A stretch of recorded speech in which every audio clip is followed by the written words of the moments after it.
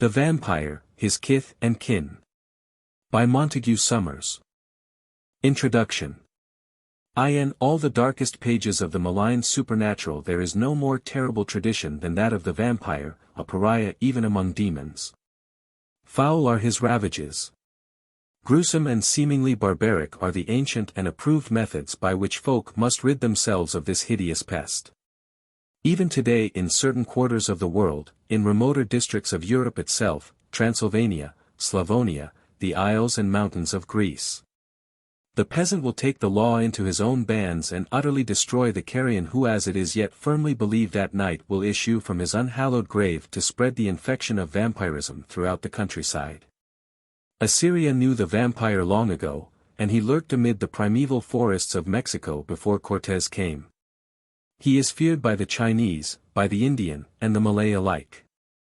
Whilst Arabian story tells us again and again of the ghouls who haunt ill-omened sepulchres and lonely crossways to attack and devour the unhappy traveler, the tradition is worldwide and of dateless antiquity. Travelers and various writers upon several countries have dealt with these dark and perplexing problems, sometimes cursorily, less frequently with scholarship and perception.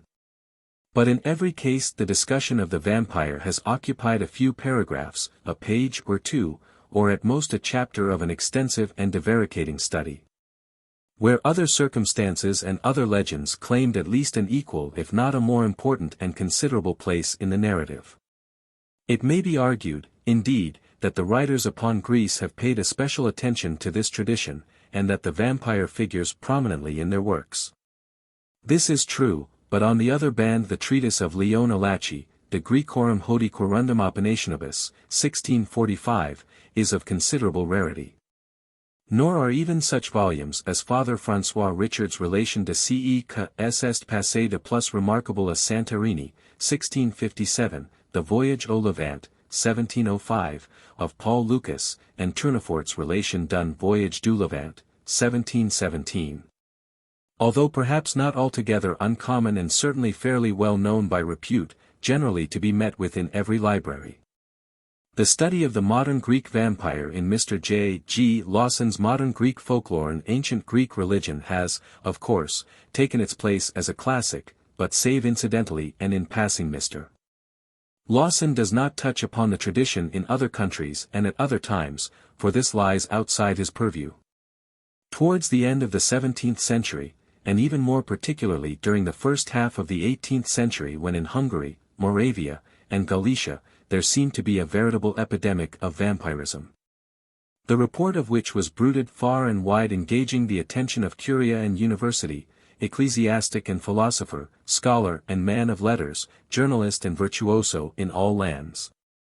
There appeared a large number of academic theses and tractates, the majority of which had been collected at Leipzig, and these formally discussed and debated the question in well-nigh all its aspects, dividing, subdividing, inquiring, ratiocinating upon the most approved scholastic lines. Thus we have the monographs of such professors as Philip Rohr, whose Dissertatio Historico-Philosophica de Mastication Mortuorum was delivered at Leipzig on August 16, 1679, and issued the same year from the press of Michael Voigt.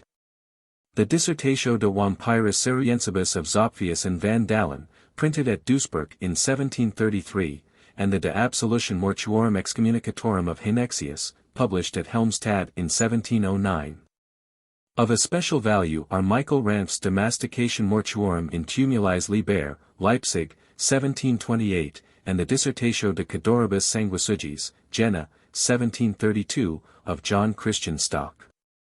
These dissertations, however, are extremely scarce and hardly to be found, whilst even so encyclopedic a bibliography as Caillet does not include either Philip Rohr, Michael Ranft, or Stock, all of whom should therein assuredly have found a place.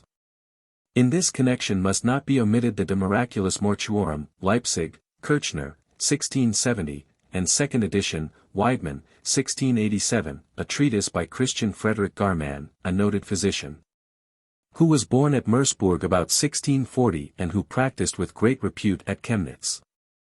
Garman discusses many curious details and continued to amass so vast a collection of notes that after his death there was published in 1709 at Dresden by Zimmermann a very much enlarged edition of his work, Ex Ornatum, Geo Desideratum et Expeditum.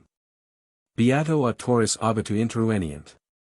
During the 18th century the tradition of the vampire was dealt with by two famous authors, of whom both concentrated upon this as their main theme, that is to say by Dom Augustin Calmet, OSB. In his dissertation sur les apparitions de anges, de démons et de esprits et sur les revenants et de vampires de Hongrie, de Bohème, de Moravie, et de Silesy, Paris, 1740, and by Giuseppe Davanzati, Archbishop of Trani and Patriarch of Alexandria. In his Dissertazione sopra I Vampire, Naples, 1774. As I have very fully considered both these important works they require no more than a bare mention here. Of a later date we find in French a few books such as the Histoire de Vampires, 1820, of the enormously prolific Colin de Planzy, the Spectriana, 1817, and Les Ombres Sanglantes, 1820, of J.P.R. Cuisine, and Gabriel de Pabin's Histoire de Phantoms et de Demons, 1819, and Demoniana, 1820. But these with many more of that class and epoch. Although they are sometimes written not without elegance and industry and one may here and there meet with a curious anecdote or local legend, will not, I think, long engage the consideration and regard of the more serious student. In English there is a little book entitled Vampires and Vampirism by Mr. Dudley Wright, which was first published in 1914, second edition, with additional matter, 1924. It may, of course, be said that this is not intended to be more than a popular and trifling collection and that one must not look for accuracy and research from the author of Roman Catholicism and Freemasonry. However that may be, it were not an easy task to find a more insipid olio than Vampires and Vampirism, of which the ingredients, so far as I am able to judge, are most palpably derived at second, and even at third hand. Dom Calmet, sometimes with and sometimes without acknowledgement, is frequently quoted and continually misunderstood. In what the additional matter of the second edition consists I cannot pretend to say, but I have noticed that the same anecdotes are repeated, e.g., on p. 9 we are told the story of a shepherd of Blois, near Kodam, in Bohemia, and the relation is said to be taken, via Calmet, it is plain, from Deschartres, rather Charles Ferdinand Deschartres, in his Magia Postuma, published at Olmütz in 1706. On page 166 this story, as given by E. P. Evans, in his interesting work on the criminal prosecution and capital punishment of animals, is told of a herdsman near the town of Kadan, and dated 1337. Pages 60 to 62 are occupied with an Oriental legend related by Fornari, in his History of Sorcerers, by which is presumably intended the Histoire curieuse et pittoresque de sorciers. Revue et augmentée par Fornari, Paris, 1846, and other editions, a book usually catalogued under Giraldo, as by Caillet and Yves Plessis, although the latter certainly has a cross-reference to Fornari. In greater detail Mr. Dudley Wright narrates this legend which B has already told, pages 60 to 62, on pages 131 to 137. Such repetition seems superfluous. In the bibliography we have such entries as Leo Alatius, Encyclopaedia Britannica. Fraser's Golden Bough, Nidar's Formicarius, Phlegon's Fragments, William of Newbury, all of which are not merely unscholarly and slovenly, but entirely useless from the point of view of reference. I also remark blunders such as Philip Rerius, Nicholas Ramy's Demonolatry, Reimer's Varney the Vampire. Who Reimer might be I cannot tell.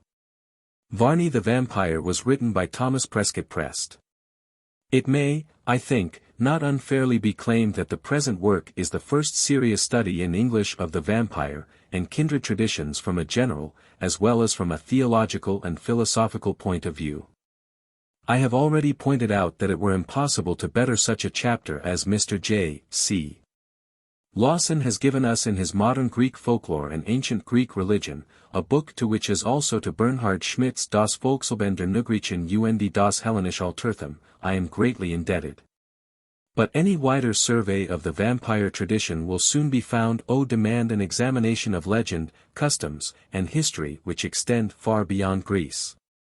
Although in such an inquiry the beliefs and practice of modern Greece must necessarily assume a prominent and most material significance. In the present work I have endeavored to set forth what might be termed the philosophy of vampirism.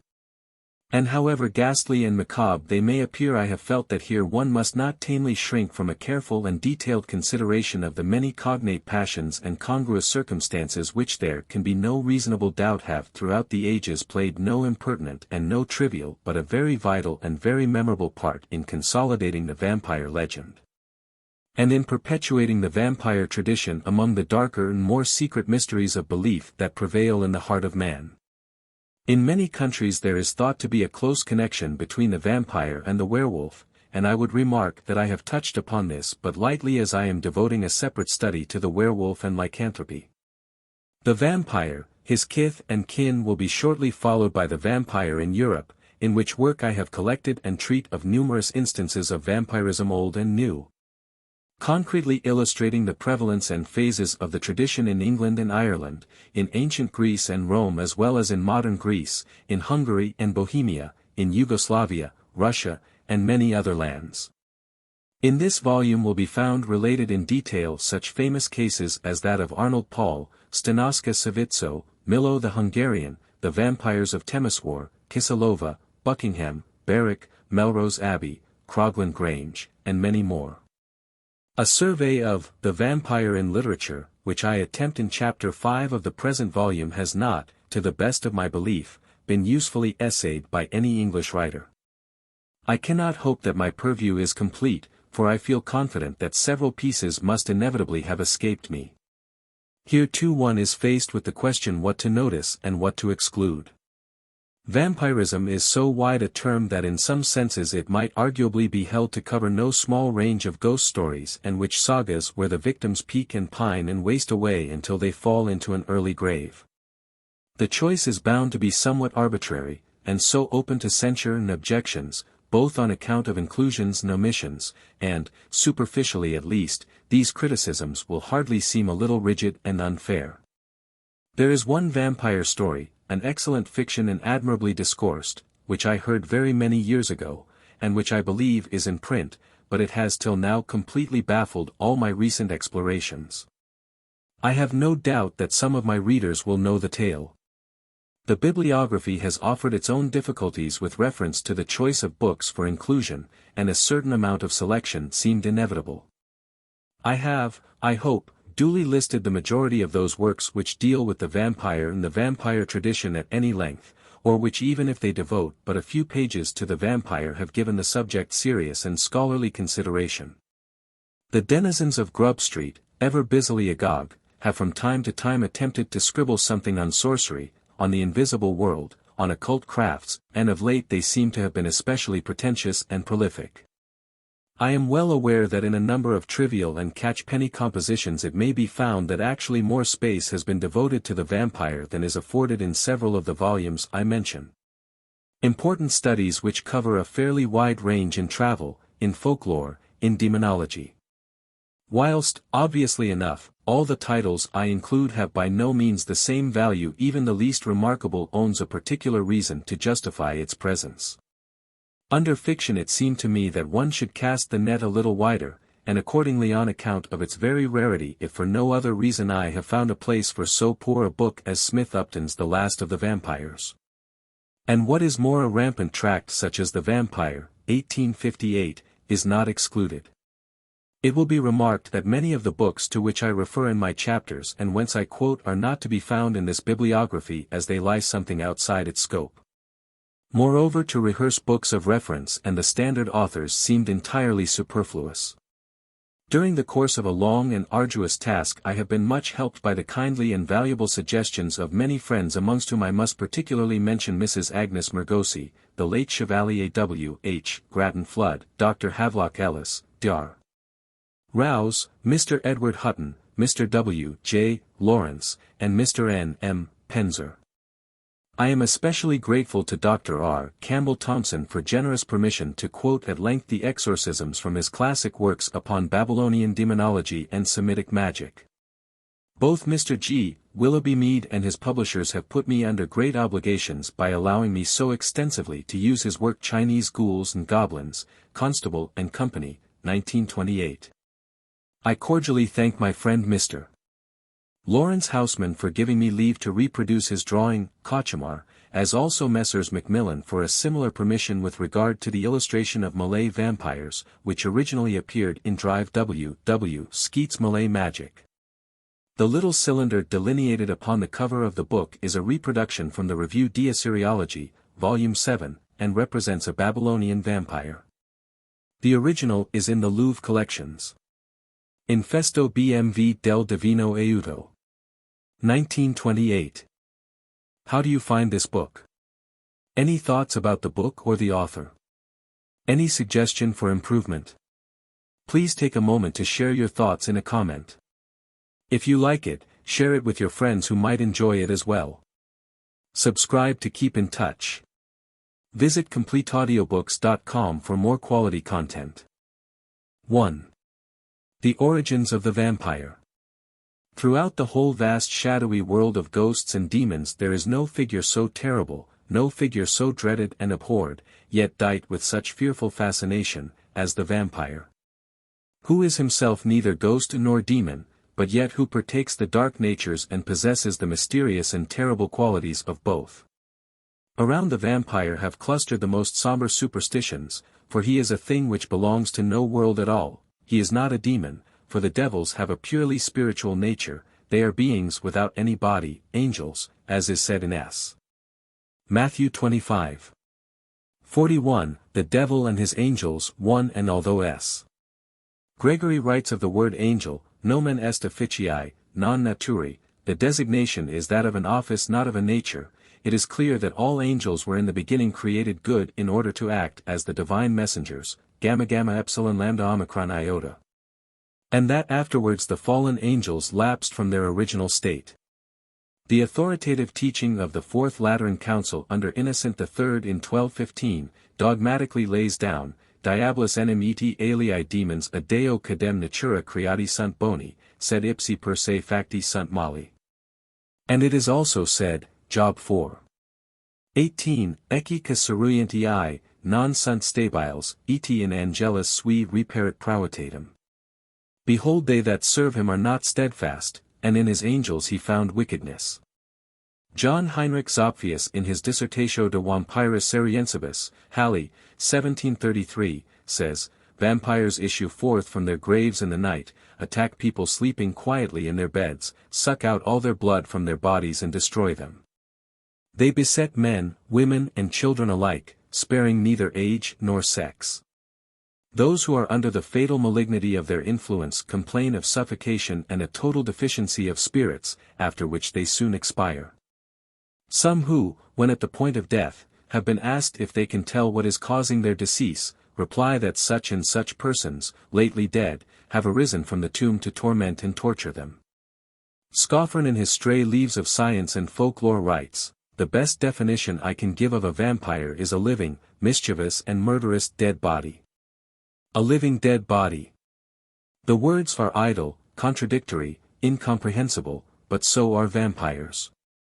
Horst, Schriften und die Hypothesen über die Vampiren, Zauberbibliothek, 3, defines a vampire as a dead body which continues to live in the grave. Which it leaves, however, by night, for the purpose of sucking the blood of the living, whereby it is nourished and preserved in good condition, instead of becoming decomposed like other dead bodies. A demon has no body, although for purposes of his own he may energize, assume, or seem to assume a body, but it is not his real and proper body. 2. So the vampire is not strictly a demon, although his foul lust and horrid propensities be truly demoniacal and of hell. Neither may the vampire be called a ghost or phantom, strictly speaking, for an apparition is intangible, as the Latin poet tells us.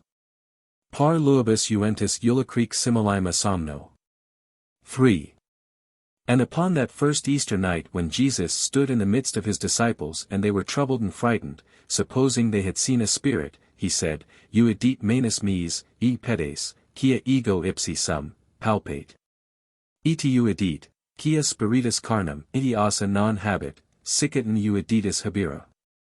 See my hands and feet, that it is I myself, handle and see, for a spirit hath not flesh and bone, as you see me to have. 4.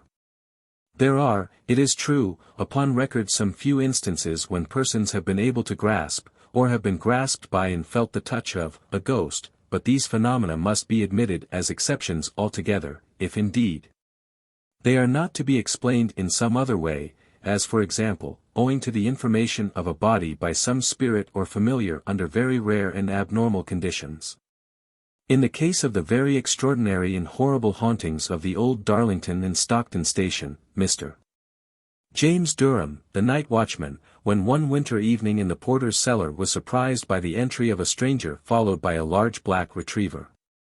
This visitor without uttering a word dealt him a blow and he had the impression of a violent concussion. Naturally he struck back with his fist which seemed however to pass through the figure and his knuckles were grazed against the wall beyond. None the less the man uttered an unearthly squeak at which the dog gripped Mr. Durham in the calf of the leg causing considerable pain. In a moment the stranger had called off the retriever by a curious click of the tongue, and both man and animal hurried into the coal house whence there was no outlet. A moment later upon examination neither was to be seen. It was afterwards discovered that many years before an official who was invariably accompanied by a large black dog had committed suicide upon the premises, if not in the very cellar, where at least his dead body had been laid. The full account with the formal attestation dated December 9, 1890, may be read in W. T. Stead's Real Ghost Stories, reprint, Grant Richards, 1897, Chapter 11, pages 210 to 214. Major C. G. MacGregor of Donaghadee, County Down, Ireland, gives an account of a house in the north of Scotland which was haunted by an old lady, who resided there for very many years and died shortly after the beginning of the 19th century. Several persons who slept in the room were sensibly pushed and even smartly slapped upon the face. He himself on feeling a blow upon the left shoulder in the middle of the night turned quickly and reaching out grasped a human hand, warm, soft, and plump. Holding it tight he felt the wrist and arm which appeared clothed in a sleeve and lace cuff. At the elbow all trace ceased, and in his astonishment he released the hand. When a light was struck nobody could be seen in the room. In a case which occurred at a cottage in Girvan, South Ayrshire, a young woman lost her brother, a fisher, owing to the swamping of his boat in a storm. When the body was recovered it was found that the right hand was missing. This occasioned the poor girl extraordinary sorrow, but some few nights later when she was undressing, preparatory to bed, she suddenly uttered a piercing shriek which immediately brought the other inmates of the house to her room. She declared that she had felt a violent blow dealt with an open hand upon her shoulder. The place was examined, and distinctly marked in livid bruises there was seen the impression of a man's right hand. Andrew Lang in his Dreams and Ghosts, New Edition, 1897, relates the story of the ghost that bit, which might seem to have been a vampire, but which actually cannot be so classed since vampires have a body and their craving for blood is to obtain sustenance for their body. The narrative is originally to be found in Notes and Queries, September 3, 1864, and the correspondent asserts that he took it almost verbatim from the lips of the lady concerned, a person of tried veracity.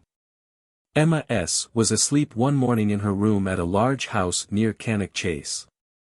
It was a fine August day in 1840, but although she had bidden her maid call her at an early hour she was surprised to hear a sharp knocking upon her door about 3:30. In spite of her answer the taps continued, and suddenly the curtains of her bed were slightly drawn, when to her amaze she saw the face of an aunt by marriage looking through upon her. Half unconsciously she threw out her hand, and immediately one of her thumbs was sensibly pre-med by the teeth of the apparition. Forthwith she arose, dressed, and went downstairs, where not a creature was stirring. Her father upon coming down rallied her a little upon being about at cockcrow and inquired the cause. When she informed him, he determined that later in the day he would pay a visit to his sister-in-law who dwelt at no great distance. This he did, only to discover that she had unexpectedly died at about 3:30 that morning. She had not been in any way ailing, and the shock was fearfully sudden. On one of the thumbs of the corpse was found a mark as if it had been bitten in the last agony. The disturbances at the Lamb hostelry, Lawford's Gate, Bristol, which aroused something more than local interest in the years 1761–62, were not improbably due to witchcraft and caused by the persecutions of a woman who trafficked in occultism of the lowest order, although on the other hand they may have been poltergeist manifestations. The two little girls, Molly and Debbie Giles, who were the subjects of these phenomena, were often severely bitten and pinched. The impressions of 18 or 20 teeth were seen upon their arms, the marks being clammy with saliva and warm spittle, and the children were roaring out for the pain of the pinches and bites. On one occasion, whilst an observer was talking to Debbie Giles, she cried out that she was bitten in the neck when there suddenly appeared the mark of teeth, about 18, and wet with spittle. That the child should have nipped herself was wholly impossible, and nobody was near her save Mr. Henry Durbin, who recorded these events, and whose account was first printed in 1800, the year after his death, since he did not wish his notes to be given to the public during his lifetime. On January 2, 1762, Mr. Durbin notes, "Dobby cried the hand was about her sister's throat, and I saw the flesh at the side of her throat pushed in, whitish as if done with fingers, though I saw none. Her face grew red and blackish presently, as if she was strangled, but without any convulsion or contraction of the muscles." Thursday, January 7, 1762, we have, Dobby was bitten most and with deeper impressions than Molly. The impression of the teeth on their arms formed an oval, which measured 2 inches in length.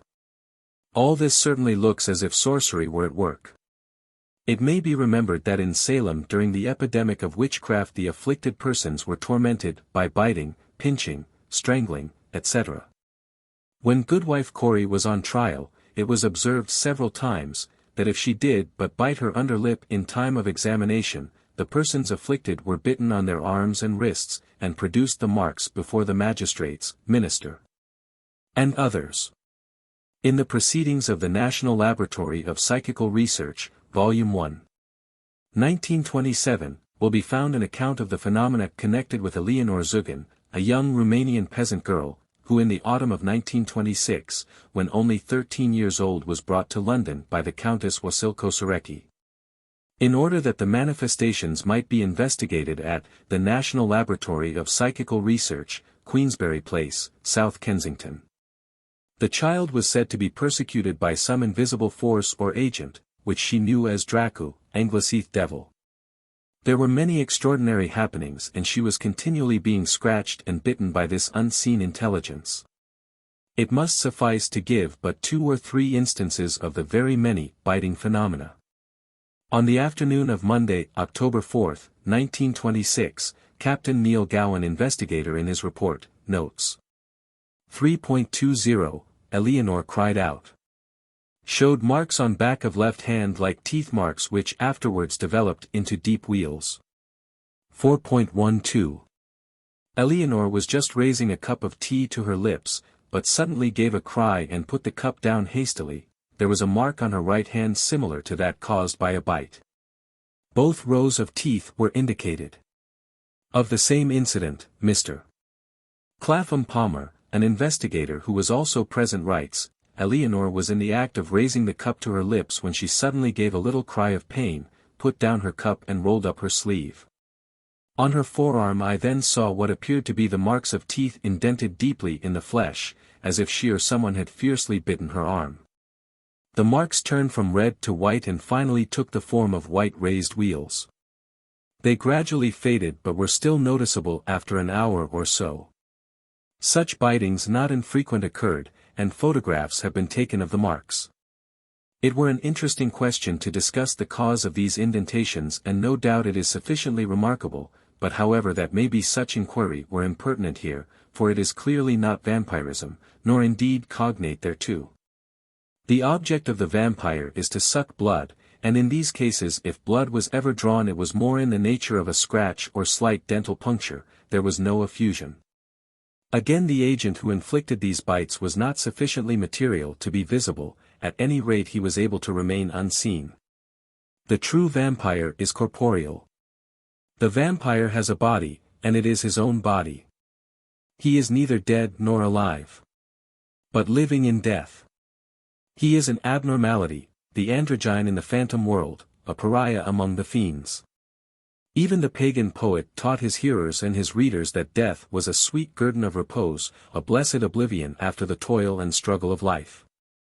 There are few things more beautiful and there are few things more sad than the songs of our modern pagans who console their aching hearts with the wistful vision of eternal sleep.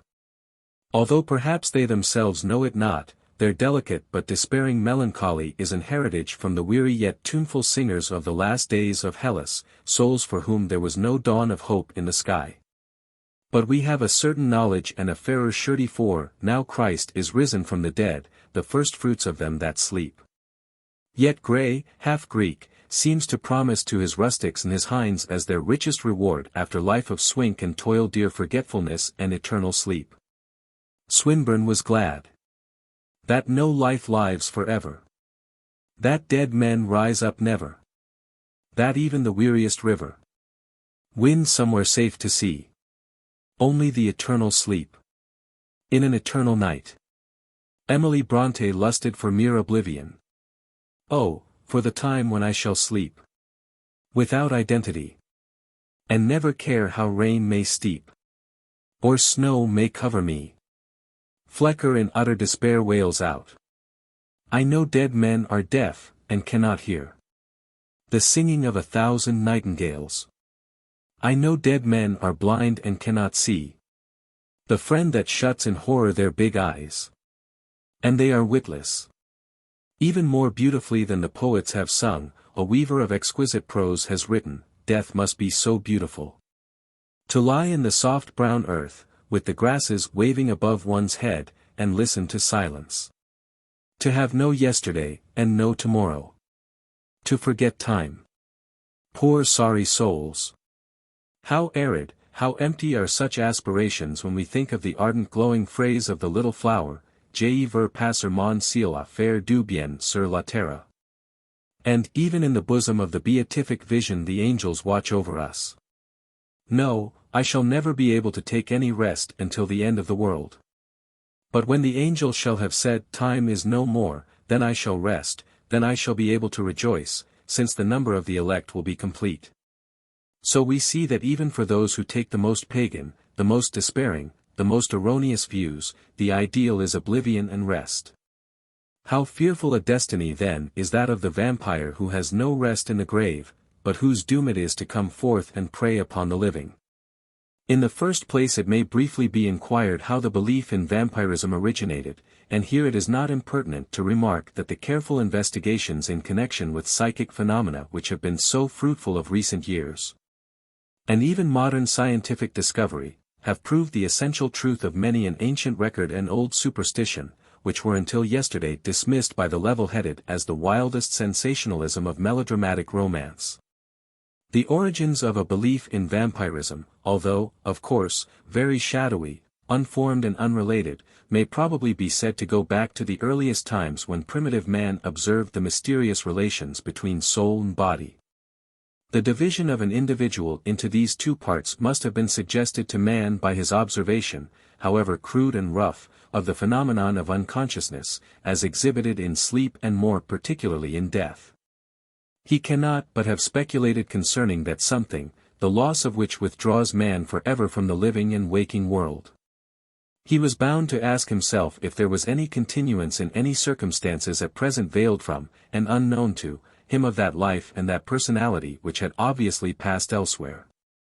The question was an eternal one, and it was, moreover, a personal one which concerned him most intimately, since it related to an experience he could not expect to escape. It was clear to him before long that the process called death was merely a passage to another world, and naturally enough he pictured that world as being very like the one he knew. Only man would there enjoy extended powers over the forces with which he waged such ceaseless war for the mastery during his period on earth. It might be that the world was not so very far away, and it was not to be supposed that persons who had passed over would lose their interest in and affection for those who for a little while had been left behind.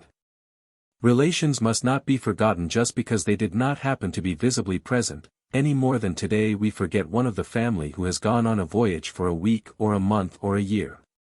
Naturally, those whose age and position during their lifetime had entitled them to deference and respect must be treated with the same consideration, nay, with even more ample honors, since their authority had become mysteriously greater and they would be more active to punish any disrespect or neglect. Hence, as a family venerated the father of the house both in life and after death, which was the germ of ancestral worship, so the tribe would venerate the great men, the chieftains, and the heroes, whose exploits had won so much not only for their own particular houses, but for the whole clan. The Shilluk, a tribe who dwell upon the western bank of the White Nile, and who are governed by a single king, still maintain the worship of Nyakang, the hero who founded the dynasty and settled this people in their present territory. Nyakang is conceived as having been a man, although he did not actually die but vanished from sight. Yet he is not altogether divine, for the great god of the Shilluk, the creator of mankind and the world, Juk, is without form, invisible and omnipresent. He is far greater than and far above Nyakang, and he reigns in those highest heavens where neither the prayers of man can reach his ears, nor can he smell the sweet savor of sacrifice. Not only Nyakang, but each of the Shilluk kings after death is worshipped, and the grave of the monarch becomes a sanctuary, so that throughout the villages there are many shrines tended by certain old men and old women, where a ritual which is practically identical in each separate place is elaborately conducted.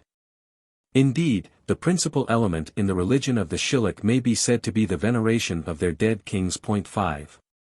Other African tribes also worship their dead kings. The Baganda, whose country Uganda lies at the actual source of the Nile, think of their dead kings as being equal to the gods, and the temples of the deceased monarchs are built and maintained with the utmost care.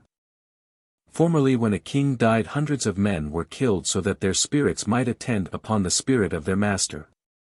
And what is very significant as showing that these people believed the king and his ghostly followers could return in form sufficiently corporeal to perform the very material function of eating is that on certain solemn days at earliest dawn the sacred tom-tom is beaten at the temple gates and crowds of worshippers bring baskets of food for the dead king and his followers, lest being hungry he should become angered and punish the whole tribe. 6.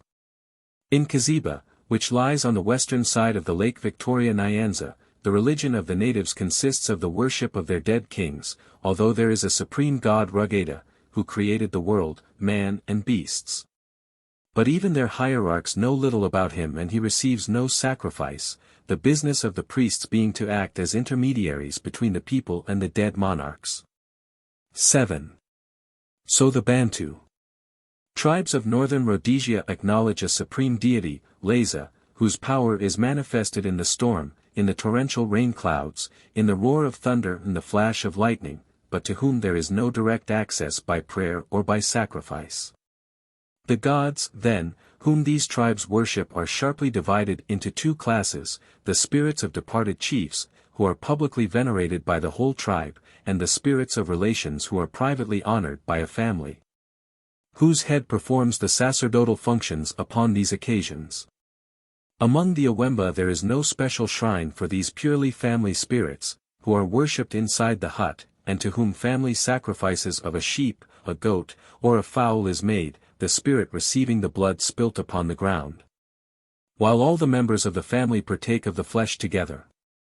For a religious Wemba man, the cult of the spirit of his nearest relations, of his grandparents, or of his deceased father, mother, elder brother, or maternal uncle, is considered quite sufficient.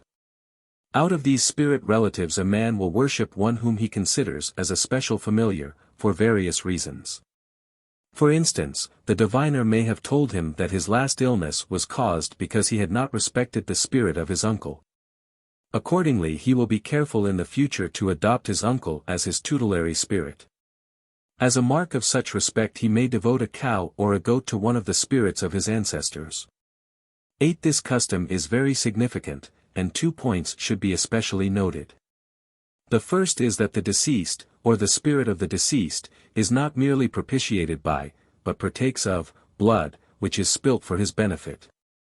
Secondly, the deceased, if not duly honored, can cause illness, and therefore is capable of exercising a certain vengeful or malevolent power. The essential conception that underlies these customs is not so very far removed from the tradition of a vampire who craves to suck blood and causes sickness through his malignancy. Very similar ideas prevail among the Herero, a Bantu tribe of German Southwest Africa, who believe that Njambi p. 11 Karunga, the great good God who dwells in heaven above, is far too remote to be accessible, wherefore he neither receives nor requires worship and offerings. It is their ancestors, Ovakuru, whom they must fear. It is they who are angry and can bring danger and misfortune on a man. It is in order to win and keep their favor, to avert their displeasure and wrath, in short to propitiate them, that the Herero bring their many offerings. They do so not out of gratitude, but out of fear, not out of love, but out of terror. 9. The Reverend G. V., a missionary among the tribe, writes, the religious customs and ceremonies of the Ovahero are all rooted in the presumption that the deceased continue to live, and that they have a great influence on earth, and exercise power over the life and death of man. 10. The religion of the Ovambo, another Bantu tribe of German Southwest Africa, runs on practically the same lines. The Supreme Being, Kalunga, the Creator, desires neither adoration nor fear. The whole religion is the worship, or rather the propitiation, of the spirits of the dead. Every man at death leaves behind him a phantom form which continues a certain kind of life, not very clearly defined, upon earth, and this spirit has power over the living. Especially may it cause various kinds of sickness. The spirits of private persons can only exert their influence over the members of their own families. The souls of chiefs and great warriors have a much wider scope. They can influence the whole clan for weal or woe. They can even to some extent control the powers of nature and ensure a bountiful corn crop by their careful provision of rain, since under their kindly direction there shall be neither too little nor too great in abundance. Moreover, they can ward off disease, but if on the other hand they be offended they can visit the tribe with pestilence and famine. It may be particularly noted that among the Ovambo the phantoms of dead magicians are dreaded and feared in no ordinary manner. The only way to prevent the increase of these dangerous spirit folk is by depriving the body of its limbs, a precaution which must be taken immediately after death. So it is customary to sever the arms and legs from the trunk and to cut the tongue out of the mouth, in order that the spirit may have no power either of movement or of speech, since the mutilation of the corpse has rendered a ghost, who would assuredly be both powerful and truculent, inoperative and incapable. 11. It will later be seen that the mutilation, the cutting off of the head, and especially the driving of a stake through the body with other dismemberments, were resorted to as the most effective means, short of complete cremation, of dealing with a vampire, whilst according to theosophists only those become vampires who have during their lifetime been adepts in black magic, and Miss Jessie Adelaide Middleton says that the people who become vampires are witches, wizards and suicides. 12. Canon Calloway has recorded some very interesting details of Amatongo or ancestor worship among the Zulus. 13. A native account runs as follows: the black people do not worship all Amatongo indifferently, that is, all the dead of their tribes. Speaking generally, the head of each house is worshipped by the children of that house, for they do not know the ancients who are dead, nor their law-giving names, nor their names. But their Father whom they knew is the head by whom they begin and end in their prayer, for they know him best, and his love for his children. They remember his kindness to them whilst he was living, they compare his treatment of them whilst he was living, support themselves by it and say, he will still treat us in the same way now he is dead. We do not know why he should regard others besides us, he will regard us only. So it is then, although they worship the many Amatongo of their tribe, making a great fence around them for their protection, yet their Father is far before all others when they worship the Amatongo. Their Father is a great treasure to them even when he is dead. It would appear that among the Zulus the spirits of those who are recently deceased, especially the fathers and mothers of families, are most generally venerated and revered. As is natural, the spirits of the remoter dead are forgotten, for time passes and their memory perishes when those who knew them and sang their praises follow them into the world beyond. As we have remarked, in nearly every case we find recognized the existence of a supreme being, who is certainly a high spiritual power that had never been a man. And the homage paid to whom, in those very rare instances 14 where such worship is conceived of as desirable or even possible, differs entirely from the cult of the dead, be they family ancestors or some line of ancient kings. There are, of course, many other gods in the African pantheon, and although the natives will not allow that these were ever men, and indeed sharply differentiate in ritual practice their worship from the cult of the spirits and phantoms.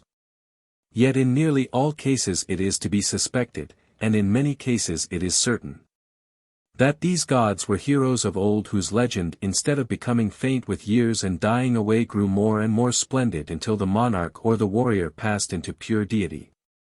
A similar process holds forth in heathen religions the wide world over. And with regard to the Baganda polytheism the Reverend J.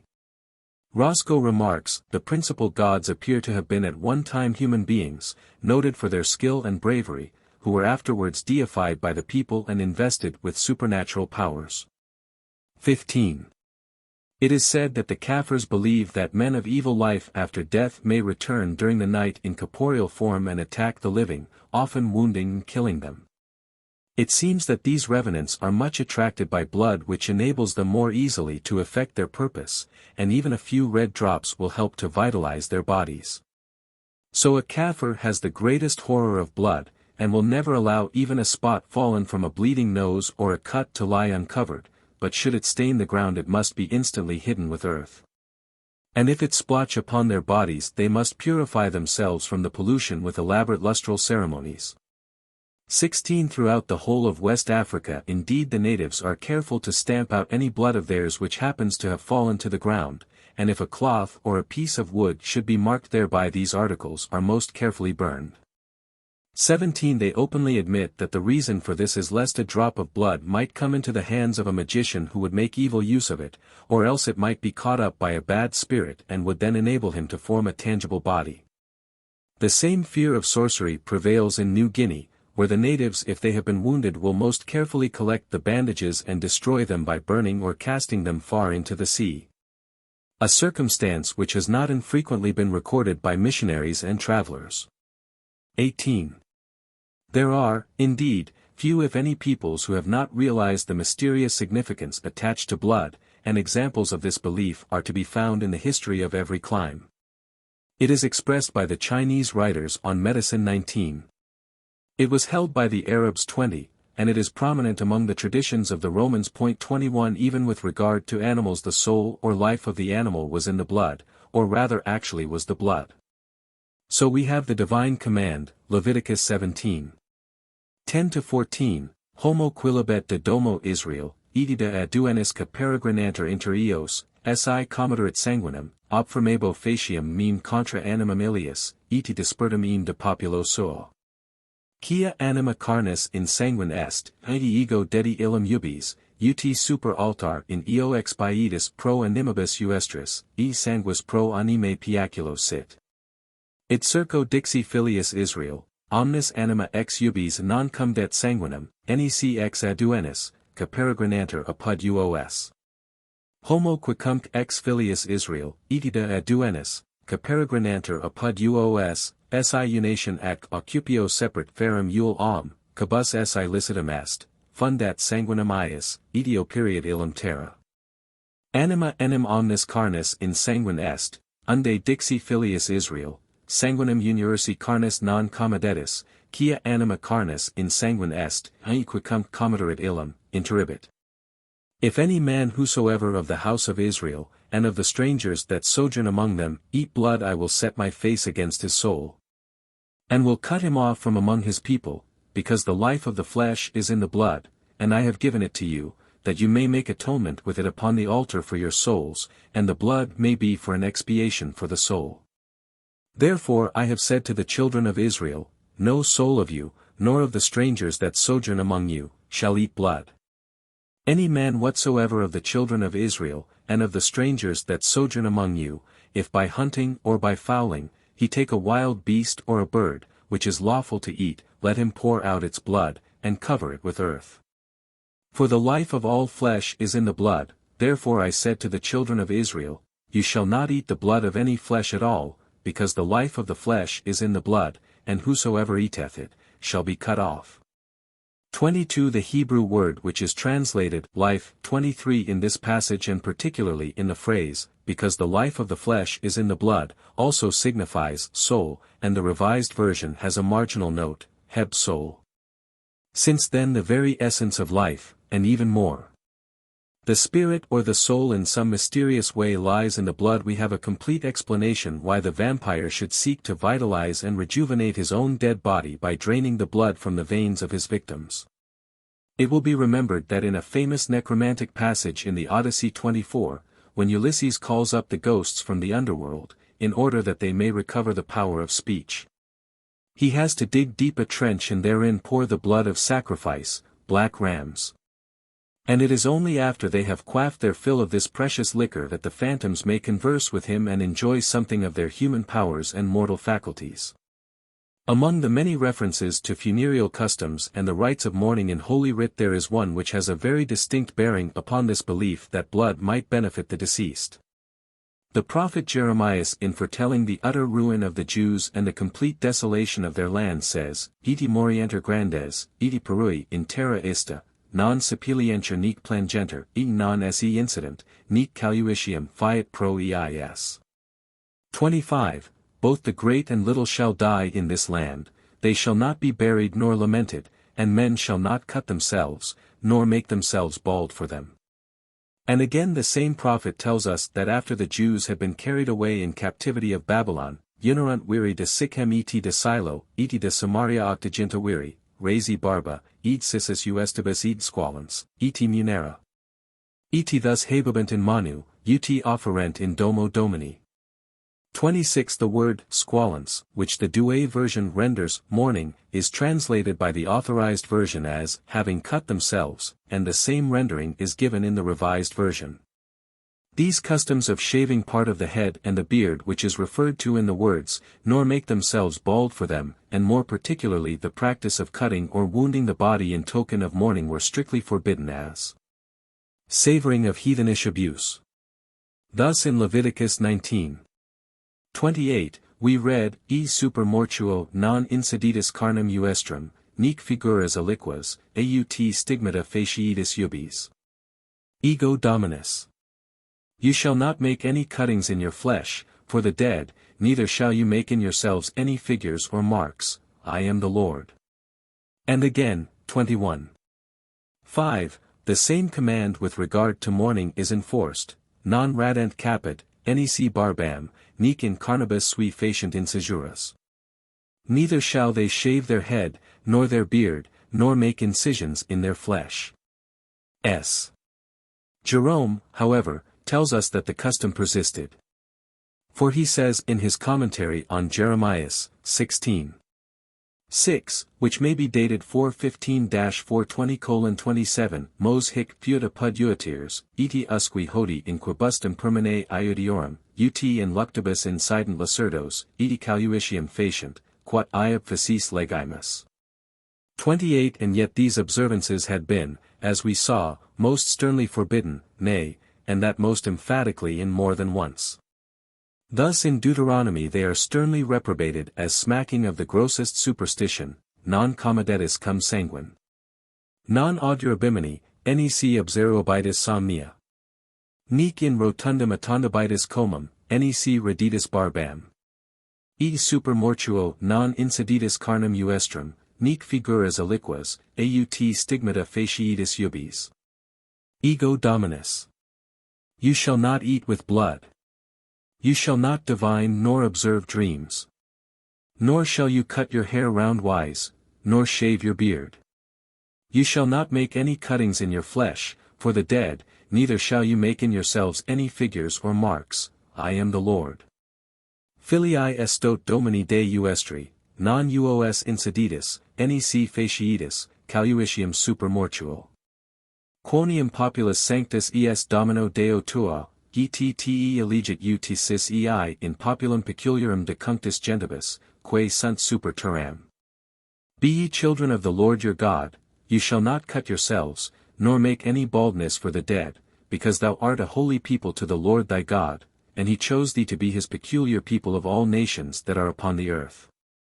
Presumably these two customs were thus sternly prohibited as largely borrowed by the Jews from the pagan people around them, who might indeed as having no hope make such extravagant and even indecent exhibition of their mourning for the departed.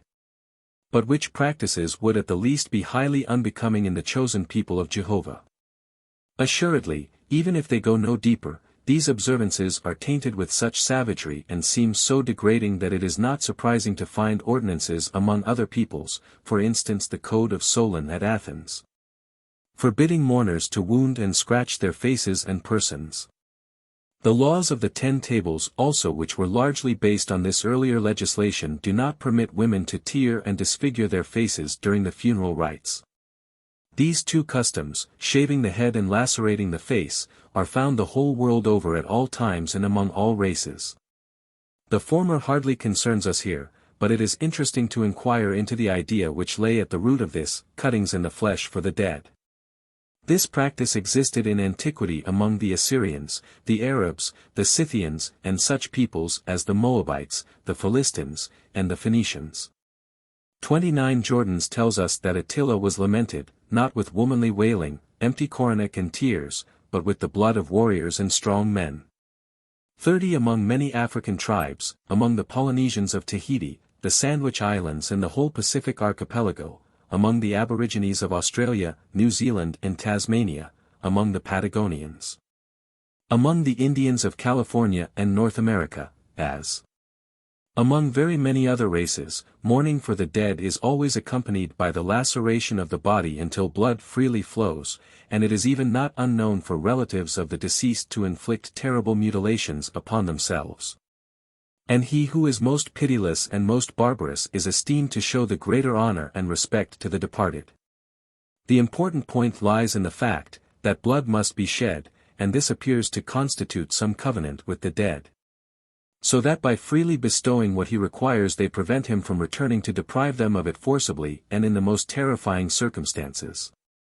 If they are not willing to feed him with their blood he will come back and take it from them, so naturally it is believed to be far better to give without demur and gain the protection of the ghost, rather than to refuse what the phantom will inevitably seize upon in vengeance and in wrath. Many Australian tribes considered blood to be the best remedy for a sick and weakly person, and there is, of course, no small modicum of truth in the idea when we consider the scientific transfusion of blood as is practiced in certain cases by doctors at the present time, a remedy of which there are many examples in the Middle Ages and in later medicine. 31 Bonnie, the Australian traveller, tells us that among certain tribes on the Darling River in New South Wales, a very sick or weak person is fed upon blood which the male friends provide, taken from their bodies in the way already described. 32 That is to say by opening a vein of the forearm and allowing the blood to run into a wooden bowl or some similar vessel. It is generally taken in a raw state by the invalid, who lifts it to his mouth like jelly between his fingers and thumb. It must be remembered that the Aborigines firmly believe in the existence of the soul after death. And since blood during the life proves the most helpful and sustaining nourishment, it will communicate the same vitalizing qualities if bestowed upon one who has passed beyond. For they do not entertain the idea that death is any great severance and separation. This certainly gives us a clue to the belief underlying the practice of scratching the body and shedding blood upon the occasion of a death, and there can be no doubt that, although possibly the meaning was obscured and these lacerations came to evince nothing more than a proof of sorrow at the bereavement, yet fundamentally the blood was offered by mourners for the refreshment of the departed to supply him with strength and vigor under his new conditions. 33 These practices, then, involved a propitiation of the dead. Further, a certain intimate communication with the dead, and assuredly bear a necromantic character, and have more than a touch of vampirism. the essence of which consists in the belief that the dead man is able to sustain a semi-life by preying upon the vitality, that is to say, by drinking the blood of the living. Accordingly we are fully able to understand why these customs, heathenish and worse, were so uncompromisingly denounced and forbidden in the Mosaic legislation. It was no mere prohibition of indecorous lamentations tinged with paganism, but it went something deeper. For such observances are not free from the horrid superstition of black magic and the feeding of the vampire till he suck his full of hot salt blood and be gorged and replete like some demon leech. The word vampire, also vampire, is from the Magyar vampir, a word of Slavonic origin occurring in the same form in Russian, Polish, Czech, Serbian, and Bulgarian with such variants as Bulgarian, vapor, viper, Ruthenian vepr, vopr, opr. Russian yupr, yupr, South Russian Yupur, Polish Yupir. Miklosik 34 suggests the Turkish Uber, which, as a possible source. Another derivation, which is less probable is from the root pi to drink, with the prefix va, or av.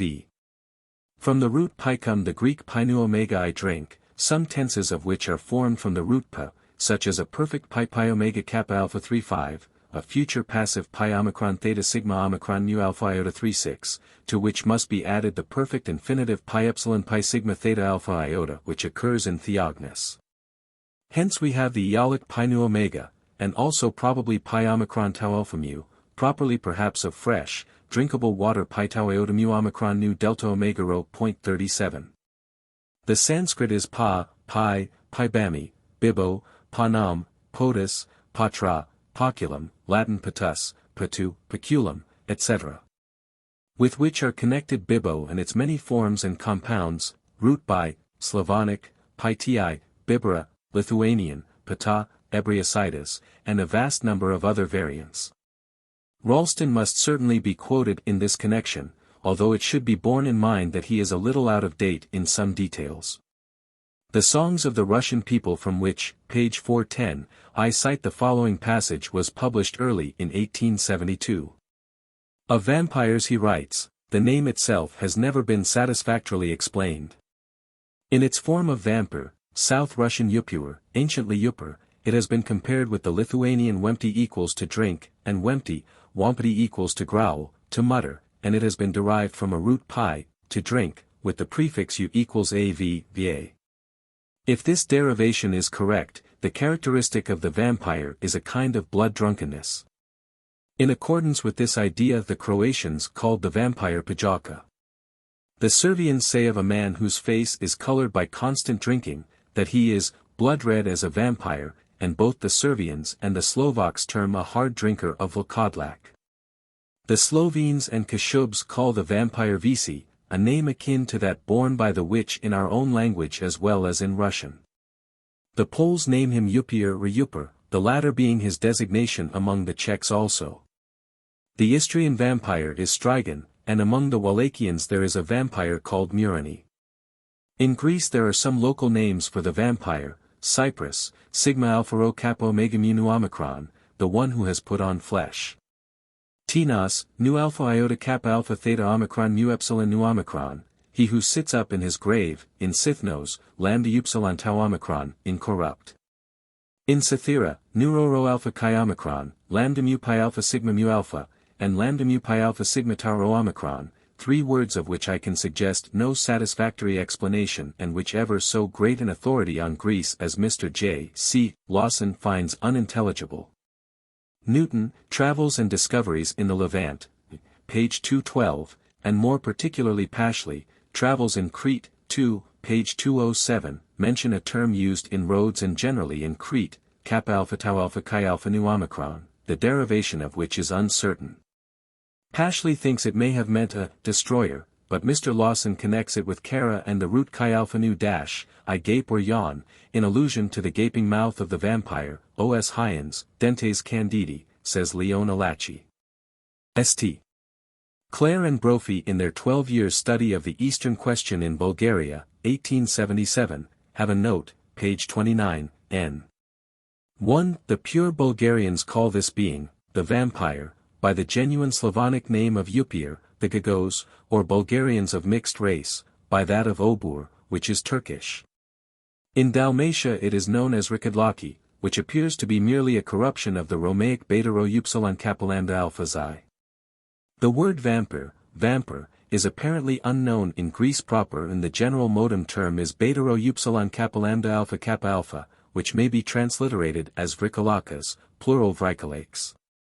Tozer gives the Turkish name as Verkalak, and Han records that amongst some of the Albanians beta omicron upsilon rho beta omicron lambda kappa omicron upsilon is used of the restless dead. It is true that in parts of Macedonia where the Greek population is in constant touch with Slavonic neighbors, especially in Melanik in the northeast, a form beta mu pi upsilon rho alpha sigma or beta mu pi upsilon rho alpha sigma has been adopted, and is there used as a synonym afrikalakas in its ordinary Greek sense, but strangely enough with this one exception throughout the whole of Greece and the Greek islands the form vampire does not appear. Koraz denies the Slavonic origin of the word vrikalakas, and he seeks to connect a local variant beta omicron rho beta lambda alpha kappa alpha sigma with a hypothetical ancient word mu omicron rho mu lambda upsilon xi alleged to be the equivalent of mu omicron rho mu omicron lambda kappa eta, which is used by the geographer Strabo, and mu omicron rho mu omicron lambda upsilon kappa epsilon alpha used by Arianus of Nicomedia in his delta iota alpha tau rho iota beta alpha pi iota kappa tau tau omicron upsilon, and the more usual mu omicron rho mu omicron lambda upsilon kappa epsilon omicron nu found in Aristophanes, Thesmophorias Waci, 417. Epsilon tau alpha delta iota alpha tau omicron nu tau alpha sigma gamma upsilon nu alpha iota kappa omega nu tau iota sigma iota nu. Sigma phi rho alpha gamma delta alpha pi iota beta lambda omicron upsilon sigma iota nu delta eta kappa alpha mu omicron chi lambda omicron. Tau eta rho omicron nu tau epsilon sigma mu sigma. Kappa alpha pi rho omicron sigma tau iota mu omicron lambda omicron tau tau iota kappa omicron. Tau rho phi omicron upsilon sigma iota, mu omicron rho mu omicron lambda upsilon kappa epsilon alpha tau omicron sigma mu omicron iota chi omicron, kappa nu alpha sigma. The word occurs again in Plato, Phaedo, tau omicron nu pi epsilon iota rho mu epsilon theta alpha pi epsilon iota nu mu delta epsilon nu alpha iota tau nu theta nu alpha tau omicron nu sigma pi epsilon rho tau mu omicron rho mu omicron lambda kappa epsilon iota alpha. It is, of course, a derivation and diminutive of mormo, mu omicron rho mu, a hobgoblin, or worse, a ghoul of hideous appearance. The theory is patriotic and ingenious. But Bernard Schmidt and all other authorities agree that it is entirely erroneous, and the modern Greek word vrikalakas must undoubtedly be identified with a word which is common to the whole Slavonic group of languages. This word Slovenian folkadlak, bukadlak, volkadlak, is a compound form of which the first half means wolf, whilst the second half has been identified, although the actual relation is not quite demonstrable, with blaka, which in Old Slavonic, New Slavonic, and Serbian signifies the hair of a cow or a horse's mane. Yet whatsoever the analytical signification of the compound may precisely be, the synthesis in the actual employment of all Slavonic tongues, save one, is the equivalent of the English werewolf, Scotch werewolf, German werewolf and French loup-garou. The one language in which this word does not bear this interpretation is the Serbian, for here it signifies a vampire. But it should be remarked in this connection that the Slavonic peoples, and especially the Serbians, believe that a man who has been a werewolf in his life will become a vampire after death, and so the two are very closely related. It was even thought in some districts, especially Ellis 38, that those who had eaten the flesh of a sheep killed by a wolf might become vampires after death. 39. However, it must be remembered that although the superstitions of the werewolf and the vampire in many respects agree, and in more than one point are indeed precisely similar, there is, especially in Slavonic tradition, a very great distinction. For the Slavonic vampire is precisely defined, and it is the incorrupt and reanimated dead body which returns from its grave, otherwise it cannot be said strictly to be a vampire. As we shall have occasion to observe, it were, perhaps, no exaggeration to say that the conception of the vampire proper is peculiar to Slavonic peoples, and especially found in the Balkan countries, in Greece, in Russia, in Hungary, Bohemia, Moravia, and Cilicia. There are, of course, many variants, both Western and Oriental. And other countries have tales of vampires which exactly fit the Slavonic norm, but outside the districts we have specified the appearances of the vampire are rare, whilst in his own domain even now he holds horrid sway. And people fear not so much the ghost as the return of the dead body floridly turgescent and foully swollen with blood, endued with some abominable and devilish life. In Danish and Swedish we have vampire, the Dutch is vampire, the French le vampire, Italian, Spanish, Portuguese, vampiro, modem Latin, vampirus. 40 The Oxford English Dictionary thus defines vampire, a preternatural being of a malignant nature, in the original unusual form of the belief an animated corpse, supposed to seek nourishment and do harm by sucking the blood of sleeping persons. A man or woman abnormally endowed with similar habits. The first example which has been traced of the use of the word in literature seems to be that which occurs in the Travels of Three English Gentlemen, written about 1734, which was printed in volume 4. Of the Harleian Miscellany, 1745, where the following passage occurs, we must not omit observing here, that our landlord, at Laubach, seems to pay some regard to what Baron Valvassor has related of the vampires said to infest some parts of this country. These vampires are supposed to be the bodies of deceased persons, animated by evil spirits, which come out of the graves, in the night time, suck the blood of many of the living, and thereby destroy them. The word and the idea soon became quite familiar, and in his Citizen of the World, 1760-2, Oliver Goldsmith writes in everyday phrase, from a meal he advances to a surfeit, and at last sucks blood like a vampire. Johnson, edited by Latham, 1870, has, vampire. Pretended demon, said to delight in sucking human blood, and to animate the bodies of dead persons, which, when dug up, are said to be found florid and full of blood. A quotation is given from Forman's observations on the Revolution in 1688, 1741, which shows that so early the word had acquired its metaphorical sense. These are the vampires of the public and riflers of the kingdom. David Mallet in his Zephyr, or the Stratagem, has. Can Russia, can the Hungarian vampire? With whom call in the hordes an empire? Can four such powers, who one assail, deserve our praise should they prevail? A few travelers and learned authors had written of vampires in the 17th century. Thus we have the famous De Graecorum Hodie Quorundum Opinationibus of Leon Alachi, 41 published at Cologne in 1645.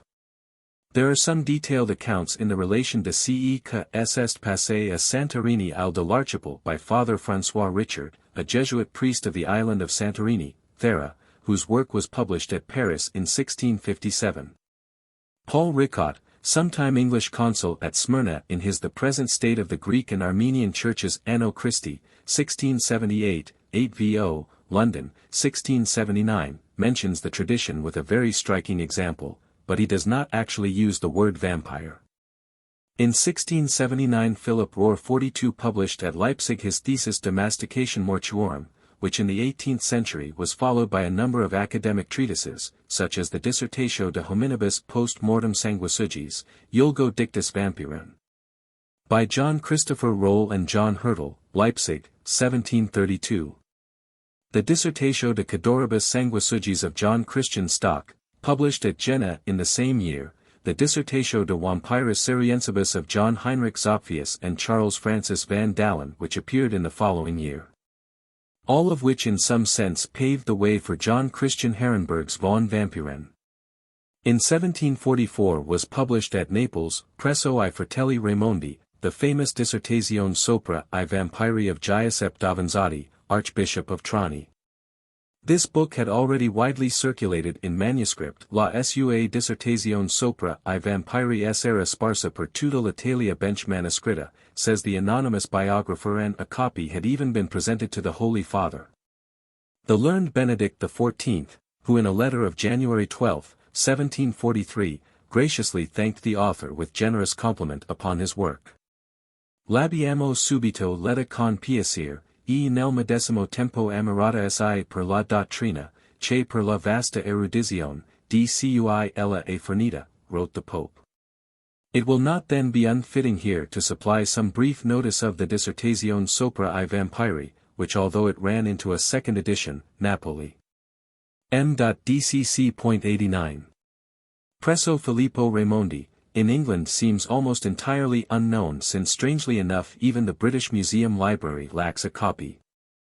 We would premise that as the good Archbishop's arguments and conclusions are philosophical, it is quite allowable for us, whilst fully recognizing his scholarship and skill in handling his points, not to accept these but rather to maintain the contrary. Giuseppe Davanzati was born at Bari on August 29, 1665. After having commenced his studies at the Jesuit Page 24 College in his native town, he passed at the age of 15 to the University of Naples. Already had he resolved to seek the priesthood, and after a course of 3 years, his parents being now dead, he entered the University of Bologna, when he greatly distinguished himself in science and mathematics. Some few years were next spent in travelling, during which period he made his headquarters at Paris, essendo molto innamorato del maniere e de costumi de Francesi. Spain, Portugal, the Low Countries, Germany, Switzerland were visited in turn, and we are told that he repeatedly expressed his wish to cross over to England. Nobile si del arti e del scienze, but that by some accident his desire was again and again frustrated. Early in the reign of Clement XI, 1700 to 1721, he was recalled to Italy, and having been raised to the priesthood by the Bishop of Montemartino, Salerno, he was appointed treasurer of the famous sanctuary of S. Nicholas at Bari. His genius speedily attracted attention, and before long he was sent by the Pope as legate extraordinary to the Emperor Charles VI, to Vienna. A difficult and important mission which he discharged so admirably well that upon his return he was rewarded with the Archbishopric of Trani and other honors. This noble prelate remained high in favor with the successors of Clement XI, Innocent XIII, 1721 to 1724, Benedict XIII, 1724 to 1730, and Clement XII, 1730 to 1740. And when on the death of this latter pontiff Cardinal Prospero Lorenzo Lambertini was elected and took the title of Benedict XIV, an old and intimate friend of his own was sitting in the chair of S. Peter. Although 75 years of age, Archbishop Davanzati journeyed to Rome to kiss the feet of the new pope by whom he was welcomed with the utmost kindness and every mark of distinction. Upon the death of Monsignor Crispi, Archbishop of Ferrara, the Supreme Pontiff on August 2, 1746, preconized Giuseppe Davanzati as Patriarch of Alexandria, a dignity vacant by the aforesaid prelate's decease. Early in February, 1755, Archbishop Davanzati contracted a severe chill which turned to inflammation of the lungs. Upon the night of the 16th of that month, having been fortified with the sacraments of the Church, he slept peacefully away, being aged 89 years, 5 months, and 16 days. The Dissertazione sopra I Vampiri owed its first suggestion to the various discussions which were held at Rome during the years 1738–39 in the apartments of Cardinal Schradenbach, Bishop of Olmütz, and which arose from the official reports of vampirism submitted to him by the chapter of his diocese. The cardinal sought the advice and cooperation of various learned members of the Sacred College and other prelates of high repute for experience and sagacity. Amongst these was Davanzati, who frankly confesses that until the cardinal consulted him and explained the whole business at length he had no idea at all what a vampire might be. Davanzati commences his work by relating various well-known and authenticated cases of vampires, especially those which had recently occurred in Germany during the years 1720 to 1739. He shows a good knowledge of the literature of the subject, and decides that the phenomena cannot enter into the category of apparitions and ghosts but must be explained in a very different way. He finds that with but few exceptions both ancient and modern philosophers seem ignorant of vampirism, which he justly argues with pertinent references to the Malleus Maleficarum and to Del Rio must be diabolical in origin, be it an illusion or no. He next considers at some length in several chapters of great interest the extent of the demon's power. Chapter 13 discusses Della Forza della Fantasia, and in chapter 14b argues Che le apparizioni de fantasmi, e del ombre de morti, di cui fano menzione gli storici, non siano altro che effetto di fantasia. Here we take leave to join issue with him, and today it will very generally be agreed that his line of argument is at least perilous. Nor can we accept, che l'apparizione de vampiri non sia altro che paro effetto di fantasia. The truth lies something deeper than that, as Leone Laci so well knew. Yet with all its faults and limitations, the Dissertazione sopra I vampiri is deserving of careful consideration, for there is much that is well presented, much that is of value. Although in the light of fuller investigations and clearer knowledge the author's conclusion cannot be securely maintained. Even better known than the volume of Davanzati is the Dissertation sur les apparitions de anges, de démons et de esprits, et sur les revenants et de vampires de Hongrie, de Bohème, de Moravie, et de Silesia, published at Paris, chez de Bure-Hélène. 2 volumes. 12 Amo, 1746. The work was frequently reprinted, and translated into English 1759, into German 1752, second edition 1757-8. In its day it exercised a very great influence, and as it is still constantly referred to, it may not be impertinent to give a brief account of the eminent authority, its author. Dom Augustin Calmet, who is so famous as a biblical exegetist, was born at Ménil-la-Horne, near Commercy, Lorraine, on February 26, 1672, and died at the Abbey of Senans, near Saint-Dié, October 25, 1757. He was educated by the monks of the Benedictine Priory of Brole, and in 1688 he joined this learned order in the Abbey of St. Mansuy at Toul, being professed in the following year, and ordained March 17, 1696. At the Abbey of Moyenmoutier, where he taught philosophy and theology, he soon engaged the help of the whole community to gather the material for his vast work on the Bible. The first volume of this huge commentary appeared at Paris in 1707, Commentaire littéral sur tous les livres de l'Ancien et du Nouveau Testament, and the last of the 23 quarto volumes was published only in 1716. Several most important reprints were issued throughout the 18th century, including 2 Latin versions, the one by F. Vaselli which came from houses at Venice and Frankfurt, 6 volumes folio, 1730, the other by Monsi, Luca, 9 volumes. Folio, 1730 to 1738, of which version there are at least 2 subsequent editions. It is impossible that in some small points so encyclopedic a work should not be open to criticism, but its merits are permanent and the erudition truly amazing.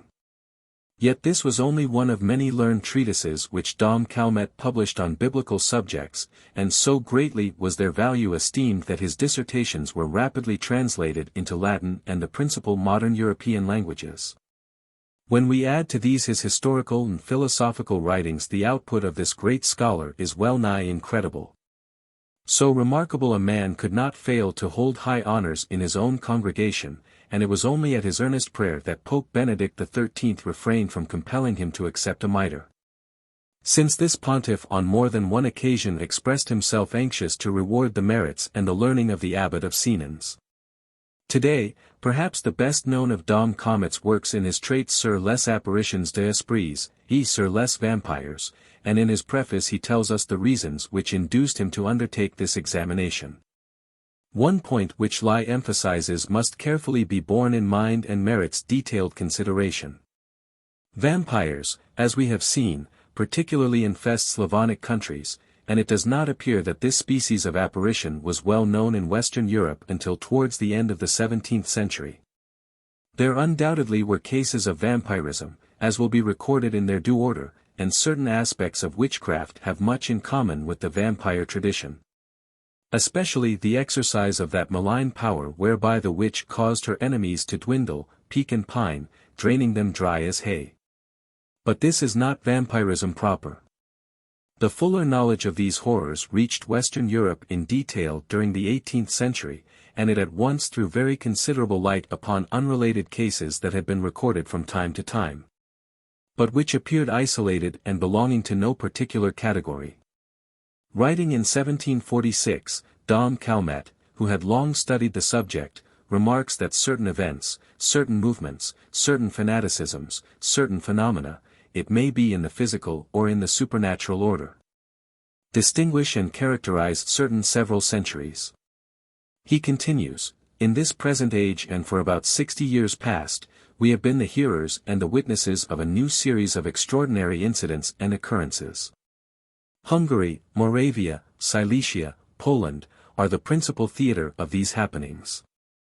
For here we are told that dead men who have been dead for several months, I say, return from the tomb, are heard to speak, walk about, infest hamlets and villages, injure both men and animals, whose blood they drain, thereby making them sick and ill, and at length actually causing death.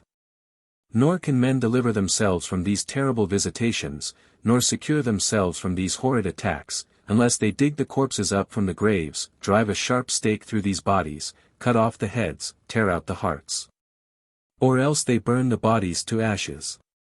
The name given to these ghosts is upires, or vampires, that is to say, bloodsuckers, and the particulars which are related of them are so singular, so detailed, accompanied with circumstances so probable and so likely, as well as with the most weighty and well-attested legal deposition, that it seems impossible not to subscribe to the belief which prevails in these countries that these apparitions do actually come forth from their graves, and that they are able to produce the terrible effects which are so widely and so positively attributed to them. The Brucolocs, Vrykalacs, of Greece and the archipelago are apparitions of quite a new kind.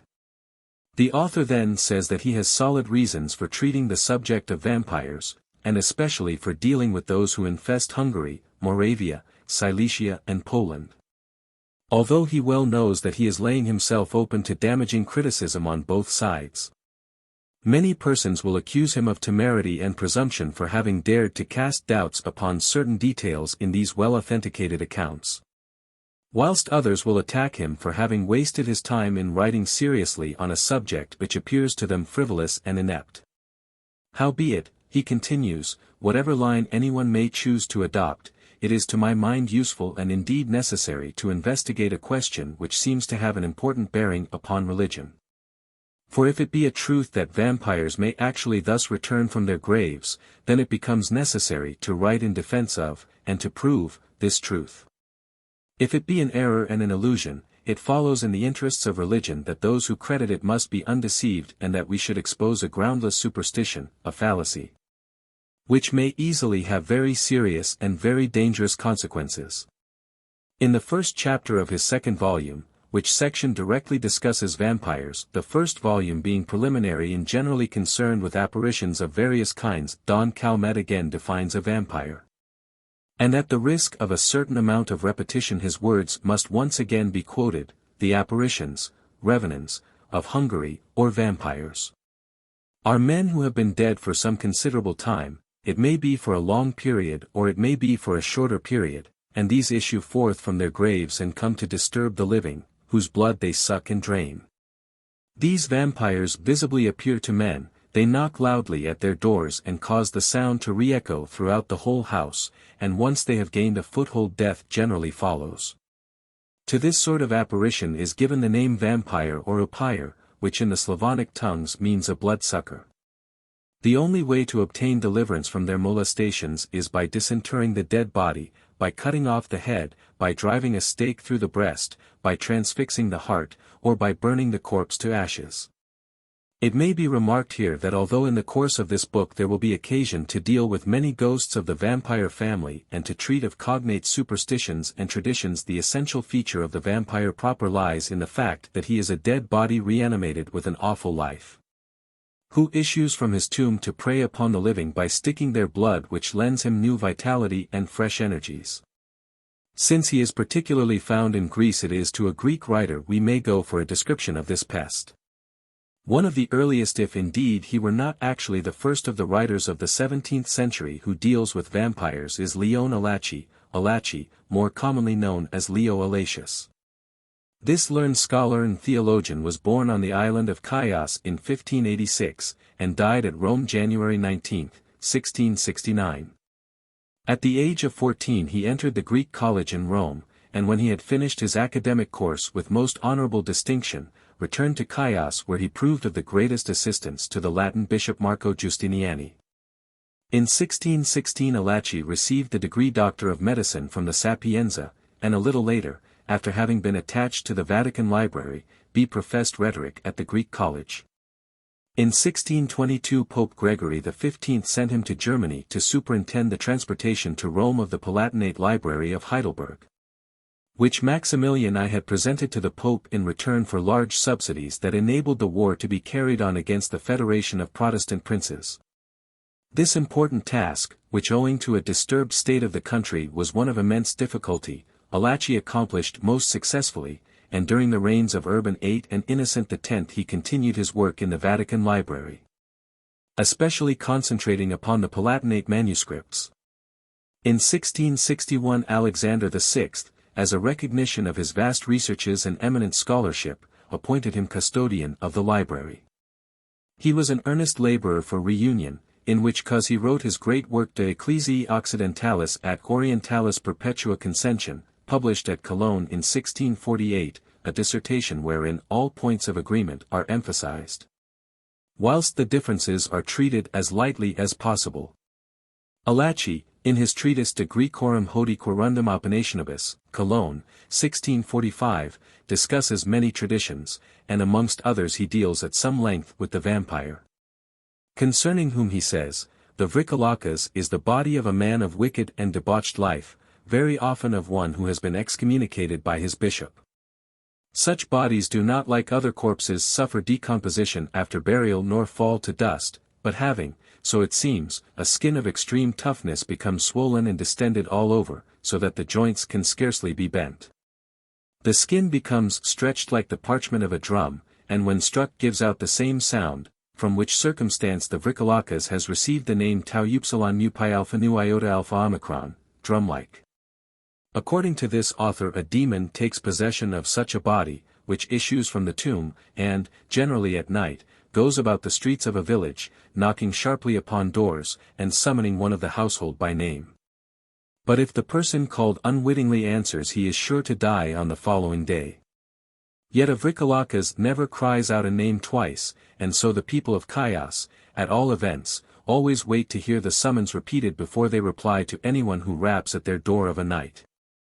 This monster is said to be so fearfully destructive to men, that it actually makes its appearance in the daytime, even at high noon, nor does it then confine its visits to houses, but even in fields and in hedged vineyards and upon the open highway it will suddenly advance upon persons who are laboring or travelers as they walk along. And by the horror of its hideous aspect it will slay them without laying hold on them or even speaking a word. Accordingly a sudden death from no obvious cause is to be regarded with the gravest suspicion, and should there be any kind of molestation, or should any story of an apparition be bruited abroad they hasten to exhume the corpse which is often found in the state that has been described. Thereupon without any delay, it is taken up out of the grave, the priests recite the appointed prayers, and it is thrown on to a fiercely blazing pyre. Before the orisons are finished skin will desquamate and the members fall apart, when the whole body is utterly consumed to ashes. Alachi proceeds to point out that this tradition in Greece is by no means new nor of any recent growth. For he tells us, in ancient and modern times alike holy men and men of great piety who have received the confessions of Christians have tried to disabuse them of such superstitions and to root this belief out of the popular imagination. Indeed a nomocanon or authoritative ordinance 43 of the Greek Church is cited to the following effect, concerning a dead man, if he be found whole, the which they call Vrikalakas. It is impossible that a dead man should become a Vrikalakas, unless it be by the power of the devil who, wishing to mock and delude some that they may incur the wrath of heaven, causeth these dark wonders. And so very often at night he casteth a glamour whereby men imagine that the dead man whom they knew formerly, appears and holds converse with them, and in their dreams too they see strange visions. At other times they may behold him in the road, yea, even in the highway walking to and fro or standing still, and what is more than this he is even said to have strangled men and to have slain them. Immediately there is sad trouble, and the whole village is in a riot and a racket, so that they hasten to the grave and they unbury the body of the man. And the dead man one who has long been dead and buried appears to them to have flesh and blood. So they collect together a mighty pile of dry wood and set fire to this and lay the body upon it so that they burn it and they destroy it altogether.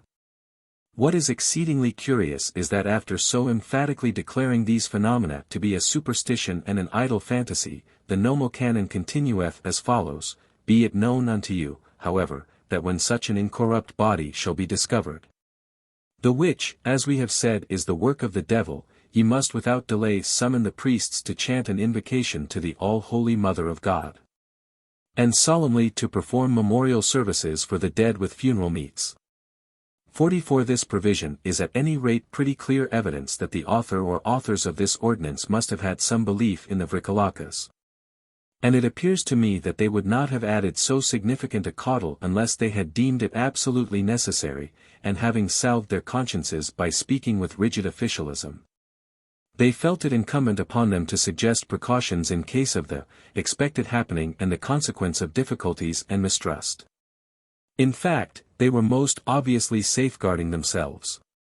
Alachi, at any rate, had no hesitation about declaring his own views, and he thoroughly believed in the vampire. He says, and says with perfect truth, it is the height of folly to attempt to deny that such bodies are not infrequently found in their graves incorrupt, and that by use of them the devil, if God permit him, devises most horrible complots and schemes to the hurt and harm of mankind. Father François Richard, reference to whose important work has been made above, distinctly lays down that particularly in Greece the devil may operate by means of dead bodies as well as by sorcerers, all this being allowed by some inscrutable design of Providence. And there can be no doubt that the vampire does act under satanic influence and by satanic direction. For the wise words of S. Gregory the Great, although on another occasion, may most assuredly be applied here, que tamen non esse incredibilia ista conoscimus, si in illo et alia facta pensimus. Cert iniquorum omnium capit diabolus est, edi huius capitis membra sunt omnes inica. All this, of course, under divine permission. The authors of the Malleus Maleficarum in the first part teach us how there are 3 necessary concomitants of witchcraft, which are the devil, a witch, and the permission of God. So are these 3 necessary concomitants of vampirism, to wit, the devil, the dead body, and the permission of God. Father Richard writes, the devil revitalizes and energizes these dead bodies which he preserves for a long time in their entirety. He appears with the actual face and in the likeness of the dead, stalking abroad up and down the streets, and presently he will parade the country roads and the fields. He bursts his way into men's houses, filling many with awful fear, leaving others dumb with horror, whilst others are even killed. He proceeds to acts of violence and blood, and strikes terror into every heart. The good father proceeds to say that at first he believed these appearances to be merely ghosts from purgatory returning to ask for help, masses and pious prayers. 45.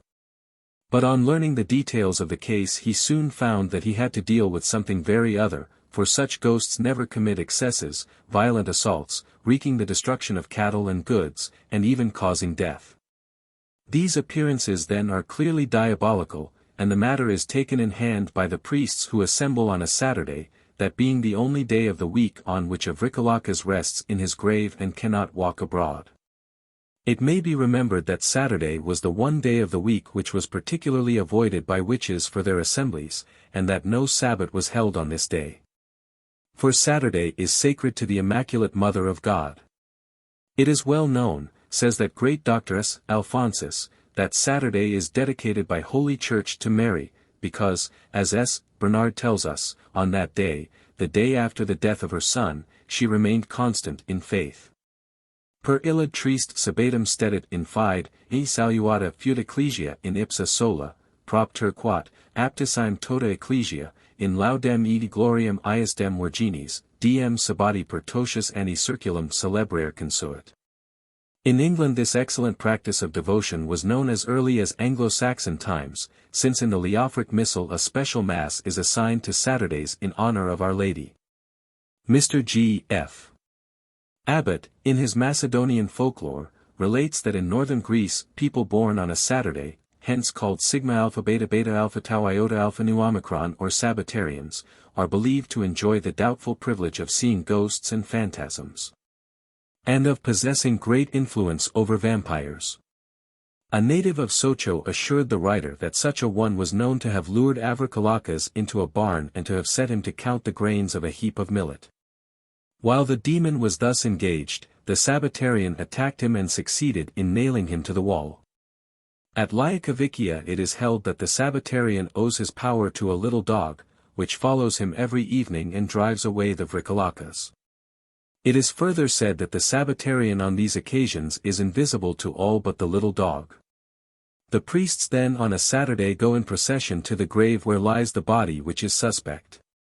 It is solemnly disinterred, and when they find it whole, they take it for certain that it was serving as an instrument of the devil.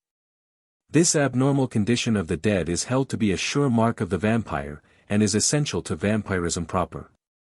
In the Greek Church it is often believed to be the result of excommunication, and this is indeed an accepted and definite doctrine of the Orthodox Church, which must be considered in turn a little later.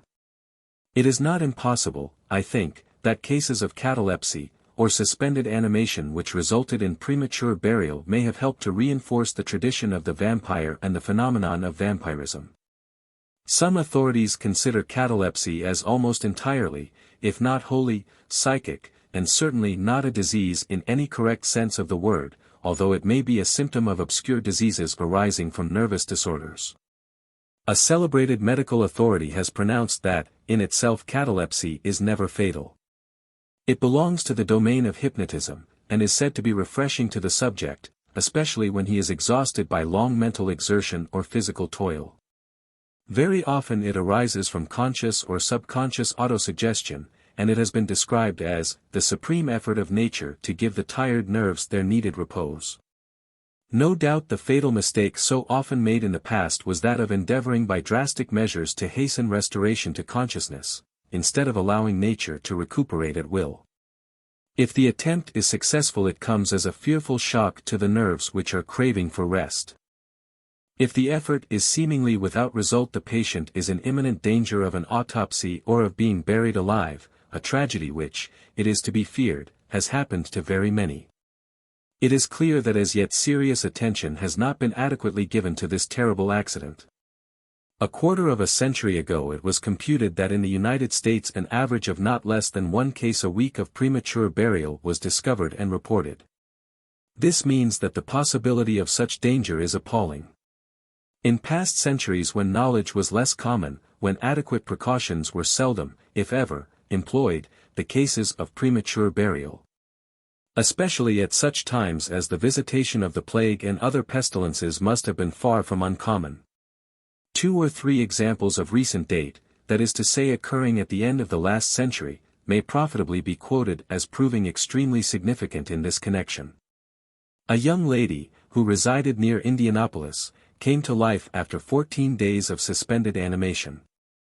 No less than 6 doctors had applied the usual tests, and all unhesitatingly signed certificates to witness that she was dead.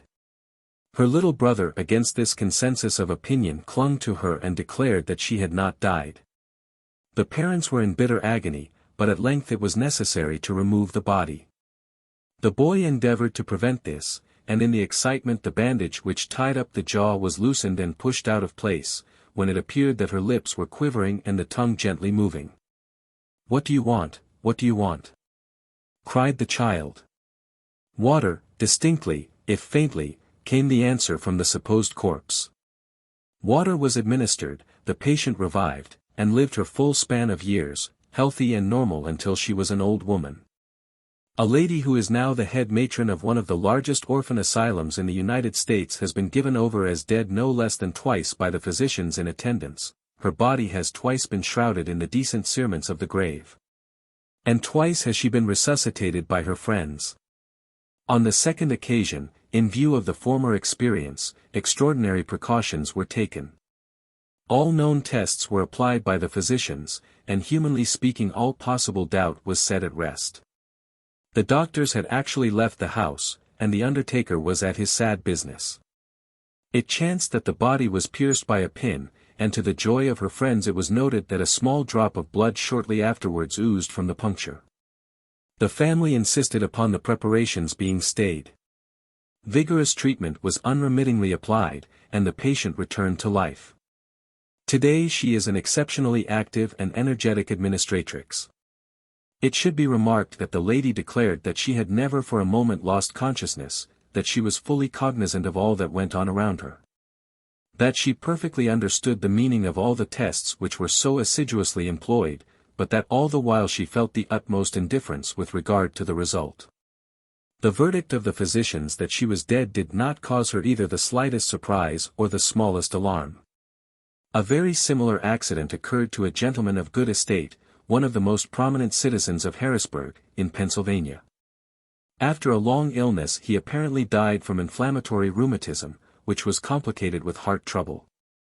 All preparations were made for the funeral, but his wife determined that this should not take place for at least a week, so great was her fear of premature burial. In the course of 2 or 3 days it was noticed that the body had moved. The eyes were wide open, and one of the arms had altered the position in which it had been carefully placed. His wife shrieked out his name, upon which he slowly arose, and with assistance was supported to a chair. Even before the arrival of the physicians, who were instantly summoned, he had regained a marked degree of strength, together with an ability of movement which had not been possible throughout the whole course of his illness. He was soon in excellent health, and what is very remarkable, he stated that during the time of suspended animation he was perfectly aware of everything that was going on all around, that the grief of his family filled him with terrible agony. And he dreaded the preparations for interment, but that he was unable to move a muscle or utter a word. The death of Washington Irving Bishop, the well-known thought reader, caused a great sensation at the time. On many occasions he had been in a cataleptic state for several hours, and once, at least, his trance was so long that 2 physicians pronounced him to be dead. There is little doubt that eventually the autopsy was performed with irregular haste, and that the unfortunate subject was not dead before the surgeon's knife had actually penetrated his brain. Although through the ages few cases have been actually recorded, the incidents of premature burial and of autopsy performed on the living must be numberless. One such accident nearly occurred to the great humanist Marc-Antoine Murat, who, falling ill upon a journey, was conveyed to the local hospital as a sick stranger, name unknown.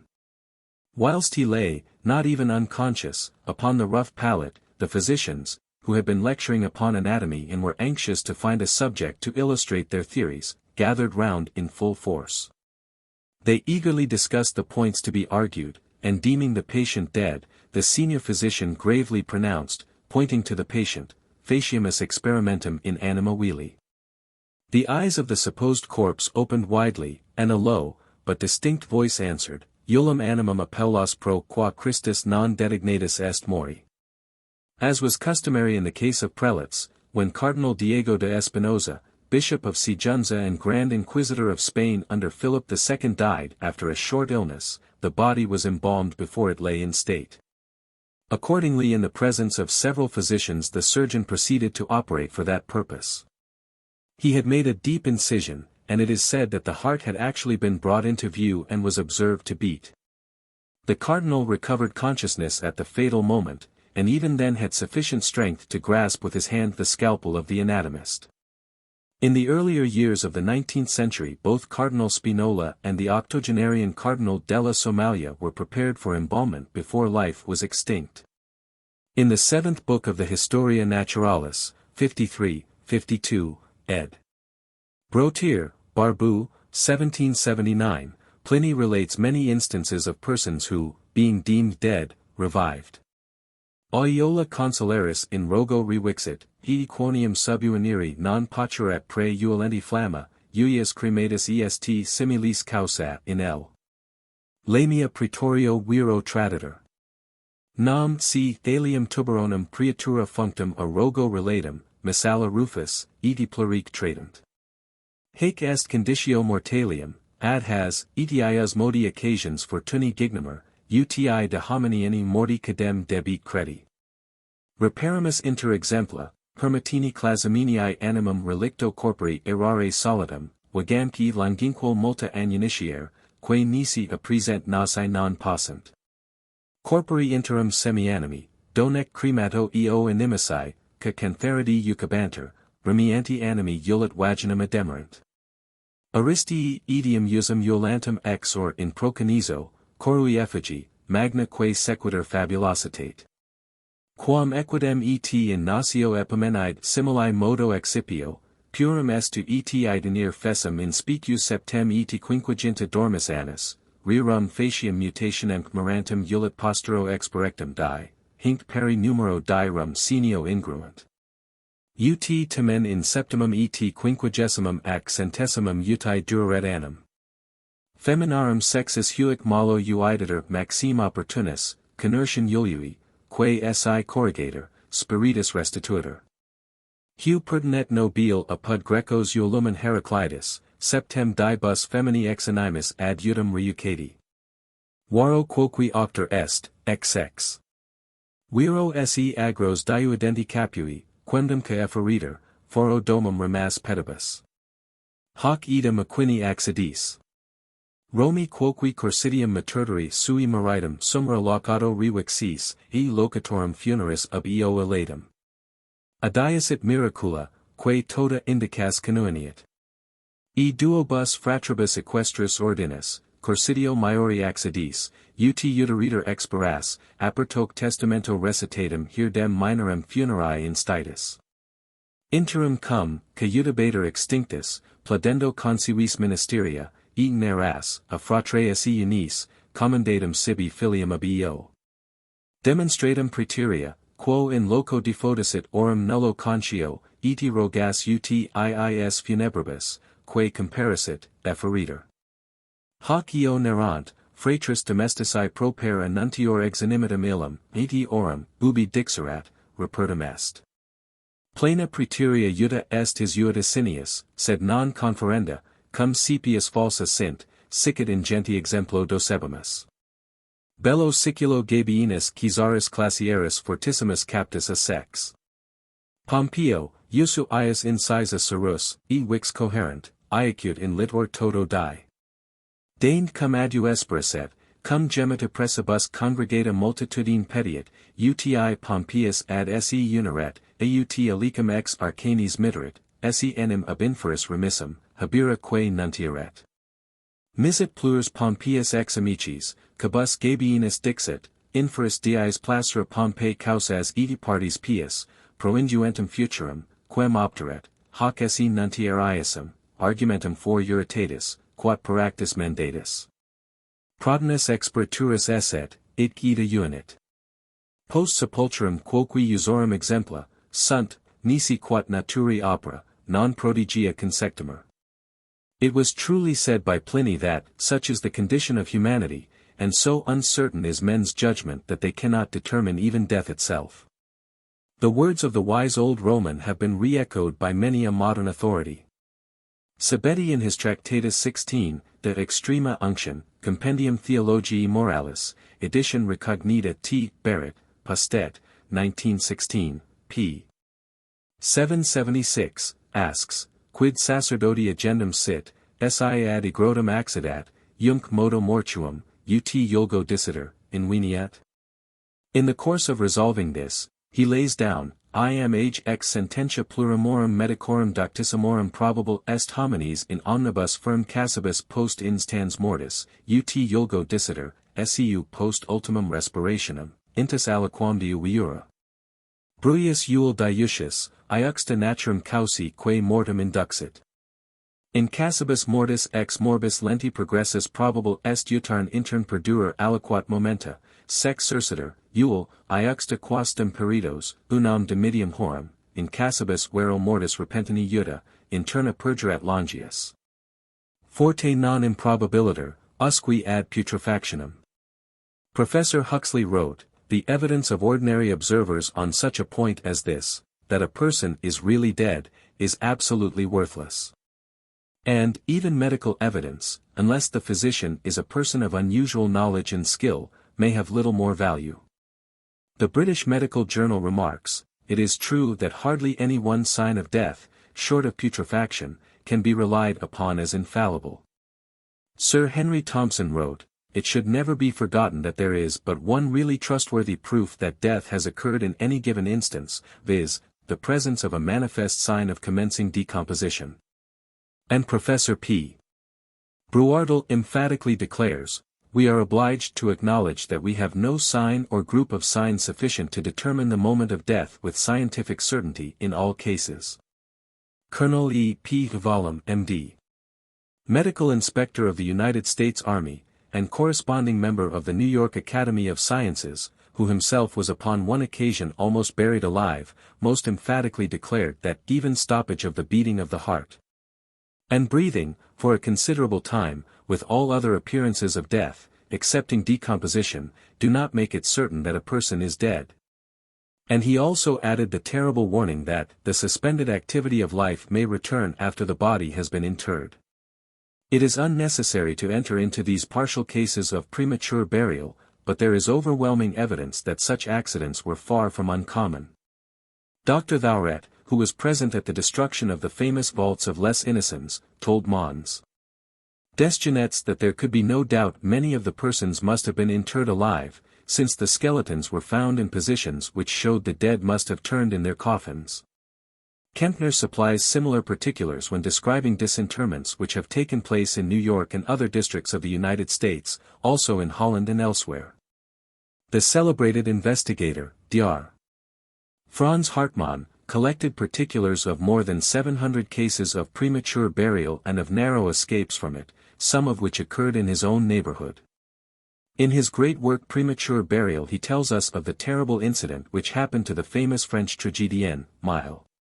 Rachel, who on January 3, 1858, died near Cannes, and who was to be embalmed, but after the proceedings had commenced she suddenly returned to life, only to expire in reality some 10 hours later from the shock and from the injuries which had been inflicted upon her. Another case which is of particular interest as having occurred in Moravia, where the belief in vampires is particularly strong, is that of the postmaster in a small town who, as it was thought, died in a fit of epilepsy.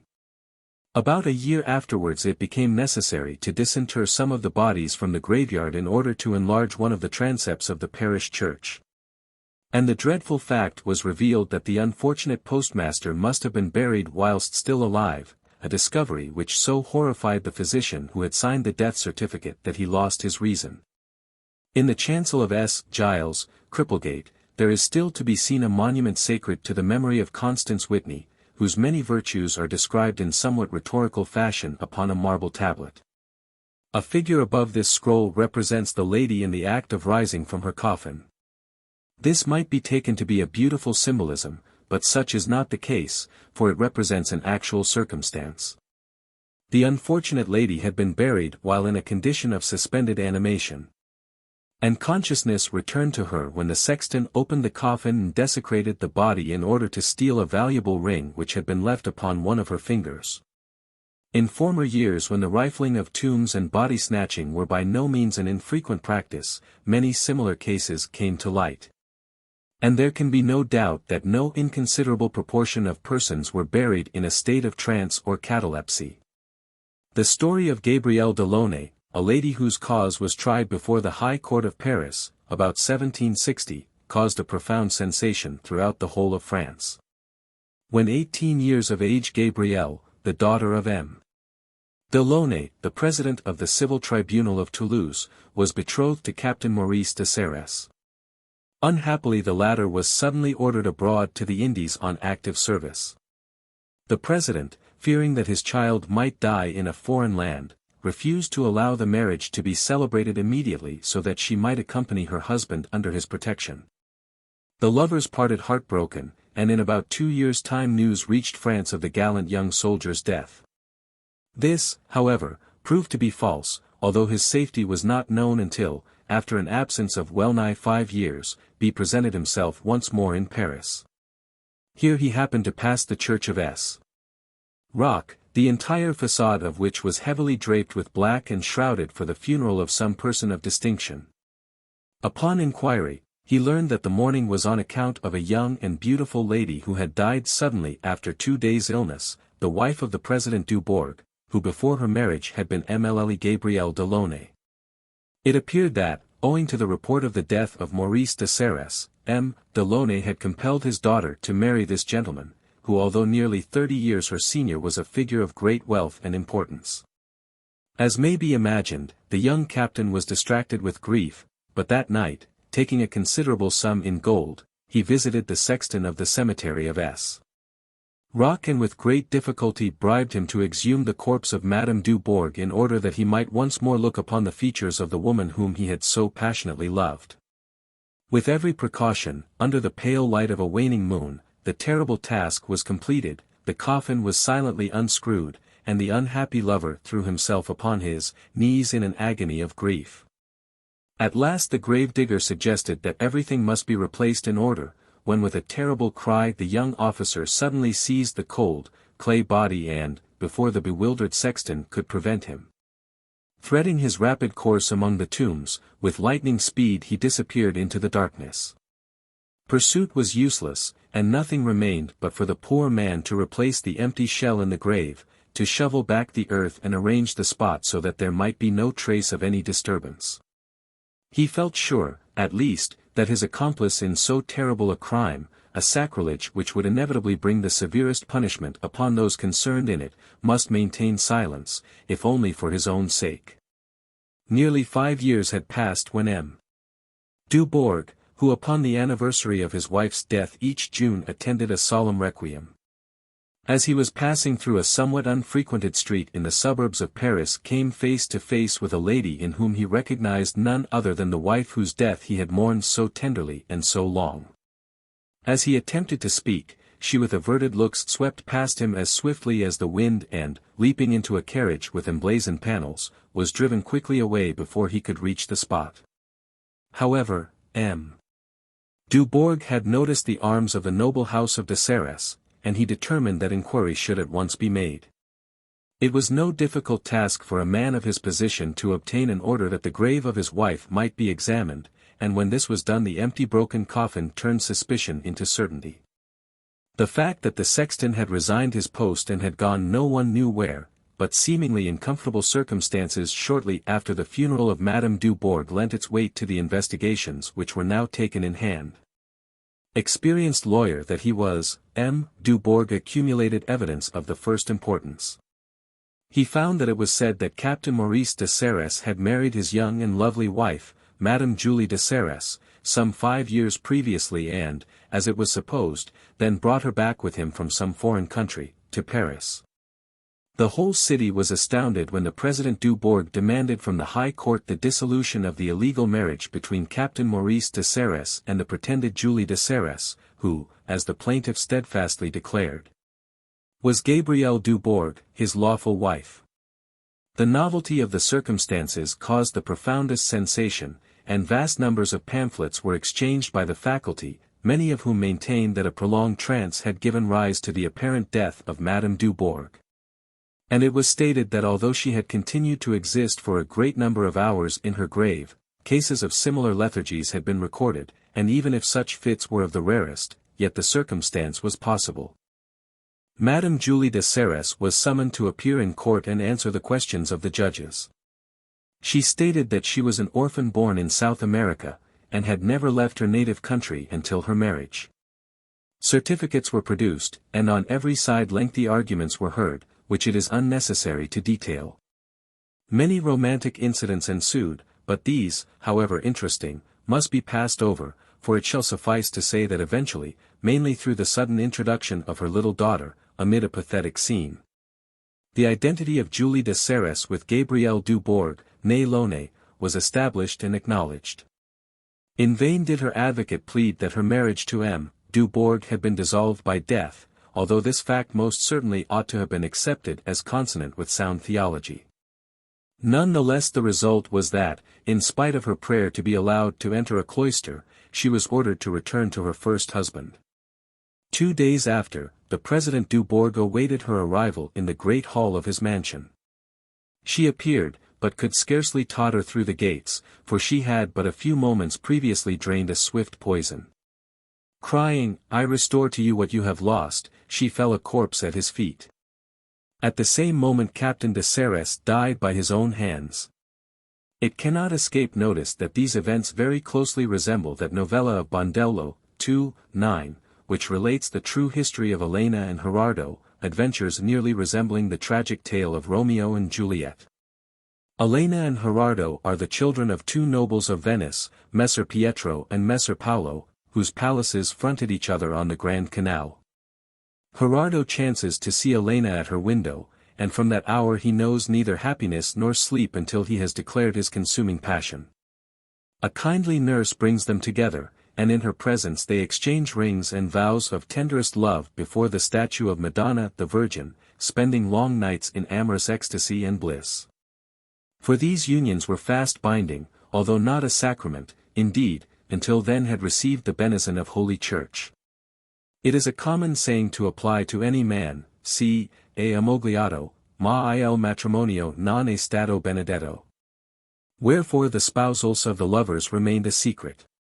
In a little while Messer Paolo, thinking great things of his son's career in the world, dispatches the young man to Beirut, and Gerardo needs must go.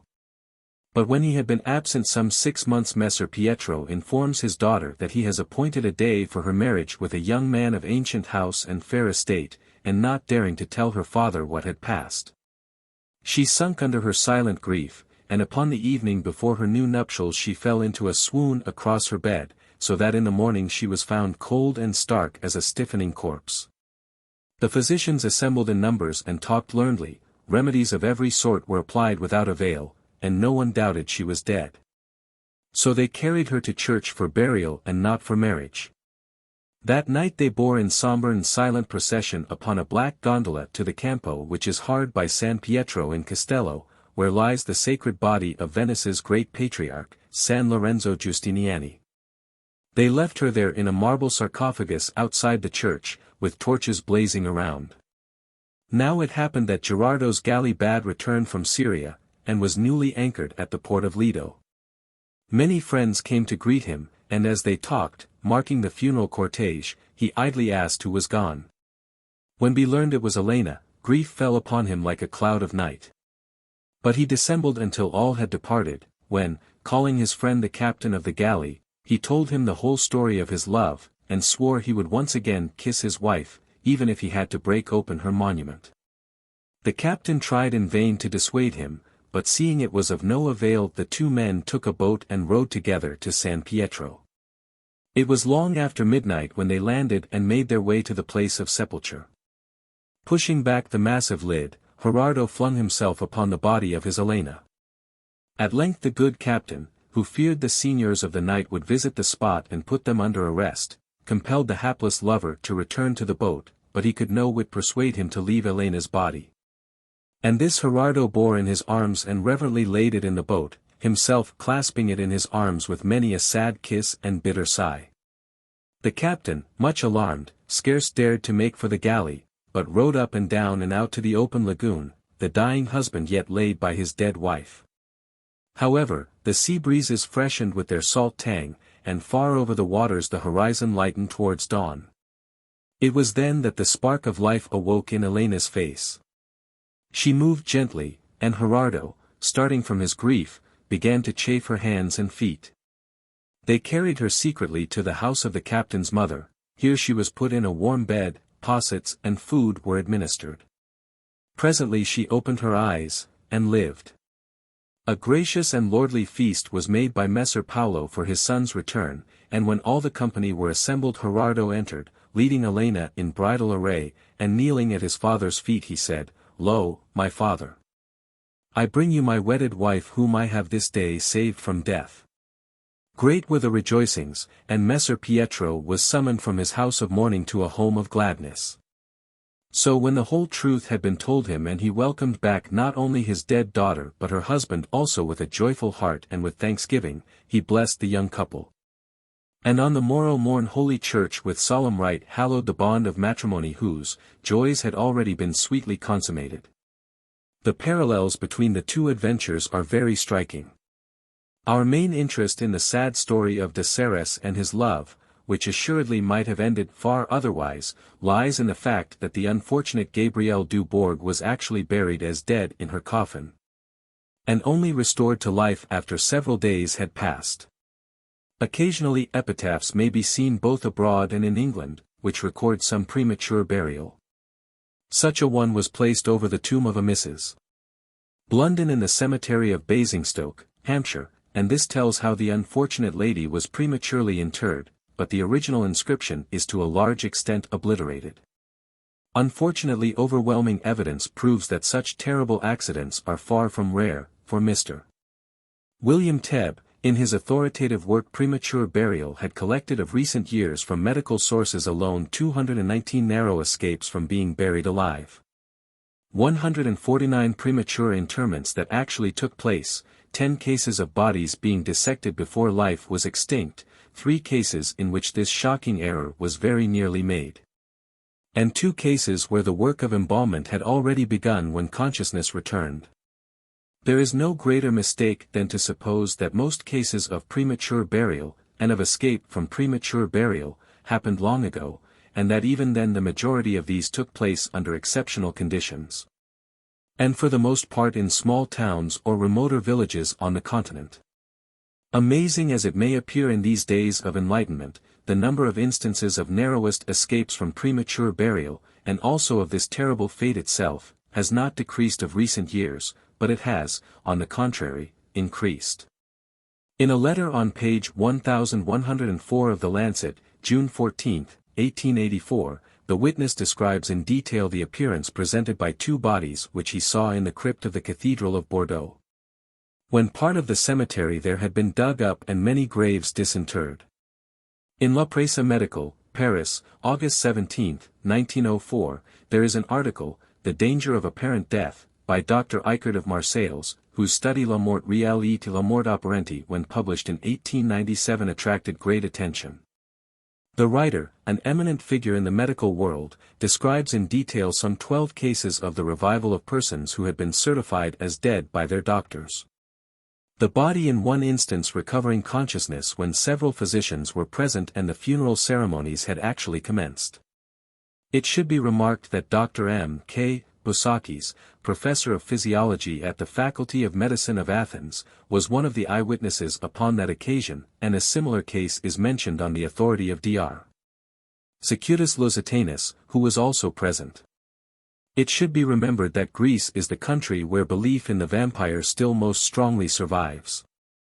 A terrible case of actual interment whilst still alive is described in a letter published in the Sunday Times, September 6, 1896.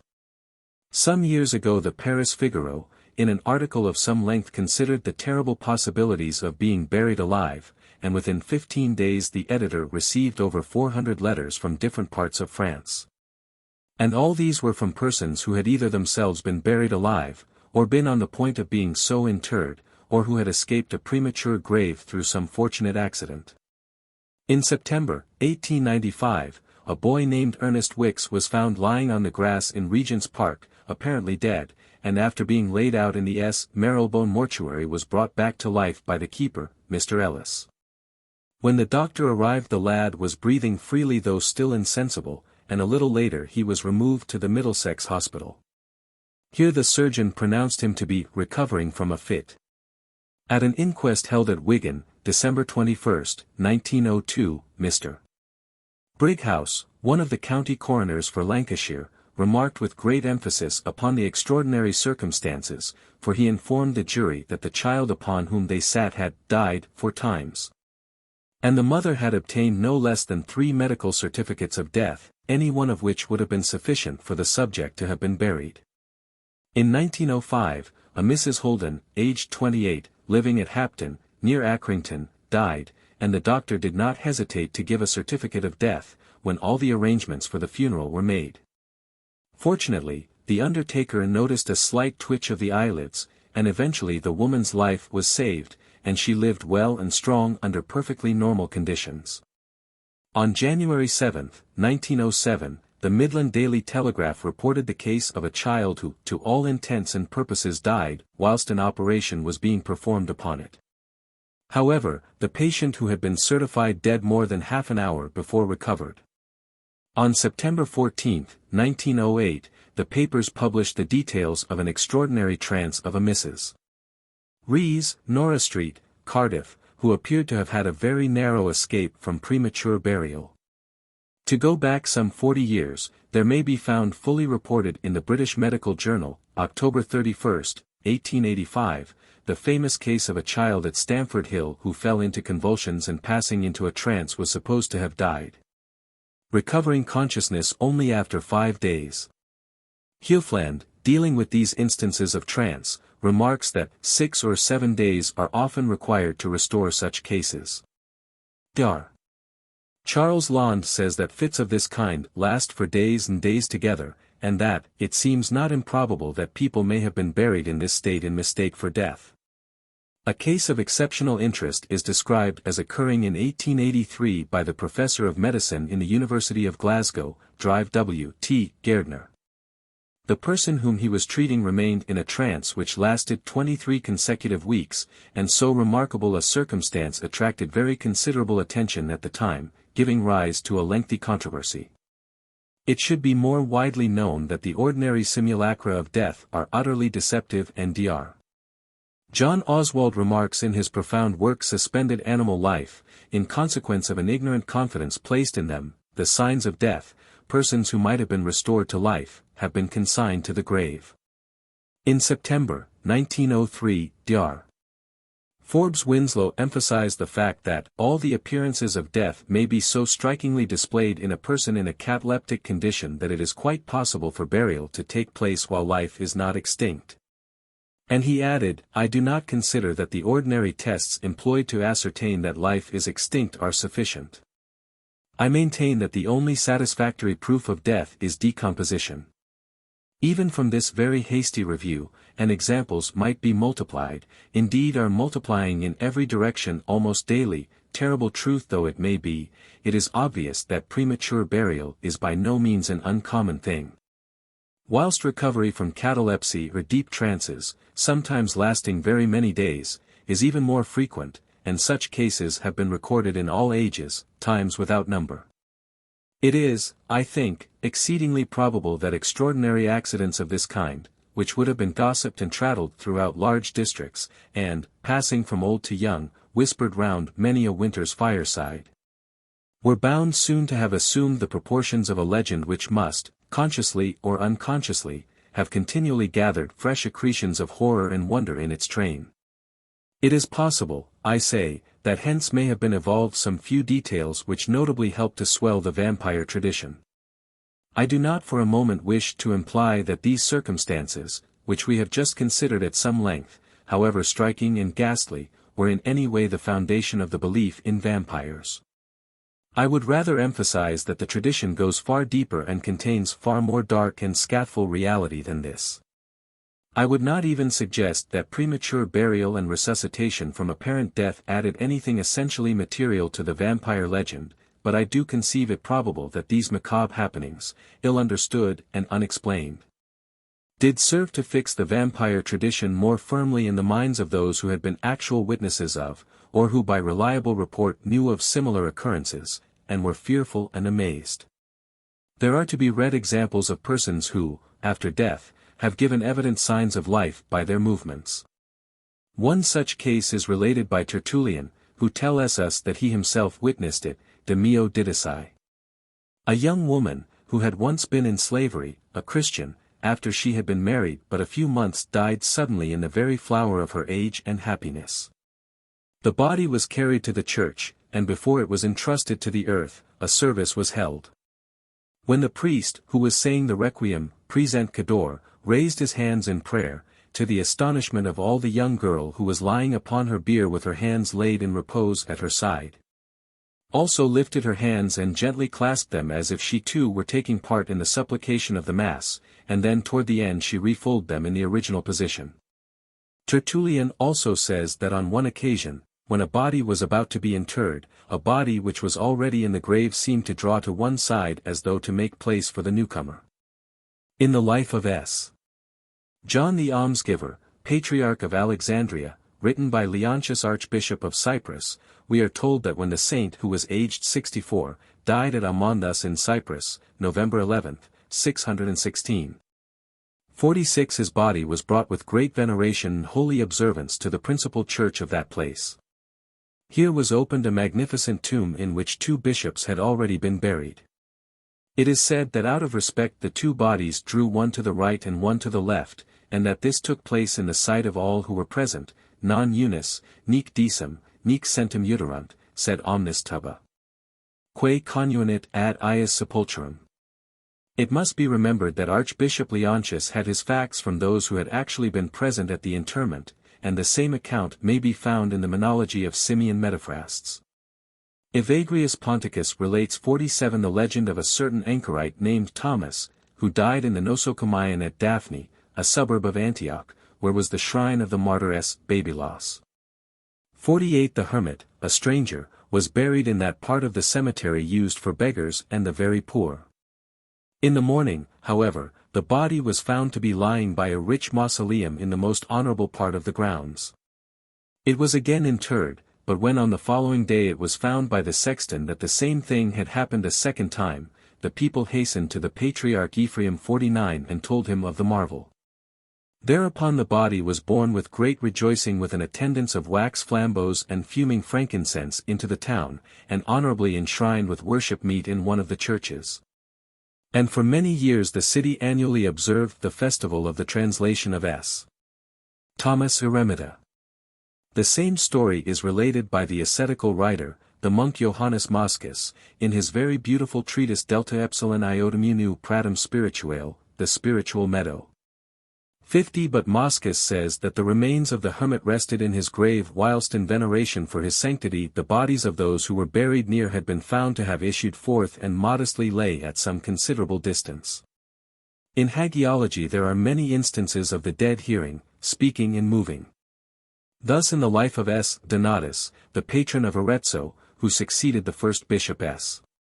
Satyrus towards the end of the 3rd century, we are told that Eustachius, receiver general of the revenues of Tuscany, being called away on a journey, for safety's sake left the public funds in the hands of his wife, Euphrosyne.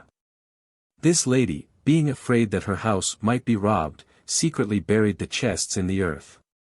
She told the matter to no one, but unhappily before her husband's return she expired suddenly in the night, and it was quite unknown where she had concealed her charge. Eustachius was beside himself with grief and fear, for it seemed inevitable that he should be accused of peculation by his enemies, and condemned to death. In his despair he betook himself to S. Donatus, and the holy man asked him that they might visit the grave of Euphrosyne. A great company gathered in the church, when the saint, going up to the grave, said in a loud voice that might be heard by all, Euphrosyne, tell us we pray thee, where thou didst put the public funds. The woman answered from her tomb, and certainly her accents were heard revealing the hiding place. S. Donatus went with the receiver general to the spot indicated, and there they found the money carefully secured. It is related in the life of the famous anchorite, S. Macarius of Egypt, who died AD 394-51 that one of the monks of his Laura was accused of murder, and as those who lay the charge spoke with great gravity and sureness, S. Macarius bade them all resort to the grave of the deceased, where, striking his staff upon the ground, he adjured the dead man in these words, "The Lord by me bids you tell us whether this man, who is now accused of your murder, in truth committed the crime, or was in any way consenting thereto." Immediately a hollow voice issuing from the tomb declared, "Of a truth he is wholly innocent, and had no hand at all in my death." "Who then," inquired the saint, "is the guilty one?" The dead man replied, "It is not for me, my father, to bear witness. Let it suffice to know that he who has been accused is innocent. Leave the guilty in the hands of God. Who can say whether the all-holy and compassionate God may not have mercy upon him and bring him to repentance?" In the history of S. Rheticus, as related by C. Vettius Aquilinus Juvencus, the Latin poet of the 4th century, who was so popular in the Middle Ages, we are told that when the saint had expired, his body was carried in solemn procession to the grave of his deceased wife, and suddenly, to the amazement of all present, the dead male arose on his bier and said, "Dost thou remember well, my dear wife, that which thou didst ask me upon thy deathbed? Lo, here am I come to fulfill the promise made so long syne. Receive me then whom you have sweetly expected all this while." At these words it appeared as if the deceased wife, who had been dead for many years, revived again, and breaking the linen bands which enswathed her, she stretched forth her hands to her husband. Deprensa est liwum protendens femina palmum, inuitin socium gesti iuentis amoris. The corpse was lowered into the tomb, and there the twain lie in peace, awaiting the resurrection of the just. Not unsimilar is the legend of S. Injurier, whose dead body moved out of its own grave to repose in that of his wife Scholastica. Injurier was a noble senator of Clermont in Auvergne, who married in virgin wedlock a lady of rank, Scholastica. S. Gregory of Tours, in his Historia Francorum, tells us that Scholastica died first, and Injurier, standing by the coffin in which her body was laid, as she was about to be carried forth to burial, said in the presence of all, I thank thee, O God, for having bestowed upon me this maiden treasure, which I return into thy hands unspotted, even as I received it. The dead wife smiled at these words, and her voice was heard to reply, Why dost thou speak, O my husband, of these things which concern no one but ourselves? Hardly had the lady been buried in a magnificent tomb, when the husband died also, and for some reason was temporarily interred in a separate grave, at a distance from the monument of his wife. On the next morning it was found that Injurier had left the place where he had been laid, and his dead body reposed by the side of that of Scholastica. No man dared disturb the two corpses, and to the present day the senator and his wife are popularly called the two lovers. In his Vies de Saints Monseigneur Guérin relates the following story: S. Patrick, St. Patrice commande à la mort de rendre ses victimes afin que leur propre bouche proclame devant le peuple la vérité de doctrines qu'il leur annonce. Ou bien il s'assure si son ordre de planter un croix sur la tombe de chrétiens, et non de infidèles, a été fidèlement exécute, en interrogant les morts mimes, et en apprenant de leur bouche cls ont mérite ce consolent homage. In this connection the tradition of a dead person who speaks the story of S. Melier may be not impertinent. About the year 400 AD, there was a certain Duke of Cornwall named Melian, whose brother, Rivold, conspired against him and put him to death. The Duke had left a young son, Melier, whom the usurper feared to slay, but sent to be brought up under the strictest rule in one of the Cornish monasteries, where the novice continually edified the community by his holy life. Having, so it is said, the gift of miracles. After a few years Rivold, being afraid lest the boy should depose him, bribed a soldier named Cerialton to murder Melier secretly. This was accordingly done. The assassin cut off the head of Melier, and carried it to the Duke. He had murdered the boy in the depths of the forest, whither he had enticed him, and as he was making his way through the thicket light chanced to look back, his eyes being attracted by a great light. And lo, all around the body stood a company of angels, robed in white albs, and holding in their hands tapers which glistered as golden stars. When he had gone a little further, the wretched murderer was overcome by parching thirst, and almost fainting on his path he cried out in an agony, Wretched man that I am! I die for a draught of cool water. Then the head of the murdered boy spoke to him, saving, Cerialton, strike upon the grass of this lawn with thy stick, and a fountain shall spring forth for thy need. The man did so, and having quenched his thirst at the miraculous well, went swiftly on his way. Now when the head was brought into the presence of Duke Rivold, this evil tyrant smote it with his hand, but he instantly sickened, and 3 days afterwards he died. The head was then taken back to the body and was honorably buried with it. And not many years afterwards the relics were translated with great worship to the town of Amesbury, which is in Wiltshire. 52. In his Histoire hagiologique du diocèse de Valence, l'Abbé Nadal tells us that when S. Paulus succeeded S. Torquatus as bishop of St. Paul, shortly after his consecration a certain Jew, a common usurer, came up to him in the streets of the city and loudly demanded a large sum of money which, as he said, had been lent to Bishop Torquatus, the predecessor of Paulus. In order to ascertain whether this claim was equitable or not, S. Paulus, robed in full pontificals, visited the tomb of S. Torquatus in the cathedral, and touching the place of sepulture with his crozier requested Torquatus to declare whether the money had been repaid or no. The voice of the dead bishop immediately answered from the grave, Verily hath the Jew received his money, returned unto him at the appointed time, with interest, aye, and double interest. The chronicles tell us that this undoubtedly took place, for many were present and bear witness that they both saw and heard these things. Eugippius, who succeeded the martyr S. Vigilius in the See of Trent, has left us a life of S. Severinus, who was one of the last Christian bishops among the Roman inhabitants of the district of the Danube, immediately before the withdrawal to Italy. On one occasion S. Severinus, having watched all night by the bier of a priest named Silvanus, bade him at dawn once more speak to his brethren who longed to hear his voice, for he had been an eloquent and fervent preacher. Silvanus opened his eyes, and the saint asked him if he wished to return to life. But the dead man answered, My father, detain me no longer here I pray thee, nor delay for me that hour of everlasting rest which those who sleep in Jesus most sweetly enjoy. And then, closing his eyes, in this world he woke no more. This happening must at once bring to mind the famous miracle of S. Philip Neri, who was the spiritual director of the Massimo family. In 1583 the son and heir of Prince Fabrizio Massimo died of a fever at the age of 14, and when, amid the lamentations of the bereaved parents and the weeping relatives, S.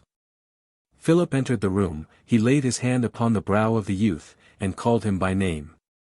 Upon this the dead boy returned to life, opened his eyes, and sat up in the bed. Art thou unwilling to die? Asked the saint. No, sighed the youth gently. Art thou resigned to yield thy soul? I am. Then go, said S. Philip. Va, che sii benedetto, e prega Dio per noi.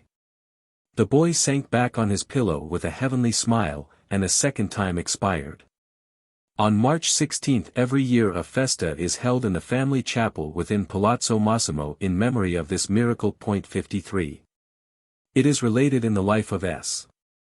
Theodosius the Cenobite, written by Bishop Theodore of Petra 54, 536, that a large sepulchre having been made near the monastery, S. Theodosius said, The tomb is now finished indeed, but who will be the first among us to occupy it? Whereupon a certain monk named Basil, falling upon his knees, prayed that this honor might be his, and within the space of about a month, without pain or disease, he passed away as a man who takes his rest in sleep. Yet for full 40 days afterwards S. Theodosius, at matins and at the other hours, saw the dead monk still occupying his place in the choir.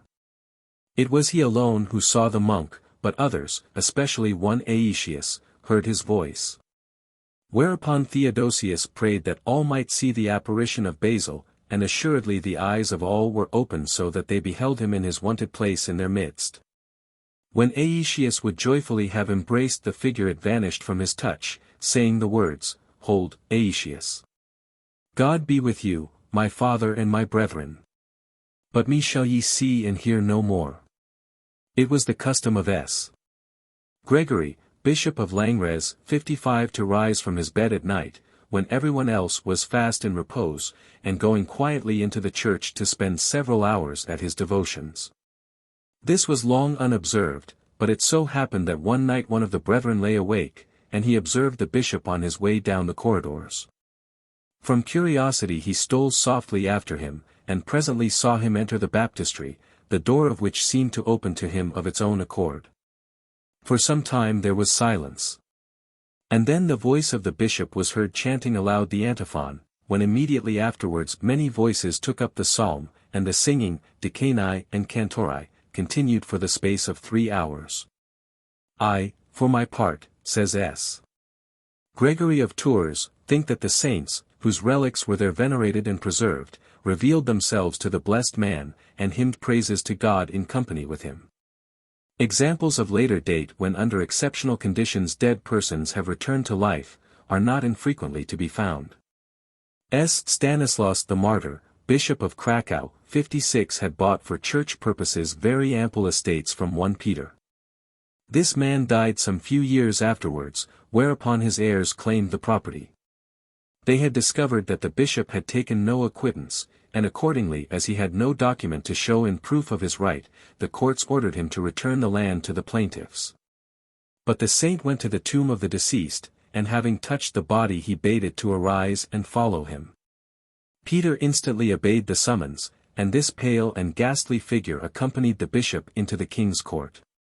Whilst all trembled and were sore amazed, Stanislaus said to the judge, "Behold, my lord, here is Peter himself who sold me the estate. He has come even from the grave to vindicate the truth." In hollow accents the phantom or corpse confirmed the statement of the bishop in every particular, and fearful as they sat the judges reversed their former decision. When this had been done the figure seemed to fade away from their sight. The body had returned to the tomb, and here it lay decently composed, having yielded up his breath a second time. A not dissimilar incident is said to have occurred in the life of S. Antony of Padua, whose father was accused at Lisbon of having been privy to the death of a certain nobleman, even if he had not actually slain him, as was implied. The saint, having requested that the body of the murdered man should be brought into court, solemnly adjured him saying, "Is it true that my father in any way consented unto or contrived thy assassination?" With a deep groan the body made reply, "In no wise is the accusation true. It is altogether false and framed of malice." Whereupon the magistrates, convinced by this positive declaration, set free the prisoner. On March 9, 1463, S. Catherine of Bologna, a poor Clare, died at the convent there, and so great was her reputation for sanctity that rather more than a fortnight after her burial, her body was disinterred and placed in the church upon an open bier for the veneration of all. The vast crowds who came were struck with the fact that her face retained a fresh and glowing color, far more lively, indeed, than during her life.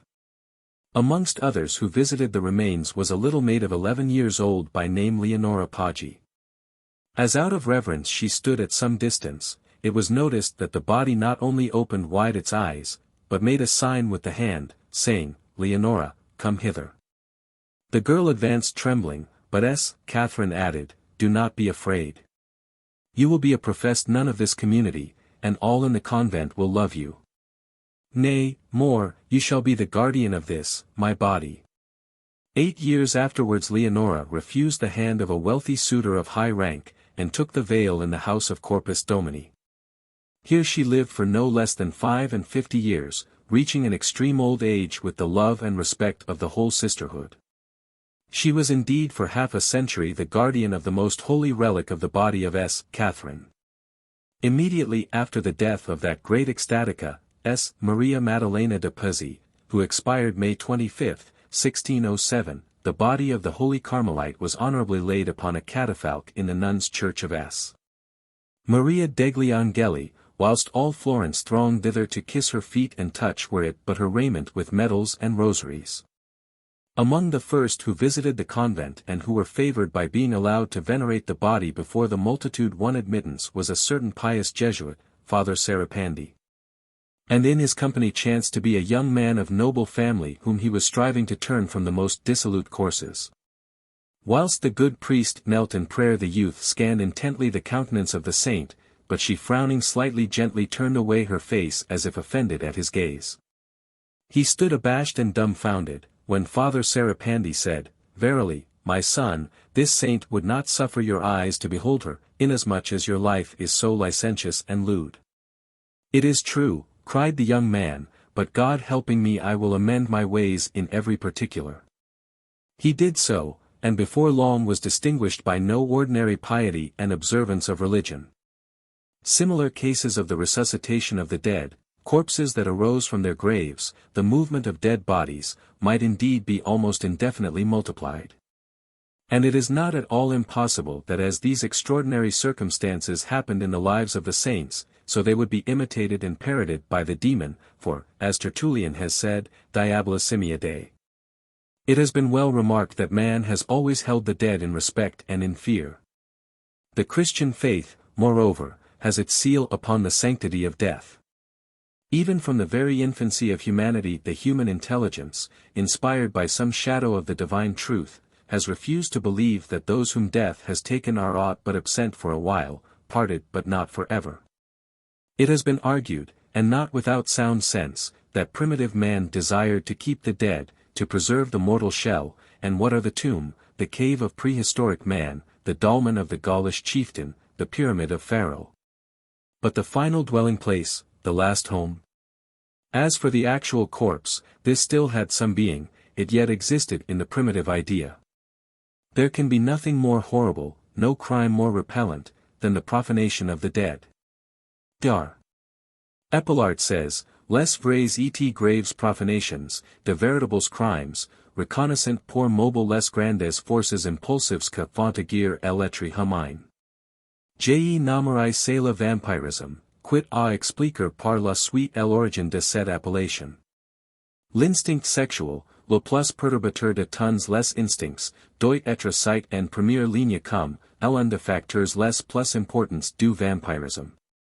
La femme, besoin fondamental de tout être vivant, aboutit dans quelques circonstances à des actes du vampirisme.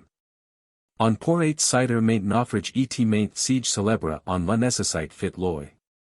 Le cannibalisme du bien de tribes savages n'a pas d'autre origine que la femme à satisfaire.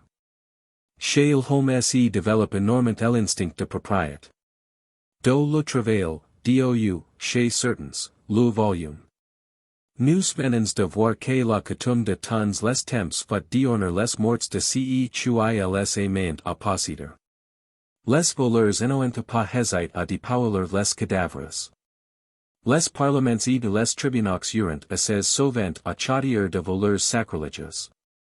Vampirism, then, in its extended and more modern sense, may be understood to mean any profanation of a dead body, and it must accordingly be briefly considered under this aspect. On doit, entendre par vampirisme tout profanation de cadavres, quel que soit son mode et quel que soit son origine. In France there have been many cases of sacrilegious theft from the dead. In 1664 Jean Thomas was broken on the wheel for having disinterred the body of a woman and stolen the jewels in which she was buried. And well nigh a century before, in 1572, a gravedigger Jean Regnault was condemned to the galleys for having stolen jewels and even winding sheets from corpses. In 1823, Pierre Renaud was sentenced at Rheims for having opened a tomb with intent to steal. Not many years after, the police captured the band de la Rue Mercadier, 7 ruffians who made it their business to violate graves and the vaults of rich families and who thus had stolen gems and gold to the value of no less than 300,000 francs. It is well known that the notorious Ravicol forced open the tomb of Madame de Roquetaille in the expectation that she had been buried in her jewels, but found nothing of this kind, as the lady was merely wrapped in her shroud of lawn. On July 12, 1663, the Parliament of Paris heavily sentenced the son of the sexton of the cemetery attached to Saint Sulpice. This young wretch was in the habit of exhuming corpses and selling them to the doctors. In the 17th century the faculty of Paris was allowed 1 dead body a year, and the famous physician, Moricaud lay under grave suspicion of having illegally procured bodies to dissect for his anatomical studies. In England the resurrection men added a new terror to death. Even the bodies of the wealthy, when every precaution had been taken, were hardly safe against the burgling riflers of vault and tomb. Whilst to the poor it was a monstrous horror as they lay on their sick beds to know that their corpses were ever in danger of being exhumed by ghouls, carted to the dissection theatre, sold to apprentice doctors to hack and carve. In his novel, The Mysteries of London, G. W. M. Reynolds gives a terrible, but perhaps not too highly colored, picture of these loathsome thefts. Irregular practitioners and rival investigators in the anatomy schools were always ready to buy without asking too many questions. Body snatching became a regular trade of wide activities. One of the wretches who plied the business most successfully even added a word to the English language. William Burke, of the firm Burke and Hare, who was hanged 28th January, 1829, 57 began his career in November, 1827. This seems to have commenced almost accidentally. Hare was the keeper of a low lodging house in an Edinburgh slum, and here died an old soldier owing a considerable amount for his rent. With the help of Burke, another of his guests, they carried the corpse to Dr. Robert Knox, of 10 Surgeons Square, who promptly paid £7 tens for it. The Scotch had the utmost horror of resurrection men, and bodies were not always easy to procure, although the vile Knox boasted that he could always get the goods he required. It is said that relations would take it in turns to stand guard over newly dug graves, and the precaution was not unnecessary. Another lodger at Hare's fell ill, and it was decided that he should be disposed of in the same way. But he lingered, and so Burke smothered him with a pillow, Hare holding the victim's legs. Dr. Knox paid £10 for the remains. Since money is so quickly earned, they do not hesitate to supply the wares. A friendless beggar woman. Her grandson, a dumb mute, a sick Englishman, a prostitute named Mary Patterson, and many more were enticed to the lodgings and murdered. Quite callously Burke confessed his method. He used to lie on the body while Hare held nose and mouth. In a very few minutes the victims would make no resistance, but would convulse and make a rumbling noise in their bellies for some time. After they had ceased crying and making resistance, we let them die by themselves. Dar. Knox contracted that he would pay £10 in winter and £8 in summer for every corpse produced. At last the whole foul business comes to light. Up the close and down the stair. But and Ben with Burke and Hare. Burke's the butcher, Hare's the thief. Knox the boy that buys the beef. So sang the street urchins.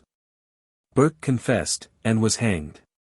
Hare turned king's evidence, but it would seem that was hardly needed, for the suspicion which connected these ruffians with the numerous disappearances was overwhelming from the first, and soon became certainty. It was a grave scandal that both the villains and their paramours, together with Dr. Knox, who, in spite of his denials, undoubtedly was well aware of the whole circumstances, were not all five sent to the gallows. It is true that the mob endeavoured to catch them and would have torn them to pieces. To the mob they should have been duly thrown. That they escaped by some legal quibble or flaw speaks ill indeed for the age. That species of vampirism known as necrophagy or necrophagism, which is cannibalism, is very often connected with the religious rites of savage people and also finds a place in the Sabbat of the witches. Sir Spencer St. John, in his description of Haiti, gives curious details of the voodoo cult when cannibalism mingles with the crudest debauchery. Among the Kwakiutl Indians of British Columbia, the cannibals, Hamatsas, are the most powerful of all the secret societies. They tear corpses asunder and devour them, bite pieces out of living people, and formerly they ate slaves who had been killed for their banquet. The Haida Indians of the Queen Charlotte Islands practice a very similar religion of necrophagy. Among the ancient Mexicans, the body of the youth whom they sacrificed in the character of the god Tezcatlipoca was chopped up into small pieces and distributed amongst the priests and nobles as a sacred food. In Australia, the Bibina tribe cut up the bodies of the dead and eat them in order to secure the reincarnation of the deceased. The same ceremony was observed by the Arunta. Casper, Viertelgerschrift, 8, p.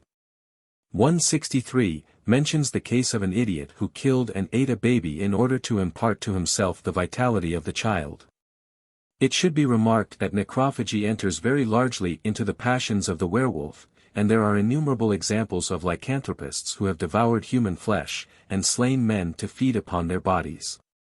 Boguet recounts that in the year 1538 4 persons charged with sorcery, Jacques Bequet, Claude Jamprost, Claude Jamguillaume and Thievin Paget, confessed that they had transformed themselves into wolves and in this shape had killed and eaten several children. François Secretine, Pierre Gondillon and Georges Gondillon also confessed that they had assumed the form of wolves and caught several children whom they had stripped naked and then devoured. The children's clothes were found without rent or tear in the fields, tellement il sembloit bien que fust vin person, que les leur eut duestis. A remarkable instance of necrophagy which caused a great noise in the 18th century is said to have given de Sade a model for Minsky, L'ermite de Apennines, in Juliet, 3, page 313. The horrible abode of this Muscovite giant is amply described. The tables and chairs are made of human bones, and the rooms are hung with skeletons. This monster was suggested by Blaise Farage, or Seye, who in 1779 and 1780 lived in the Pyrenees, and captured men and women whom he devoured. One of the most terrible and extraordinary cases of cannibalism was that of Sawney Bean, the son of peasants in East Lothian, who was born in a village at no great distance from Edinburgh towards the close of the 14th century. He and a girl in the same district wandered away in company, and took up their abode in a cave on the coast of Galloway. It is said this cavern extended nearly a mile under the sea. Here they lived by robbing travellers, and carrying off their bodies to their lair they cooked and ate them. 8 sons and 6 daughters they gendered, and the whole tribe used to set forth upon marauding expeditions, sometimes attacking as many as 5 and 6 persons travelling in company. Grandchildren were born to this savage, and it is said that for more than 25 years these cannibals killed men on the highway and dragging the prey to their lair fed upon human flesh. Suspicion was often aroused, and even panic ensued, but so skillfully had nature concealed the opening to the cave that it was long ere the gang could be traced and captured. The whole family were put to death amid the most horrible torments in the year 1435 at Edinburgh. It is probable that in the first place Bean and his female companion were driven to necrophagy by starvation, and the horrid craving for human flesh once tasted became a mad passion. The children born into such conditions would be cannibalistic as a matter of course. Sawney Bean was made the subject of a romance, Sawney Bean, the Man-Eater of Midlothian, by Thomas Prescott Prest, who, between the years 1840 and 1860 was the most famous and most popular purveyor of the shocker, which circulated in immense numbers. Prest's greatest success was Sweeney Todd, a character who was once supposed actually to have lived, but who is almost certainly fiction. It will be remembered that Todd's victims disappeared through a revolving trapdoor into the cellars of his house. Their bodies, when stripped and rifled, were handed over to be used by Mrs. Lovett, who resided next door and kept a pie shop which was greatly frequented.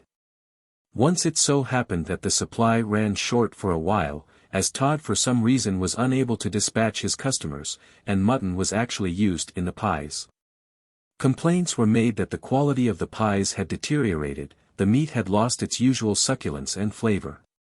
In a manuscript, which has never been printed, written about 1625 by the brother of Henry Percy, 9th Earl of Northumberland, George Percy, who was twice Deputy Governor of Virginia, and entitled A True Relation of the Proceedings and Occurrences of Momenti which have happened in Virginia from 1609 until 1612, details are given of the terrible conditions under which the early colonists had to live. Starvation sometimes faced them, and not only were corpses then dug out of graves and eaten, but one of our colony murdered his wife and salted her for his food, the same not being discovered before he had eaten part thereof, for which cruel and inhuman fact I adjudged him to be executed, the acknowledgment of the deed being enforced from him by torture. Having hung by the thumbs, with weights at his feet 1/4 of an hour before he would confess the same. As is often recorded in history during long and terrible sieges, starvation has driven the wretched citizens of a beleaguered town to devour human flesh. An example of this may be found in the Bible, which tells us of the horrors when Jerusalem was encompassed by Ben-Hadad of Syria during the reign of King Joram, BC 892, Kings 4, v. Kings 2, 6, 24-30, Congregat Ben-Hadad rex Syrii, Unurusum exercitum sum, edi ascendit, edi absidebat Samarium. Factac est fames magna in Samaria, hiti tamdiu obsessa est, donec unanderiter capit Assini octoginta argentius, e quarta pars cabister coris columbarum quinqua argentius. Cum que rex Israel transirat per murum, mulier quidem exclamat ad eum. Dicens, salua me domini me rex. Ca 8, non te saluit dominus, unde te possum saluer. De area, eul de torculari. Dixit gad eam rex, quid tibi uis. Quae respondit, mulier ista dixit mihi, de filium tuum, ut commodamus eum hodi, e filium meum commodamus eras. Coximus ergo filium meum, edi comedimus. Dixic ei die altera, de filium tuum ut commodamus eum. Quae abscondit filium sum. Quod cum audicet rex, sidit justamenta sua, eti transabat per murum. Vidit omnis populus silicium, quo juestitus erat ad carnem intrinsecus. Benadad king of Syria gathered together all his army, and went up, and besieged Samaria. And there was a great famine in Samaria, and so long did the siege continue, till the head of an ass was sold for 80 pieces of silver, and the 4th part of a cave of pigeons' dung, for 5 pieces of silver. And as the king of Israel was passing by the wall, a certain woman cried out to him, saying, Save me, my lord O king. And he said, If the Lord doth not save thee, how can I save thee? Out of the barn floor, or out of the winepress? And the king said to her, What aileth thee? And she answered, This woman said to me, Give thy son, that we may eat him today, and we will eat my son tomorrow. So we boiled my son, and ate him. And I said to her on the next day, Give thy son that we may eat him. And she hath hid her son. When the king heard this, he rent his garments, and passed by upon the wall. And all the people saw the haircloth which he wore within next to his flesh. W. A. F. Brown, sometime Commissioner for Lunacy in Scotland, has a very valuable paper Necrophilism, which was read at the quarterly meeting of the Medico-Psychological Association, Glasgow, May 21, 1874. He points out that in Ireland, under the savagery of Queen Elizabeth, when the rich pastures were burned into a wilderness, the miserable poor, out of every corner of the woods and glens came creeping forth upon thin hands, for their legs could not bear them, they looked like anatomes of death, they spoke like ghosts crying out of their graves, they did eat the dead carrions. Happy when they could find them, yea, they did eat one another soon after, insomuch as the very carcasses they spared not to scrape out of their very graves. During the siege of Jerusalem by Titus, during the plague in Italy in 450, cannibalism was rife. During a famine in France in the 11th century, human flesh was openly exposed for sale in the marketplace of Tournus. A man had built a hut in the forest of Macon, and here he murdered all whom he could entice within his doors, afterwards roasting the bodies and feeding on them. Brown says that there came under his notice in the West Indies 2 females who frequented graveyards at night. It does not appear that they exhumed bodies, but they used to sleep among the tombs, and these dark wanderings, as might be expected, thoroughly scared the native population. He also adds, the abodes of the dead have been visited, violated. The exhumed corpses, or parts of them, have been kissed, caressed, or appropriated, and carried to the homes of the ravisher, although belonging to total strangers. He also says, I was much struck, when frequenting the Parisian asylums as a student, with the numbers of anemic, dejected females who obtruded upon me the piteous confession that they had eaten human flesh, devoured corpses, that they were vampires, etc. Dr. Legrand du Saul says that in many members of a Scottish family there appeared connate necrophagism. Prochaska mentions a woman of Milan also tempted children to her house and ate them at her leisure. A girl of 14, belonging to Puy-de-Drôme, is described as having displayed on all occasions an extraordinary avidity for human blood and as sucking greedily recently inflicted wounds. The brigand Gaetano Mammon, who long terrorized South Italy, was accustomed as a regular habit to drain with his lips the blood of his unhappy captives. In another instance, a man who dwelt apart in a cave in the south of France seized a girl of 12 years old, strangled her, violated the corpse, and then inflicting deep gashes upon it with a knife drank the blood and devoured the flesh. He kept the remains in his retreat but subsequently interred them. He was judged insane. In the 16th century there dwelt in Hungary a terrible ogress, the Countess Elizabeth Bathory, who for her necrosadistic abominations was known as La Comtesse Hongroise Sanguinaire. The Comte de Charolais, 1700–1760, the lugubre memoir, loved nothing better than to mingle murder with his debauches, and many of the darkest scenes in Juliet but reproduced the orgies he shared with his elder brother, the Duke of Burgundy. Dar. Le Cassagne, in his study Vacher Eliventure et les crimes sadiques, Lyon Paris, 1899, has collected many cases of necrosadism.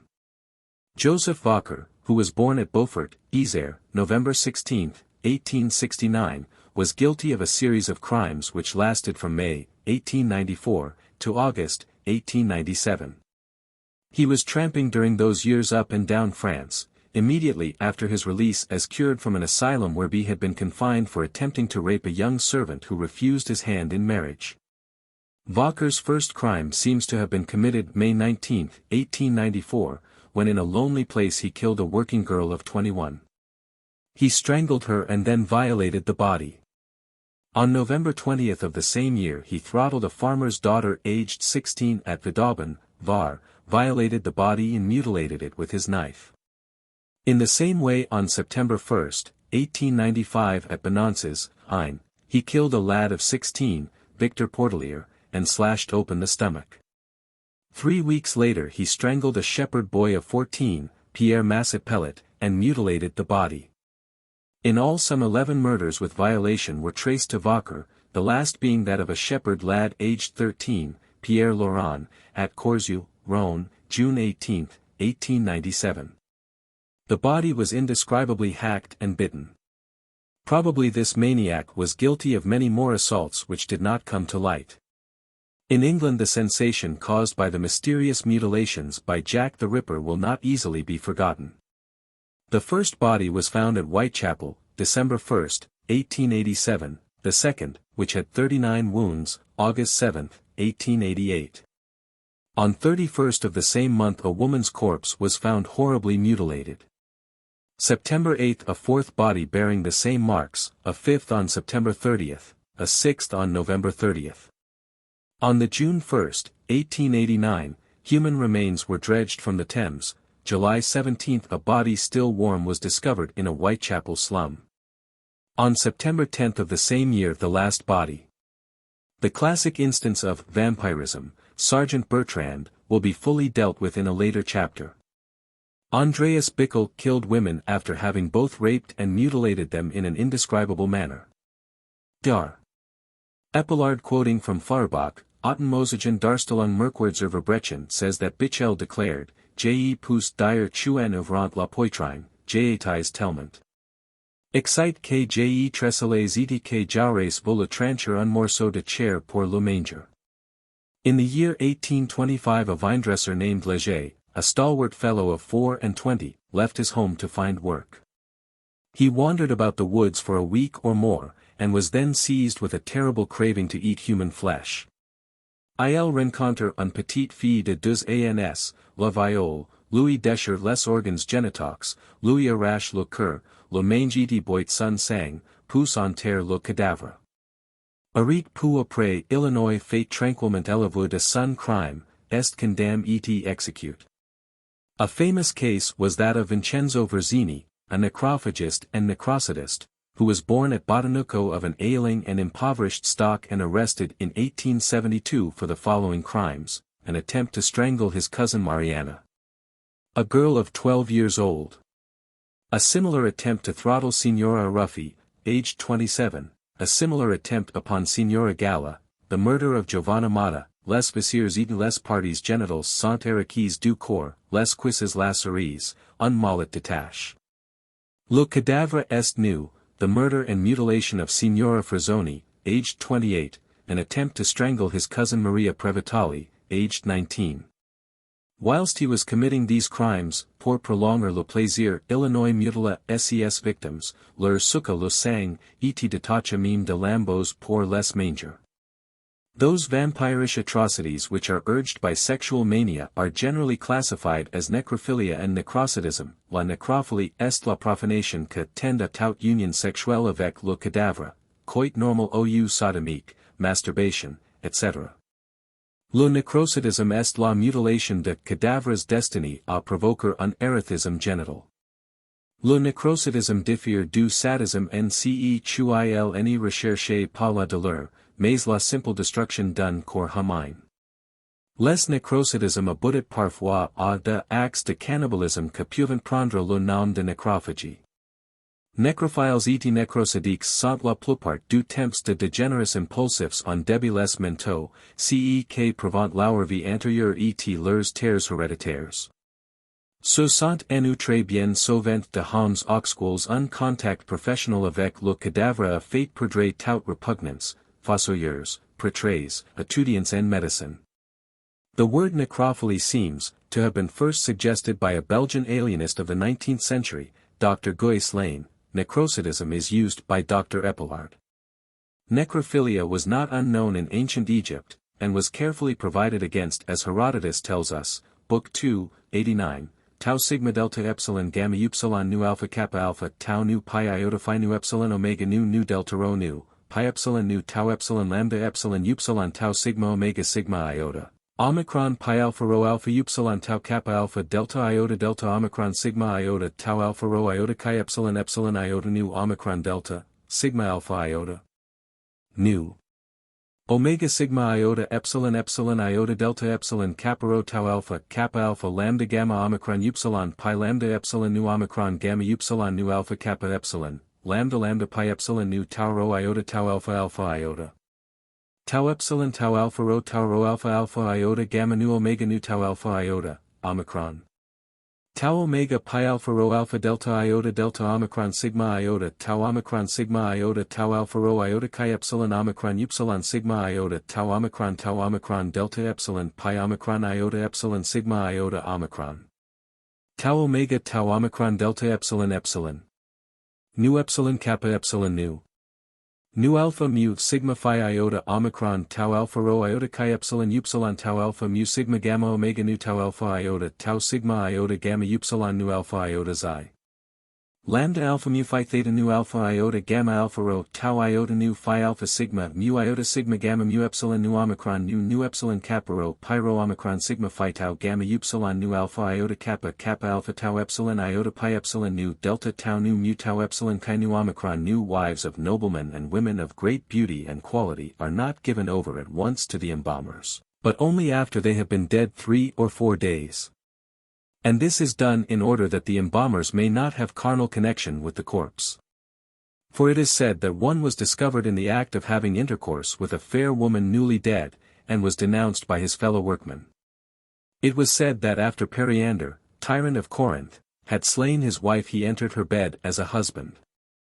In the Praxis Rerum Criminalium of Damhauder, at the end of the 16th century we have, casu incidit in memoriam execrandis il libidinis ardor, quo quidem feminam cognoscent mortuum. A very large number of cases of necrophilia has been collected by various authorities, of which it will suffice to give but a few examples. En 1787, Pres de Dijon, a Citeaux, un mina yul, que etate médecine de cette célèbre abbé, sort et un jour du convent pour aller voir, dans un cabane situé au milieu de bois, la femme d'un bucaron que la veille et elle avait trouvé mourante. Le mari, occupe à de rudes travaux, loin de sa cabane, se trouvat force d'abandonner sa femme que n'avait ni enfant, ni parents ni voisins autour d'elle. En ouvrant la porte du logis, mon grand-père fut frappé d'un spectacle monstrueux.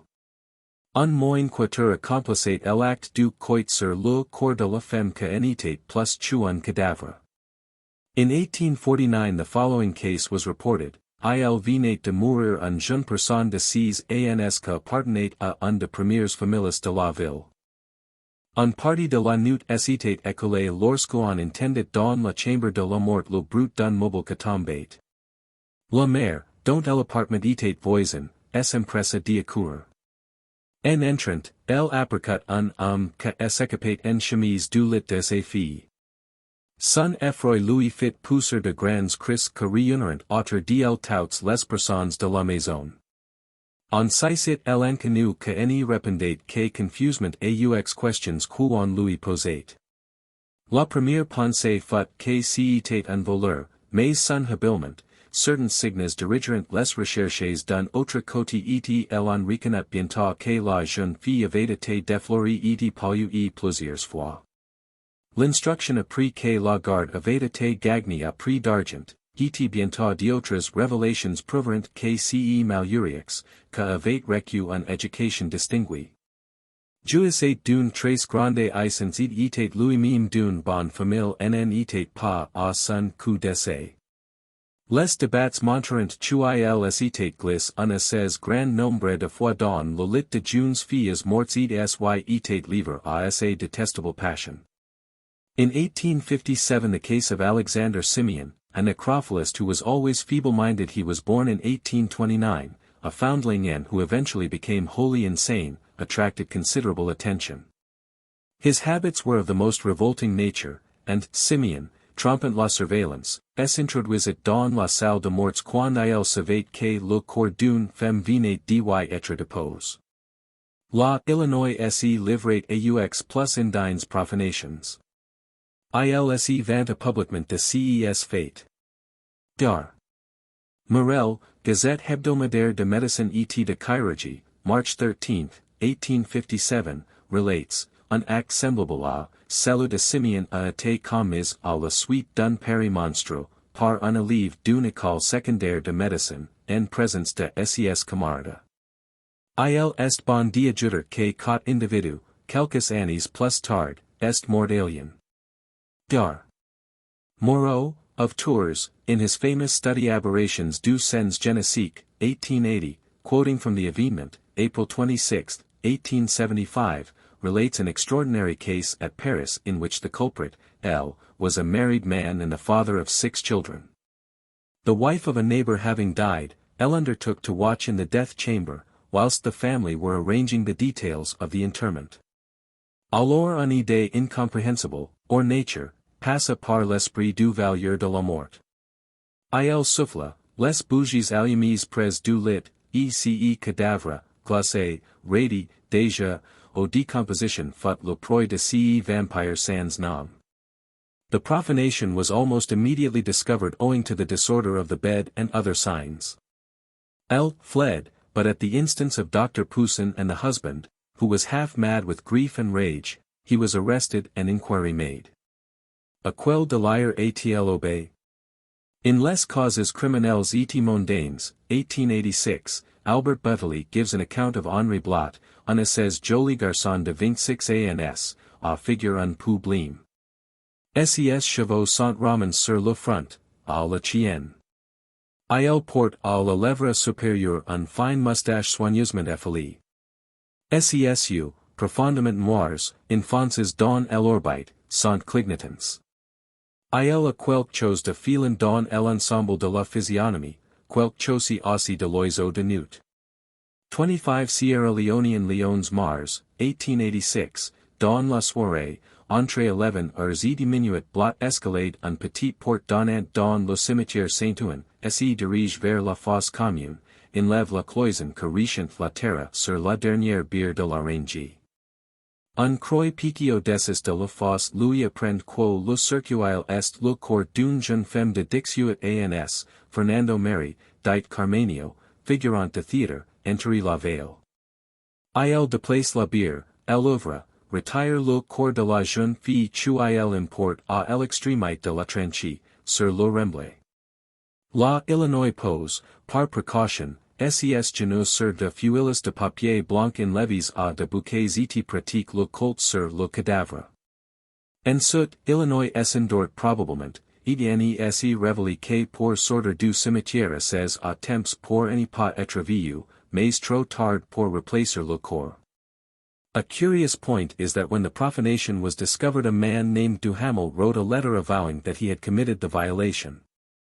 He was confined at Mazas, since he gave such full details that he was truly believed to have been guilty. Whilst under the observation of 2 doctors he proved to be of unsound mind. On June 12 Blot again violated a tomb, he fell asleep, was discovered and arrested.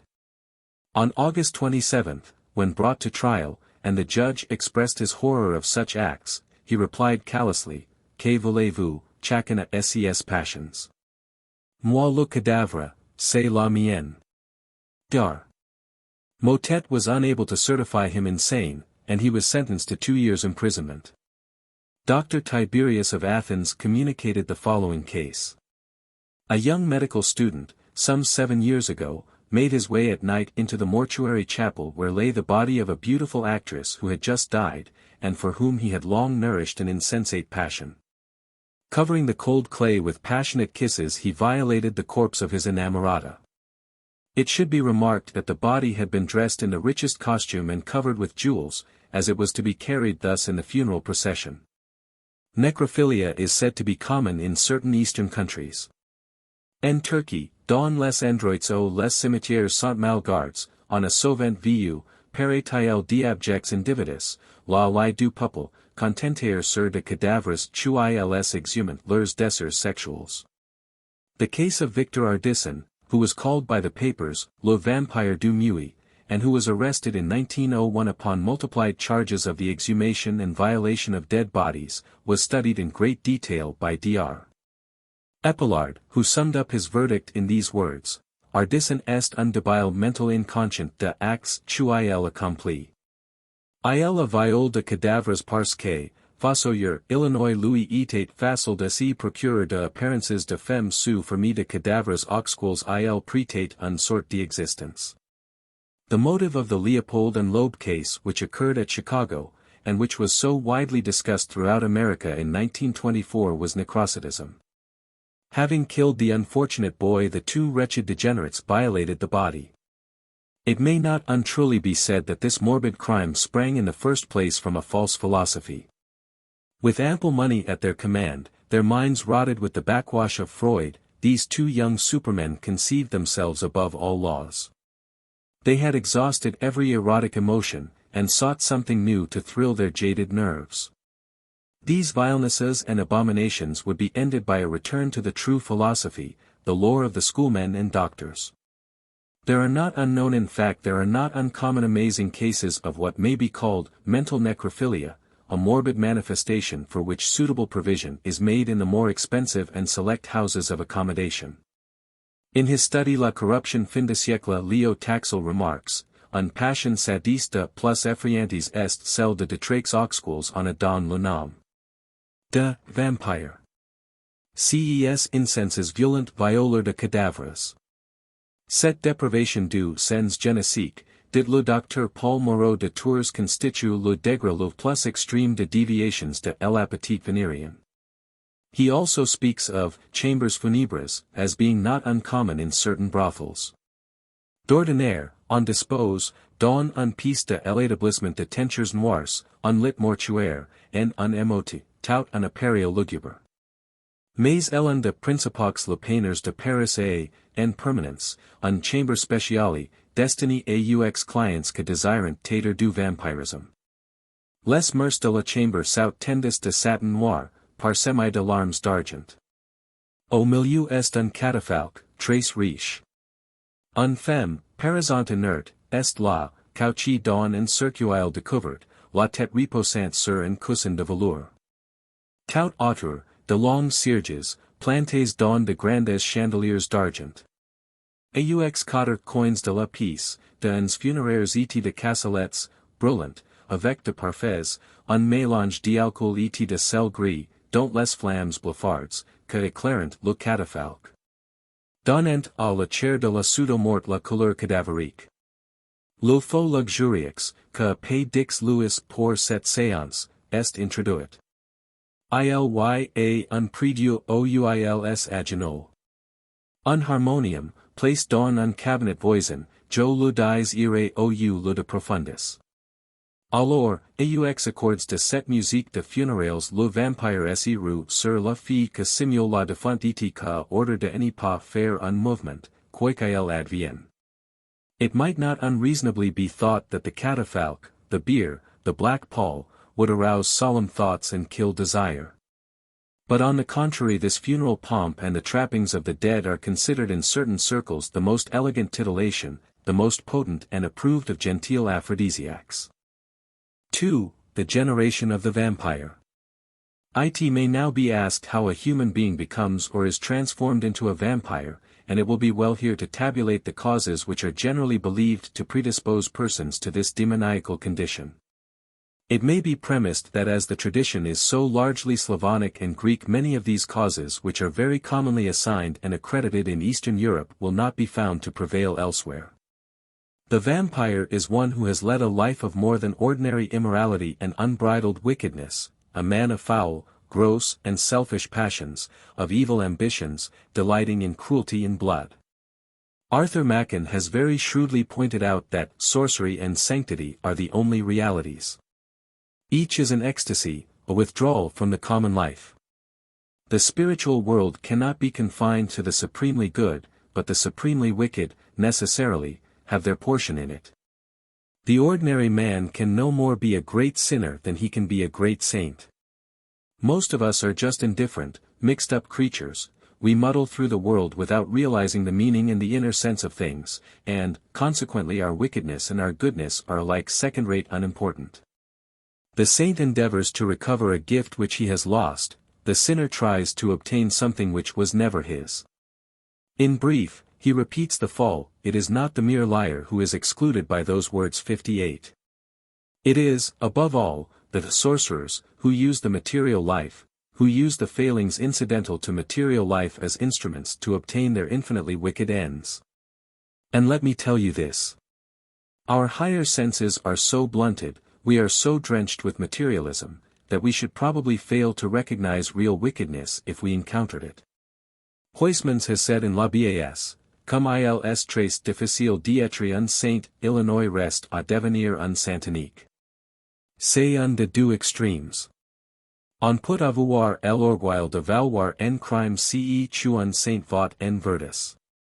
It has been said that a saint is a person who always chooses the better of the two courses open to him at every step.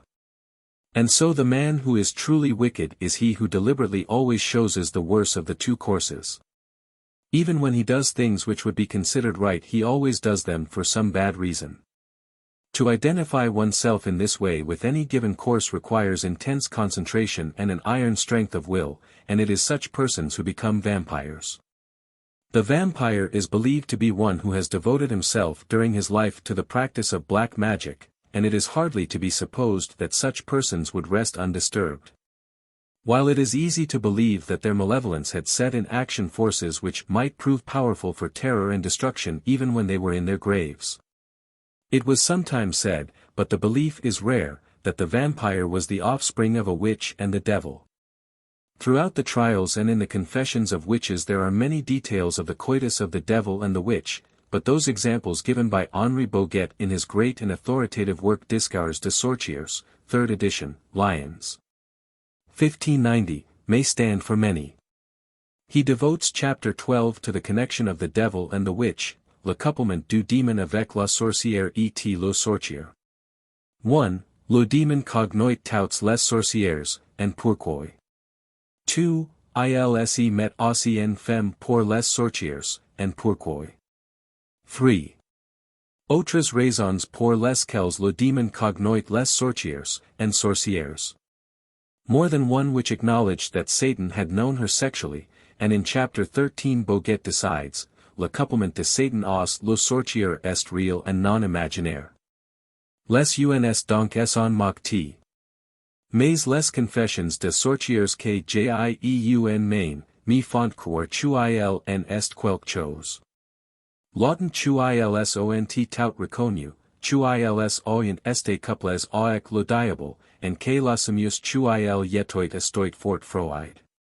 Iaquima paget adiostoit, qu'il oit empoin plusieurs fois avec la main lumi bris du démon, que la convoit soit, and que le membre estoit froid comme glacé, lo g dun bon doit, and moindre en grosser que celui devien to en paget. And Antoine Tournier adiostoyant aussi, que le membre de leurs démons estoit long, and gros comme ellen de leurs doits. That eminent scholar and demonologist, Ludovico, Maria Sinistrari, OSF, tells us in his De Demonialitate it is undoubted by theologians and philosophers that carnal intercourse between mankind and the demon sometimes gives birth to human beings. And that is how Antichrist is to be born, according to some doctors, for example, Bellarmine, Suarez, and Thomas Malvenda. They further observe that, from a natural cause, the children thus begotten by incubi are tall, very hardy and bloodily bold, arrogant beyond words, and desperately wicked. S. Augustine, De Suetate Dei, 15:23, says, Criberima fama est multi se expertos eula bis, que experto essent, de quorum fide dubitandum non esset, audis confirmant, siluanos e pains, quos julgo incubos jucant. In probos sep extatis mulieribus et iram adpetus ac perigis concubitum. E quadsum demons, quos dusios Galli nuncupant, adsidu hanc immendicium et tentar efficere, plures tales que et surrent, ud hoc negare impudentia uideter. And seeing it is so general a report, and so many view it either from their own experience or from others, that are of indubitable honesty and credit, that the Sylvans and Fauns, commonly called incubi, have often swived women, desiring and acting carnally with them. And that certain devils whom the Gauls called duzes, do continually practice this uncleanness and lure others to it, which is affirmed by such persons and with such weight that it were the height of impudence to deny it. Charles René Billuart, the celebrated Dominican, 1685–1757, in his Tractatus de Angelis tells us, the same evil spirit may serve as a succubus to a man, and as an incubus to a woman. The great authority of S. Alphonsus Ligori in his Praxis Confessariorum, 7, n. 3, lays down, some deny that there are evil spirits, incubi and succubi, but writers of weight, eminence and learning, for the most part lay down that such is verily the case. Sinistrari, as we have noted, says that the children born of the devil and a witch are desperately wicked, and we have just seen that persons of more than ordinarily evil life are said to become vampires. With the exception of England, for witches were invariably hanged among us, the universal penalty for witchcraft was the stake. And cremation, the burning of the dead body, is considered to be one of the few ways, and perhaps the most efficacious manner, in which vampirism can be stamped out and brought to an end. That witches were hanged in England is a fact which has often been commented upon with some surprise, and persons who travelled in France and Italy were inclined to advise the same punishment should be inflicted at home as in all other countries. It was felt that unless the body were utterly consumed it might well prove that they had not stamped out the noxious thing. In Scotland, in 1649, when Lady Petardreau, who was incarcerated upon a charge of sorcery, died before her trial, her body was buried in the usual way. But considerable excitement followed and there were instant complaints to those in high places since the Scotch General Assembly considered that the body should have been burned, and the following entry occurs among the records, concerning the matter of the burial of the Lady Petardreau, who, being under a great scandal of witchcraft, and being incarcerate in the Tolbooth of this burgh during her trial before the justice, died in prison. The Commission of the General Assembly, having considered the report of the committee appointed for that purpose, do give their advice to the Presbytery of Dunfermline to show their dislike of that fact of the burial of the Lady Petardreau, in respect of the manner and place, and that the said Presbytery may labour to make the persons who he's buried her sensible of their offence in so doing. And some of the persons who buried here, being personally present, are desired by the Commission to show themselves to the Presbytery sensible of their miscarriage therein. Again in 1652 some persons who had been resident in France and who probably had followed the famous prosecutions at Louviers expressed their surprise that in England the gallows and not the stake was the penalty for this species of crime. In the Louviers case, a horrid record of diabolism, demoniac masses, lust and blasphemy, on August 21, 1647, Thomas Boule, a notorious Satanist, was burnt alive in the market square at Rouen. And what is very notable, the body of Mathurin Picard, who had died 5 years before, and who had been buried near the choir grille in the chapel of the Franciscan nuns which was so fearfully haunted, was disinterred, being found, so it is said, intact. In any case it was burned to ashes in the same fire as consumed the wretched Boule, and it seems probable that this corpse was incinerated to put an end to the vampirish attacks upon the cloister. At Maidstone, in 1652, and Ashby, alias Cobbler, and Martin, Mary Brown, and Wilson, and Mildred Wright of Cranbrook and Mary Red, of Lenham, being legally convicted, were according to the laws of this nation, adjudged to be hanged at the common place of execution. Some there were that wished rather they might be burnt to ashes, alleging that it was a received opinion among many, that the body of a witch being burnt, her blood is prevented thereby from becoming hereditary to her progeny in the same evil. It is even recorded that in one case the witch herself considered that she should be sent to the stake. A rich farmer in Northamptonshire had made an enemy of a woman named Anne Foster. 30 of his sheep were discovered dead with their legs broke in pieces, and their bones all shattered in their skins.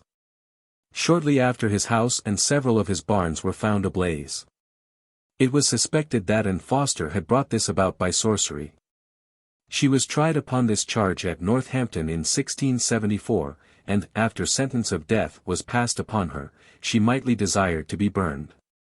But the court would give no ear to that, but that she should be hanged at the common place of execution. These two categories are those to which, it is generally believed, cases of vampirism may be assigned, and the remaining classes are almost entirely peculiar to Czechoslovakia, Yugoslavia, Greece and Eastern Europe. The vampire is believed to be one who for some reason is buried with mutilated rites. It will be remarked that this idea has a very distinct connection with the anxious care taken by the Greek and Roman of classical times that the dead should be consigned to the tomb with full and solemn ceremony. Example might be multiplied upon example, and it will suffice to refer to the passage in the Iliad where the soul of Patroclus is represented as urgently demanding the last ceremonial observances at the tomb. Sleepst thou, Achilles, mindless of thy friend? Neglecting, not the living, but the dead? Hasten my funeral rites, that I may pass through Hades' gloomy gates. Ere those be done, the spirits and spectres of departed men drive me far from them, nor allow to cross abhorred river, but forlorn and sad I wander through the widespread realms of night. And give now thy hand, whereupon to weep. For nevermore, when laid upon the pyre, shall I return from Hades, nevermore. Apart from all our comrades, shall we two, as friends, sweet counsel take, for me, stern death. The common lot of man, has opt his mouth. Thou too, Achilles, rival of the gods, art destined here beneath the walls of Troy. To meet thy doom, yet one thing must I add. And make, if thou wilt grant it, one request. Let not my bones be laid apart from thine, Achilles, but together, as our youth was spent together in thy father's house. Since first my sire Menoetius me a boy from Opus brought, a luckless homicide, who of Amphidamas, by evil chance, had slain the son, disputing o'er the dice. Me noble Peleus in his house received, and kindly nesed, and thine attendant nommed. So in one urn be now our bones enclosed. The golden vase, thy goddess mother's gift. Whom answered thus Achilles, swift to foot. Why art thou here loved being? Why on me these several charges lay? Whatever thou bidst, will I perform, and all in one short embrace. Let us, while yet we may, our grief indulge. Thus as he spoke, he spread his longing arms. But not he clasped. And with a wailing cry, vanished, like smoke, the spirit beneath the earth. Having slain her husband, the atrocious Clytemnestra heaps sin upon sin and outrages not merely all decent feeling and human respect, but in some mysterious way insults the majesty of heaven itself in that, a supreme act of wanton insolence, she dared to lay her husband in the tomb without mourning and without lamentation or dirge, for an adequate show of outward grief was considered an essential and religious part of any Greek funeral. In bitter accents Electra cries, Delta Alpha Alpha. Pi nu tau omicron lambda mu tau epsilon rho, delta alpha alpha iota sigma nu kappa phi omicron rho alpha. Nu epsilon upsilon pi omicron lambda iota tau nu alpha kappa tau. Nu epsilon upsilon delta pi epsilon nu theta eta mu tau omega nu. Tau lambda alpha nu omicron mu omega kappa tau. Omicron nu delta rho alpha theta psi alpha iota. As Sophocles has shown us in that great drama which some not without reason consider the supremest excellence of Greek tragedy, the heroism of Antigone carries her to heights of dauntless strength in this cause of divine charity. To scatter a few handfuls of dust upon her brother's body which lies unburied on the Theban plain, she gladly lays down her own life, she flouts the man-made law of a weak and odious tyrant, resisting him to his very face. Calmly as in stern duty bound without vaunt or show of audacity, appealing against the petty and precision tribunals of a day to the eternal judgment seat of powers more ancient and more awful than the throne of Zeus himself. Casting away her plighted troth to Haman as though it were a trifle, and less than a trifle of no account, going gladly and serenely to her tragic doom. This contempt of human ordinances, this icy despising of human passions, of love itself, give the figure of Antigone something statuesque, something superbly cold in the very loveliness of her nobility, and remind us. Although in her utter detachment even she, the purest Greek maiden, is far far below the Spanish mystic, of S. Teresa, who in pages that are chilly as ice, yet glow like fire, descants upon the nullity of human affections and the inflexible demand of the eternal law. So in the grand yet hard enthusiasm of Antigone there is no room for sentiment. The only touches which might seem some concession to human weakness but serve to make the absence of romantic sympathies more notable and more terrible. In a passage of the commas she bewails her own virgin not untied, yet she has no more than some 6 words to throw away upon her betrothed. Phi lambda tau alpha theta alpha mu omicron nu, sigma. Tau iota mu xi epsilon iota pi alpha tau rho.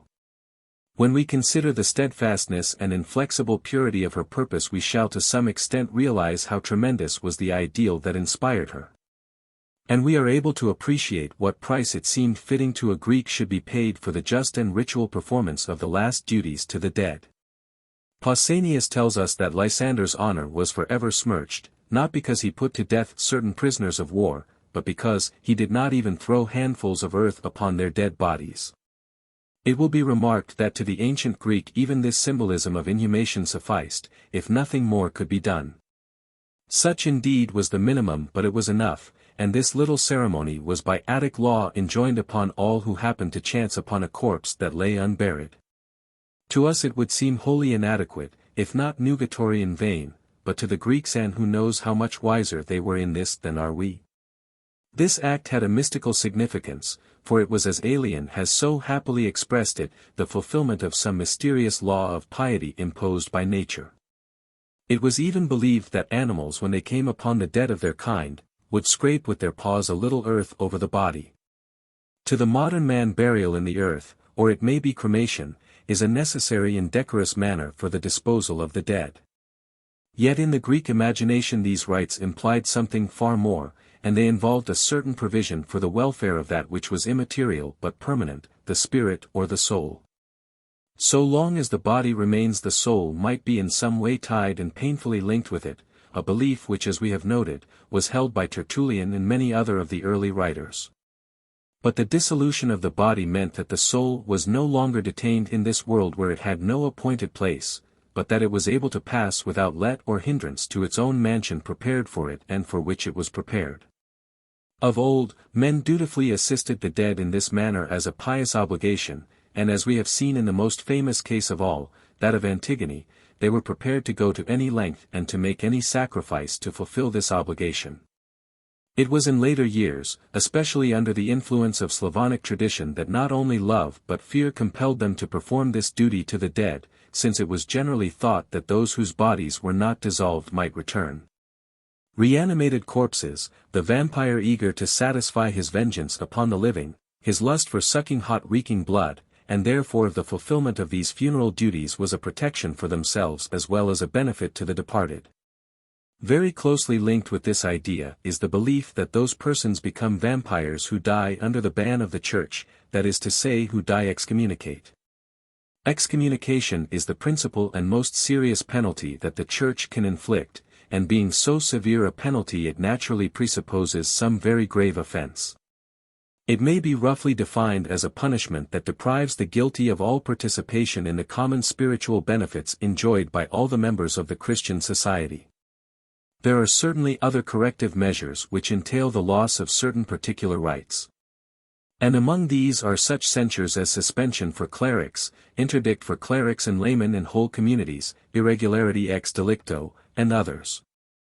The excommunicated person does not cease to be a Christian, for his baptism can never be effaced, but he is considered as an exile, and even, one may say, as non-existing, for a time at any rate, in the sight of ecclesiastical authority.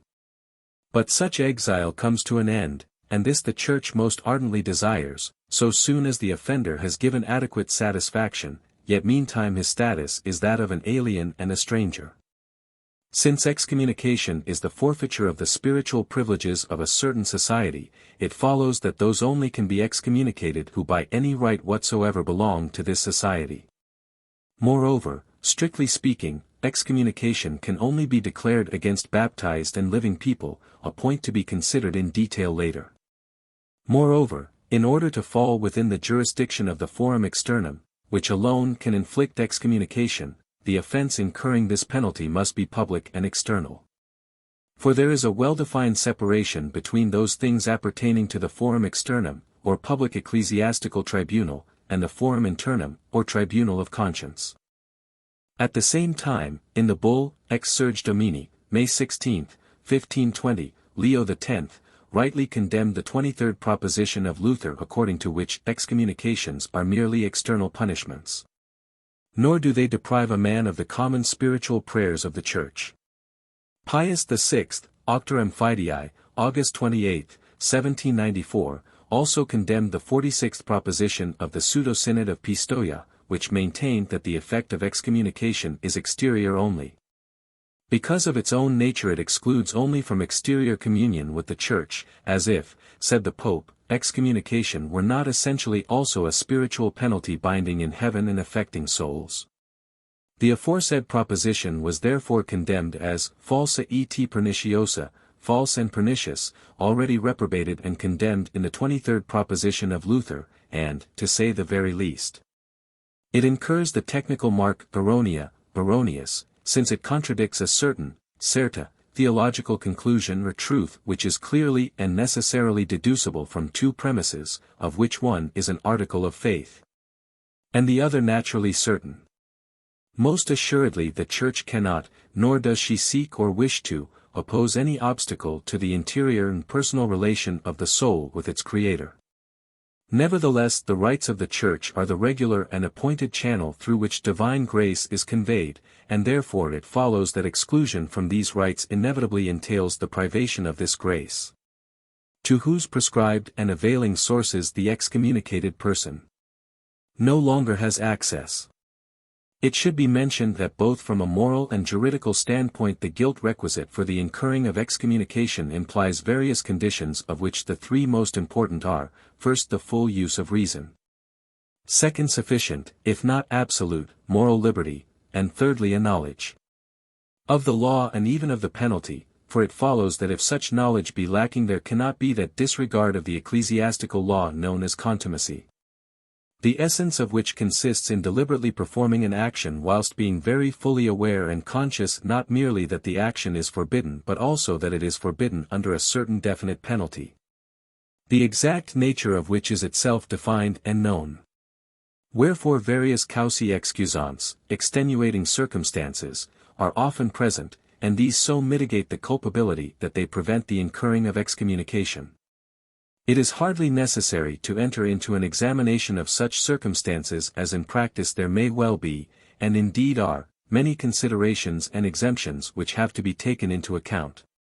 But generally speaking lack of the full use of reason, lack of liberty resulting from fear a person who is physically constrained or morally terrorized has no freedom of will and is not responsible or ignorance, even affected ignorance. May any one of them be obstacles to incurring that measure of peccability which is requisite to deserve an extreme spiritual penalty. Affected ignorance is a lack of knowledge in those who might reasonably and without grave difficulty inform and enlighten themselves, but they are not bound to do so, and since every penal law is to be strictly interpreted, if such a statute positively and in set terms exacts knowledge on the part of the culprit, he is excused even by affected ignorance. Again, excommunication may be occult, when the offense entailing it is known to no one or to almost no one at all. That is to say when no scandal has been given. This, it should be remarked, is valid in the forum internum only, and although he who has incurred occult communication should be absolved as soon as possible, he is not obliged to abstain from external acts connected with the exercise of jurisdiction, and moreover, since he has the right to judge himself and to be judged by his director according to the exact truth and his apprehension thereof, Consequently in the tribunal of conscience he who is reasonably certain of his innocence cannot be compelled to treat himself as excommunicated, albeit he must be reasonably and justly persuaded. It may now be briefly inquired, who can excommunicate? The general principle is that whoever enjoys jurisdiction in the forum externum can excommunicate, but only his own subjects. Therefore whether excommunications be technically a jure or ab homine they may come from the Supreme Pontiff alone or from a general council for the whole Church, from the bishop for his diocese, from a prelate nullius for quasi-diocesan territories, and from regular prelates for their subjects, that is to say for religious orders. Yet further anyone can excommunicate who has jurisdiction in the forum externum by virtue of his office even although this be delegated. For instance, legates, vicars capitular, and vicars general can exercise this power. But a parish priest cannot inflict this penalty, nor may he even declare that it is incurred, which is to say he may not pronounce this in an official manner as a judge. The right to absolve evidently belongs to him who can excommunicate and who has imposed the censure, and obviously it belongs to any person delegated by him to this effect, since the power, being of jurisdiction, may be committed to another. Technically, excommunications are divided into 4 classes, those particularly reserved to the Supreme Pontiff, those simply reserved to the Supreme Pontiff, those reserved to the bishop, to the ordinary, and those nemini reservuati, that are not reserved. Accordingly, generally speaking, only the Holy Father can absolve from the first 2 kinds of excommunication, although naturally his power extends to all kinds. Bishops, and ordinaries, can rescind excommunications of the 3rd class, whilst the 4th kind, nemini reservuati, can be revoked by any priest having authority without the need of a particular delegation. Over and above this, there exist in practice certain concessions since bishops enjoy very liberal faculties and indults, which are moreover most widely communicable, whereby they are empowered to absolve in foro interno from all cases except those which are most definitely and nominatim reserved to the Supreme Pontiff. There are also the circumstances technically known as urgent cases, when the power granted is valid for all cases, without exception, legally reserved though they may be to the highest authorities, even to the Pope himself. And even for the absolution of an accomplice, Holy Office, June 7, 1899. Finally, canon law lays down that at the point of death or in danger of death, all reservations cease and all necessary jurisdiction is supplied by the Church. At the point of death, says the Council of Trent, Session 14, c. 7, in danger of death, says the Rituale Romanum, any priest can absolve from all sins and censures, even if he be without the ordinary faculty of confessor or if he himself be excommunicated. He may even do this in the presence of another priest who is duly and canonically authorized, enjoying jurisdiction, Holy Office, July 29, 1891. It has been said by a modern historian, the awful import of excommunication barely can be realized at the present time. People idly wonder why the excommunicated take their case so seriously, why they do not turn to find amusement, or satisfaction, in another channel, why they persist in lying prone in the mire where the fulmination struck them. And, indeed, in modern times the formal sentence rarely is promulgated, and only against persons of distinction like the German Dr. Dollinger or the Sabato King Vittor Emmanuel II di Savoia, whose very circumstances provided them with the means to allay the temporal irritation of the blow. The immediate effects of excommunication are summed up in the 2 famous verses. Residential sacrae, ritus, communio, crypta, potestas. Predia, sacra, forum, suilia jura utantur. It may be well now to glance very briefly at the history of the actual practice of excommunication. Among the Jews, exclusion from the synagogue was a real excommunication, and it is this to which reference is made in 1 Esdras x. 7 and 8, and proclamation was made in Judah and Jerusalem to all the children of the captivity, that they should assemble together into Jerusalem, and that whosoever would not come within 3 days, according to the counsel of the princes and the ancients, all his substance should be taken away, and he should be cast out of the company of them that were returned from captivity. It was this exclusion which was feared by the parents of the man who was born blind, who when they were questioned by the Pharisees would give no definite answer with reference to the healing of their son. Because they feared the Jews, for the Jews had already agreed among themselves, that if any man should confess him to be Christ, he should be put out of the synagogue. Again we are told, many of the chief men also believed in him, but because of the Pharisees they did not confess him, that they might not be cast out of the synagogue. The apostles were told, they will put you out of the synagogues. Yea, the hour cometh, that whosoever killeth you, will think that he doth a service to God. This penalty exercised by the Jews foreshadowed later censures, for it is said, in the mouth of 2 or 3 witnesses every word may stand. And if he will not hear them, tell the church. And if he will not hear the church, let him be to thee as the heathen and publican. Amen, I say to you, whatsoever you shall bind on earth, shall be bound also in heaven. And whatsoever you shall loose upon earth shall be loosed also in heaven.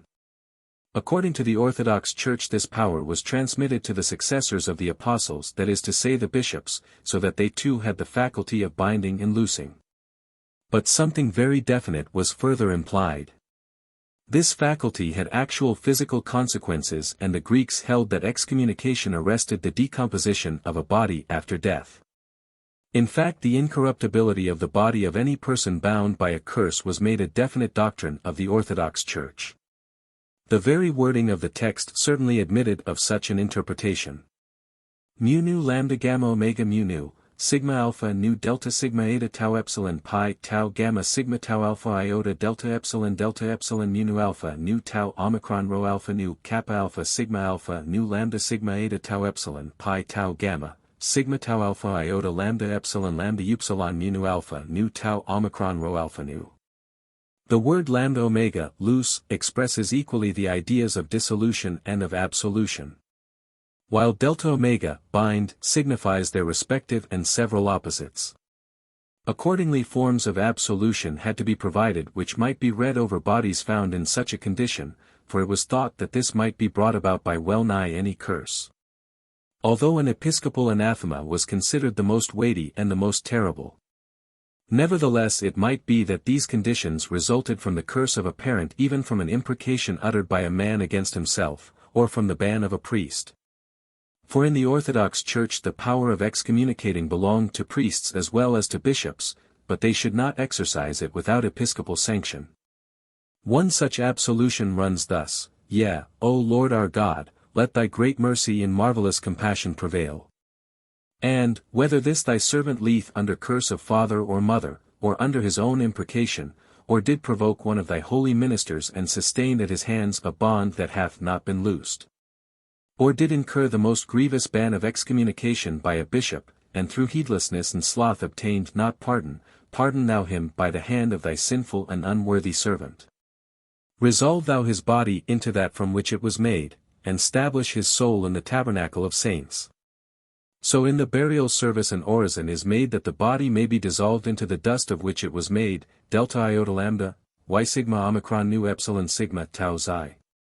Sigma upsilon nu epsilon tau theta eta, and in a solemn requiem, is offered the supplication, unbind the curse, be it of priest or of archpresbyter, lambda sigma omicron nu kappa alpha tau rho alpha nu, tau epsilon rho omega tau epsilon rho chi iota epsilon rho omega.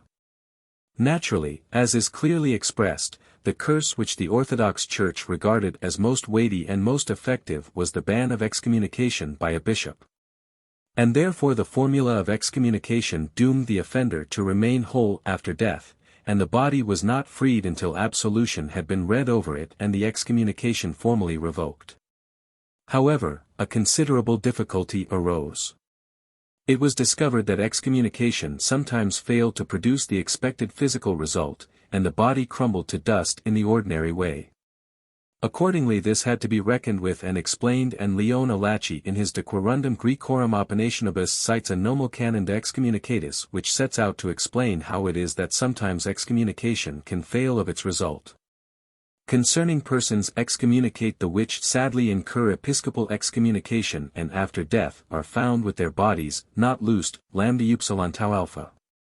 Certain persons have been duly, rightly, and lawfully excommunicated by their bishops, as evil-doers and transgressors of the divine law, and they have without penance and amendment.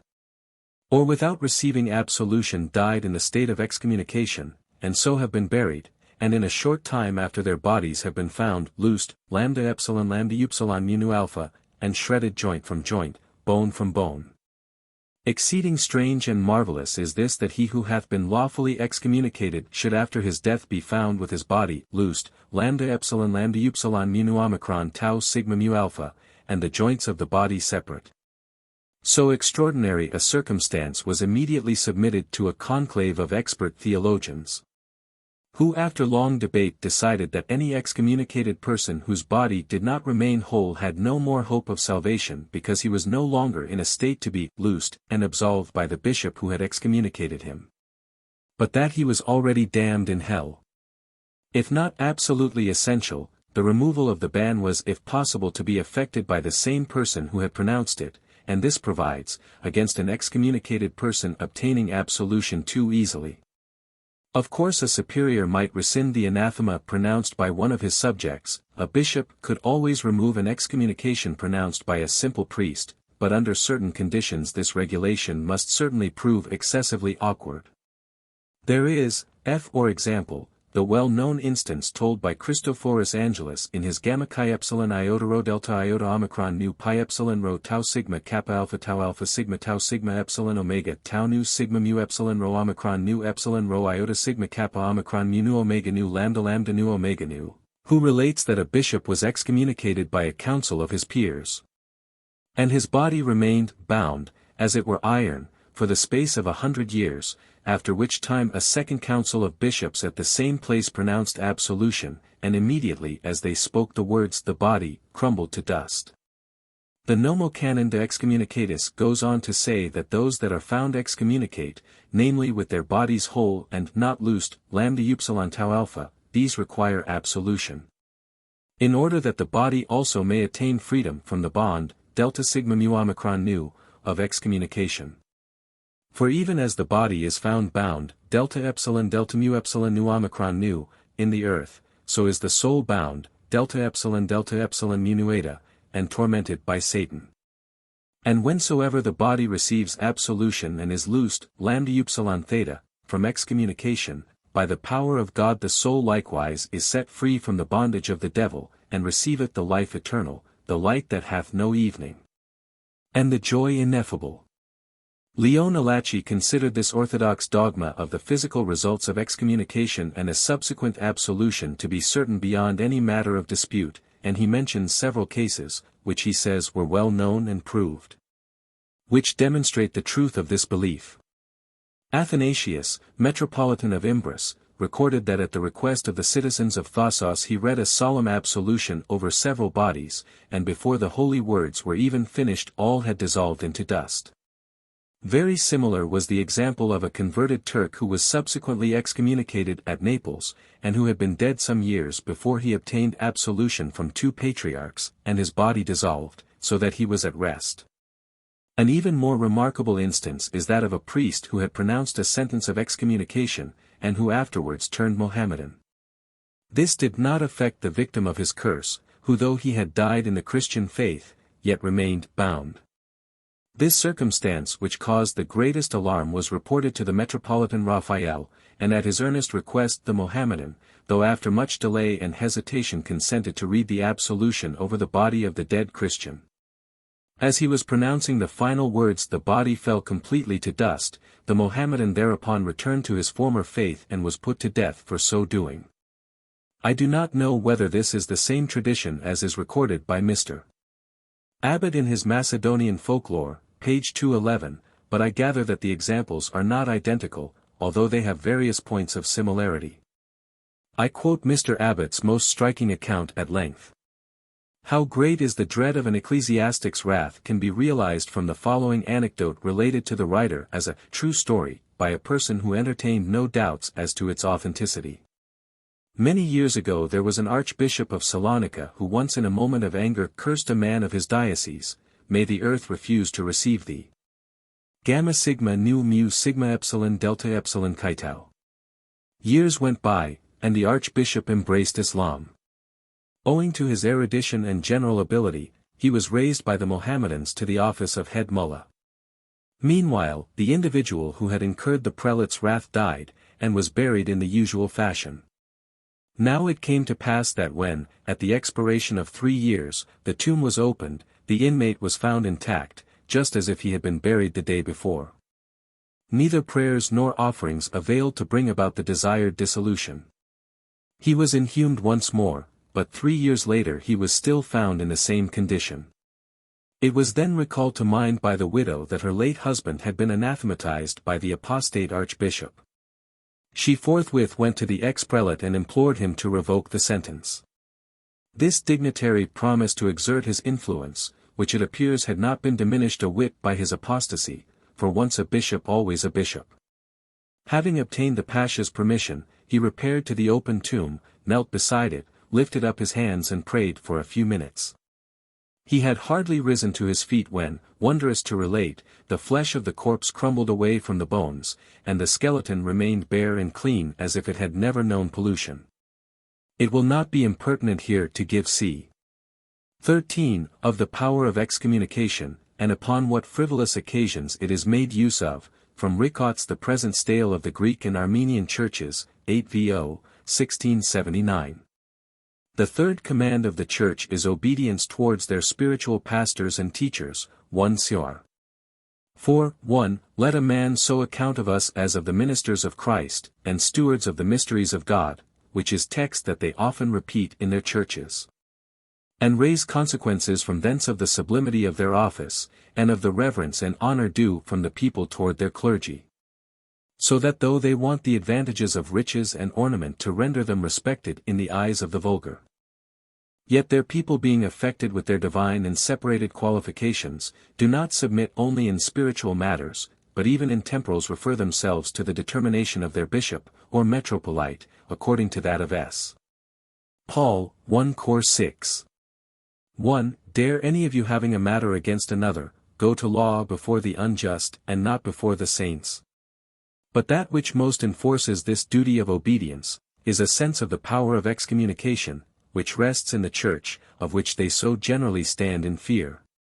And the most profligate and obdurate conscience in other matters startles at this sentence, to which whilst any is subjected, he is not only expelled the limits of the Church, but his conversation is scandalous, and his person denied the common benefits of charity and assistance, to which Christian or humane duty doth oblige us. In the exercise of this censure of excommunication, the Greek Church is so ready and frequent, that the common use of it might seem to render it the more contemptible. But that the sentence is pronounced with so much horror, and the same effects which have ensued thereupon, not only to the living, but also to the corps and carcasses of such who have died under excommunication, are related with that evidence and certainty as still confirms in the people the efficacy of that authority which the Church exercises therein. The form of excommunication is either expressive of the party with his name and condition, secluding him from the use of divine ordinances, or otherwise indefinite of any person who is guilty of such or such a crime or misdemeanor. As, for example, if any person is guilty of theft, which is not discovered, an excommunication is taken out against him, whosoever he be, that hath committed the theft, which is not to be remitted until restitution is made. And so the fault is published and repeated at a full congregation, and then follows the sentence of excommunication in this form. If they restore not to him that which is his own, and possess him peaceably of it, but suffer him to remain injured and damnified, let him be separated from the Lord God creature, and be accursed, and unpardoned, and undissolvable after death in this world, and in the other which is to come. Let wood, stones, and iron be dissolved but not they. May they inherit the leprosy of Gehazi, and the confusion of Judas, may the earth be divided and devour them like Dathan and Abiram. May they fight and tremble on earth like Cain, and the wrath of God be upon their heads and countenances, may they see nothing of that for which they labor, and beg their bread all the days of their lives. May their works, possessions, labors, services be accursed, always without effect or success, and blown away like dust.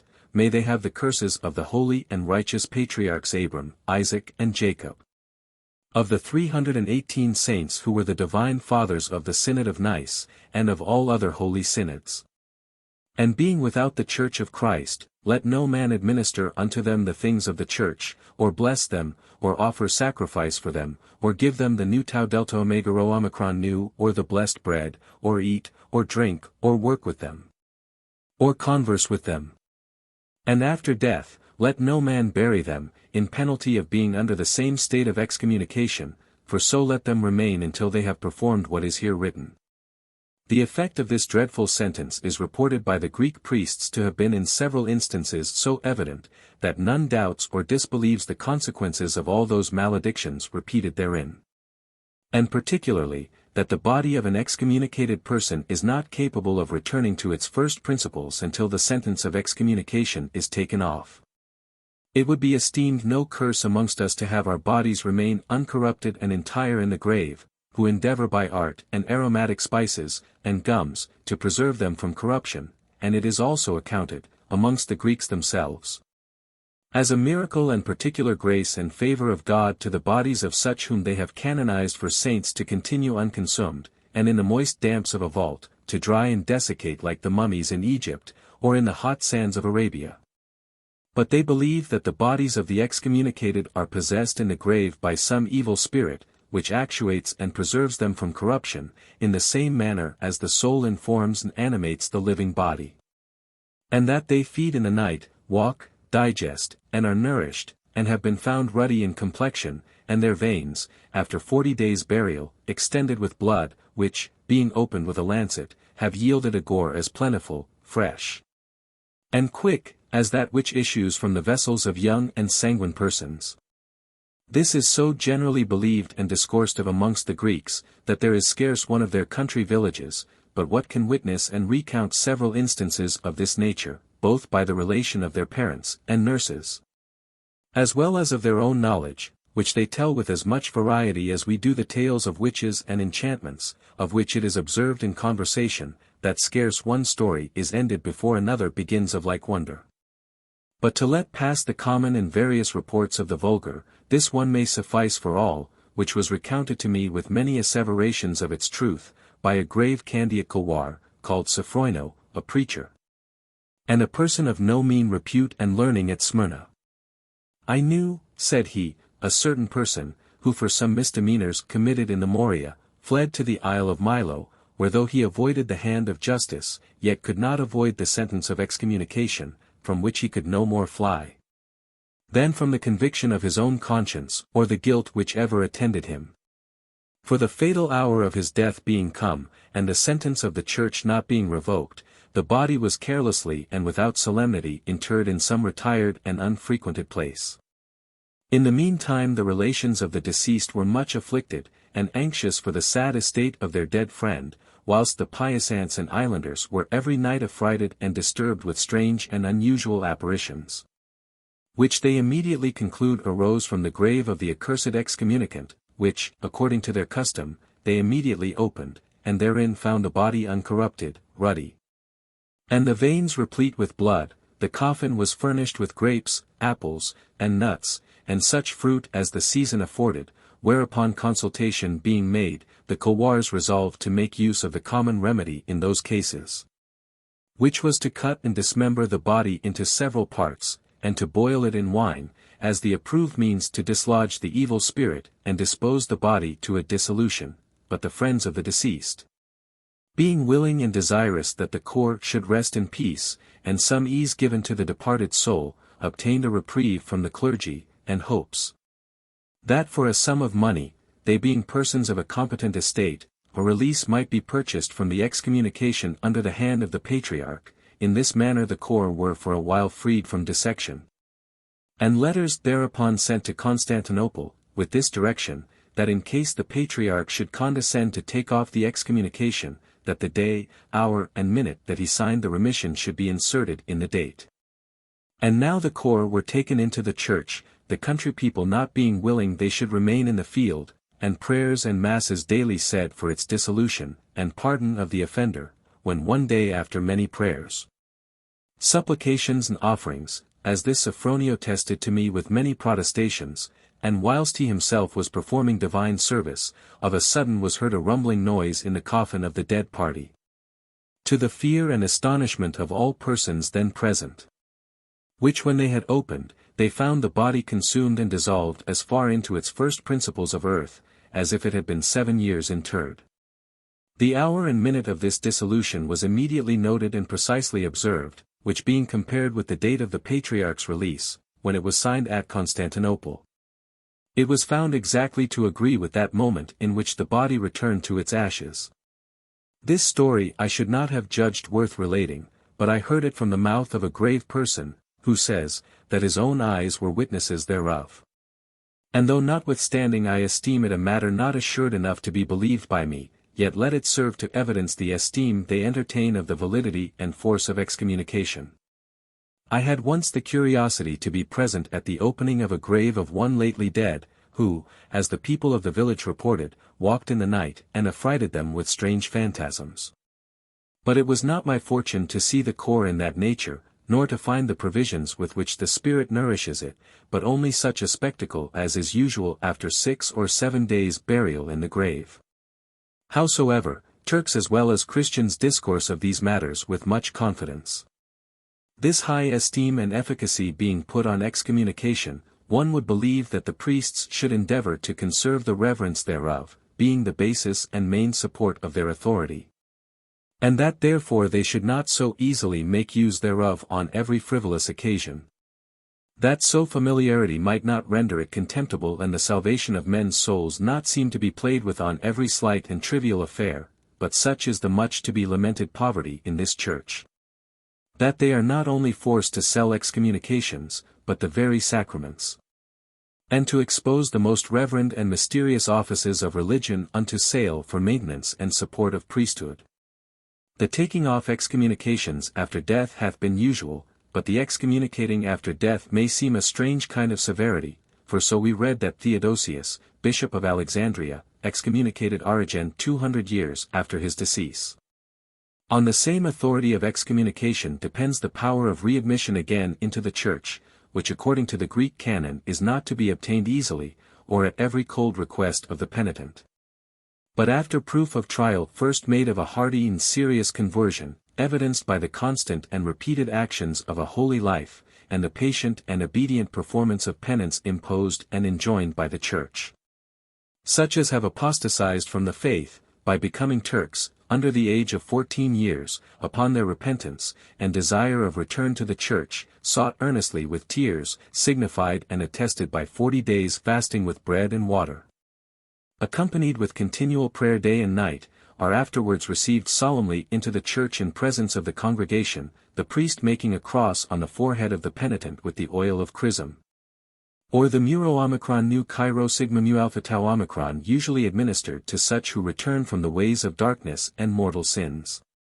But of such who in riper years fall away from the faith, as many Greeks do for the sake of women, or escape of punishment, their readmission or reception again into the church is more difficult. For to some of them there is enjoined a penance of 6 or 7 years humbling themselves with extraordinary fasts, and continual prayer, during which time they remain in the nature of catechumeny, without the use or comfort of the Eucharist, or absolution, unless at the hour of death, in which the Church is so rigorous, that the Patriarch himself is not able to release a penance of this nature, imposed only by a simple priest, and for receiving penitence of this nature there is a set form or office in the Greek liturgy. But now we have few examples of those apostates who return from the Mohammedan to the Christian faith, for none dares own such a conversion but he who dares to die for it. So that practice and admirable part of discipline is become obsolete and disused. Yet some there have been, even in my time, both of the Greek and Armenian churches, who have afforded more heroic examples of repentance, than any of those who have tried themselves by the rules and canons prescribed. For after that they denied the faith, and for some years have carried on their heads the badge or distinction of a Mohammedan, feeling some remorses of conscience, they have so improved the same by the sparks of some little grace remaining, that nothing could appease or allay the present torment of their minds, but a return to that faith from whence they were fallen. In this manner, having communicated their anguish and desires to some bishop or grave person of the clergy, and signifying with all their courage and zeal to die for that faith, which they have denied, they have been exhorted, as the most ready expiation of their sin, to confess Christ at that place where they have renounced him. And this they have resolutely performed by leaving off their turbans, and boldly presenting themselves in public assemblies and at the time of public prayers in the church. And when the Turks have challenged them for having revolted or relapsed again from them, they have owned their conversion, and boldly declared their resolution to die in that old faith wherein they were baptized. And, as a token or demonstration thereof, being carried before the justice of the city or province, they have not only by words owned the Christian doctrine, but also trampled their Turkish turbans or sashes under their feet, and withstood 3 times the demand, whether they should still continue to be Mohammedans, according as it is required in the Mohammedan law, for which, being condemned to die, they have suffered death with the same cheerfulness and courage that we read of the primitive martyrs, who daily sacrificed themselves for the Christian verity. Considering which, I have, with some astonishment, beheld in what manner some poor English men, who have fondly and vilely denied the faith of Christ in Barbary and the parts of Turkey, and become, as we term them, renegados, have afterwards, growing weary of the customs of Turks to which they were strangers, found means of escape, and returned again into England, and there entered the churches, and frequented the assembly of God's people, as boldly as if they had been the most constant and faithful of the sheepfold, at which confidence of ignorant and illiterate men I do not so much admire, as I do at the negligence of our ministers, who acquaint not the bishops herewith, to take their counsel and order herein, but perhaps they have either not learned, or so far forgot the ancient discipline of ours, and all other Christian churches, as to permit men, after so abominable a lapse and apostasy, boldly to intrude into the sanctuary of God with the same unhallowed hands and blasphemous mouths, with which they denied their Saviour and their country. But what can we say hereunto? Alas! Many are dissenters from our church, which by our divisions in religion, hath lost much or its power, discipline and esteem amongst us. And men, being grown carels and cold in religion, little dream or consider of such methods of repentance. For whilst men condemn the authority, and censures of the church, and disown the power of the keys, they seem to deprive themselves of the ordinary means of salvation, unless God, by some extraordinary light and eviction supplies that in a sublimer manner, which was anciently effected by a rigorous observation of the laws and canons of the church. It is a strange vulgar error that we maintain in England, that the Greek church doth yearly excommunicate the Roman, which is nothing so. And common reason will tell us, that a church cannot excommunicate another, or any particular member thereof, over which it pretends no jurisdiction or authority. And that the Greek church hath no such claim of dominion or superiority over the Roman, no more than it own a subjection to it, is plainly evinced in the 3rd chapter of this book, and this I attest to be so. Upon inquiry made into the truth thereof, and on testimony of Greek priests eminent and knowing in the canons and constitutions of their church, though we cannot deny but that anciently one patriarch might renounce the communion of another, over whom he had no jurisdiction, for his notorious heresy, as Cyril did to Nestorius before the assembly of the Council of Ephesus. It has been said that excommunication can only be incurred by living persons, but in this the belief and practice of the Orthodox Church differ from the Catholic Church, since, as has already been remarked, Theodosius of Alexandria who died in 567 excommunicated Origen who died in 253 or 254. 59 Moreover, the fact that Theodosius was deposed for heresy by Pope Agapitus I-23 on that pontiff's arrival in Constantinople, in 536, would not according to the Greek idea invalidate this excommunication. With regard to living persons, those who have never been baptized are not members of the Christian society, and therefore obviously they cannot be deprived of rights they have never enjoyed. Whilst as even the baptized cease, at death, to belong to the church militant, the dead cannot be excommunicated. This is not to say that technically, after the demise of some member of the Christian community it may be declared that such a person incurred excommunication whilst on earth. In the same strict sense he may be released from excommunication after his death, and the Rituale Romanum contains the following rite for absolving an excommunicated person already dead. Ritus absoluendi excommunicatum iam mortuum. If it so come to pass that any excommunicated person who has departed from this life gave evident signs of contrition, in order that he shall not be deprived of ecclesiastical burial in consecrated ground, but rather that he shall be holpen by the prayers of the Church, in so far as this may be done, let him be absolved after this manner.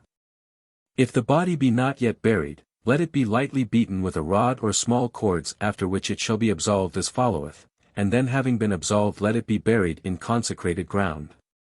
But if it hath been already buried in unconsecrated ground, if it may be conveniently done, let the body be exhumed, and after it hath been lightly beaten in like manner and then absolved let it be buried in consecrated ground. But if the body cannot conveniently be disinterred, then the grave shall be beaten lightly and the absolution shall be pronounced. And if the body be already buried in consecrated ground, it shall not be disinterred, but the grave shall be lightly beaten. Let the priest say the antiphon, the bones that have been humbled shall rejoice in the Lord, together with the psalm miserere. And when they have made an end of the psalm let the body be absolved, and the priest shall say, By the authority granted unto me I absolve thee from the bond of excommunication, which thou hast incurred, or which thou art said to have incurred, on account of such and such a thing, and I restore thee to the communion of the faithful, in the name of the Father, and of the Son, and of the Holy Ghost. Amen. Then shall be said the psalm, the profundis, and at the end thereof, Thee, rest eternal grant unto him, O Lord. And let perpetual light shine upon him. Kyrie eleison. Christ eleison. Kyrie eleison. Our Father. Thee. And lead us not into temptation. But deliver us from evil. Thee. From the gate of hell. O Lord, deliver his soul. Thee, may he rest in peace. Amen. Thee, O Lord, hear my prayer. And let my cry come to thee. Thee, the Lord be with you. And with thy spirit. Let us pray. Prayer.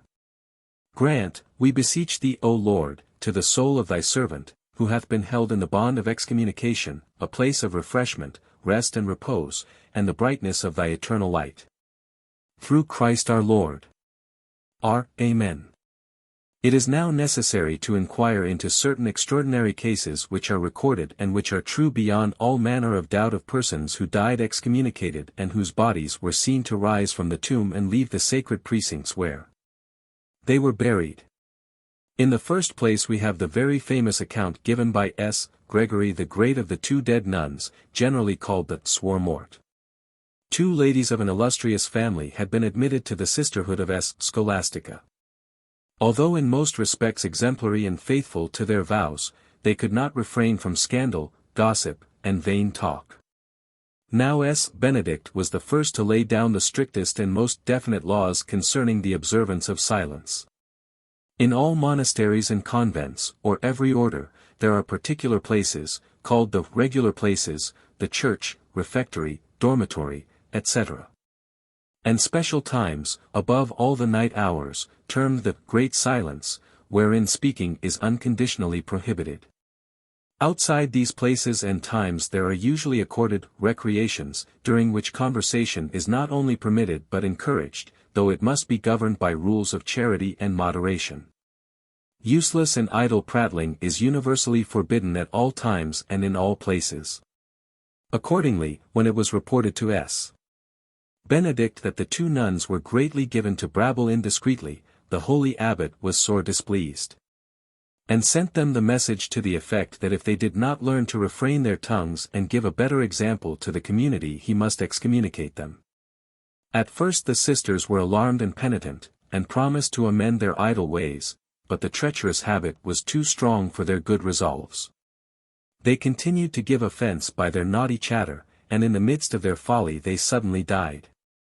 Being of a great and ancient house they were buried in the church near the high altar. And afterwards on a certain day, whilst a solemn high mass was being sung, before the liturgy of the faithful began, and the catechumens were dismissed by the deacon crying, Let those who are forbidden to partake, let those who are excommunicated depart from hence and leave us. Behold, in the sight of all the people the two nuns rose up from their graves, and with faces drooping and averted, they glided sadly out of the church. And thus it happened every time the holy mysteries were celebrated, until their old nurse interceded with Benedict, and he had pity upon them and absolved them from all their sins so that they might rest in peace. 60. Augustine tells us that the names of the martyrs upon the diptychs were recited, but not to pray for them, whilst the names of nuns, who were recently deceased, were recited in order to offer prayers on their behalf. Perhibit preclarissimum testimonium ecclesiastica auctoritas, in qua fidelibus notamat, quo loco martyrs, e quo defuncti sanctimonials ad alteris sacramenta recitantur. It has been suggested that it was at this point the two nuns may have withdrawn from the church, but S. Gregory expressly says that it was at the moment, and the deacon chanted in a loud voice the ritual praise bidding those who were not in full communion go forth from the holy place. Gregory also relates that a young monk left the monastery without permission and without receiving any blessing or dismissal from the abbot. Unhappily he died before he could be reconciled, and he was duly buried in consecrated ground. On the next morning his corpse was discovered lying huddled up and thrown out of his grave, and his relations in terror hastened to Benedict, who gave them a consecrated host, and told them to put it with all possible reverence upon the breast of the young religious. This was done, and the tomb was never again found to have cast forth the body. This custom of putting a Eucharistic particle in the grave with a dead person may seem to many very extraordinary, but it was by no means unknown in former centuries. In the Iuda Basilii, the life of Basil the Great, which was often attributed to Amphilochius of Iconium, but is now recognized to be spurious and of about the 9th century, we are told that Basil reserved a portion of a consecrated particle, even a third part, in order that it should be buried with him. Several synods, howbeit assemblies of no supreme authority, had already condemned this practice, and others of a later date prohibited it as contrary to the end of the Blessed Sacrament as instituted by Jesus Christ. 61. None the less in various places the custom persisted of reverently putting particles in the graves of persons who were much honored for their sanctity, and thus in the tomb of Othmar, who died November 16, 759, on the island of Werd in the Rhine, and whose body was transferred 10 years later to the monastery of Gaul, being solemnly entombed in 867 in the new church of Othmar at Gaul. A number of particles were found to have been placed on the spot where his head reposed. In a life of Cuthbert, Bishop of Lindisfarne, patron of Durham, which is reprinted by the Bollandists, it is said that at one of the translations of his body a number of particles were found in the coffin. Amalarius of Metz, upon the authority of the Venerable Bede, says in his great treatise De Ecclesiasticis Officiis that these particles were put upon the breast of the saint before he was buried, oblata super sanctum pectus passita. This circumstance, however, is not mentioned by Bede, but it occurs in the Iuda Cuthberti, written between 698 and 705 by a monk of Lindisfarne. Amalarius considers that this custom was doubtless derived from the Roman Church, and that thence it was communicated to England. Nicholas Hughes Menard, the famous morist, in his glosses upon the Gregorii I Papae Liber Sacramentorum, which he printed, Paris, 1646, from a manuscript missal of Eligius, states that it was not this custom which was condemned by the various councils, but an abuse which had crept up and which consisted in giving communion to the dead, and actually placing the sacred host in their mouths. However that may be, we know that Cardinal Humbert, of Silva Candida, legate of Leo IX, in the middle of the 11th century, in his answer to the various objections and difficulties which had been raised by Michael Carolarius, Patriarch of Constantinople, author of the second and final schism of the Byzantine Church, reproached the Greeks with the custom of burying any particles which might remain over after the communion of the people at Holy Mass. It is said that even today in many places throughout Greece upon the lips of the dead is laid a crumb of consecrated bread from the Eucharist. Out of reverence this has often been replaced by a fragment of pottery on which is cut the sign of the cross with the legend I.X.Ni.Ka. Jesus Christ conquers, at the four angles. Theodore Burt, the Cyclades, informs us that locally in Naxos the object thus employed is a wax cross with the letters IXN imprinted thereon, and this moreover still bears the name Nu Alpha Lambda Omicron Nu, fair, showing that the tradition is closely connected with the old custom of placing the ferryman's coin in the mouth of a dead man, the fee for Sharon. Now Sharon, who has assumed the form Charas, is entirely familiar to the modern Greek peasant, but his is not merely as classical literature depicts him, Portator Stygius, the boatman of Styx, he is death itself, the lord of ghosts and shadows. Until recent years, at all events, the practice prevailed in many parts of Greece of placing in the mouth, more rarely on the breast, of a deceased person a small coin, and in the district of Smyrna this was actually known as passage money.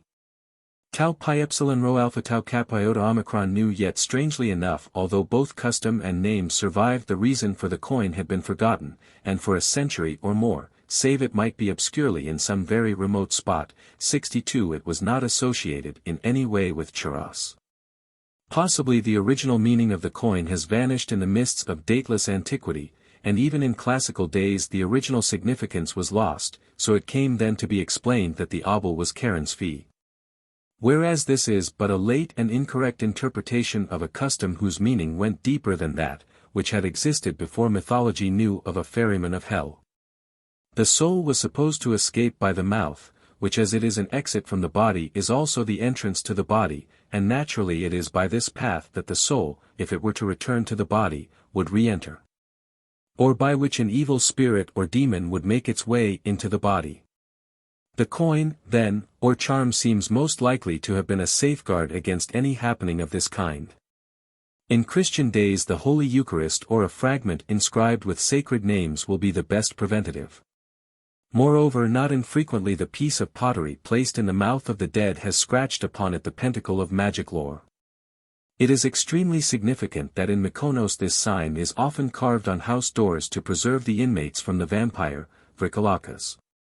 So in Greece at all events the custom of burying a consecrated particle with a corpse, or of putting a crumb of the host between the dead man's lips originated as a spell to counteract the possibility of vampirism. It should be remarked that a consecrated host placed in the tomb where a vampire is buried will assuredly prevent the vampire from issuing forth out of his grave, but for obvious reasons this is a remedy which is not to be essayed, since it savors of rashness and profanation of God's body. There are in history many other examples of excommunicated persons who have not been able to rest in consecrated ground. In the year 1030, S. Goddard, Bishop of Hildesheim in Lower Saxony, was obliged to excommunicate certain persons for their crimes and filthy sacrileges.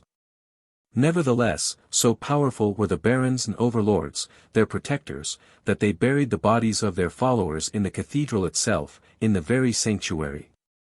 Upon this the bishop launched the ban of excommunication against them also.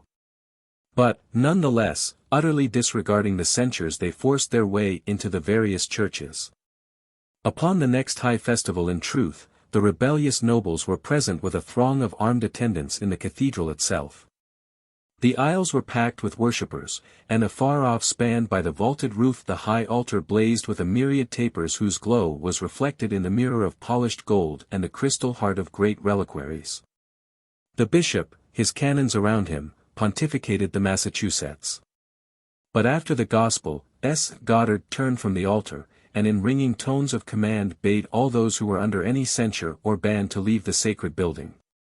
The living smiled contemptuously, shrugged a little and did not stir, but down the aisles were seen to glide in awful silence dark shadowy figures, from whom the crowd shrank in speechless dread. They seemed to pass through the doors out of the sacred place. When the service was done the bishop absolved the dead, and lo, the ghastly train appeared to re-enter their tombs. Thereupon the living were so struck with fear that they sought to be reconciled, and after due penance absolution was granted them.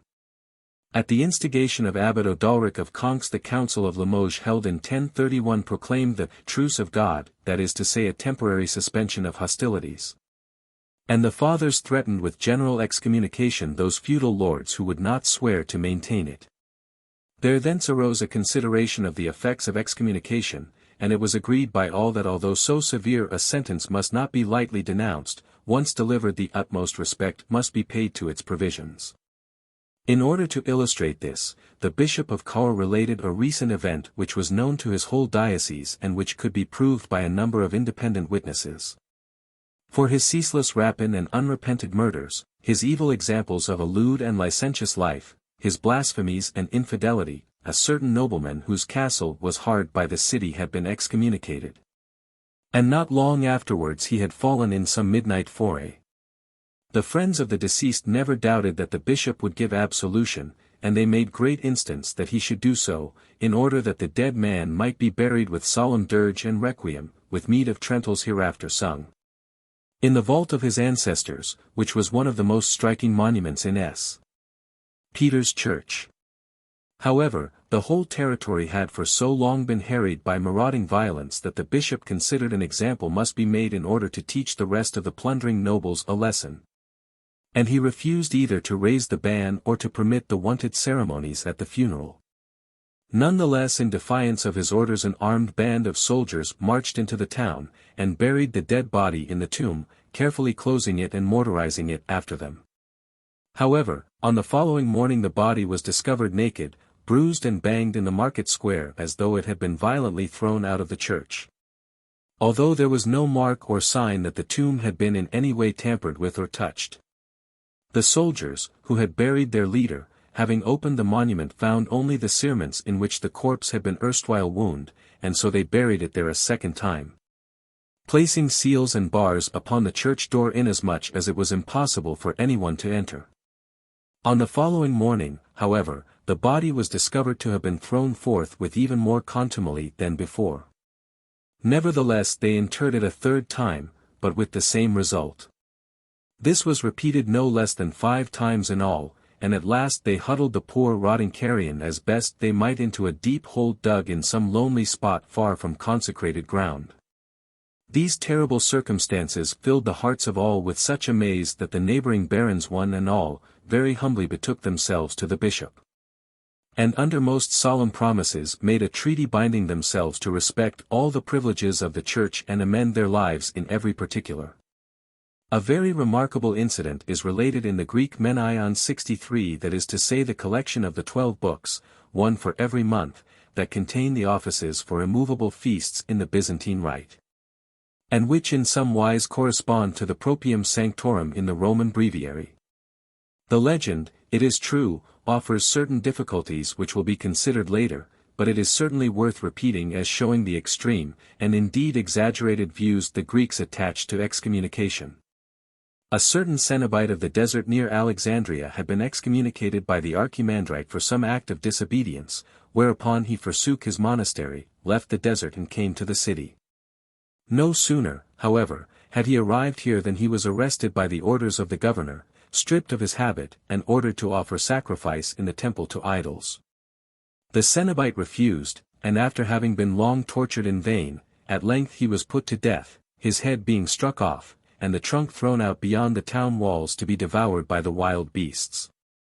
But the Christians took it up during the night, and having embalmed it with rich spices and shrouded it in fair linen, they buried it honorably in a prominent place in the church, since they regarded him, and with justice, as a martyr. But upon the next Sunday, when the deacon had chanted the ritual formula, bidding the catechumens and those who should not be present to withdraw, all were sore amazed when the tomb suddenly opened and the body of the martyr glided therefrom and was seen lingering in the narthex of the church. When the mass was done, the body seemed to return once more to its grave. The whole community was filled with fearful awe and confusion.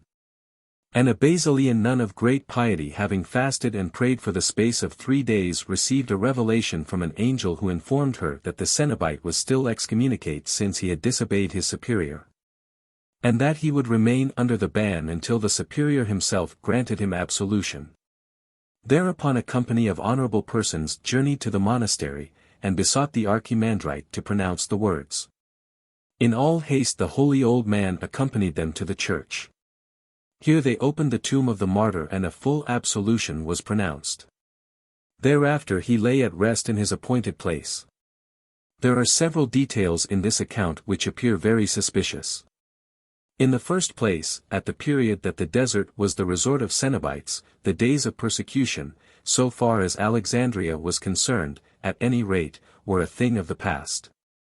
In the city complete toleration prevailed, and indeed if there had been any prosecutions, not Christianity but the pagan rites would have been suppressed and the heathen temples closed.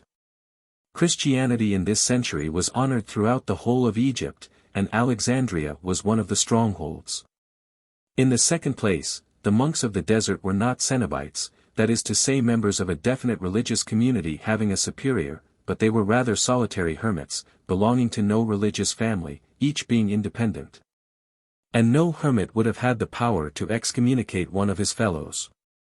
In the third place, no details are given with regard to the reasons why this monk was supposed to have incurred a major excommunication, and this, the gravest of all censures, is the only ban which excludes from participation in the sacred mysteries. It is true, perhaps, that if a religious broke his vows, left his monastery, abandoned his habit, and disregarding the commands of the church betook himself to some populous city where he proceeded to live, as a secular, a life that was far from careful, such a person would presumably give great scandal and by his actions he might indeed incur the major excommunication, but we are not told that in the case of the Cenobite anything of this sort happened.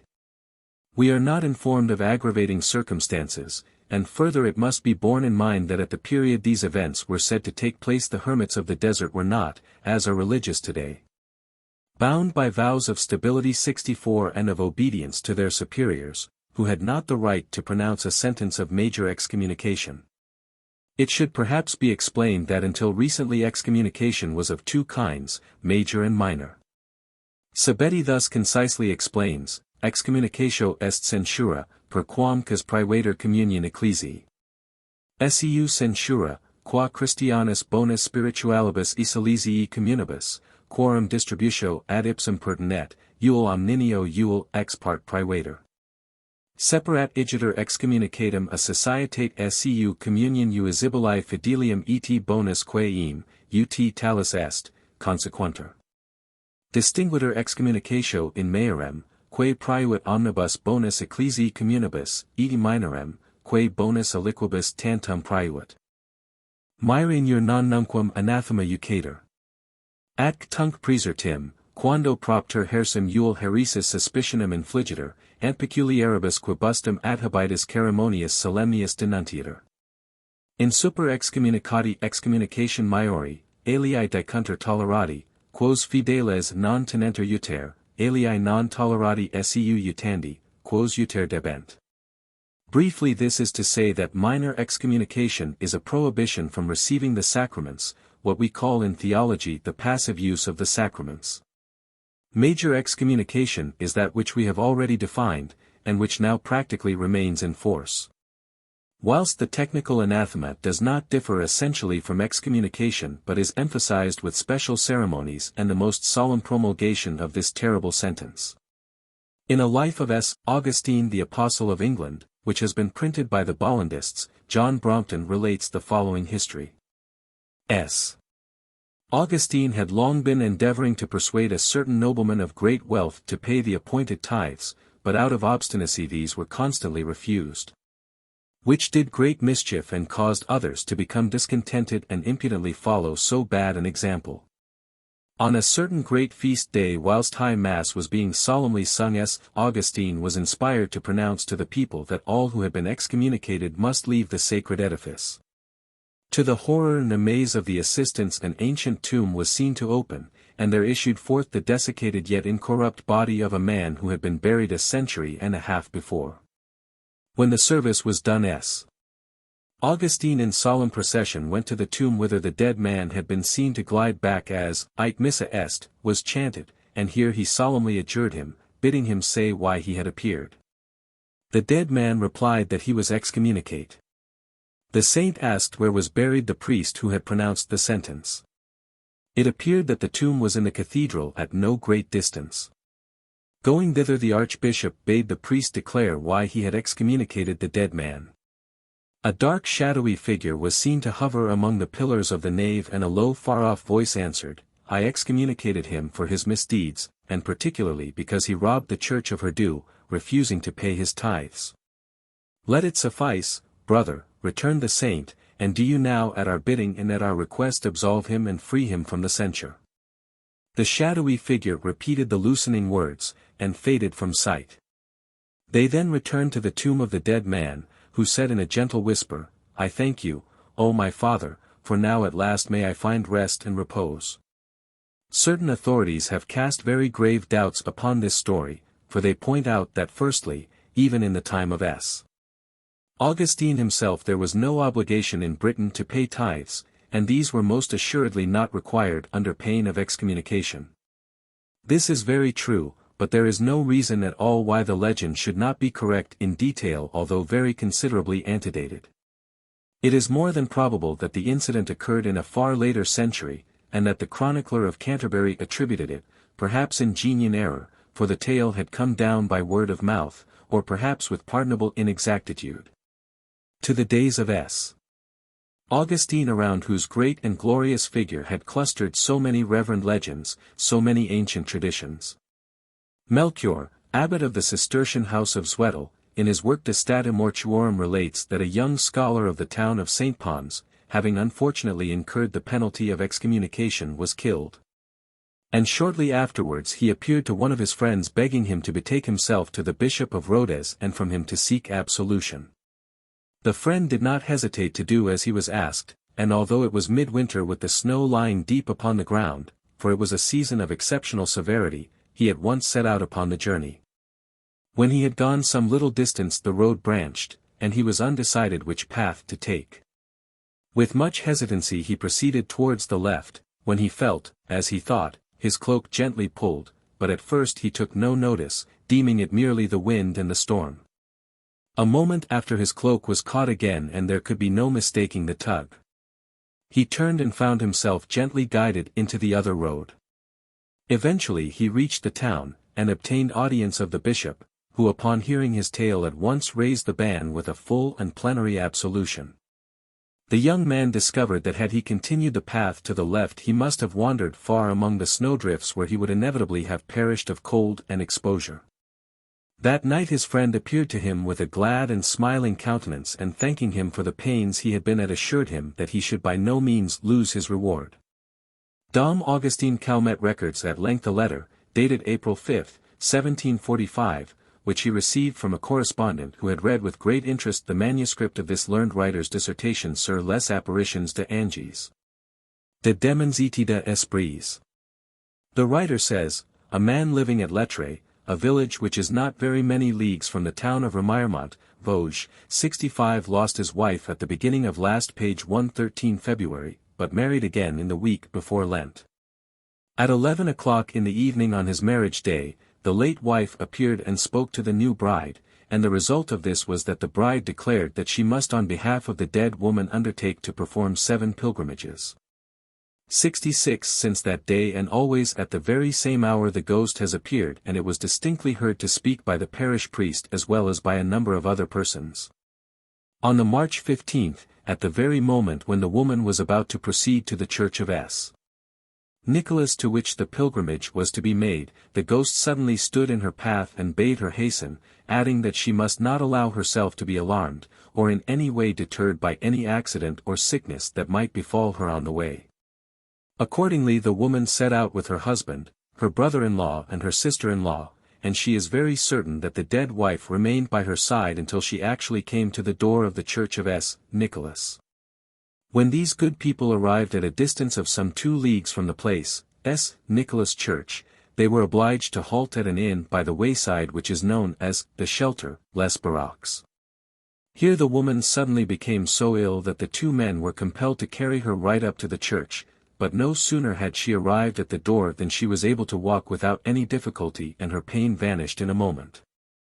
This amazing occurrence was related to me and also to the Father Sacristan by all the 4 pilgrims. And it was reported that the last thing which the dead woman told the new bride was that when 1/2 of the pilgrimages had been duly accomplished she would be seen no more. The plain and straightforward way in which these good folk told us the story does not allow one to doubt that they were reporting actual facts. Upon this relation, Calmet comments, "It is not said that the young woman who died was under any sentence of excommunication. But apparently she was bound by a solemn promise or a vow that she must have made to perform these pilgrimages, which she obliged her successor to discharge on her behalf." It should be remarked that the ghost did not enter the church dedicated to S. Nicholas, but apparently for some reason remained at the door. A very extraordinary circumstance is related by Wipert, archdeacon of the celebrated See of Toul, who wrote the life of Pope S. Leo IX, a pontiff, who had been for more than 20 years Bishop of Toul 67 and who died in March, 1054.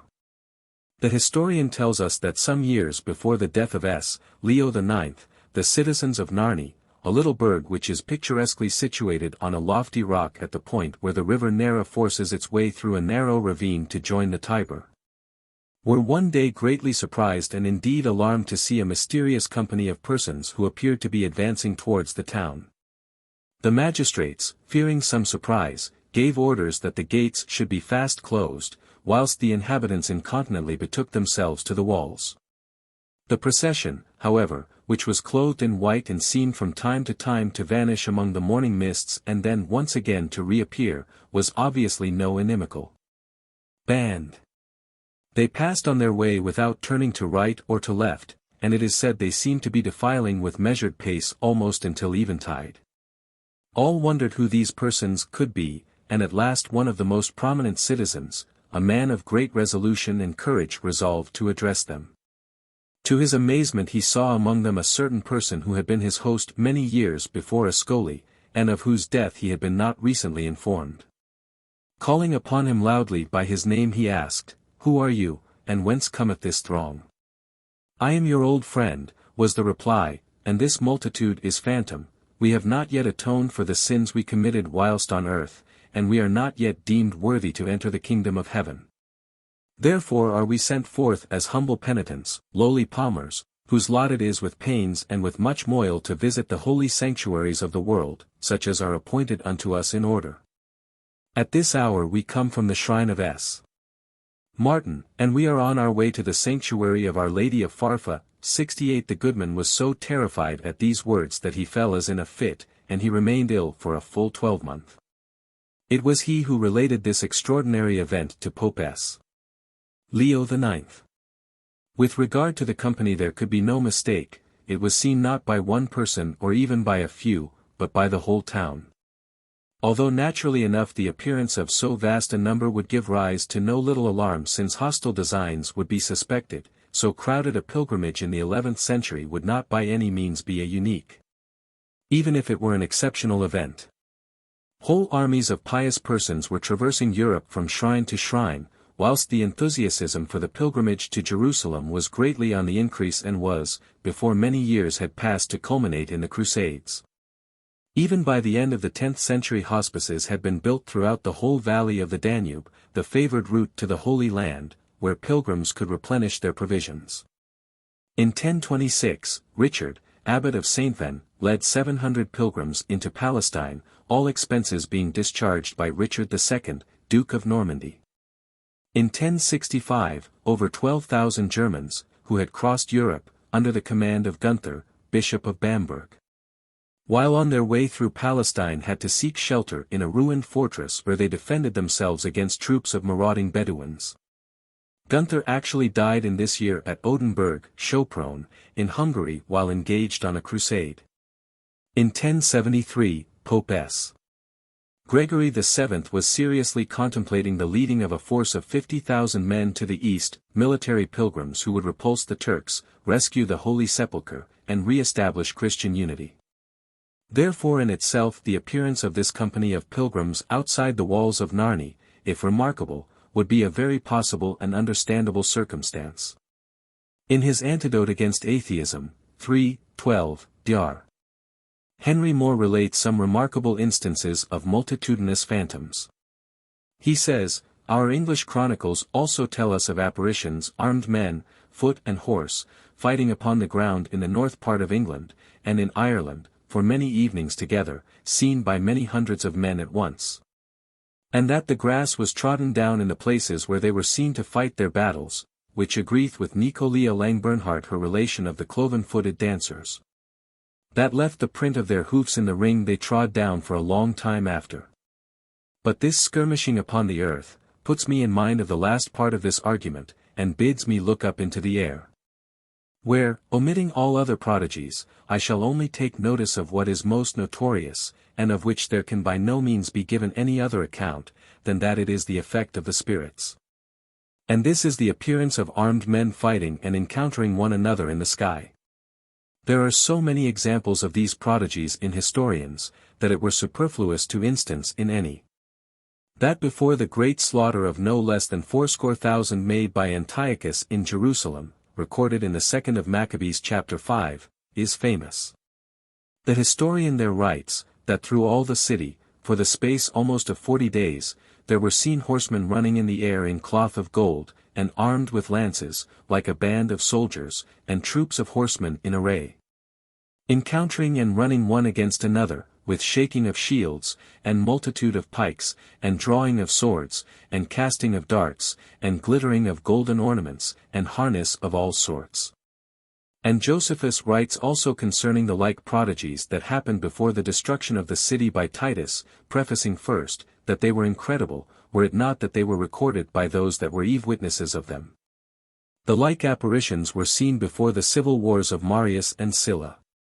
And Melanchthon affirms, that a world of such prodigies were seen all over Germany, from 1524 to 1548. Snellius, amongst other places, doth particularize in Amorsfoort, where these fightings were seen not much higher than the housetops. As also in Amsterdam, where there was also a sea fight appearing in the air for an hour or two together, many thousands of men looking on. It is not said that it was actually the bodies of those who were dead who were thus seen passing by the walls of Narni, on the contrary we are given to understand that it was a spectral host.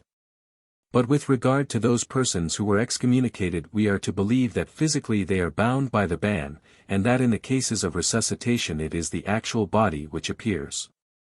It is related in the life of Laurentius I, Archbishop of Hamburg-Bremen, who died January 4, 1013, ruling his see during the reign of King Sven Theskeg, that he excommunicated a number of pirates. And that one of them having been slain was buried on the Norwegian coast. Here by some chance well nigh 50 years later the body was dug up, and being found intact most widespread terror ensued, until at length a bishop was found who understanding the circumstances pronounced the necessary absolutions. When the corpse crumbled to dust. One account states that this prelate was Alured of Winchester, although it seems difficult to suppose that this is correct. It is related that the bodies of those who have been struck by lightning are very often found intact, an opinion maintained by the medical writer Zacchaeus. But Ambrose Pare explained this since he says that such persons are as it were embalmed with the sulfur, which is a preventative of corruption acting in the same way as salt. During a terrible fire at Quebec in 1705, the Ursuline convent was destroyed and unhappily 5 nuns perished. More than 20 years later their bodies which had been buried in a layer of hot ashes were not merely found intact but even bled copiously in a thick stream. Malva relates in his Turco-Grecia that at the time of a certain patriarch of Constantinople, who he names Maximus or Emmanuel, and whom he places towards the end of the 15th century, the Ottoman Sultan was desirous of inquiring into the truth of this belief which was so universally held by the Greeks, namely that the body of a person who had died excommunicate remained whole. The patriarch caused to be opened, the tomb of a woman, who was notorious as having been the mistress of an archbishop of Constantinople, and the body was found entire. The Turkish officials then enclosed it in a coffin which was bound round and hermetically sealed with the emperor's own signet. The patriarch after having said the appointed prayers, pronounced a solemn absolution over the dead woman, and 3 days afterwards when the coffin was opened there was only to be seen a handful of dust. Upon this Calmet aptly remarks, I do not see any miracle here, since everybody knows that sometimes bodies are found entire and complete in a monument or sarcophagus, and that they crumble to dust immediately they are exposed to the air. And the learned abbot very pertinently adds, I do not see how the Archbishop of Constantinople could after death validly absolve a person who was presumably impenitent and who had died excommunicate. It will readily be remembered in this connection that the famous vaults of St. Michael's Church in Dublin, for some reason possessed the horrid property of preserving corpses from decay for centuries. As Mr. H. F. Berry tells us in his preface, p. 6, to the Registers of the Church of St. Michael, Dublin, 1907, as is well known, the preservative qualities of the vaults under St. Michael's Church are most remarkable, and decay in the bodies committed to them is strangely arrested. The latest writer on the subject, D. Chart, Story of Dublin, in a short notice of the church, speaks of being struck, among others, by a pathetic baby corpse, from whose plump mists still hang the faded white ribbons of its funeral. This coffin bears the date, 1679, yet the very finger and toe nails of the child are still distinct. The antiseptic qualities are believed to be largely attributable to the extreme dryness of the vaults and to the great freedom of their atmosphere from dust particles. It is generally admitted that the circumstances which attend the decomposition of the human body are very difficult in their manifold complications, since atmosphere, situation with other accidents play so important and obscure a part. Whence these laws are still very imperfectly understood owing to the immense practical difficulties, one might almost say the impossibility, of systematic investigation. Doctors C. Taylor and F. J. Smith in their medical jurisprudence, which is universally accepted as a standard and completely authoritative work, comment on these phenomena in very plain terms, frankly acknowledging the doubts and uncertainty that still envelop the whole question. The action of the environment, the inherent potentialities of the microbes, and the state of their vitality at any moment involve such an enormous number of varying and variable factors that it becomes quite impossible to explain on a rational basis of ascertained fact. The extraordinary variations in the circumstances of putrefaction that have been observed. And a little later the same authorities tell us that, sometimes one body has been found more decomposed after 6 or 8 months' burial than another which has lain interred for a period of 18 months or 2 years. An eminent American medical expert, Dr. H. P. Loomis, says, "I have seen bodies buried 2 months that have shown fewer of the changes produced by putrefaction than others dead but a week." The Greeks, as we have seen in some detail, generally regarded the fact that a body was found intact as a sign that the person had died excommunicate or under some curse, and was at any rate in a state of unhappiness, of painful detention or probation. It is now necessary to consider an aspect of the question which is diametrically and entirely opposed to this idea, namely those cases wherein corruption is an evidence of extraordinary sanctity. When the mortal remains of some great saint having been exhumed after death are found to be miraculously preserved for the veneration of the faithful. It is not perhaps even today generally recognized how solemn and weighty, how lengthy and detailed a process is that inquiry which must precede those decrees regarding religious honor paid to a deceased person distinguished for eminent holiness of life, whether it be that permissive cultus known as beatification, or that complete preceptive universal cultus known as canonization. The real trial of a subject proposed for canonization may be said to begin when a number of very exhaustive examinations have already been made, which for all their rigor are preliminary and ordinary.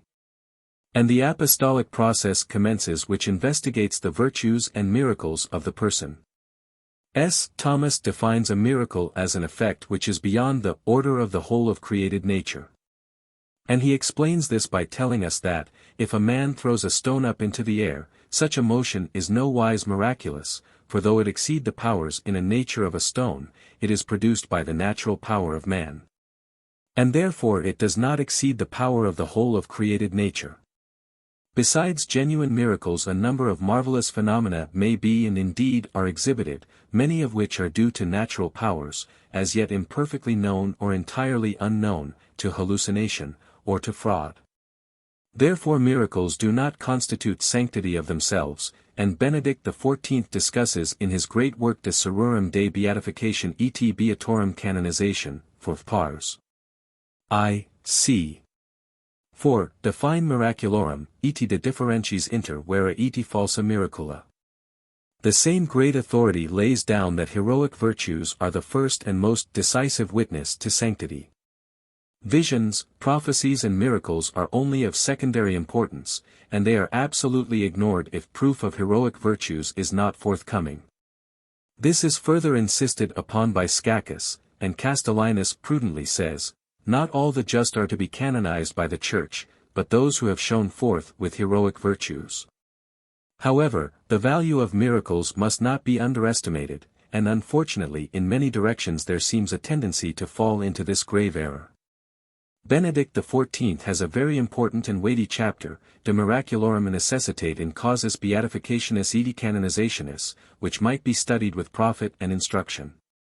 It is not possible to give in detail here the various classes of causes whose circumstances require a various number of miracles.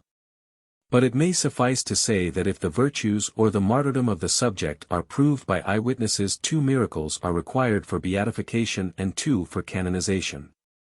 If, however, the virtues or the miracles have been established by evidence which is not that of eyewitnesses, testes de auditu, 4 miracles are required for beatification and 2 for canonization.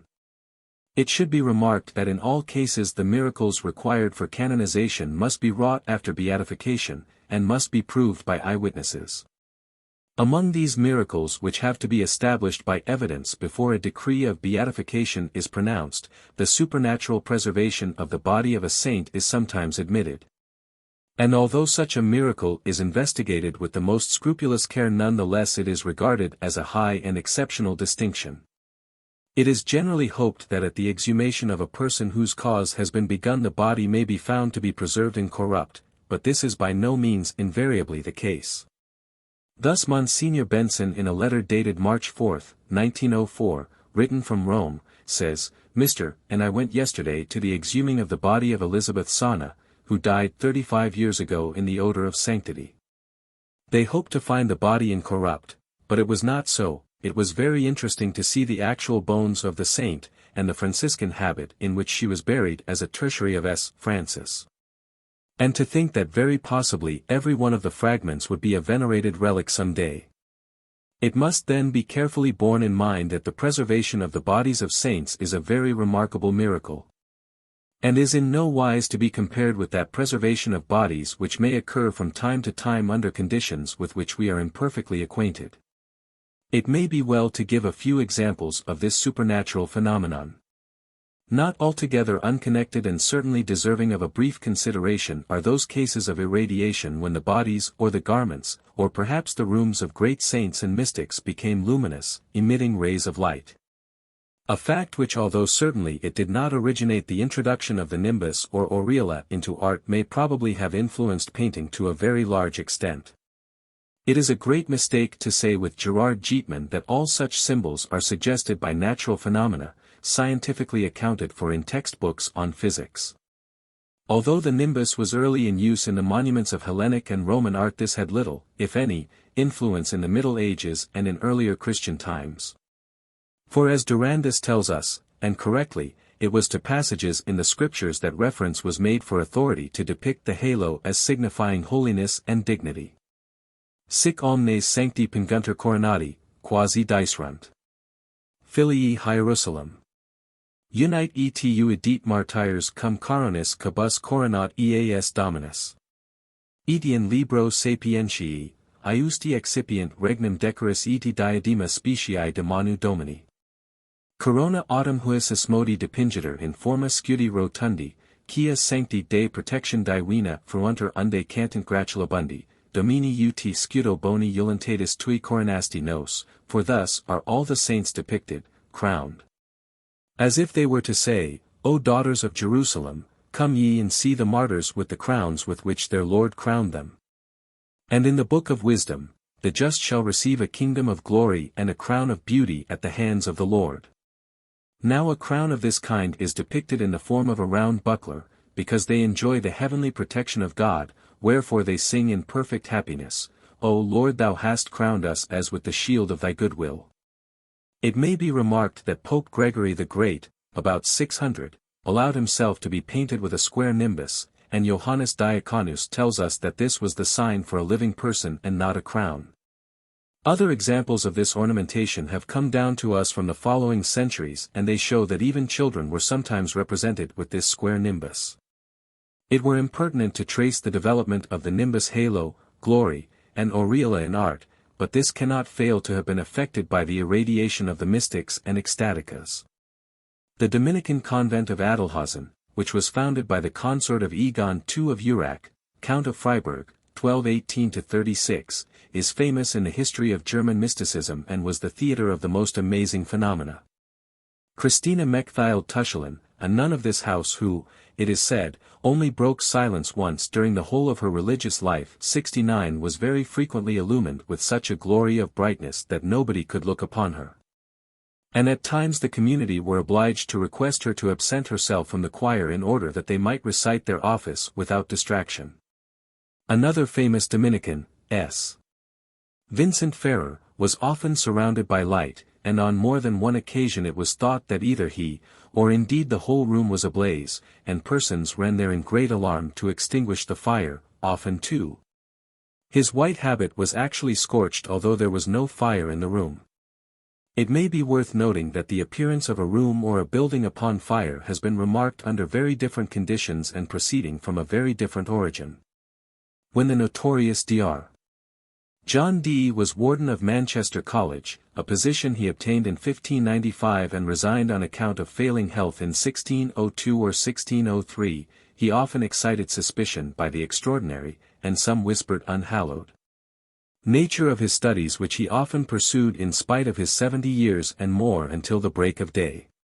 One midnight, the whole college was aroused by the fierce glare of a mighty fire, and it was seen that the warden's lodgings were bursting into flame in every direction. In a few moments a crowd had hastily rushed to the spot and buckets of water were brought, when the flames suddenly died away, and almost immediately Dr. Dee appeared from his house to thank them for their care and assure them that he had been able to subdue the conflagration. It is said that on the next day the building bore no mark of fire, which circumstance together with the fact that he had so mysteriously extinguished the flames went far to increase his somber reputation in the town. The halo is by no means merely an artistic symbolism. A bright glow was often perceived to surround the head of S. Rose of Lima, and the same was not infrequently remarked in the cases of Thomas Lombard and the lay brother Barnaby of Pistoia. This is also recorded of S. Ravello, a bishop of Ferrara, and of S. Afra of Augsburg, whose Passio is not later than the end of the 4th century. The Olivetan chronicles in their record of the founder of this austere reform, Bernardo Tolomei, say that he was often seen to be encircled with light, a phenomenon which also distinguished Giovanni Battista de Lanuza, and the poor Clare Antonia of Florence, who died in 1472. A glory in the shape of a star was observed on the forehead of Diego Leuda, and this is also related of that marvelous ecstatic Cecilia Baldi of Bologna. The description of S. Dominic which Cecilia Caesarini used to give must be very familiar to all. She loved to tell how, save when the sorrow of others moved him to compassion, he was always joyous and happy, and very frequently a radiant light played about his temples and illumined his sweet smiles. The countenance of Dominica of S. Mary literally blazed with light when she received Holy Communion, and the same marvel was observed in the case of Ida of Louvain, a stigmatized Cistercian nun of the convent of Valros, who died in 1300. There are many more recent examples of this supernatural light, as for instance in the case of S. Alphonsus Ligori, whose countenance when he preached one day in the cathedral of Foggia, a fervorino in honor of Our Lady, became exceedingly luminous and beamed with rays of dazzling brilliance. Again the venerable Antony Claret, who died October 24, 1870, was not infrequently seen to be haloed in a great splendor of golden glory whilst saying Mass in the Royal Chapel at Madrid. This miracle was witnessed by many, and Queen Isabella II solemnly took oath to that effect, requiring it to be placed upon record. The same phenomenon was witnessed by the whole congregation when the Venerable Claret was addressing them from the pulpit in the cathedral at Vichy. It will not appear surprising that this irradiation often seems to reach its greatest intensity at the hour of death when the last bonds which tie man to the earth are being broken. S. John of the Cross in his last moments was surrounded by so brilliant a coruscation that those who were present were bound to turn away their eyes dazzled and blinded. When a pious widow, Gentile of Ravenna was dying, the whole room appeared to shine, a phenomenon which was repeated in the case of Diego Ortiz, whilst the same is recorded of the Dominican nun, Maria Villani of Naples, 1584–1670. Who has had few rivals in her profound works on mysticism. Very many other examples might be given, but we will now mention a few instances in which the irradiation continued even after the soul had left the body. Such was the case with S. Alfreda, a daughter of King Offa of Mercia, whilst the bodies of S. Juventius and S. Maximus reflected so penetrating a brilliance that nobody could bear to gaze upon them. Similar circumstances are said to have occurred at the tomb of S. Wilfrid, who was enshrined in the church of S. Peter at Ripon, and also at the tomb of S. Cunigund, who is buried in the Cathedral of Bamberg. Of Blessed Walter the Premonstratensian abbot of Ilfeld in Hanover, who died in 1229, the Nobertine Chronicle tell us that when the holy body was being carried on its bier to the tomb, so great a glory shone all around it that the religious who were insting in solemn procession after the remains of their dead father were fain to veil their eyes. B. Walteris. Moriens cum ad sepulchrum deferiter, tanto lux diuinitas emissa defuncti corpus irradiat, ut religiosi existens eam vix ferae passant. Upon this an old poet wrote the following lines. De B. Waltero circa cuius feritrum caposia lux resplenduit. Corporis bos radios pia gens stupet, immemor anti. Ilias etheria cor rutilas face. E quid in I stupit, solum dum mergitur indies. Clarius extinctum spargir posse facem. Ecce sui carnis Waltervs leg salutis. Ad tumulum moestis fratribus abripiter. Non patiter uertis, indignaturque sepulchro. Claudier, in sinkers, non abitura luis. Ucrum orator, radio circumfulgent feritrum. Ut solit ewas Lucifer ortis aquis. O your saint, tues si lux hic tanta fuisti.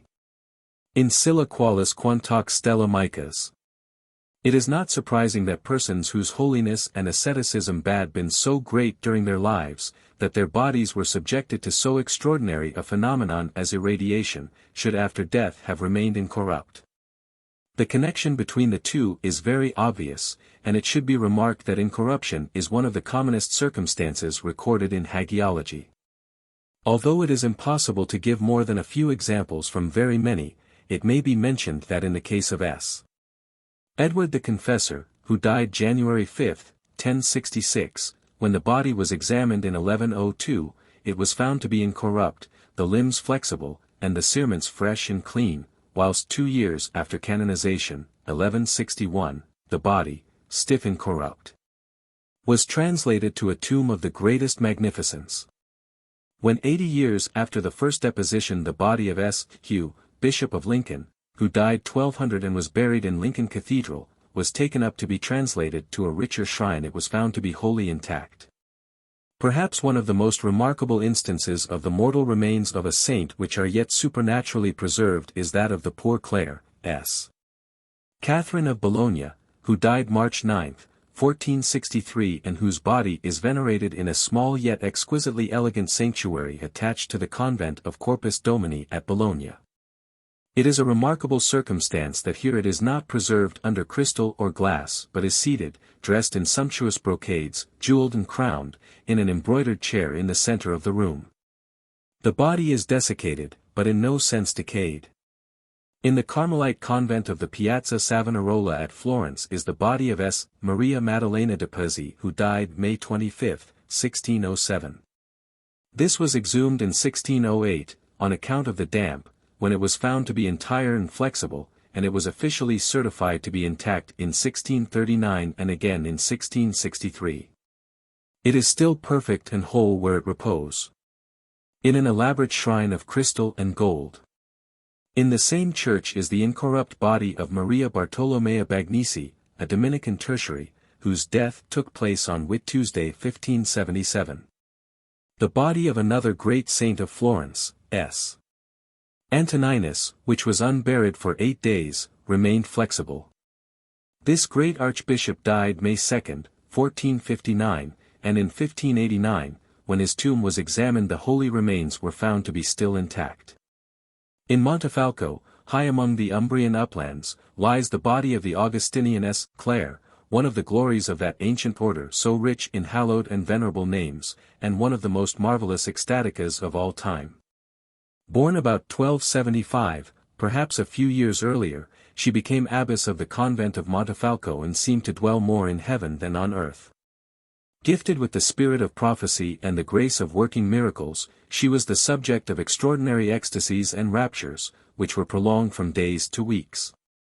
She died, August 17, 1308, at 3 o'clock in the morning, and when her heart was extracted from her body, this was opened, and therein impressed upon the very flesh were seen a figure of Christ crucified, the scourge, the crown of thorns, the column, the lance, 3 nails, the sponge and reed. This relic is venerated at Montefalco today. Even now her body lies there perfect and intact. The hands and face are clearly visible, exquisitely pale and lovely, untouched by any fleck of corruption. It has not been embalmed, but Lorenzo Tardi says that throughout Italy, of all the bodies of saints which are venerated incorrupt, the body of S. Clare of Montefalco is the loveliest and most free from any spot or blemish during the passing years. Moreover, when her heart was opened, the blood flowed forth in great abundance and was carefully collected in a glass vial. Although normally coagulated, it has preserved in color a bright fresh red as though newly spilled. At rare intervals this blood liquefies and becomes from being opaque and congealed, humid, lucent, transparent, and freely flowing. On occasion it has been known actually to spume and bubble. There are ample records that this took place in 1495, 1500, 1508, 1570, 1600, and 1618. It is known that new blood has frequently oozed from the arm of S. Nicholas, OSA, which is preserved at Tolentino, but the most famous of these blood miracles is, of course, that of S. Januarius, the patron of Naples. Here the blood of the saint, which is contained in 2 phials, enclosed in a silver reliquary, is held out by the officiating priest 18 times in the year before the congregation in the cathedral. Upon the altar is exposed the silver bust containing the head of the saint. After an interval, sometimes a space of hardly more than 2 minutes, and sometimes, but very rarely, well nigh an hour, the congealed mass in the phials becomes crimson and liquid, and on occasion froths and bubbles up within the ampulla. Science, having exhausted itself to find some explanation of the phenomenon, confesses a miracle. The same liquefaction takes place with regard to some other relics of peculiar sanctity, the blood of S. John Baptist, of S. Stephen, the protomartyr, of S. Patricia, and especially of S. Pantaleon, relics of whose blood preserved at the convent of the Incoronazione, Madrid, at Naples, and at Ravello, liquefy upon the feast day of the saint, afterwards returning to a congealed substance. It would appear a relic of the blood of S. Pantaleon at Valle della Lucarina remains liquid all the year round. As one might expect, skeptics both without and alas, within the Church have attempted to find some natural explanation, but without avail. One notoriously rationalistic writer is strongly inclined to believe that such alleged blood relics always liquefied if they were exposed long enough to light and air, a suggestion which is demonstrably false. The same maggot-monger has audaciously ventured to declare, if we could suppose some substance or mixture had been accidentally discovered which hardened when shut up in the dark, but melted more or less rapidly when exposed to the light of day in a warmer atmosphere, it would be easy to understand the multiplication of alleged relics of this character, which undoubtedly seems to have taken place in the latter part of the 16th century. It is instructive to remark what wild hypotheses men will build and what shifts men will seek who endeavor to escape from facts. On May 20, 1444, the celebrated missionary and reformer S. Bernardine of Siena died at Aquila in the Abruzzi. It was the vigil of the Ascension, and in the choir the friars were just chanting the antiphon to the Magnificat, Pater, manifestui nomen tuum hominibus ad te uinio, Alleluia. The body was kept in the church for 26 days after death, and what is very remarkable, there was a copious flow of blood after 24 days. The people of Siena requested that so great a treasure might be handed over to them, but the local magistrates refused to do this, and with obsequies of the greatest splendor, Bernardine was laid to rest in the church of the conventuals. 6 years later, May 24, 1450, the saint was solemnly canonized by Nicholas V. On May 17, 1472, the body, yet without speck or mar, was translated to the new Church of the Observance at Aquila, which had been especially built to receive it, and here it was enclosed in a costly shrine presented by Louis XI of France. This church, having been completely destroyed by an earthquake in 1703, was replaced by another edifice where the relics of Bernardine are still venerated. The body was still intact in the 17th century. With regard to the flow of blood, the same phenomenon was observed and even yet continues in the case of Nicholas of Tolentino, who died September 10, 1306, and who is buried in his basilica there. 200 years after his death, some persons who had concealed themselves in the church overnight endeavored to cut off an arm and carry it as a relic. No sooner had they commenced this operation and gashed the flesh with a knife than blood flowed freely as from a living body. The first patriarch of Venice, Lorenzo Giustiniani, died in January, 1455, and so great was the concourse of people to venerate his remains that the body lay in the church of San Pietro di Castello, formerly SS. Sergio e Bacco, for no less than 67 days, exposed to the air. Although it had not been embalmed, the face continued of a fresh and ruddy complexion as in life. The body of the Franciscan, John Capistran, who died October 23, 1456, was found to be incorrupt in 1765, and the body of the Augustinian nun, Rita of Cassia, is still intact in her convent shrine among the Tuscan hills. The body of Didacus, a lay brother of the friars minor who died at Alcala on November 12, 1463, was exhumed 4 days after death and remained above ground for 6 months, supple and whole. It was still without blemish in 1562. As late as 1867, the body of the foundress of the Ursulines, Angela Merici, who died at Brescia, January 27, 1540, was found to be entire. It may not impertinently be remarked here that the Orthodox Russian Church includes in its calendar a number of bishops, monks, and holy hermits, whose bodies have been discovered to be intact at some considerable period after death. And if not actually in these days an entirely necessary condition for canonization, incorruption is at any rate regarded as evidence of extraordinary sanctity. At Kith there is, or was, a famous sanctuary which contained the bodies of no less than 73 venerable religious. I have been told by those who have visited this shrine that these are incorrupt, although dark and mummified. They are robed in rich vestments and laid out in open coffins for general honor and worship. Hassert speaks of the body of Basil of Ostrog, which was entire although much desiccated. At Cedian Schwartz saw the body of Peter I, the Vladica, who died in 1830. Dieser der Steinhart cadaver, he calls it. It should be remarked that these remains are always described as parched, sere and withered, and in no way retaining the freshness, the natural color and complexion of life, which so often distinguishes the incorrupt bodies of saints of the Catholic Church.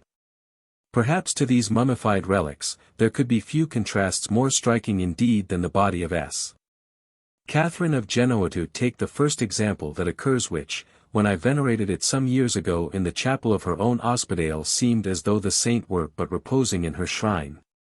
As though she might open her eyes and gently smile upon her clients who knelt in humblest prayer. The extraordinary phenomena connected with the body of Teresa, who died at Alba de Tormes, October 4, 1582, are so well known and have been so often described in detail that it is only necessary slightly to refer to them. The nuns, fearing that this great treasure would be taken from them, hastily buried her on the morrow after her death. A mass of bricks, stones, mortar and lime was hurriedly piled on the coffin lid. For many days strange knockings were heard as from the grave itself. There issued a mysterious perfume which varied not only in degree but in kind, for sometimes it was like lilies, sometimes like roses, sometimes like violets and often like jasmine. The community upbraided themselves that they had not given their mother more honorable burial, and at length it was resolved that the body should be secretly exhumed. This took place on July 4, 1583. It was discovered that the lid of the coffin had been broken by the rubble heaped upon it, and the wood was rotten and decayed.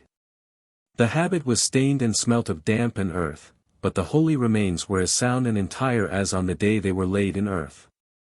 They removed the mouldering clothes, washed the body, scraping off the earth with knives, and it was remarked that the scrapings of earth were redolent of the same perfumes as filled the grave. Moreover, both earth and cerements were saturated with a fragrant oil that exuded from the body. Yepes, who wrote in 1614, the year the saint was beatified, particularly draws attention to this fragrant effusion. And later, when the remains were again examined, it was found that a sheet of fair linen with which the body had been covered was odorous from the same defluxion. This phenomenon classes S. Teresa among the saints who are technically known as Myroblites, mu upsilon rho beta lambda upsilon tau epsilon, from whose relics exude balm and aromatic ichors. Of these perhaps S. Nicholas of Myra, who lies at Bari, is the most famous.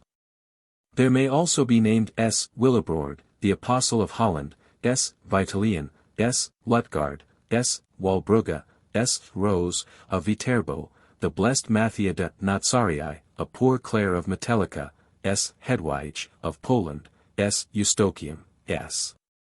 Agnes of Montepulciano, the Dominican nun, S. Maria Maddalena de Puzzi, and the ecstatic Carmelite Marguerite van Valkenissen, foundress of the convent of Oyerschot in Brabant. It was this incorruptibility which was the immediate cause of the first official steps being taken to secure the beatification and canonization of Teresa de Jesus. Before the body was replaced after exhumation, the provincial, Father Geronimo de la Madre de Dios, better known as Gratian, cut off the left hand and bore it away with him to Avila in a locked casket, when blood flowed freely from the wound. 2 years later it was decreed by the General Carmelite chapter that the body should be translated to the convent of Avila, which as the birthplace of the saint and as her first foundation undoubtedly had the best claim to these relics. But in order to spare the nuns of Alba, the fathers decided that the transference should be performed secretly, and accordingly the officials who were entrusted with this business opened the tomb at 9 o'clock on the night of November 24, 1585. And in fulfillment of their orders, whilst the sisterhood was engaged at matins in the choir above, exhumed the body. To mitigate the grief of the convent, it was decided that the left arm should be severed and that they should be allowed to retain this. Fray Gregorio de Naciancino, who was entrusted with this, overcome with emotion, drew a sharp knife and severed the limb. He afterwards told Ribera that it was the greatest sacrifice of himself God had ever called upon him to make. It was remarked that the bone was as sound, and the flesh as soft, and its color as natural as if the saint were alive. When the precious remains arrived at the convent of San Jose of Avila, it was laid on record that the body without sign of corruption, for when they lifted it out of the chest it seemed that of one asleep. Ribera has left us a minute description of the remains which he examined thoroughly on March 25, 1588, and his account is so interesting it will not be impertinent to quote it in full. He writes, "I saw the sainted body, greatly to my satisfaction, on March 25 of this year of 1588, as I examined it thoroughly, it being my intention to give the testimony I give here. I can describe it well.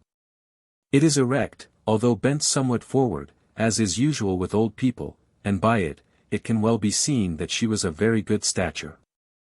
By placing a hand behind it to lean against, it stands up, and can be dressed and undressed as if she were alive.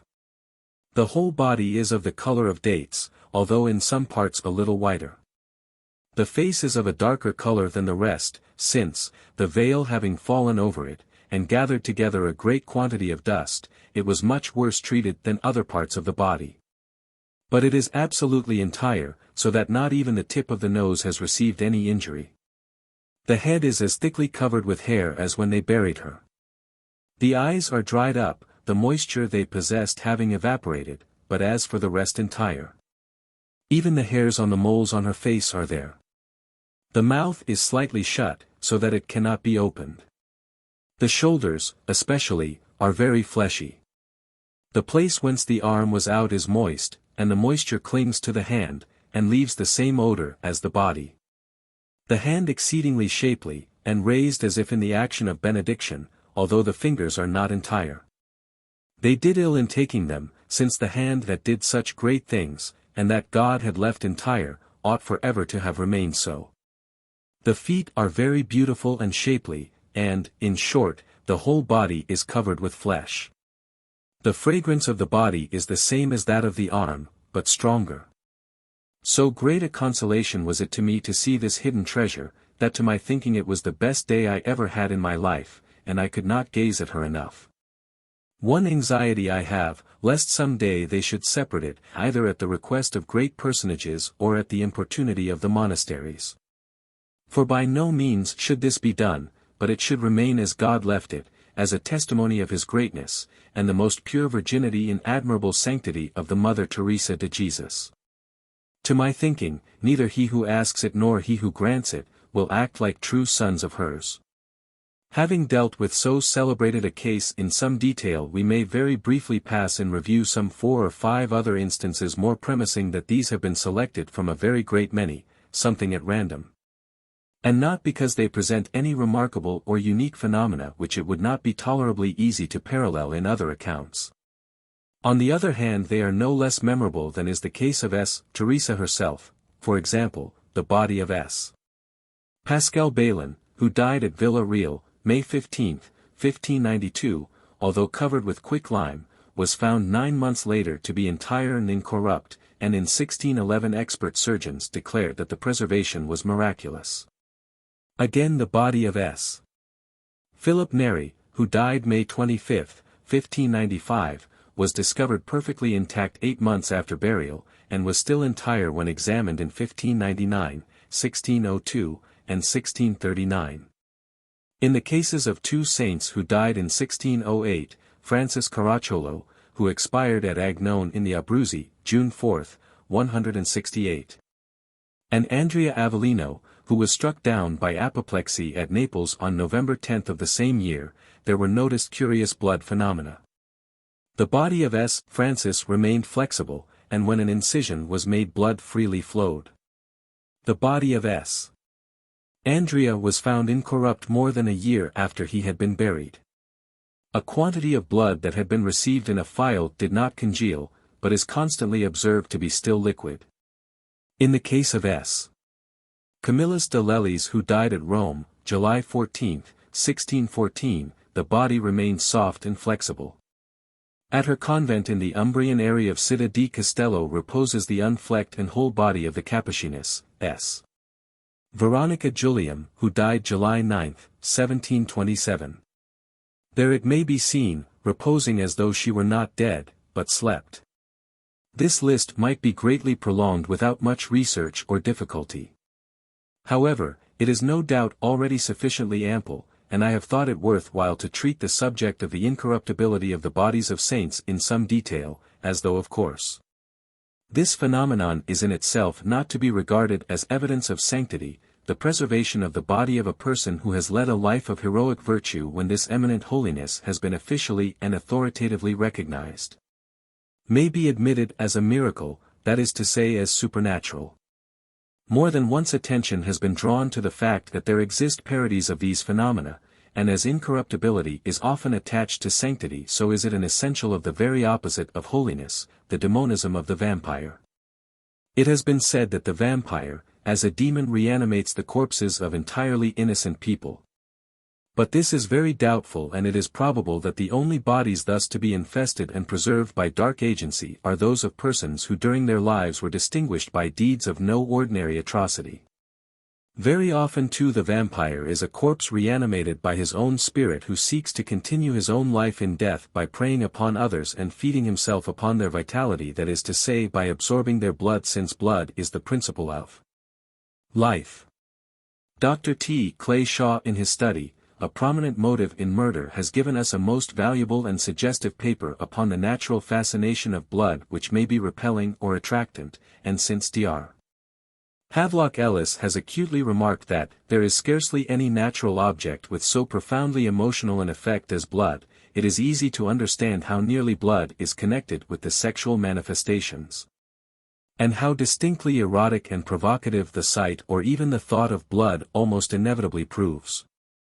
It would appear to be Plumroder, who in 1830 was the first to draw definite attention to the connection between sexual passions and blood. The voluptuous sensations excited by blood give rise to that lust for blood which Dr. Shaw terms hemathymia. A vast number of cases have been recorded in which persons who are normal, find intense pleasure in the thought of blood during their sexual relations, although perhaps if blood were actually flowing they might feel repulsion. Yet, normally the fascination of blood, if present at all during sexual excitement, remains more or less latent, either because it is weak or because the checks that inhibit it are inevitably very powerful. Blood is the vital essence, and even without any actual sucking of blood there is a vampire who can consciously, or perhaps unconsciously support his life and re-energize his frame by drawing upon the vitality of others. He may be called a spiritual vampire, or as he has been dubbed a psychic sponge. Such types are by no means uncommon. Sensitive people will often complain of weariness and loss of spirits when they have been for long in the company of certain others, and Lawrence Oliphant in his Scientific Religion has said, many persons are so constituted that they have, unconsciously to themselves, an extraordinary faculty for sucking the life principle from others, who are constitutionally incapable of retaining their vitality. Breeders tell us that young animals should not be herded with old ones. Doctors forbid young children being put to sleep with aged individuals. It will be remembered that when King David was old and ailing his forces were recruited by having a young maiden brought into closest contact with him, although he was no longer able to copulate. Eg rex daudet senuerat, heb bacitatis pluramos dies, cumque operiter uestibus, non califibat. Dixerent ergo ei serui sue, quaerimus domino nostro regi adolescentialum virginum, estet coram rege, e foedim, dormiac in sinus sua, id califaciat dominum nostrum regem. Quisirent igiter adolescentialum speciesam in omnibus finibus Israel, idi inuanerant abisag sun emitidum, idi adduxerant em ad regem. Erat autumn puella pulchra nemes, dormiabat cum rege, idi ministrabat ei, rex vero non cognuit em, 3 Kings, A.V. 1 Kings, 1:1-4. Now King David was old, and advanced in years, and when he was covered with clothes he was not warm. His servants therefore said to him, Let us seek for our lord the king, a young virgin, and let her stand before the king, and cherish him, and sleep in his bosom, and warm our lord the king. So they sought a beautiful young woman in all the coasts of Israel, and they found Abisag, a Sunamitess, and brought her to the king. And the damsel was exceeding beautiful, and she slept with the king, and served him, but the king did not know her. The vitality of the young and lovely maiden served to re-energize the old monarch, who thus drew upon her freshness and youth, although there was no coitus. In an article on Vampires, Borderland, Vol. 3, No. 3, July, 1896, pages 353-358, Dr. Franz Hartmann mentions the psychic sponge or mental vampire. He says, they unconsciously vampirize every sensitive person with whom they come in contact, and they instinctively seek out such persons and invite them to stay at their houses. I know of an old lady, a vampire, who thus ruined the health of a lot of robust servant girls, whom she took into her service and made them sleep in her room. They were all in good health when they entered, but soon they began to sicken, they became emaciated and consumptive and had to leave the service. Vampirism in some sort and to some degree may be said to leave its trace throughout almost all nature. Just as we have the parasitic men and women, so have we the parasitic plants. And at this point there imposes itself upon us some mention of the animal which directly derives a name from habits which exactly resemble those of the Slavonic vampire, the vampire bat. There has been much exaggeration in the accounts which travelers have given of these bats, and many of the details would seem to have been very inaccurately observed by earlier inquirers. The Encyclopaedia Britannica says 70 that there are only 2 species of blood-sucking bats known: Desmodus rufus and Diphylla ecodata. These inhabit the tropical and part of the subtropical regions of the New World, and are restricted to South and Central America.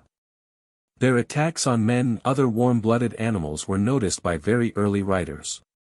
Thus Peter Martyr, Anguilla, who wrote soon after the conquest of South America, says that in the Isthmus of Darien there were bats which sucked the blood of men and cattle when asleep to such a degree as even to kill them. Condamine in the 18th century remarks that at Borja, Ecuador, and in other districts they had wholly destroyed the cattle introduced by the missionaries. Sir Robert Scomberg relates that at Wiki, on the river Burles, no fowls could be kept on account of the ravages of these creatures, which attacked their combs, making them appear white from loss of blood. Although long known to Europeans, the exact species to which these bats belonged were not to be determined for a long time, and in the past writers have claimed many frugivorous bats, especially Vampirus spectrum, a large bat of most forbidding appearance, to be the true vampire. Charles Darwin was able to fix at least one of the blood-sucking species. He says that the whole circumstance was much doubted in England, but we were bivouacking late one night near Coquimbo in Chile, when my servant, noticing that one of the horses was very restive, went to see what was the matter. And fancying he could detect something, suddenly put his hand on the beast's withers, and secured the vampire. Naturalist's Voyage Round the World, page 22. Travelers say the wounds inflicted by these bats are similar in character to a cut from a sharp razor when shaving. A portion of the skin is taken off, and a large number of severed capillary vessels being thus exposed, a constant flow of blood is maintained. From this source the blood is drawn through the exceedingly small gullet of the bat into the intestine-like stomach, whence it is, probably, gradually drawn off during the slow progress of digestion, while the animal, sated with food, is hanging in a state of torpidity from the roof of its cave or from the inner side of a hollow tree. This is exactly the vampire who with his sharp white teeth bites the neck of his victim and sucks the blood from the wounds he has made, gorging himself, like some great human leech, until he is replete and full.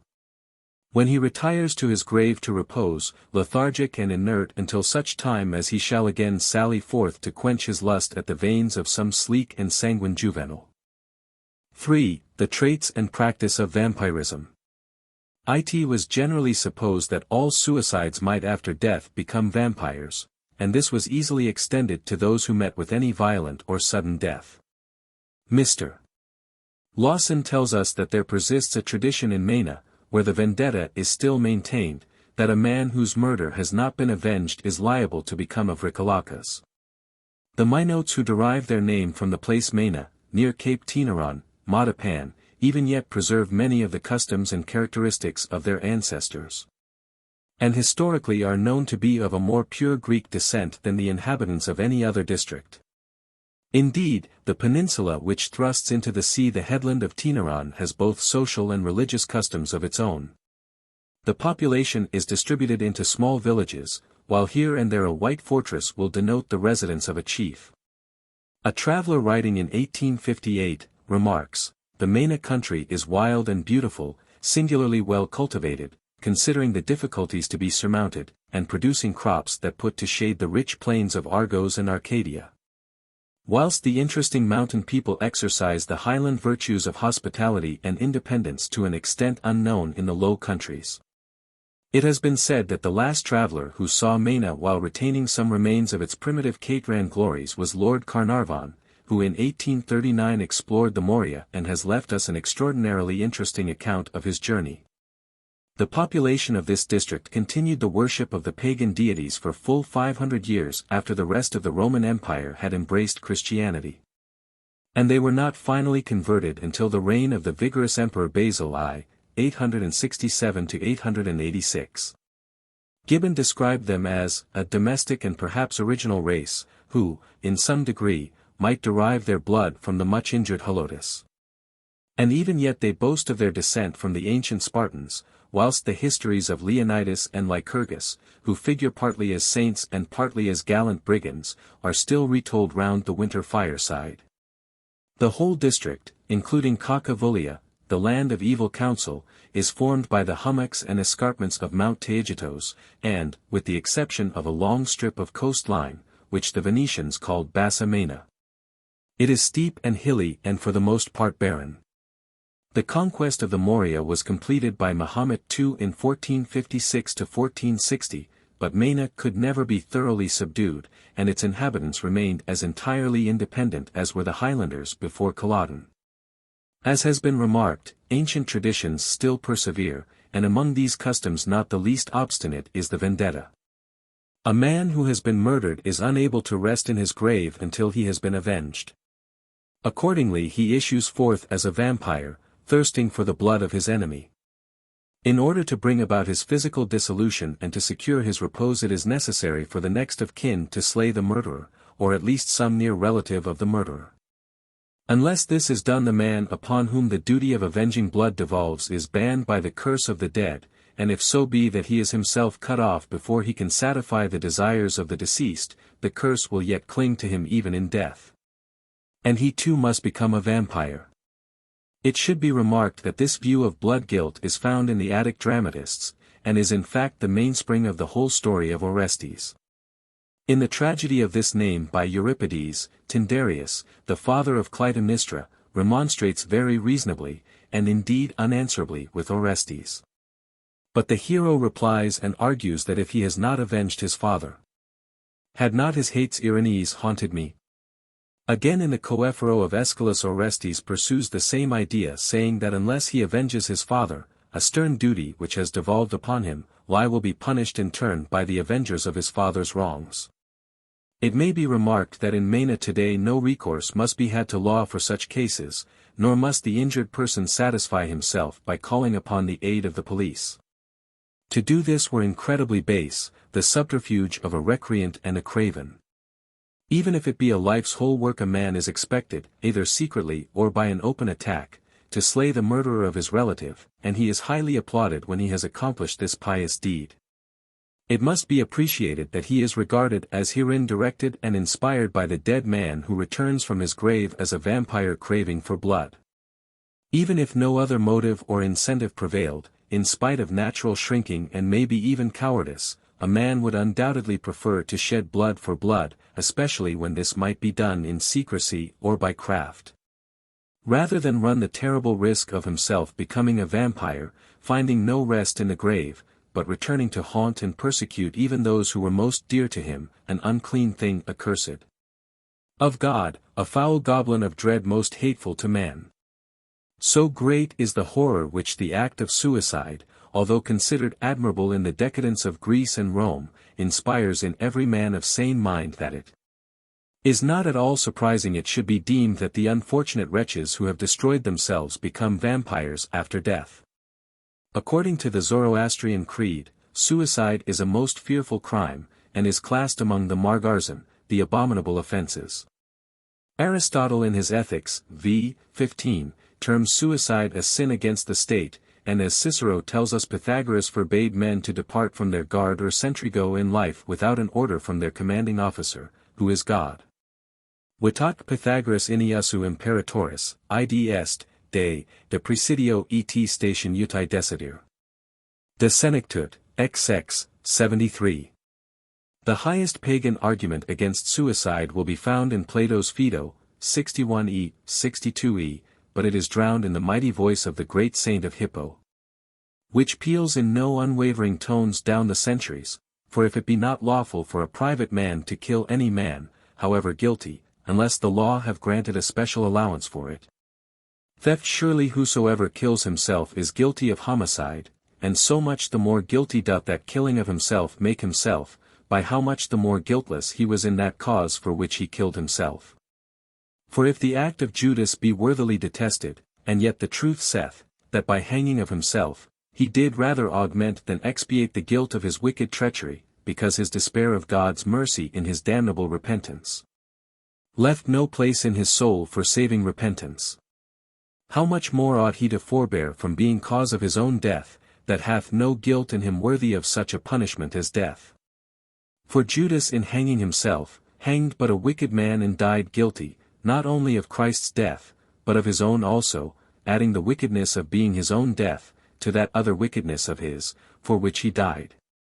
De Suitate Dei, I. 17. It may be well very briefly to present the teaching of the Church concerning positive and direct suicide.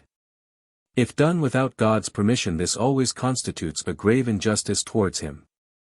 To destroy a thing is in effect to dispose of it as an absolute master and to act with regard to it as one who has full and independent dominion over it.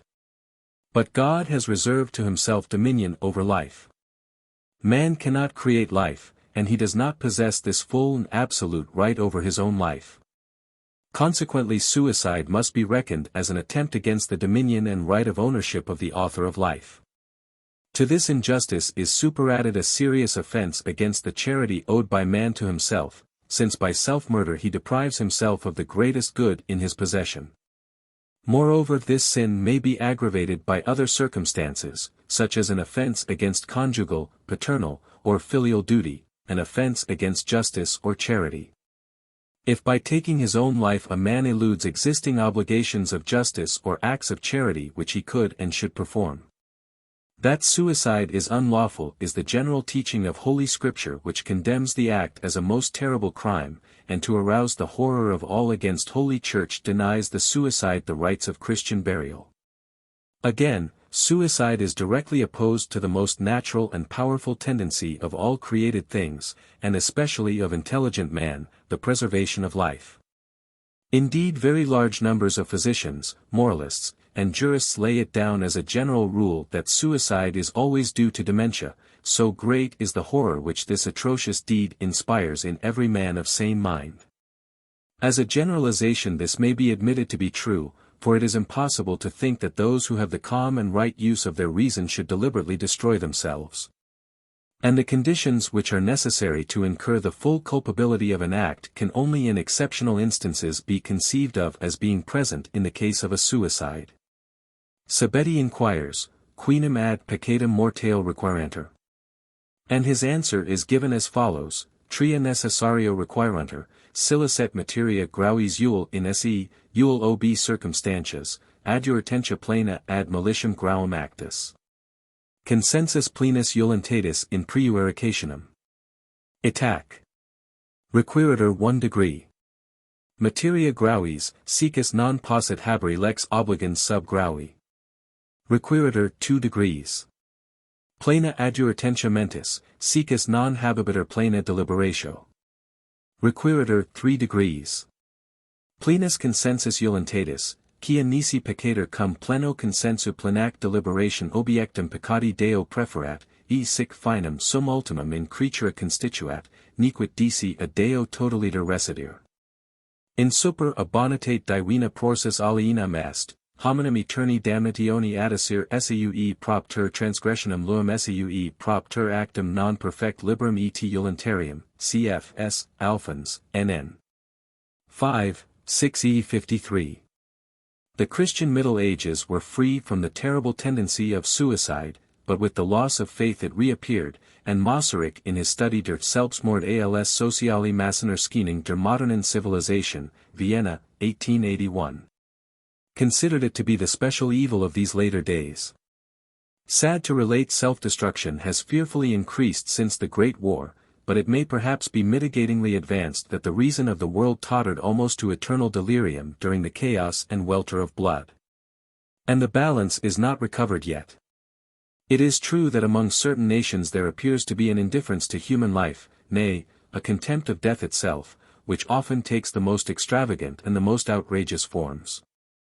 The Goths, the heathen Vandals, and Norse savages not only approved but sought suicide and violent death. It is, of course, only among the utterly benighted that it is possible for such abominable ideas to obtain. For example, there existed among a tribe of robbers in southern India customs of the utmost ferocity. Such practices as the following certainly prevailed during the 18th century, but they have no doubt long since been happily suppressed. If two persons had quarreled, sometimes for the most trifling reasons, a man would kill himself merely in order to be revenged on his adversary. He believed that his ghost would be able to return and harry the survivor, or at least that some dire retribution must fall on the head of his enemy who drove him to such extreme measures. Again, custom required that if a man committed suicide, letting it be known that it was on this account, the person with whom he had had the difference that led to this abominable act must immediately follow his example. Lord Avebury's statement, "It is said that in China, if a rich man is condemned to death, he can sometimes purchase a willing substitute at a very small expense," has been traversed, and Professor Parker would not commit himself any further than by saying, "It is popularly stated that substitutes can be bought for taels 50, and most certainly this statement is more than true, so far as the price of human life is concerned. But it is quite another question whether the jailers and judges can always be bribed." Drive W.T.A. Barber, who had been a missionary in China, relates that he had known very large numbers of persons who committed suicide out of spite against someone else, the idea being, first, the trouble given by minions of the law to the survivor. Second, that the dead would gain a vantage ground by becoming a ghost, and thus able to plague his enemy in the flesh. It is not surprising to learn that in ancient times, before the advent of Christianity, among such savage people as the Celts and the Thracians suicide was not only common but treated with the most appalling lightness and even flippancy. Thus Athenaeus, speaking of the banquets of the Thracians, quotes from Seleucus as follows, and Seleucus says, that some of the Thracians at their drinking parties play the game of hanging, and fix a round noose to some high place, exactly beneath which they place a stone which is easily turned round when any one stands upon it. And then they cast lots, and he who draws the lot, holding a sickle in his hand, stands upon the stone, and puts his neck into the halter. And then another person comes and raises the stone, and the man who is suspended, when the stone moves from under him, if he is not quick enough in cutting the rope with his sickle, is killed, and the rest laugh, thinking his death good sport. Upon the authority of the famous Stoic philosopher, Posidonius, Athenaeus tells us of similar brutalities which took place among the Celts. He writes, but Posidonius 71 in the 3rd, and also in the 20th book of his Histories, says, the Celti sometimes have single combats at their entertainments. For being collected in arms, they go through the exercise, and make feints at, and sometimes they even go so far as to wound one another. And being irritated by this, if the bystanders do not stop them, they will proceed even to kill one another. But in olden times, he continues, there was a custom that a hind quarter of pork was put on the table, and the bravest man took it, and if any one else laid claim to it, then the two rose up to fight, till one of them was slain. And other men in the theatre having received some silver or gold money, and some even for a number of earthen vessels full of wine, having taken pledges that the gifts promised shall really be given, and having distributed them among their nearest connections, have laid themselves down on doors with their faces upwards, and then allowed some bystander to cut their throats with a sword. And Euphorion the Chalcidian, in his historical memorials, writes as follows, but among the Romans it is common for 5-7 to be offered to any one who chooses to take it, to allow his head to be cut off with an axe, so that his heirs might receive the reward, and very often many have returned their names as willingly, so that there has been a regular contest between them as to who had the best right to be beaten to death. These atrocious examples serve to show us something of the evil and the corruption of which Christianity cleansed the pagan world, although it is to be feared that the battle is not yet won. Since it is a notorious and deplorable fact that at the hour of such a crisis as the Great War the respect due to human life became cheapened in men's eyes, with the consequence that murder and deeds of violence once more broke out in every direction, showing that savage instincts were dominated indeed, but in many cases not wholly eradicated.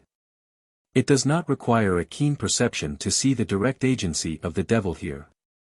And these atrocities which bred so callous and cruel a spirit are by no means altogether unconnected with the recrudescence of necromancy and black magic, which foul arts once more grew green and were almost openly pursued on every side. The belief that a man has not complete dominion over his own life and that it is unlawful for him to take it is certainly a feeling naturally implanted in the human breast. And it was only when nations were entirely barbarian or had become decadent and corrupt that the notion of suicide was held up as noble and even heroic. Whatever certain among the later Greeks may have practiced and taught, in earlier days, as we have seen, the act of suicide was regarded as a dark and presumptuous deed. They truly felt that there was in it something of sigma beta epsilon iota alpha, something of that beta rho iota which so surely stirred the wrath of heaven and inevitably called down righteous vengeance. Indeed, the evil and malice of suicide did not end with death but continued beyond the grave. The umbra of a man who had slain himself was dreaded and feared. So in ancient Athens it was the custom to cut off the hand of a suicide and to cremate it, or at least to bury it far from his body, the object of such mutilation being to prevent his ghost from attacking the living. Similar beliefs exist among native African tribes. Thus the Wajaga of East Africa dread the specters of suicides. When a man has hanged himself, a certain complicated ceremonial becomes imperative. They take the rope from his neck and suspend a goat in a noose, after which the animal is swiftly slain. The idea seems that hereby the phantom will be in some way appeased, and he will not be so likely to tempt human beings to follow his evil example. The Baganda of Central Africa have an even greater horror of the ghosts of suicides, and the most elaborate precautions are invariably taken to protect themselves against these dangerous visitors. The body of a man who has destroyed himself is removed as far from all human habitation as possible, to waste land or to a crossroad, and there is utterly consumed with fire. Next, the wood of the house in which the horrid deed has been done is burned to ashes and scattered to the winds, whilst if the man has hanged himself upon a tree, this is hewn to the ground and committed to the flames, trunk, roots, branches and all. Even this is hardly deemed to be sufficient. Curiously enough, there is a lurking idea that the ghost of a suicide may survive after the cremation of the body, so horrible is this crime felt to be and so eradicated the taint that this terrible deed establishes. This is extremely significant, since the cases in which cremation, a complete purgation and destruction by fire, cannot obliterate guilt and destroy the evil infection are indeed exceptional, and it might be no easy task to find a parallel instance. However, the Baganda, when passing by the spot where the body of a suicide has been burned, always take good care to pelt it with sticks and clods of earth to prevent the ghost from catching them. Although these places in particular are dangerous to the last degree, there are other graves that may be haunted by phantoms, which, as they have no bodies, are not strictly vampires, but which certainly belong to the vampire family. Such are those remote places where persons who have been accused of black magic and who failed to satisfy the ritual ordeals have been burned to death, as also those spots where persons of evil and atrocious life have been cremated or interred. The Maravis, a tribe of South Africa, who also burned witches alive, whenever they had occasion to pass the place of doom, pelted it with stones. And it is said that in some instances of spots considered particularly ill-omened a regular cairn or tumulus of loose stones has arisen. In Madagascar too, certain solitary graves bear an exceedingly ill repute, so that the chance traveler with averted face throws stones at them or large lumps of earth in order to prevent the ghost following in his tracks and seizing on him. It must be remarked, and this is very important, that the sticks and stones, or heavy clods of earth with which a grave is pelted, are not meant merely as a symbolical insult and expression of righteous indignation, but are actually missiles which will strike and hurt the being who haunts the spot of interment. So since the haunter can be struck and injured by these very material objects, the heavier they are the better, he must himself possess a certain concrete substantiality. And inasmuch as objects make an impression upon him, he must exist under some kind of physical condition. Doubtless the exact idea is not very clearly defined in the minds of those who are so careful to pelt the grave, yet if stones will not merely ward off an attack from the haunter, but when in the course of time they become piled up into a small cairn, they serve to keep the deceased in his place, that is to say in the grave, there must be some sort of material entity which can be so materially frustrated and obstructed. Here then we have the essential and complete vampire. It is recorded by a traveller about the middle of the last century that when he was journeying in company with two Mussulmans from Sidon to Tyre, as he drew near the latter city he noticed a great pile of stones by the wayside. Whereupon his companions began to pick up all the loose pebbles that came to hand and discharge them violently at the heap, at the same time uttering the most fearful imprecations. When they had passed and were at some little distance, they explained that a notorious brigand, whose hands were stained with the hideous cruelties and innocent blood, had been slain there, and buried on the spot half a century before. The stones they threw and their curses were directed against this villain. It might be thought in this case that the missiles were a mark of loathing and contempt, but it seems far more probable that they were intended to serve a very utilitarian purpose. That is actually to keep off the wretch who would still be haunting the pit into which his body had been cast 50 years since.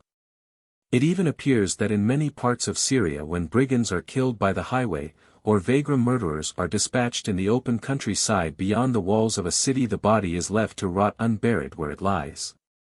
And after a while it is merely covered over with a heap of stones. Moreover, everyone who passes by is bound to quote a stone or stick to add to the pile under the penalty of incurring some dreadful misfortune. It is supposed that heaven will horribly curse the person who fails to throw his flinty tribute as he goes. It is not only among rude African tribes and in the East that the graves of persons who have led cruel and antisocial lives, particularly the spots where suicides have been buried, are thus places of execration and fear. But in Pomerania and in West Prussia, not to instance many other districts, the spots where persons who have wrought their own destruction happen to be interred are regarded as unlucky in the highest degree. And there is no more malevolent and harmful spectre than the suicide's ghost. A man who has destroyed himself must not defile God's acre, in no wise may he be buried in the churchyard but at the place where the desperate deed was done. And everybody who passes by will cast a stone on the spot unless he wishes the ghost of the suicide to plague him nightly and to give him no rest until he is driven to the same dreadful fate. It is said that, as in Africa piles of sticks and stones accumulate to a great size, so similar cairns rise upon these haunted spots in the more remote districts along the cold shores washed by the Baltic Sea. It is not surprising to find that in a country such as Russia, which through the ages has so often tottered to madness and of late years fallen into stark lunacy, during the 17th century an epidemic of suicide raged. It persisted, indeed, at spasmodic intervals throughout the 18th and even the 19th centuries, but it was somewhat earlier than this that the troubles of that luckless nation blazed out in furious frenzy. As when the year 1000 approached, a fearful apocalyptic mania inflamed many parts of Europe, and men imagining that the world was about to come to an end, that almost any hour, any moment the angel's clarion would blare. Heaven and earth shrivel like some parching scroll and the judge be set on his awful throne, in their hundreds deserted cities and homes to wander abroad preaching fevered repentance and the most extravagant forms of penance. Or else in frantic despair abandoned themselves to debauchery and violence, so in Russia some mad visionary who proclaimed that the crack of doom was appointed for the year 166673 set the whole country aflame with terror. In many parts, men ceased to labor in the fields, relinquished their businesses and all social intercourse, barricaded themselves in their houses behind closed windows and fast-barred doors, awaiting the end with the gloomiest forebodings. As might have been expected, great numbers completely lost their senses and scores of dangerous lunatics not only infested the highroad but even invaded villages and towns preaching that the only way to escape the wrath to come was to prevent the final day by self-destruction. They were, moreover, very willing and eager to help those who shrank from so severe a test, and before long red murder was rife in every direction. Their services, however, were not required as frequently as might have been supposed, for the delirium spread with such alarming rapidity that not merely households but whole communities eagerly devoted themselves to death. If in some paroxysm of wild hysteria a man had declared his intention of becoming a martyr, for so these poor wretches were deemed, the pious duty devolved upon his friends and relations of seeing that he scrupulously fulfilled his vow. Should he wish to change his mind or in any way seek to escape his fate, he was pursued and saved in spite of himself by being put to death in the most atrocious torments. A veritable reign of terror ensued, and northern Russia seemed well nigh depopulated. It were superfluous to enter into the horrible details, but it may suffice to say that at first starvation was the usual method by which these maniacs committed suicide. In the forest of Vetluga, one fanatic at huge expense actually built a tower without doors and windows, into the body of which persons were lowered through a trap in the roof. But this was too long a process. It gave space for reflection, and with the pangs of hunger reason resumed her sway. Those within yelled to be released, but all in vain. To shouts and clamor succeeded groans and fainter lamentations, until as the days passed all was still. Another remedy was found, and presently the method which was preferred and which was officially prescribed as safer and more pleasing to God was immolation by fire. Accordingly, the missionaries of this horrible impiety proclaimed safety through the flame. As the prophet Elias had ascended to heaven in a blazing chariot, so the deluded wretches were taught they would ascend to a glorious and delightful eternity from the midst of the conflagration. Hundreds and even thousands perished in huge holocausts. Whole areas were strictly enclosed, the candidates took their places therein, and the compound having been previously drenched with pitch, bitumen, and inflammable oils, torches were applied at many points. If any overcome by agony escaped with scorched and blackened limbs, they were caught and hurled back into the heart of the pyre. These immolations generally took place during the dark winter season, and from midnight until the faint streaks of dawn the red glow of these horrid furnaces could be seen in every direction. For hundreds of verstas the land became a veritable Tophet. As the morning broke, hordes of wolves attracted by the stench of roasting flesh assembled to pull trunks and limbs from the embers. A dark cloud of suffocating smoke, greasy with human fat that fouled both ground and houses, hung low in the sky, and ere many days were past the plague was stalking abroad with fatal voracity. It was not until the most vigorous measures had been taken that these terrible practices could be checked, and it seems that the venom of the madness persisted long and late, for as recently as 1860. 15 persons in the district of Olonets committed suicide by fire, whilst during the winter of 1896 to 1897, 24 religious fanatics buried themselves alive in a pit near Tiraspol. The monk, Philaly, constantly preached that death was man's only means of salvation, and that he must have done with this life of sin. One night under his influence, 84 persons congregated near the river Paravozinka and began to pray. Many of them were already half-crazed through excessive fasting, and they almost covered themselves with brambles and brushwood, to which fire was to be set at a given signal. A woman, taking alarm at the thought of so horrible a death, escaped and informed the authorities. When the police arrived, the fanatics shrieked that Antichrist was approaching, and setting fire to the pile most perished in the flames. A few who were rescued received sentences of imprisonment and deportation, but a fanatic called Souchkov managed to escape and continued to preach the gospel of death. Maddened by his doctrine in one locality alone, 60 families resolved to commit suicide at a certain moment, and a peasant, named Petrov, entering a neighbor's house, cut down his wife and children with a hatchet. In a barn hard by, a dozen men with their wives had assembled, and amid hymns of triumph they laid their heads upon an improvised block to be hacked off by Petrov. In another hut a woman and 3 children were dispatched at their own earnest request. At length, when he was weary, Petrov himself kneeled down and was slain by Souchkov. Between 1860 and 1870, a maniac named Chadkin proclaimed that Antichrist was here, and almost follow him to the forests and there die of hunger. A large number assembled, and his most devoted followers saw to it that nobody could escape. After a few days the sufferings of the crowds were fearful, and the place rang with their screams and groans. Nevertheless Chadkin and his apostles did not waver. When some poor creature, frantic with agony, managed to break away and inform the police, the devotees at once began to kill all who had gathered together. And by the time the authorities had arrived in the utmost haste, there were found but 3 survivors.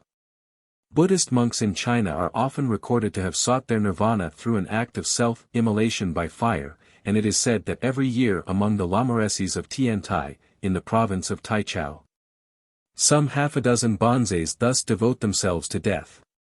These unfortunate persons believe that their voluntary destruction crowns the monastery with honors and blessing. They are aware that they will be worshipped after their suicide.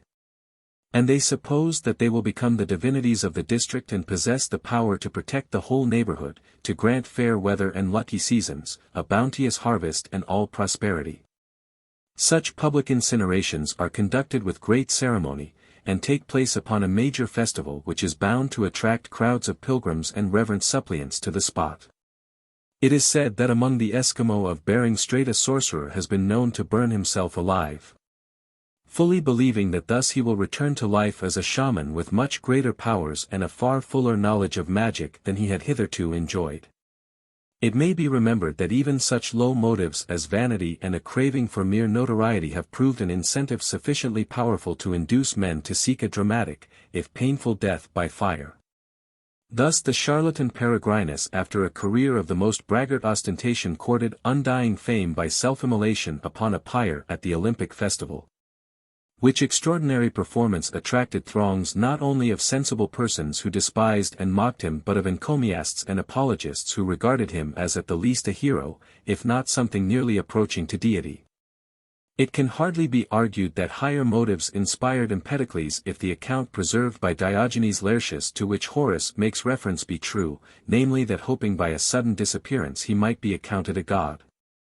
The philosopher flung himself into the crater of Mount Etna, but that the suicide was revealed owing to the fact that the volcano almost immediately after threw up one of his sandals, and thus betrayed the manner of his death.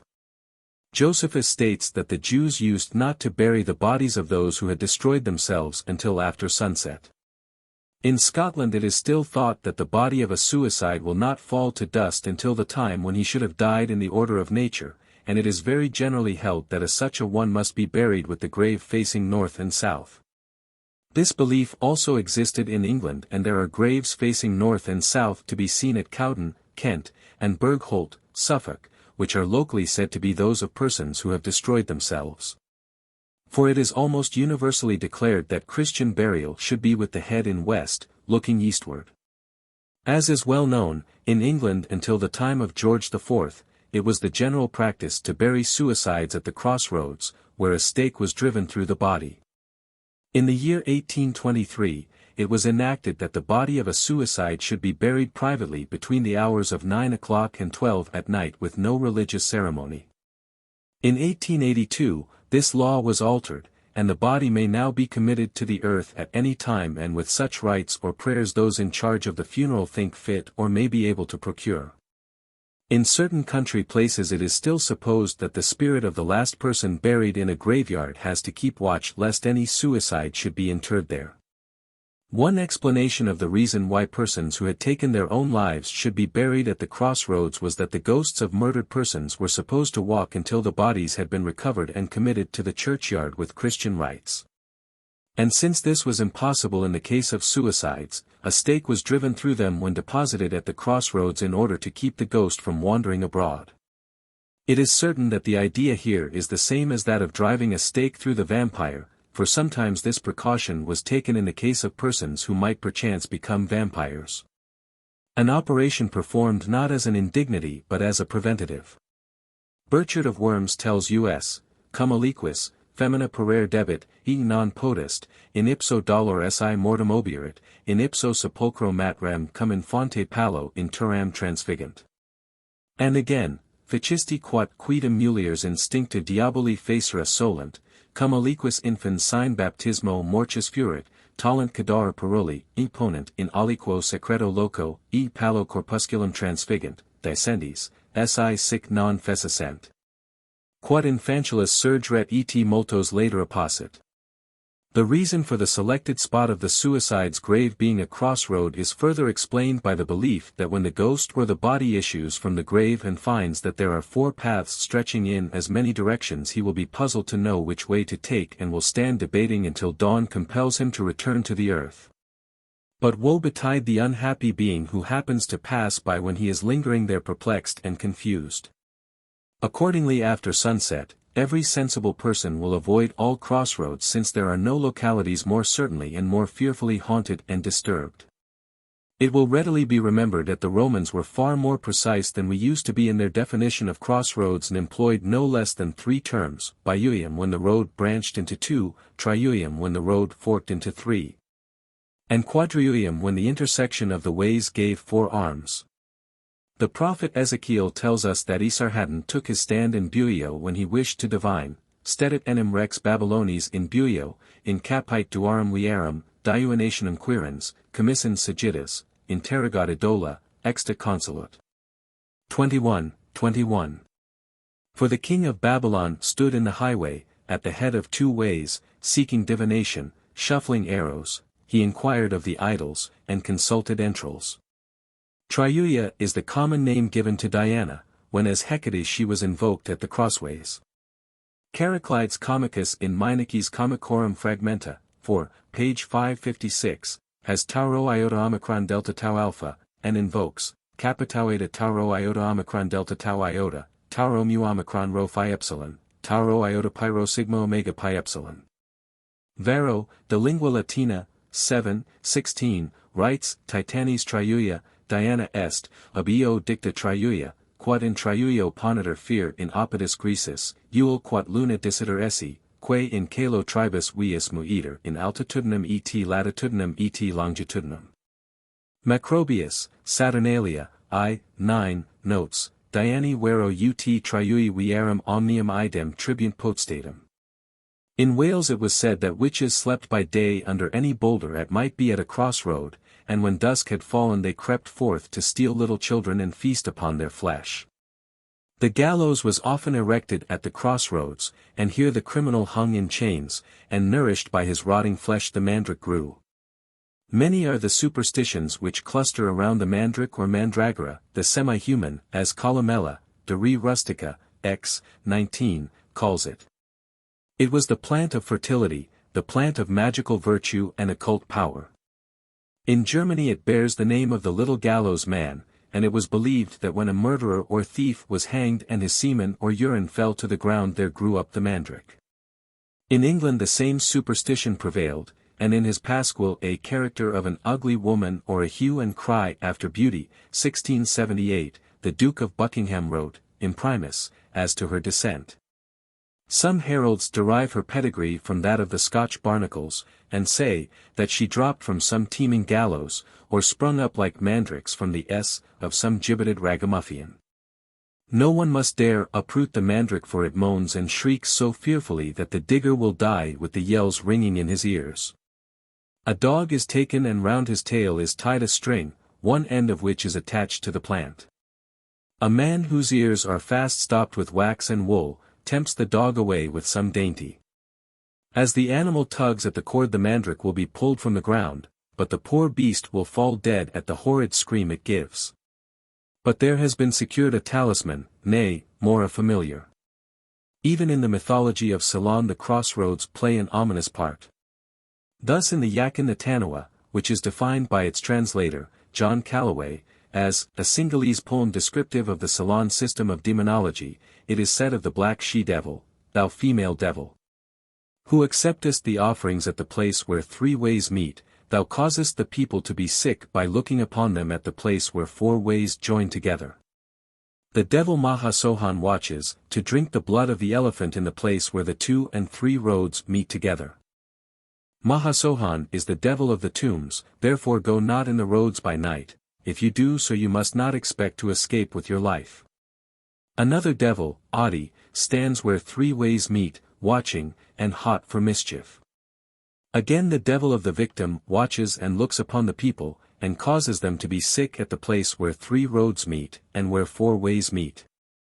Ralston says that it is a common Russian belief that at crossroads, or in the neighborhood of cemeteries, an animated corpse often lurks watching for some unwary traveler whom it may be able to strangle and devour, eagerly quaffing the warm blood from his veins. In Cornwall today crossroads are most carefully avoided after nightfall, but this may be because it is commonly accepted that at the crossroads witches from all the world over assemble for their Sabbat. It seems more likely that these particular spots are avoided because of the vampires, for Henry Boget tells us, les sorcières tnt leurs sabbats indifferim tn tons lo. Bernhard Ragnar says that if you go to a crossroad between 11 o'clock and midnight on Christmas Eve and listen, you will hear what most concerns you for the coming year. It may be pointed out that this is the one night throughout the year when strange wonders happen.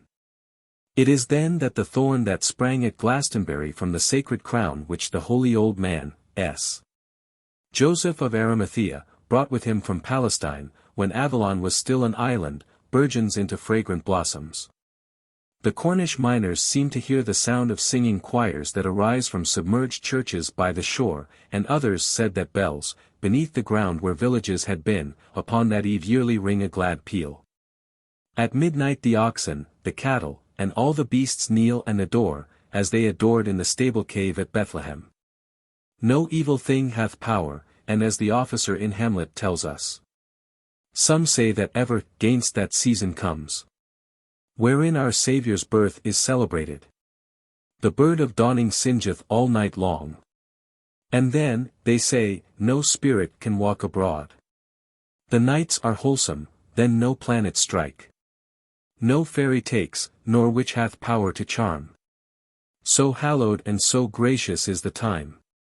In certain districts of East Prussia on Christmas Eve candles are kept burning all night in the houses and no window is shuttered. It is supposed that the spirits of the dead will return in friendly wise and the opportunity is given to them to warm themselves. So that on future occasions when they haunt the villages with more malicious intent they may remember those who are kind to them Christmas after Christmas and spare those houses from molestation and injury. Not only are those who die excommunicate, that is to say solemnly and officially cursed by the Church, liable to become vampires, but more, those who die under any kind of such ban, especially if it be the molly son of a parent. Or if it be a man who has perjured himself in a grave matter and called down upon his own head damnation and all manner of evil should what he asseverate be untrue. The belief in the fearful power of a curse, especially the curse of a father or a mother, which, whether rightfully or wrongfully adjured, works out its vengeance through the whole stock of kith and kin, involving in misfortunes and destruction. Innocent and guilty alike, find supreme illustration in the masterpieces of Greek tragedy. It is the mighty theme of the trilogy of the Orestia, for from the very outset of the Agamemnon there is a brooding and oppressive sense of multitudinous crimes. Of sins done long years ago which have swelled and accumulated their guilt like some black cloud of transgressions about to burst over the doomed race in a welter of tragedy and blood. The evil wrought by Thyestes, the crimes of his grandsire Tantalus, the atrocious banquet of Atrus, have yet to be expiated in misery, in anguish and affliction. When the weird Trojan woman approaches the threshold she scents the carnage of the shambles and horrors manifold, and as the pang of inspiration thrills her she shrieks aloud, the Furies are in this house. Blood surfeited, but not assuaged, they hold perpetual revel here. It is the crime of Atrus and of Thyestes which they hunt, and woe will follow woe. Tau nu gamma rho sigma tau gamma eta nu tau nu delta omicron pi omicron tau kappa lambda epsilon pi epsilon iota chi omicron rho omicron. Sigma mu phi theta omicron gamma gamma omicron omicron kappa epsilon phi omega nu omicron, less than, greater than. Omicron gamma rho epsilon lambda gamma epsilon iota. Kappa alpha mu nu pi epsilon pi omega kappa gamma, theta rho alpha delta sigma nu epsilon sigma theta alpha iota pi lambda omicron nu. Beta rho tau epsilon iota omicron nu alpha. Mu alpha kappa mu omicron nu delta mu omicron iota mu nu epsilon iota. Delta sigma pi epsilon mu pi tau omicron xi omega, sigma upsilon gamma gamma nu omega nu rho iota nu omega nu. Sophocles also no less fearfully shows us the tale of Oedipus and his children, the legend of the house of Laius, whose family was as equally famous among the Greeks as the stock of Atrus for its overwhelming disasters, the bitter fruit of an undying curse which destroyed the whole race. Laius, the son of Labdacus, had wrought a mighty evil. Lusting after the beauty of Chrysippus, the son of Pelops, with violence he raped the lad who belonged to another, and thus had sinned the sin of Beta Rho Iota since he both betrayed another's love and used brute force in doing so. 74 For this crime his whole progeny was involved in destruction. He married Jocasta, the sister of Creon of Thebes, and the oracle warned him that his son should kill him. When a boy was born to the royal pair they cruelly exposed their child, a helpless infant, to the wild beasts on Mount Cithaeron, but the will of heaven is not frustrated by the impotence of man. Many years after, as King Laius is riding privately in his chariot attended by only 5 servants, they meet a young man upon the road. The king bids him make way, commanding him in rough and insolent terms. A quarrel arises. The stranger, a stalwart warrior, strikes down the master and certain of the servants, but one escapes and fled away for his life. Presently Oedipus solves the riddle of the monstrous Sphinx, when the Thebans, in gratitude, since their old monarch has been slain by robbers on the highway, elect him to rule over them, giving him the lady Jocasta to wife. He governs the state in great prosperity, and 4 children are born to him, 2 sons, Poloniuses and Idiocles, 2 daughters, Antigone and Ismene. It is the calm before the storm. A fearful plague afflicts the city, and when the divine Phoebus Apollo is consulted, he answers that the murderer of Laius must be driven from the land. The old prophet, Tiresias, the mystic whose converse is in heaven, but who yet in his stern pride still retains much of humanity, is asked to read the enigma. He answers with deep sighs and groans, seeking to be led home again, until goaded by the impatience and hot temper of the king he flashes forth the truth. But it is not immediately recognized, and Oedipus begins formally to inquire into the circumstances of the death of his predecessor. Detail is heaped upon detail, and at last the horrible revelation forces itself upon his soul. Mad with terror, Jocasta hangs herself within her bedchamber, and Oedipus, tearing from her dress the buckles and clasps of gold, strikes out his eyes that are unworthy to look upon the golden light of day.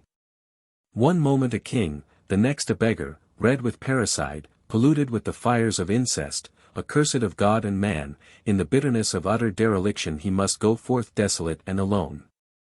He dare not even bid farewell to his sons and daughters, for they are the children of doom, seed of that admixture too fearful to be named. In the next play, the Oedipus Colonius, we find him many years afterwards, a mysterious figure set apart by heaven in awful loneliness. He is waiting in a place of peculiar sanctity, the reverent groves of the Semnithei, the holy goddesses of divine retribution, waiting for his silent passage to the shadowy world. And even here the evil ambitions of his sons would fain disturb him at the end. But he is far removed from the strife and passion of this world, and when young Poloniuses, fair, false and fickle, endeavors to enlist his father's sympathies, the lad receives the awful answer, "Dry were your eyes, hard as stone your heart. Dumb your lips, when I went forth from Thebes friendless and alone. Here then is your reward, before the walls of Thebes you shall perish, pierced by your brother's hand, and there your brother shall die slain by you." This terrible imprecation is only too terribly fulfilled, and defying the laws of King Creon, who would have the curse-polluted ghosts of the brothers seek for rest in vain even in Hades, Antigone meets her doom. Nor does Creon, the respectable Creon, weak and spiteful, impotent, yet a tyrant, escape scathless. His malice is sharply punished, owing to his own folly and cruelty he loses both wife and son, for he has forgotten that great truth which S. Thomas enunciated, that reason is the first principle of all human works, and the secular power is subject to the spiritual even as the body is subject to the soul. So owing to his impiety he is left without child to carry on his name, bereaved of all, broken and collapsed, piteously confessing himself mutau alpha iota omicron nu deltaro alpha feckless and foolish old man. It has seemed worth while thus very briefly and inadequately to review these 2 great themes of Greek tragedy, since in both instances they set forth in detail the terrible and relentless working of a curse, which it may be said has something of that divine vengeance that visits the iniquity of the fathers upon the children, unto the 3rd and 4th generation. And so something of this old Greek doctrine was very true, for who can foresee the end of the working of a curse? Even today there are places and there are properties in England which owing to deeds of blood and violence in their acquisition entail some dire misfortune upon all who seek to enjoy and possess them. Such a place is the ruined Abbey of Glastonbury, and of many another house Tintern, Newstead, Cowdray, Waverley, Barlings, Croxton, Durford. The tale is true. De male quicida non gaudet tertius hers, says the old adage, and it is well known that lands wrested from the church will not descend in due course owing to a failure of heirs. Such a case has come under my own observation, and Aubrey in his Miscellanies cites Hinton Charterhouse on Mendip and Butley, near Glastonbury, as never having passed to the 3rd generation. So did Cromwell's generals and adherents transmit a troubled inheritance to their descendants. Fairfax House, Putney, had its haunted chamber which was never used. It must be remembered that a solemn curse is not merely an expletive or an imprecatory exclamation, perhaps quite meaningless, but it is far more than this, it is significant and operative. The malediction is conceived as having a certain efficacious power, and it may be noted that this force if rightly launched does not seem to exhaust itself. No more terrible fate could be imagined than for a man to become a vampire, and this was the inevitable consequence if he were not cleared of a merited malison. The old proverb says, "Curses are like young chicken, and still come home to roost." This adage is terribly exemplified in the vampire who is supposed when he returns from his grave first to attack those who on earth have been his nearest and dearest. Of all curses the parental malediction is most dreaded, and curiously enough in Macedonia, Mr. Abbott tells us that a godfather is regarded with even greater respect than the actual parents and his malediction is dreaded even more than that of a bishop. At the present day in Greece many of the usual imprecations definitely refer to the fact that the person so cursed will become a vampire after death. Such imprecations as the following are in common use. May the earth not receive him. Nu mu nu tau omicron nu delta epsilon chi tau gamma, may the ground not consume him. Nu mu nu tau omicron nu phi lambda tau chi mu alpha, may the earth not digest thee. Gamma nu mu delta epsilon chi upsilon nu psi, may the black earth spew thee up. Mu alpha rho eta gamma nu sigma nu alpha xi epsilon rho sigma, mayest thou remain incorrupt. Nu alpha mu epsilon nu lambda omega mu tau omicron. May the earth not loose thee, which is to say may the body not decompose. Nu mu sigma epsilon lambda upsilon sigma gamma, may the ground reject thee. Nu sigma epsilon beta lambda tau chi mu alpha, mayest thou become in the grave like rigid wood. Kappa omicron upsilon tau omicron kappa iota nu beta lambda. May the ground reject him wholly. Tau chi mu alpha xi epsilon rho tau nu epsilon. Which last phrase is the most terrible of all since it is nothing other than an unspeakably impious parody of the prayer which is uttered by the mourners at every Greek funeral. Theta epsilon chi omega rho tau nu epsilon, may God forgive him. Since even the curse uttered by a man in moments of anger and impatience may have such terrible effects. In Greece it is necessary that there should be some expedient which may dissipate and dispel the forces to which these words have given an impetus capable of producing the most serious and horrible results. Accordingly at a Greek deathbed there is carried out a certain ritual to attain this end. A vessel of water is brought to the bedside and he throws into it a handful of salt, and when this is dissolved the sick man sprinkles with the lymph all those who are present saying, as this salt dissolves so may my curses dissolve. Lambda upsilon nu epsilon iota tau iota, nu lambda upsilon sigma omicron upsilon nu kappa alpha tau rho alpha iota sigma mu omicron upsilon. This ceremony absolves all persons whom he may have cursed in his lifetime from the evil of a ban which after death he would no longer be able to revoke. The relations and friends then solemnly forgive the dying man for aught that he may have done against them, and all present declare that they bear no grudge nor anger in their hearts. It is said that if the passage be a difficult one it is supposed that somebody whom the sick man has injured has not forgiven him. If it can be guessed who this may be, he is if possible brought to the bedside to declare his forgiveness of any injury he may have suffered. If, however, he be dead a portion of the cerements must be sought and burned to ashes in the bedchamber of the dying person, who is fumigated with the smoke. These elaborate precautions and the extraordinary care which is taken, for it must often be a matter of very great difficulty either to secure the attendance of the living individual or to get hold of a portion of the necessary shroud, serve to show what immense importance the modern Greek attaches to the absolution from a curse, and what horror the thought of a vampire inspires. It is obvious that those who die unbaptized or apostate will be liable to become vampires after death. And throughout the south of Europe there still persist large numbers of ceremonies and superstitions connected with a christening whose object it is to secure the child a long, happy and healthy life. In England as in many other countries it is thought lucky to be born on one of the great church festivals, especially if it be a Sunday. In certain districts of Yorkshire even today it is commonly said that Sunday children are secure from the malice of evil spirits. Again, a child born on a Saturday, although he may have to work hard for his living, is considered to enjoy occult powers, to have the faculty of second sight, to be able to see ghosts and phantoms. and indeed to be so attuned to the supernatural that he can never be harmed even by the vampire. It is very probable that as Saturday is the seventh day of the week, those born upon this day are considered as akin to a seventh son, who was so popularly believed to possess extraordinary powers of healing and the like. The Old English rhyme is well known, and perhaps the following is one of the most usual forms. Monday's child is fair of face. Tuesday's child is full of grace. Wednesday's child is sour and grum. Thursday's child has welcome home. Friday's child is free in giving. Saturday's child works hard for his living. And the child that is born on Christmas Day is great, and good, and fair, and gay. Although, as we have said, in England it is considered an omen of a happy life to be born upon some festival, the exact opposite is the case in Slav countries. 75 in Greece, particularly, nothing could be more disastrous, and of all seasons Christmas Day is the most unlucky.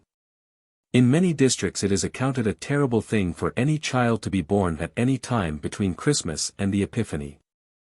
Such babies are called Omicron Rho Tau Omicron Pi Iota Sigma Mu Alpha Tau Alpha, or feast blasted, and after death they will assuredly become vampires. Even during life such a child is a Calicansaros. The Calicansaros is one of the most extraordinary and most horrible of all the creatures of popular superstition. Leon Alachi says that they only appear and have power during the week from Christmas to New Year's Day, but other authorities extend this time until Twelfth Night. During the rest of the year it is vaguely supposed that they sojourn in some mysterious Hades or underworld. Local traditions differ as to whether they are actually demons or whether they are human.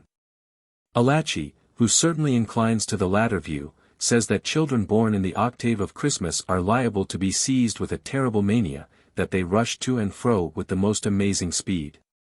That their nails grow to a terrible length like the talons of a bird of prey, whilst their hands become as crooked claws.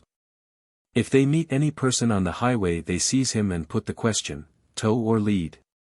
If he answer, toe, he may escape unharmed, but if he be inadvertent enough to reply, lead, they grip him with terrible force, mangle him with their talons and often tear him to pieces, devouring him wholemeal. During the 17th century this belief so strongly prevailed that the most cruel precautions were taken in the case of children who might be suspected to be liable to become calicanceri. Since the soles of their feet were exposed to a fire until the nails were singed and so their claws clipped, and even today in parts of Greece these practices prevail in a highly modified form. For among the Aegean islanders it is said that the small calicanceri are particularly prone to attack and devour their own brothers and sisters, which is another strong link with the tradition of the vampire who, as we have noted before, seeks the destruction of his own kin. It is difficult to convey any idea of the popular notions concerning the appearance of a Calicansaros, as almost every local account differs from others in almost every particular. For the most part they are considered to be very gaunt and of enormous strength. On the other hand there are some who are dwarfed and stunted. The larger variety generally appear as ineffably hideous monsters with black distorted faces, eyes glaring red like fire, huge ears such as those of a donkey, great gaping mouths furnished with a slobbering scarlet tongue and sharp gleaming teeth, from which streams their fetid breath in horrid gusts. Again the pygmy Calicansaros may appear in the shape of a child, but in this case it is usually deformed in some grotesque and painful manner.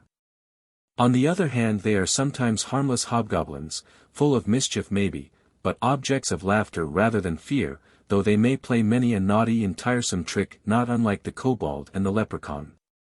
100 tales are told of their pranks, but it is the more gruesome and the fiercer monsters with whom we are mainly concerned, since it is from their ranks that the vampire is recruited. For most of them become vampires after death, a fact which seems to point to their human origin, and not infrequently they are supposed to indulge their vampirish fancies during life. It will be noticed that in the various accounts of the Calicanceri there exist many contradictions, and we must bear in mind that such diversities are often due to the original conception of these creatures. Whether they are regarded as demons or monsters who are suffered to plague the countryside for a certain number of days during the Christmas season, or whether they are regarded as human beings afflicted with a terrible curse. The victims of a most horrible possession, doomed never to rest not even in the grave. Near akin to the latter conception is the werewolf, who may be regarded as a man or woman, who either of his or her own will through black magic is able to change into the form of a wolf. Or who in classical times was believed to be so changed owing to the vengeance of the gods. And in later days was believed to be so changed owing to the enchantment of a witch or some manner of diabolic possession. Moreover, a werewolf may be a person who without any actual metamorphosis is obsessed with all the savage passions and ferocity of a wolf, so that he will attack human beings in the same way as the actual wild animal. It may be asked, is it possible that a person should be so transformed? Henry Kramer and James Sprenger, the learned authors of the supremely authoritative Malleus Maleficarum, in discussing the question distinctly answer, no, it is not possible. They allow that by horrid charms and spells a certain subjective delusion or glamour may be caused, so that by the evil art of a sorcerer a man may appear to himself and to all others who gaze upon him to be a wolf, or indeed another kind of animal. But there cannot be any actual physical change of a man into an animal. This glamour or ocular illusion is sometimes known as sight-shifting, a convenient correlative to the accepted term shape-shifting, which is conceived of as an objective fact. Moreover, in his De Suitate Dei, 18:18, s. Augustine says, "Nor can the devils create anything, whatever shows of theirs produce these doubts, but only cast a changed shape over that which God has made, altering only in show. Nor do I think the devil can form any soul or body into bestial or brutal members, and essences. But they have an unspeakable way of transporting man's fantasy in a bodily shape, unto other senses, this though it be not corporal. Yet seems to carry itself in corporal forms through all these things, while the bodies of the men thus affected lie in another place, being alive, but yet in an ecstasy far more deep than any sleep. Now this fantasy may appear unto other senses in a bodily shape, and a man may seem to himself to be such an one as he often thinks himself to be in his dream, and to bear burdens, which if they be true burdens indeed, the devils bear them. To delude men's eyes with the appearance of true burdens, and false shapes. We must bear in mind that these explanations come from the highest authority, one of the greatest doctors of the Church, and will, I think, very fairly cover most of the cases of the werewolf. In early days it was recognized that a werewolf might be a person who was afflicted with a horrible mania, and Marcellus Saetes, who lived in the reigns of Hadrian and Antoninus Pius, circa AD 117 to 161, wrote Piupsilon rho lambda upsilon kappa alpha nu theta rho pi omicron upsilon, a long medical poem in Greek hexameter verse, consisting of 42 books, of which only a couple of fragments remain. He says that lycanthropy is a disease, a kind of insanity or mania when the patient was afflicted with hideous appetites, the ferocity, and other qualities of a wolf. He further tells us that men are attacked with this madness chiefly in the beginning of the year, and become most furious in February, retiring for the night to lone cemeteries and living precisely in the manner of ravening wolves. Under lycanthropia, Burton notes as follows, lycanthropia, which Avicenna calls cucubath, others lupinam insanium, or wolf madness, when men run howling about graves and fields in the night, and will not be persuaded but that they are wolves. Or some such beasts. Aetius, lib 6, cap. 11, and Paulus, lib 3, cap. 16, call it a kind of melancholy, but I should rather refer it to madness, as most do. Some make a doubt of it whether there be any such disease. Donat ab Altomari, cap 9, art med. Saith, that he saw 2 of them in his time, virus, deprestig. Demonum, 1, 3, cap. 21, tells a story of such a one at Padua, 1541, that would not believe to the contrary, but that he was a wolf. He hath another instance of a Spaniard, who thought himself a bear, Forestus, obseruit. Lib 10, de morbis cerebri, cap. 15, confirms as much by many examples. One amongst the rest of which he was an eyewitness, at Alkmaar, in Holland, a poor husbandman that still hunted about graves, and kept in churchyards, of a pale, black, ugly, and fearful look. This malady, saith Avicenna, troubleth men most in February, and is nowadays frequent in Bohemia and Hungary, according to Heurnius, cap. de man. Skernitzius will have it common in Livonia. They lie hid most part all day, and go abroad in the night, barking, howling, at graves and deserts. They have usually hollow eyes, scabbed legs and thighs, very dry and pale, ulcerata crura.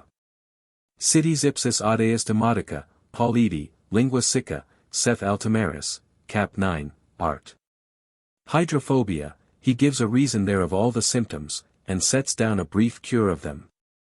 It is remarkable that most of these features are found in the vampire. Especially the unquenchable thirst, cities emodica, which is emphasized by the famous physician Antonio Donato Altomari, who was one of the most learned authorities of his day.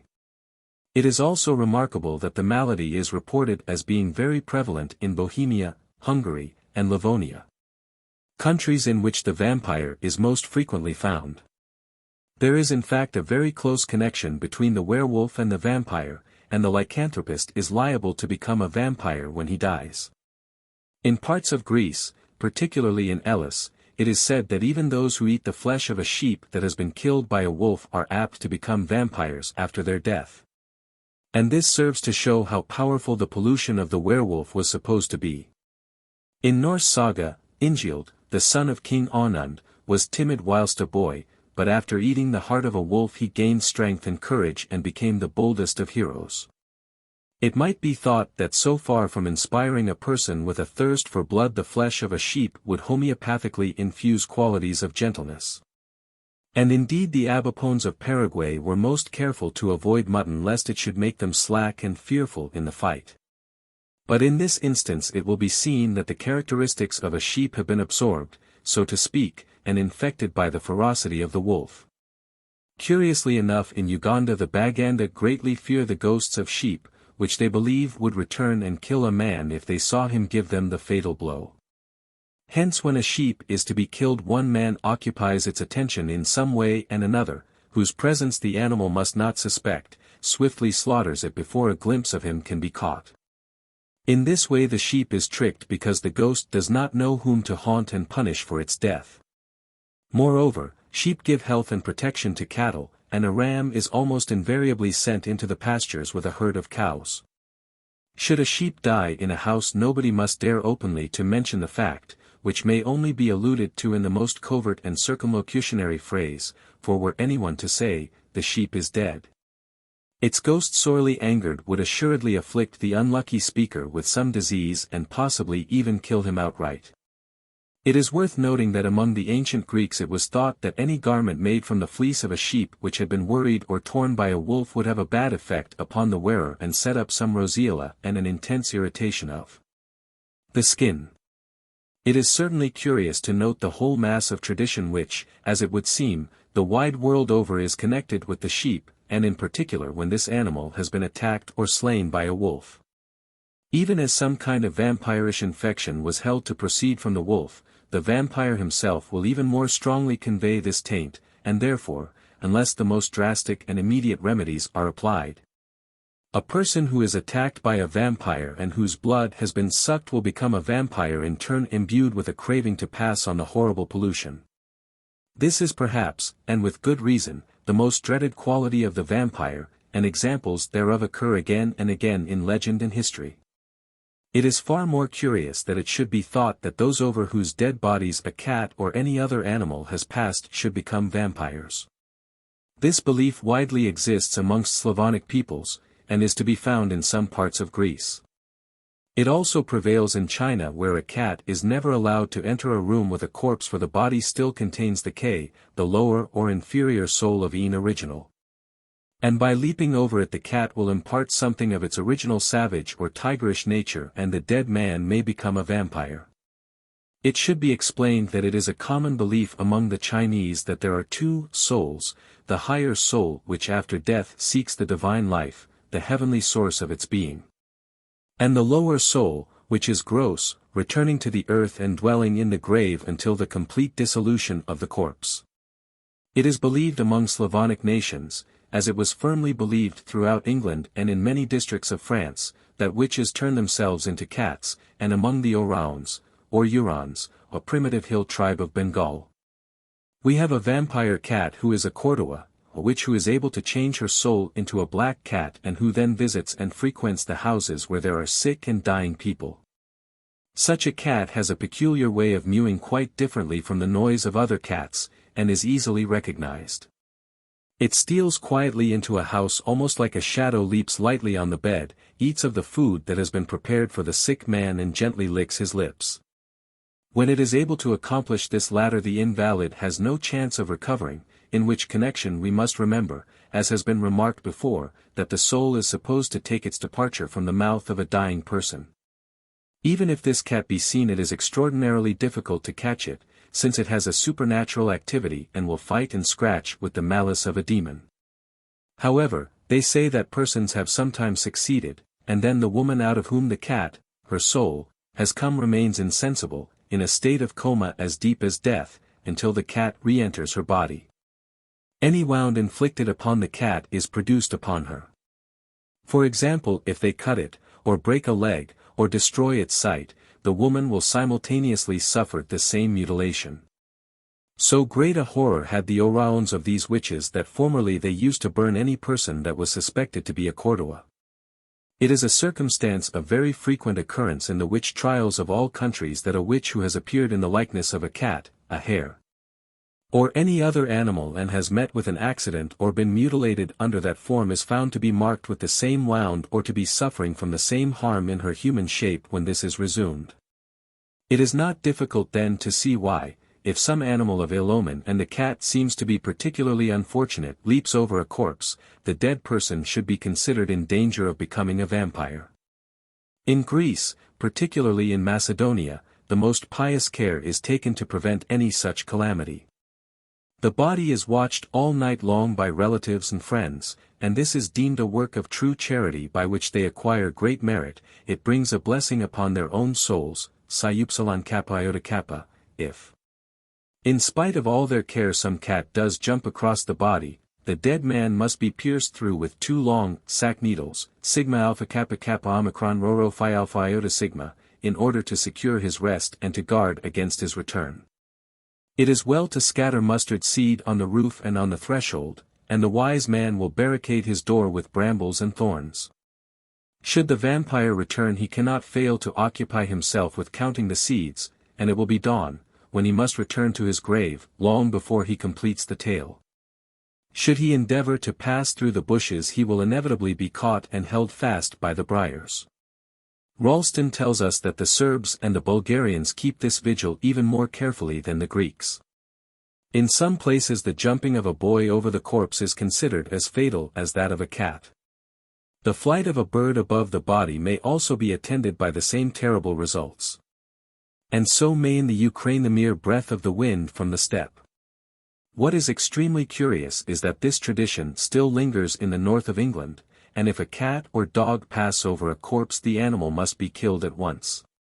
The reason for this has been entirely forgotten, but the survival is very remarkable, as showing that once there existed a dread of vampires in England which today is entirely forgotten. Thomas Pennant says that in Scotland, no dog or cat must be allowed to leap over the corpse or enter the room. It is reckoned so ominous, their doing so, that the poor animal is killed without mercy. It is even still the custom that all animals shall be shut up till the funeral procession has left. It is believed that a cat will not remain in the house with an unburied corpse. And rooks, we know, will abandon the place till after the funeral, if the rookery be near the mansion.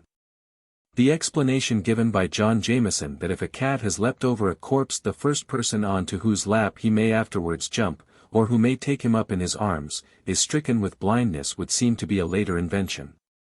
A reason made up to explain the ill omen, when the vampire tradition had disappeared, and so the real reason had been entirely forgotten. Having investigated the various reasons why any person should become a vampire, and discussed the fatal accident which may bring about this terrible doom, various points present themselves which invite some inquiry. Although the belief varies in different parts of the world, and it is generally understood that vampires only operate by night, as King David says, non timbus a timor nocturno, thou shalt not be afraid of the terror of the night. Yet it is also supposed that under certain conditions vampires may wander abroad during the day, and that the vampire truly is demonium meridianum, the noonday devil. Therefore we may ask by what signs, if any, is a vampire to be recognized? Again, how does a vampire leave his grave? For we must remember that the vampire is tangible, and can make his presence felt in a very unmistakable and terrible manner. This difficulty has been very clearly stated by Dom Calmet, who writes as follows: how can a corpse which is covered with 4 or 5 feet of earth, which has no room even to move or to stretch a limb, which is wrapped in linen cerements, enclosed in a coffin of wood, how can it, I say, seek the upper air and return to the world walking upon the earth so as to cause those extraordinary effects which are attributed to it? And after all that, how can it go back again into the grave, when it will be found fresh, incorrupt, full of blood exactly like a living body? Can it be maintained that these corpses pass through the earth without disturbing it, just as water and the damps which penetrate the soil or which exhale therefrom without perceptibly dividing or cleaving the ground? It were indeed to be wished that in the histories of the return of vampires which have been related, a certain amount of attention had been given to this point, and that the difficulty had been something elucidated. Let us suppose that these corpses do not actually stir from their tombs, that only the ghosts or spirits appear to the living. Wherefore do these phantoms present themselves, and what is it that energizes them? Is it actually the soul of the dead man which has not yet departed to its final destination, or is it a demon who causes them to be seen in an assumed and fantastical body? And if their bodies are spectral, how do they suck the blood of the living? We are enmeshed in a sad dilemma when we ask if these apparitions are natural or miraculous.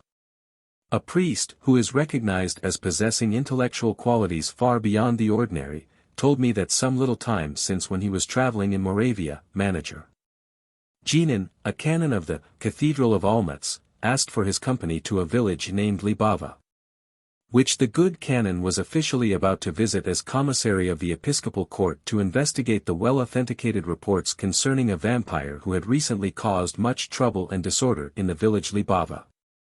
They journeyed thither, witnesses were cited and heard, the ordinary canonical procedure was observed in every detail. The witnesses gave evidence that a certain well-known citizen who had formerly resided at Libava after his death had sorely tormented the whole district, inasmuch as for a space of 3 or 4 years he had issued forth from the cemetery and had entered several houses. It was true these visitations were now ceased, because a certain Hungarian who passed through the village at the time when the terror was at its height avowed that he could cope with the evil and lay the vampire to rest. In order to fulfill his promise he mounted the clock tower of the church, and watched for the moment when the vampire came out of his grave, leaving behind him in the tomb his shroud and cerements, before he made his way to the village to plague and terrify the inhabitants. When the Hungarian from his coign of vantage had seen the vampire depart on his prowl, he promptly descended from the tower, possessed himself of the shroud and linen, carrying them off with him back to the belfry. The vampire in due course returned, and not finding his cereclothes cried out mightily against the thief, who from the top of the belfry was making signs to him that he should climb and recover his winding sheet if he wished to get it back again. The vampire, accordingly, began to clamber up the steep stair which led to the summit of the tower, but the Hungarian suddenly gave him such a blow that he fell from top to bottom. Thereupon they were able to strike off his head with the sharp edge of a sexton's spade, and that made an end of the whole business. The priest who related this history to me, himself saw nothing of these happenings, neither was anything witnessed by the right reverend canon who was acting as episcopal commissioner. They only received the reports of the peasants of that district, a folk who were very ignorant, very credulous, very superstitious, and brimful of all kinds of wonderful stories concerning the aforesaid vampire. For my part, one think the whole history vain and utterly without foundation, and the more absurd and contradictory are the various tales which were told, the more strongly am I confirmed in the opinion which I have formed. Supposing, indeed, there were any truth in the accounts of these appearances of vampires, are they to be attributed to the power of God, to the angels, to the souls of those who return in this way, or to the devil? If we adopt the last hypothesis, it follows that the devil can endue these corpses with subtlety and bestow upon them the power of passing through the earth without any disturbances of the ground, of gliding through the cracks and joints of a door, of slipping through a keyhole, of increasing, of diminishing, of becoming rarefied as air or water to penetrate the earth. In fine, of enjoying the same properties as we believe will be possessed by the blessed after the resurrection, and which distinguished the human body of our Lord after the first Easter day. Inasmuch as he appeared to those to whom he would show himself, for Jesus cometh, the doors being shut, and stood in the midst, and said, Peace be to you, Jesus unity annuus clauses, s. John, XX, 26. Yet even if it be allowed that the devil can re-energize dead bodies and give them movement for a certain time, can he also bestow these powers of increasing, diminishing, becoming rarefied, and so subtle that they can penetrate the earth, doors, windows? We are not told that God allows him the exercise of any such power, and it is hard to believe that a material body, gross and substantial, can be endowed with this subtlety and spirituality without some destruction or alteration of the general structure and without damage to the configuration of the body. But this would not be in accord with the intention of the devil, for such a change would prevent this body from appearing, from manifesting itself, from motion and speech, indeed from being eventually cut to pieces and burned, as so often happens in the case of vampires in Moravia, Poland, and Silesia. These difficulties which Dom Calmet with little perception has raised can be very briefly answered, and they are not only superficial, but also smack of heterodoxy. In the first place, the story that he tells is far from satisfactory, and even if it were what it may be much exaggerated, one can hardly brush aside the vast vampire tradition because one instance proves to be overdrawn. In any case, the business of the watcher from the belfry and the demand that the vampire should regain his shroud by climbing the stairs to the top of the tower do not bear the mark of truth. But what is certainly significant is that the vampire was decapitated and that then the haunting ceased.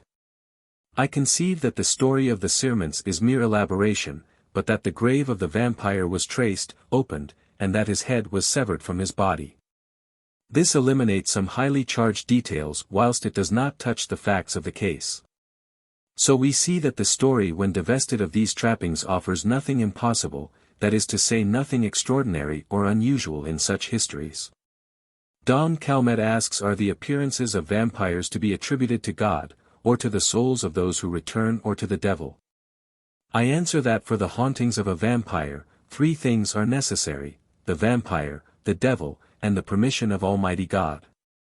Just as we know, for we learn this from the Malleus Maleficarum, that there are three necessary concomitants of witchcraft, and these are the devil, a witch, and the permission of Almighty God, Part 1. So are these three necessary concomitants of vampirism.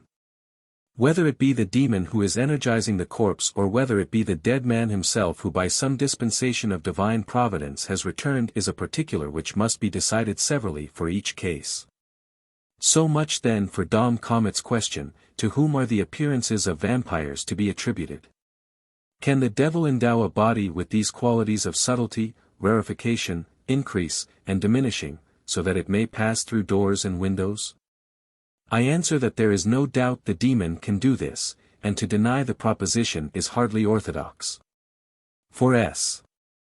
Thomas says of the devil that, just as he can from the air compose a body of any form and shape, and assume it so as to appear in it visibly, so, in the same way, he can clothe any corporeal thing with any corporeal form, so as to appear therein. Moreover, almost any séance will be sufficient reply to Dom Calmet's question. In his Modern Spiritism, 1904, Mr. T. Godfrey Ropert says, photographs, or small drawing-room ornaments have thus been seen to change their places, and articles kept in a room other than that occupied by the sensitive have been brought through closed doors and deposited at a spot previously indicated, in some instances placed into the hands of the person requesting the apport of the article. Many such remarkable instances of apport and of matter passing through matter have been observed under the strictest possible test conditions, and will be found recorded in the late Leipzig professor Zollner's deeply interesting work Transcendental Physics. The writer has himself observed one instance of this kind in a private house, and in circumstances entirely precluding the possibility of deception. There is, perhaps, no phenomenon which so distinctly exhibits the action of extraneous and independent intelligence as this one. Pages 35 to 36. Matter, then, can pass through matter, and the séance answers Dom Calmet. We may, if we will, adopt the ectoplasmic theory to explain the mode whereby the vampire issues from his grave, but although this is very probably true, in some instances at all events, it is not necessarily the only solution of the problem. According to Catholic theologians, evil spirits, if permitted to materialize their invisible presence, to build up a tangible and active body, do not absolutely require the ectoplasm of some medium. Not very dissimilar to the dilemma of Dom Calmet are the views held by an eminent authority, Dr. Herbert Mayo, who was sometimes senior surgeon of Middlesex Hospital, professor of anatomy and physiology in King's College, professor of comparative anatomy in the Royal College of Surgeons, London. In his well-known work, On the Truths Contained in Popular Superstitions, he devotes his second letter, or rather chapter, to vampirism, concerning which he says, the proper place of this subject falls in the midst of a philosophical disquisition. But he adds for the benefit of the inquirer that it is a point on which, in my time, schoolboys much your juniors entertained decided opinions. He continues to inform us that during the middle of the 18th century, vampirism spread like a pestilence through Servia and Wallachia, causing numerous deaths, and disturbing all the land with fear of the mysterious visitation, against which no one felt himself secure. Here is something like a good solid practical popular delusion. Do I believe it?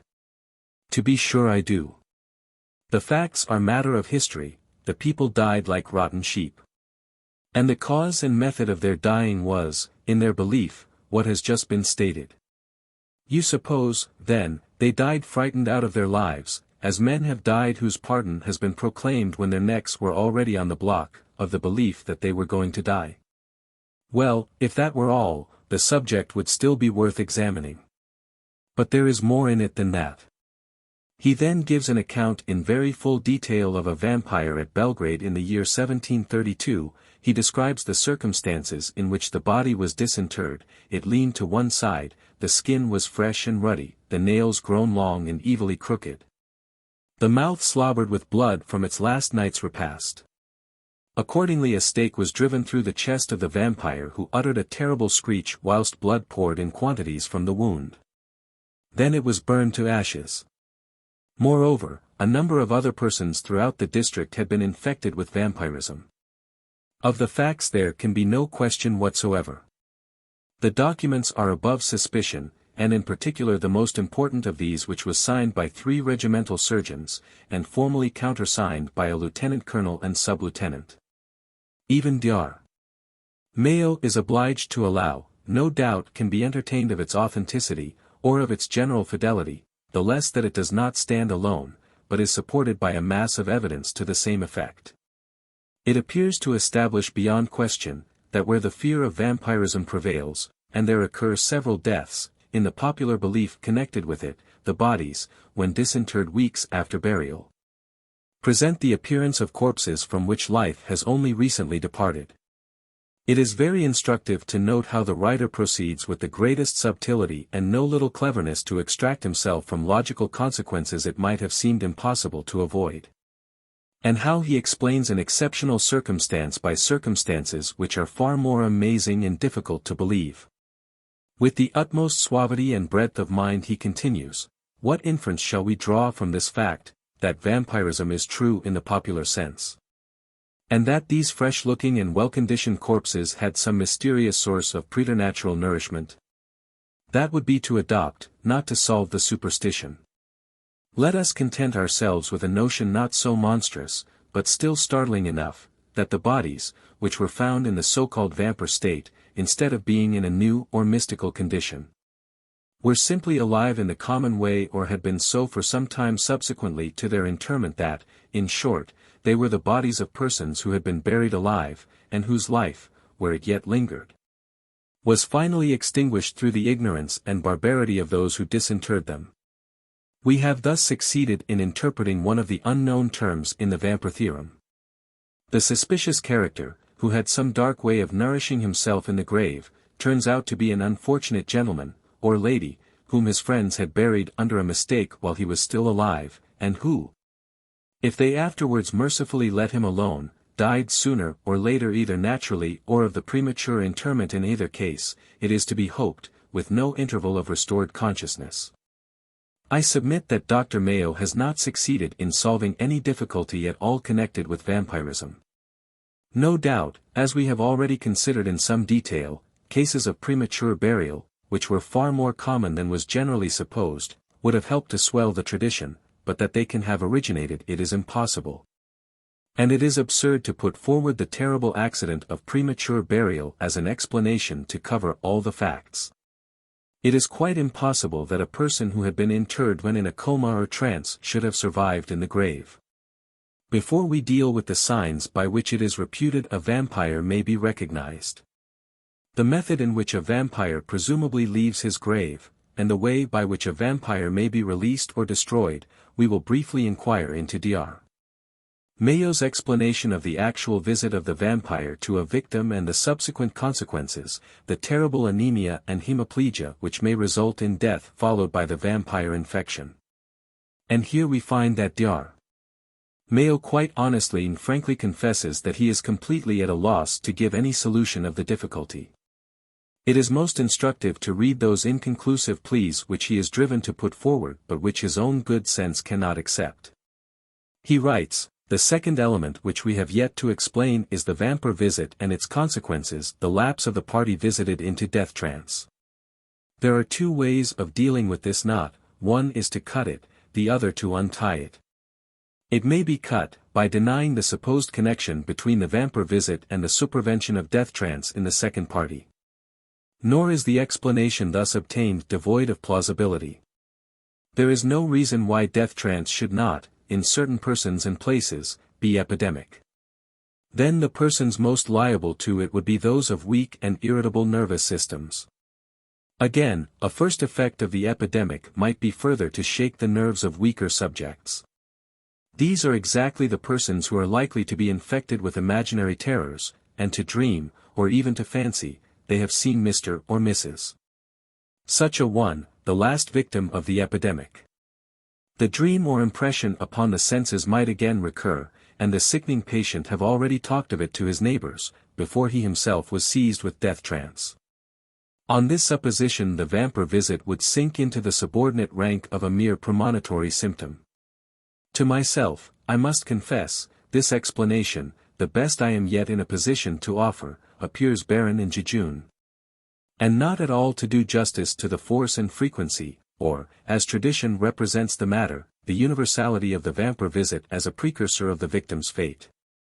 Imagine how strong must have been the conviction of the reality of the apparition, how common a feature it must have been, to have led to the laying down of the unnatural and repulsive process customarily followed at the vampire's grave, as the regular and proper preventive of ulterior consequences. Dr. Mayo proposes therefore, to try and untie this knot, a result which he singularly fails to achieve. He quite erroneously states, in popular language, it was the ghost of the vampire that haunted its future victim. This is exactly what the vampire is not. As we have seen, there is some divergence of view whether the vampire is the actual person, energized with some horrible mystical life in death, who visits his victims, and there can be no doubt at all that this is the true and proper vampire, or whether it is a demon who animates and informs the body. But in no circumstances whatsoever is the vampire a phantom or ghost, save by a quite inadmissible extension of the term, which then may practically be regarded, as indeed it is often most mistakenly and reprehensively regarded, as covering almost any malignant supernatural phenomenon. So an explanation which confuses a vampire with a ghost is entirely impertinent. We will now proceed to inquire into those physical traits by which a vampire may be discerned. A vampire is generally described as being exceedingly gaunt and lean, with a hideous countenance and eyes wherein are glinting the red fire of perdition. When, however, he has satiated his lust for warm human blood, his body becomes horribly puffed and bloated, as though he were some great leech gorged and replete to bursting. Cold as ice, or it may be fevered and burning as a hot coal, the skin is deathly pale, but the lips are very full and rich, blub and red. The teeth white and gleaming, and the canine teeth wherewith he bites deep into the neck of his prey to suck thence the vital streams which reanimate his body and invigorate all his forces appear notably sharp and pointed. Often his mouth curls back in a vulpine snarl which bears these fangs, a gaping mouth and gleaming teeth, says Leon Alachi, and so in many districts the hare-lipped are avoided as being certainly vampires.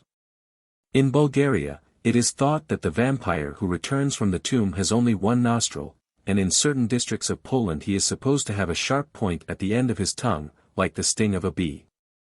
It is said that the palms of a vampire's hands are downy with hair, and the nails are always curved and crooked, often well nigh the length of a great bird's claw, the quicks dirty and foul with clots and gouts of black blood. His breath is unbearably fetid and rank with corruption, the stench of the charnel. Dar. Henry More in his An Antidote Against Atheism, 3:9, tells us that when Johannes Cuntius, an alderman of Pench in Silesia and a witch returned as a vampire he much tormented the parson of the parish. One evening, when this theologer was sitting with his wife and children about him, exercising himself in music, according to his usual manner, a most grievous stink arose suddenly, which by degrees spread itself to every corner of the room. Hereupon he commends himself and his family to God by prayer. The smell nevertheless increased, and became above all measure pestilently noisome, insomuch that he was forced to go up to his chamber.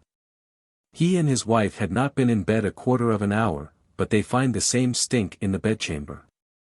Of which, while they are complaining one to another, out steps the spectre from the wall, and creeping to his bedside, breathes upon him an exceeding cold breath, of so intolerable stinking malignant a scent, as is beyond all imagination and expression. Hereupon the theologer, good soul, grew very ill, and was fain to keep his bed, his face, belly, and gut swelling as if he had been poisoned. Whence he was also troubled with a difficulty of breathing, and with a putrid inflammation of his eyes, so that he could not well use them of a long time after. In the Malleus Maleficarum, Part 2, Qn. 1, ch. 11, the following is related: in the territory of the Black Forest, a witch was being lifted by a jailer onto the pile of wood prepared for her burning and said, "I will pay you," and blew into his face. And he was at once afflicted with a horrible leprosy all over his body and did not survive many days. Boguet, Discours de Sorcières, gives as his rubric to chapter 25, see les sorcières tuent de leur souffle and haline. He tells us, les sorcières tuent and indomagent de leur souffle and haline, en quoi claude galard dict la fribolette nous saruta de témoignage.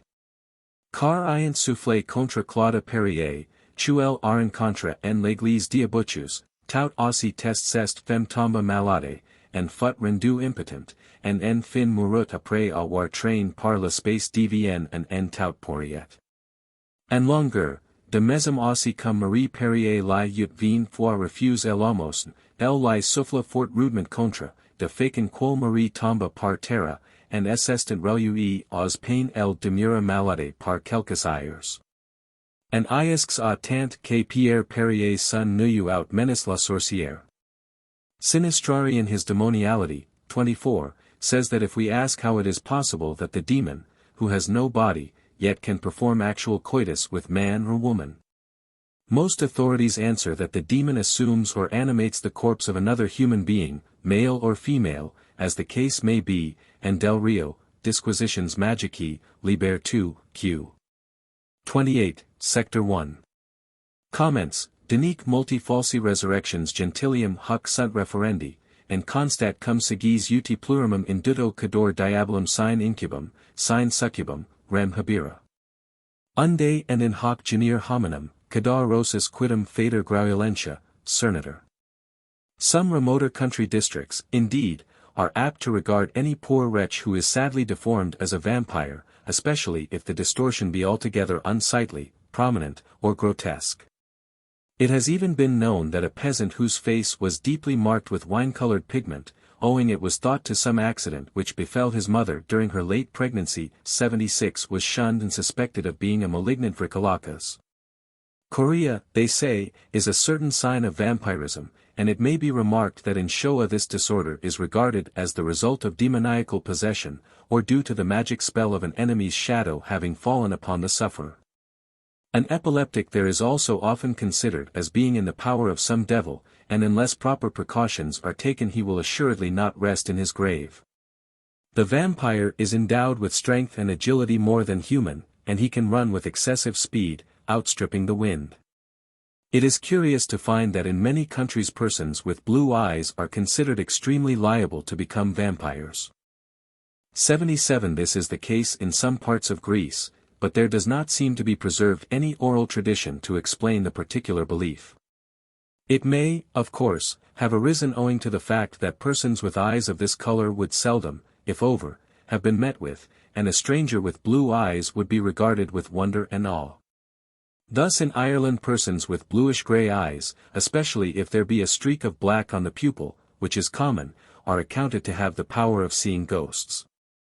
We cannot, I think, connect the Greek idea with the Homeric epithet for the goddess Athene, gamma lambda alpha upsilon kappa pi iota, which has been rendered bright-eyed, grey-eyed, or blue-eyed, an old interpretation that proves utterly erroneous. Since there can be no doubt that gamma lambda alpha upsilon kappa pi iota means owl-faced, gamma lambda alpha xi winky face. And originally Athene was a deity who was literally imagined and represented as having the face of an owl, even if she did not, as is most probable, actually appear in the shape of an owl. Among the Australian Aborigines the owl is regarded as a sex totem of women and is most jealously protected by them. We find too, that the owl is a sacred bird among the Indians of Northwest America, and in their ritual dances a solemnity revealed to them, as they suppose, by their guardian spirits, wherein they mime ancient story. The masqueraders often personate by dress, voice, and gesture the owl. The Dukwali, i.e., Lokoala, and other Tamanawa's 78 performances are exhibitions intended to represent incidents connected with their mythological legends. An Indian, for instance, who has been consulting with his guardian spirit, which is done by going through the washing and fasting process before described, will imagine or think he is called upon to represent the owl. He arranges in his mind the style of dress, the number of performers, the songs and dances or other movements, and, having the plan perfected, announces at a Tamanawa's meeting that he has had a revelation which he will impart to a select few. These are then taught and drilled in strict secrecy, and when they have perfected themselves, will suddenly make their appearance and perform before the astonished tribe. The owl gives mystic qualities. For in northern India it is believed that a man who eats the eyes of an owl will be able to see, even as that bird, in the dark. In Nigeria, the owl is regarded with great awe, and the natives tremble even to pronounce its name on account of the ill omen, preferring to speak of the bird that makes one afraid. It may be remembered that vampires are credited with being able to see in the dark, and that in many countries peasants dread to utter the word, employing some elaborate and often not very intelligible, periphrasis. Those whose hair is red, of a certain peculiar shade, are unmistakably vampires. It is significant that in ancient Egypt, as Manetho tells us, human sacrifices were offered at the grave of Osiris, and the victims were red-haired men who were burned, their ashes being scattered far and wide by winnowing fans. It is held by some authorities that this was done to fertilize the fields and produce a bounteous harvest, red hair symbolizing the golden wealth of the corn. But these men were called Typhonians, and were representatives not of Osiris but of his evil rival Typhon, whose hair was red. Francesco Redi says, Fraglia Gizii era tradizione che Typhon Illinois genio della distruzione, simili al arimane persiano al satano ebriaco fos di pelo rosso. Forse per memoria di invasioni di barbari di pelo rosso e presso noi duratuta vea la tradizione, guardati dal pelo rosso navals a toglierla la barba rossa del Redentor. Red was the color of the hair of Judas Iscariot, and of Cain, and an old Latin rhyme of the 13th century has. Monet nos haec fabula rufos uter. Quos colori fama notat, illis sociere. The Italians say, Capelli Rossi. O tutto foco, o tutto maschi. John Woodrow in The Spared Hours of a Soldier in High Travels, Dort, 1623, quotes, Garde toi bien de hommes Rousseau, de femmes barbus, et de ceux que sont marques en visage. I have not met with the following tradition save orally, but it is believed in Serbia, Bulgaria, and Romania, that there are certain red-polled vampires who are called children of Judas, and that these, the foulest of the foul, kill their victim with one bite or kiss which drains the blood as it were at a single draught. The poisoned flesh of the victim is wounded with the devil's stigmata, 3 hideous scars shaped thus, XXX, signifying the 30 pieces of silver, the price of blood.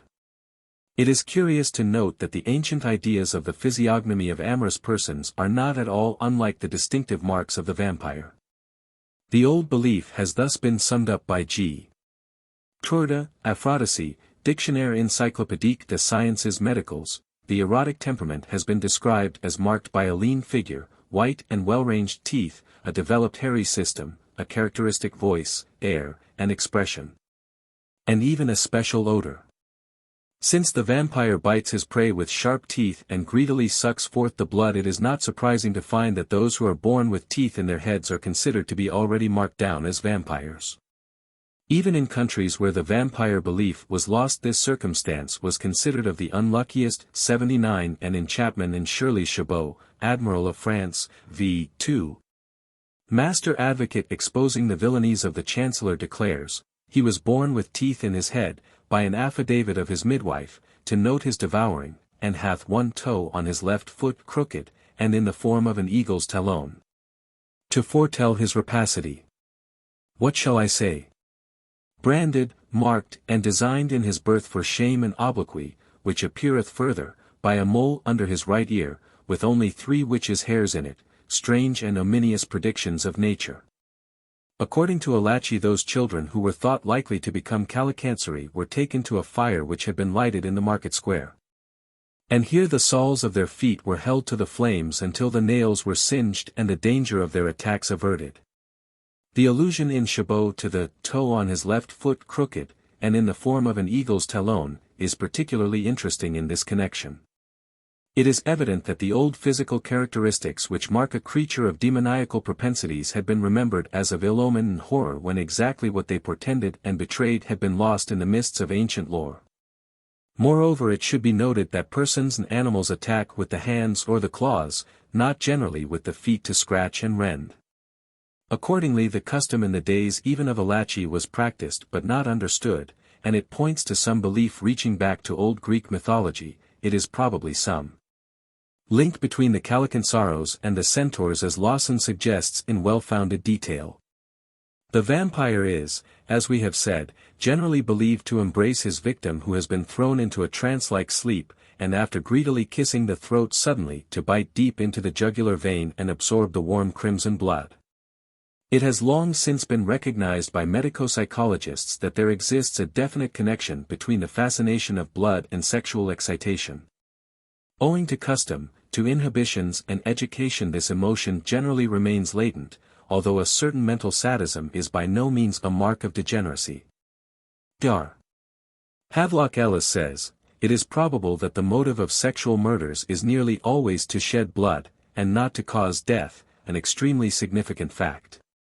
Since the vampire is generally held to seize the throat, it is very striking that Lepman points out that such murders are almost always produced by wounds in the neck or mutilation of the abdomen, never by wounds of the head.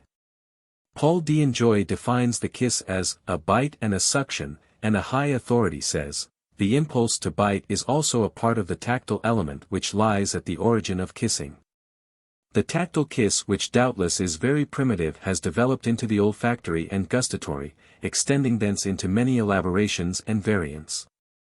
Under the stress of strong sexual emotion, when love is closely knit with pain, there is often an overwhelming tendency to bite the partner of the act, and the love bite is often referred to in Latin literature. Thus Plautus, Subtilis, I. 1, ll. 62-66, speaks of amorous dalliance. Nunc nostrae amores, mores, consuetudines. Iocus, Ludus, sermo, suavi suaviatio. Compressions arcte amantem comperum. Ten cris labellis moles morsiunculi. Papillarum horigularum oppressiunculi. And Catullus, 8, 17, 18, writes after a quarrel. Quem nunc amabis? Cuius esse disseris? Quem basiabis? Cui labella mordibis? In a well-known ode, Horace Carmen I, 13, 11, 12. Sui pure furens. Impressit memorem dente labris notum. Which Francis Englishes. I burn, when in excess of wine. He soils those snowy arms of thine. Or on thy lips the fierce fond boy marks with his teeth the furious joy. Tibullus, 1, 6, 14, 15, writes. Tun sucos herbasque dedi, quaes luer aberret. Quem facit impresso mutua dente venus. And again, I, 8, 35-38. At Venus inuniat puero succumbir furtim. Dum tumit, id teneros concerit usque sinus. Edidere anhelanti pugnantibus humida linguis. Oscula, etian callo figura dente notas. But favouring Venus watchful o'er thy joy, shall lay thee secret near th impassioned boy. His panting bosom shall be pressed to thine. And his dear lips thy breathless lips shall join. With active tongue he'll dart the humid kiss. And on thy neck indent his eager bliss. Ovid, Amores, 3, 14, 34, asks his mistress. Cur plus, quam somno, turbatos esse capillos. Colac conspicui dentis habira notum. Which is rendered by the translator in Dryden's Ovid, by many hands. Why do your looks and rumpled headclothes show? 'Tis more than usual sleep that made them so. Why are the kisses which he gave betrayed? By the impression which his teeth has made. Many further passages from the older Latin poets might be quoted, and amongst the moderns, Jonas Secundus and Jean Bonifons have not neglected to celebrate the love bite in their verses. From the latter it will suffice to cite the elegant Basium 4, Execrator dentes, cabus inter osculandum papillas domini laserat, which commences. O dens improbe, dire, ter celeste. Dens sacerime, dens inauspicate. Tun tantum celis ossus. Ut papillas.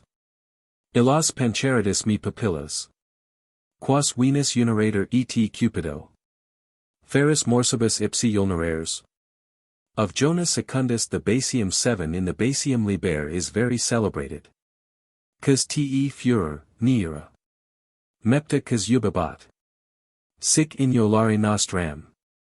Sic uelicer linguam. Ferocient morsu. And, quas tot unis abs te. Pectus per omni gesto. Penetrabilis sagitas. Paramudenter. Istis. Ni dentibus proteruis. Exercias nefandum. Membrum nefas in illid. Quo sep solo prime.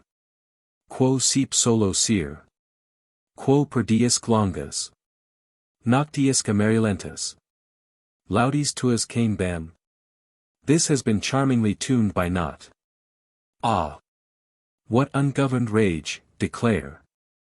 Neira, too capricious fair. What unrevenged, unguarded wrong could urge thee thus to wound my tongue? Perhaps you deem th afflictive pains too trifling, which my heart sustains. Nor think enough my bosom smarts with all the sure, destructive darts, incessant sped from every charm, that thus your wanton teeth must harm that little tuneful thing, which wont so oft thy praise to sing. What time the morn has streaked the skies, or evening's faded radiance dies, through painful days consuming slow, through lingering night of amorous woe. Dorat, Baser 11, has daintily paraphrased Secundus. Tes dents, ces pearls que j'adore. Do essachap à mon œil trompe. Ce sourire develop. Transfuge de lèvres de fleur. Devroyan tells Blesser, dis-moi. Un organe tendre et fidèle. Que t'assure ici de ma foi. Edinama tais la plus belle. The Supplementum Lexicorum Eroticorum Linguae Latini, Paris, 1911, has, Morsiunculi, Gallus, Sukkans. Much Oriental erotic literature gives attention to this subject. The Indian Kama Sutra of Vatsyayana devotes no less than one chapter to the love bite. And there are many references to be found in such manual as the Arabic perfumed garden of the Sheikh Nefsawi. When it is borne in mind how markedly Slavonic a tradition is the bite of the vampire, it becomes extremely significant to know that biting in amorous embraces is very common among the southern Slavs. The peasant women of Sicily, especially says Alonzi, in the districts where crimes of blood are prevalent, often in their affection for their children kiss them violently, even biting them and sucking their blood until the infant wails in pain. If a child has done wrong, they will not only strike it, but also bite it fiercely on the face, ears, or arms, till blood flows. Both men and women often use the threat, "I will drink your blood." There is ocular evidence that a man who had knifed another in a quarrel licked the hot blood from the victim's hand. A very curious case was reported in the London Police News of 1894. A man aged 30 was charged with ill-treating his wife's illegitimate daughter, aged 3. The acts had lasted over a period of many months.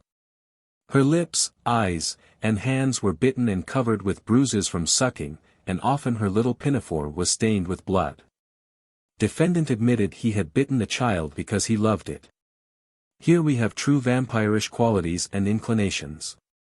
The Daily Express, April 17, 1925, gave the following. Vampire brain. Plan to preserve it for science. Berlin. Thursday, April 16. The body of Fritz Harman, executed yesterday at Hanover for 27 murders, will not be buried until it has been examined at Göttingen University. Owing to the exceptional character of the crimes, most of Harman's victims were bitten to death. The case aroused tremendous interest among German scientists. It is probable that Harman's brain will be removed and preserved by the university authorities. Central News. The case of Fritz Harman, who was dubbed the Hanover Vampire, was reported in some detail in the News of the World, December 21, 1924, under the heading, Vampires Victims. Harman was born in Hanover, October 26, 1879. The father, Al Harman, a locomotive stoker, was well known as a rough, cross-grained, choleric man, whom Fritz, his youngest son, both hated and feared. As a youth, Fritz Harman was educated at a church school, and then at a preparatory school for non-commissioned officers at New Breisach. It is significant that he was always dull and stupid, unable to learn, but it appears a good soldier. When released from military service owing to ill health, he returned home, only to be accused in a short while of offenses against children. Being considered irresponsible for his actions, the court sent him to an asylum at Hildesheim, whence however he managed to escape and took refuge in Switzerland.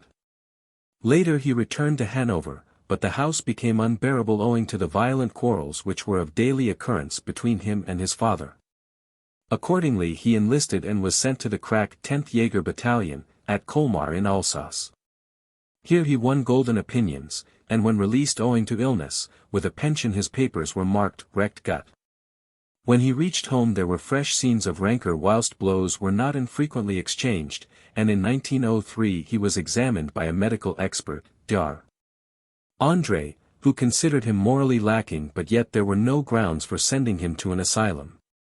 Before long he sank to the status of a tramp, a street hawker, at times, a pilferer and a thief. Again and again he was sent to jail, now charged with larceny, now with burglary, now with indecency, now with fraud. In 1918, he was released after a long stretch to find another Germany. He returned to Hanover, and was able to open a small cook shop in the old quarter of the town, where he also hawked meat which was eagerly sought at a time of general hunger and scarcity. He drove yet another trade, that of Kappa's narc, an old lag who had turned spy and informer, who gave secret tips to the police as to the whereabouts of men they wanted. Detective Harmon, he was nicknamed by the women who thronged his shop because he always had plenty of fresh meat in store, and he invariably contrived to undersell the other butchers and victuallers of the quarter. The center of Hanover was the great railway station, and Hanover was thronged especially at its center with a vast ever-moving population, fugitive, wanderers and homeless from all parts of dislocated Germany. Runaway lads from towns in every direction made their way here, looking for work, looking for food, idly tramping without any definite object, without any definite goal, because they had nothing else to do. It can well be imagined that the police, a hopelessly inadequate force, kept as sharp a watch as possible on the station and its produce, and Harmon used to help them in their surveillance. At midnight, or in the early morning, he would walk up and down among the rows of huddled sleeping forms in the third-class waiting halls, and suddenly waking up some frightened youngster demand to see his ticket. Ask to know whence he had come and where he was going. Some sad story would be sobbed out, and the kindly Harmon was wont to offer a mattress and a meal in his own place downtown. So far as could be traced, the first boy he so charitably took to his rooms was a lad of 17 named Friedel Roth, who had run away from home. On September 29, 1918, his mother received a postcard, and it so happened the very same day his father returned from the war. The parents were not going to let their son disappear without a search, and they soon began to hunt for him in real earnest. One of Friedel's pals told them that the missing boy had met a detective who offered him shelter. Other clues were traced, and with extraordinary trouble, for the authorities had more pressing matters in hand than tracking truant schoolboys, the family obliged the police to search Sellerstrasse 27, where Harmon lived. When a sudden entry was made, Harmon was found with another boy in such an unequivocal situation that his friends, the police, were obliged to arrest him there and then. And he received 9 months' imprisonment for gross indecency under Section 175 of the German Code. 4 years later, when Harmon was awaiting trial for 24 murders, he remarked, "At the time when the policeman arrested me, the head of the boy Friedel Roth was hidden under a newspaper behind the oven. Later on, I threw it into the canal." In September 1919, Harmon first met Hans Granz, the handsome lad, who was to stand beside him in the dock. Granz, the type of abnormal and dangerous decadent which is only too common today, was one of the foulest parasites of society, pilferer and thief, bully, informer, spy, agent provocateur, murderer, renter, prostitute. And what is lower and fouler than all, blackmailer. The influence of this Ganymede over Harmon was complete. It was he who instigated many of the murders. Adolf Harmapel, a lad of 17, was killed in November 1923, because Granz wanted his pair of new trousers. Ernst Speaker, likewise aged 17, was killed on January 5, 1924, because Granz coveted his toff shirt. It was he who arranged the details, who very often trapped the prey.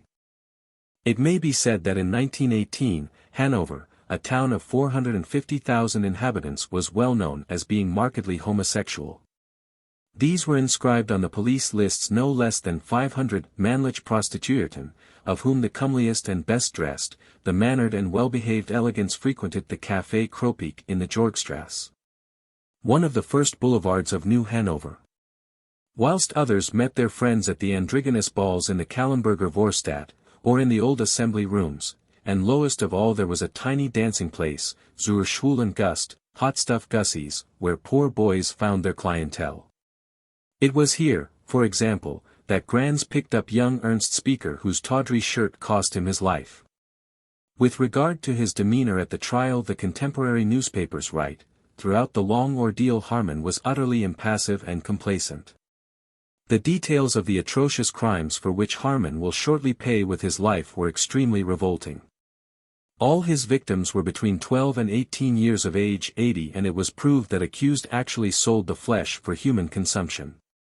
He once made sausages in his kitchen, and, together with the purchaser, cooked and ate them. Some alienists hold that even then the 24 murders cannot possibly exhaust the full toll of Harmon's atrocious crimes, and estimate the total as high as 50. With the exception of a few counts, the prisoner made minutely detailed confessions, and for days the court listened to his grim narrative of how he cut up the bodies of his victims and disposed of the fragments in various ways. He consistently repudiated the imputation of insanity, but at the same time maintained unhesitatingly that all the murders were committed when he was in a state of trance, and unaware of what he was doing. This contention was specifically brushed aside by the bench, which in its judgment pointed out that according to his own account of what happened, it was necessary for him to hold down his victims by hand in a peculiar way before it was possible for him to inflict a fatal bite on their throats. Such action necessarily involved some degree of deliberation and conscious purpose. Another account says with regard to Harmon, the killing of altogether 27 young men is laid at his door. The horror of the deeds being magnified by the allegation that he sold to customers for consumption the flesh of those he did not himself eat. With Harmon in the dock appeared a younger man, his friend Hans Granz, first accused of assisting in the actual murders but now charged with inciting to commit them and with receiving stolen property. The police are still hunting for a third man, Charles, also a butcher, who is alleged to have completed the monstrous trio. The prosecuting attorney has an array of nearly 200 witnesses to prove that all the missing youths were done to death in the same horrible way.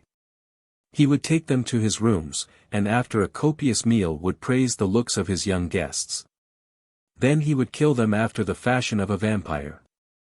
Their clothes he would put up on sale in his shop, and the bodies would be cut up and disposed of with the assistance of Charles. In open court, however, Harmon admitted that Granz often used to select his victims for him. More than once, he alleged, Granz beat him for failing to kill the game brought in, and Harmon would keep the corpses in a cupboard until they could be got rid of. And one day the police were actually in his rooms when there was a body awaiting dismemberment. The back of the place abutted on the river, and the bones and skulls were thrown into the water. Some of them were discovered, but their origin was a mystery until a police inspector paid a surprise visit to prisoner's home to inquire into a dispute between Harmon and an intended victim who escaped. Suspicion had at last fallen upon him principally, owing to skulls and bones found in the River Seine during May, June, and July, 1924.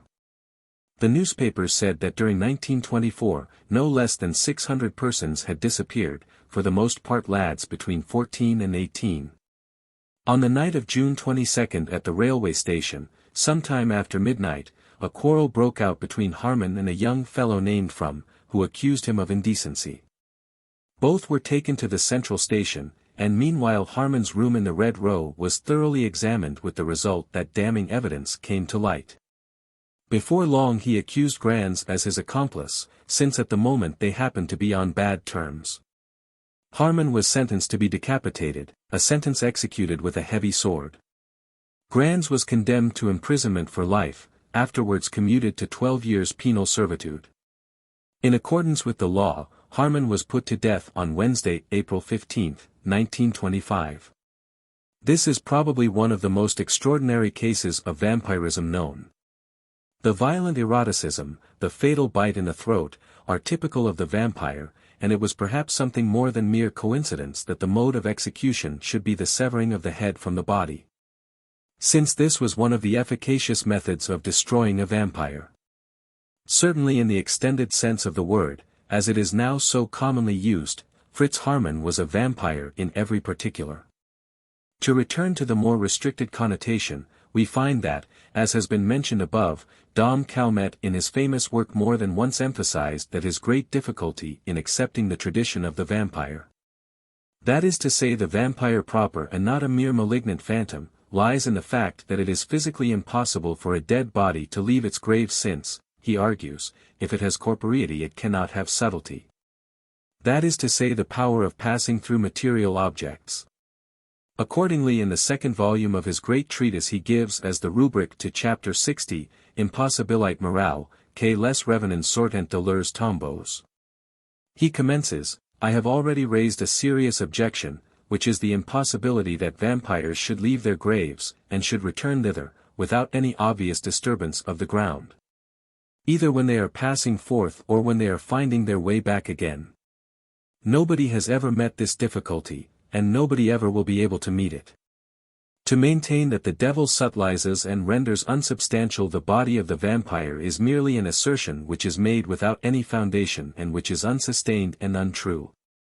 The fluidity of the blood, the healthy red color, and the absence of rigidity in the case of vampires are not circumstances which need cause us the slightest wonder, any more than the fact that the hair grows and the bodies remain without dissolution. It is a matter of daily occurrence that bodies are found which do not crumble to dust and which for a very long time after death preserve the appearance of life. This is not in the least surprising in the cases of those who die suddenly without any illness, or indeed as the consequence of certain diseases which are well known to medical men. Sicknesses which do not affect the circulation of the blood or the elasticity of the body. With regard to the growth of hair, this is quite a natural condition. One might even compare these facts with the flowers, and in general with everything which depends upon the luxuriance of vegetation among the fauna and flora of nature. These objections thus stated may seem very weighty, but perhaps if they are impartially examined it may be found that the good Benedictine has been a little too dogmatic in his assertions.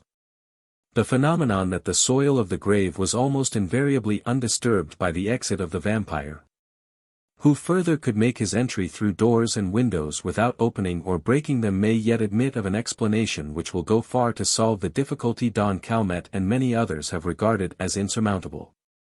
In the first place, it is hardly correct so sweepingly to assert that the ground is wholly undisturbed.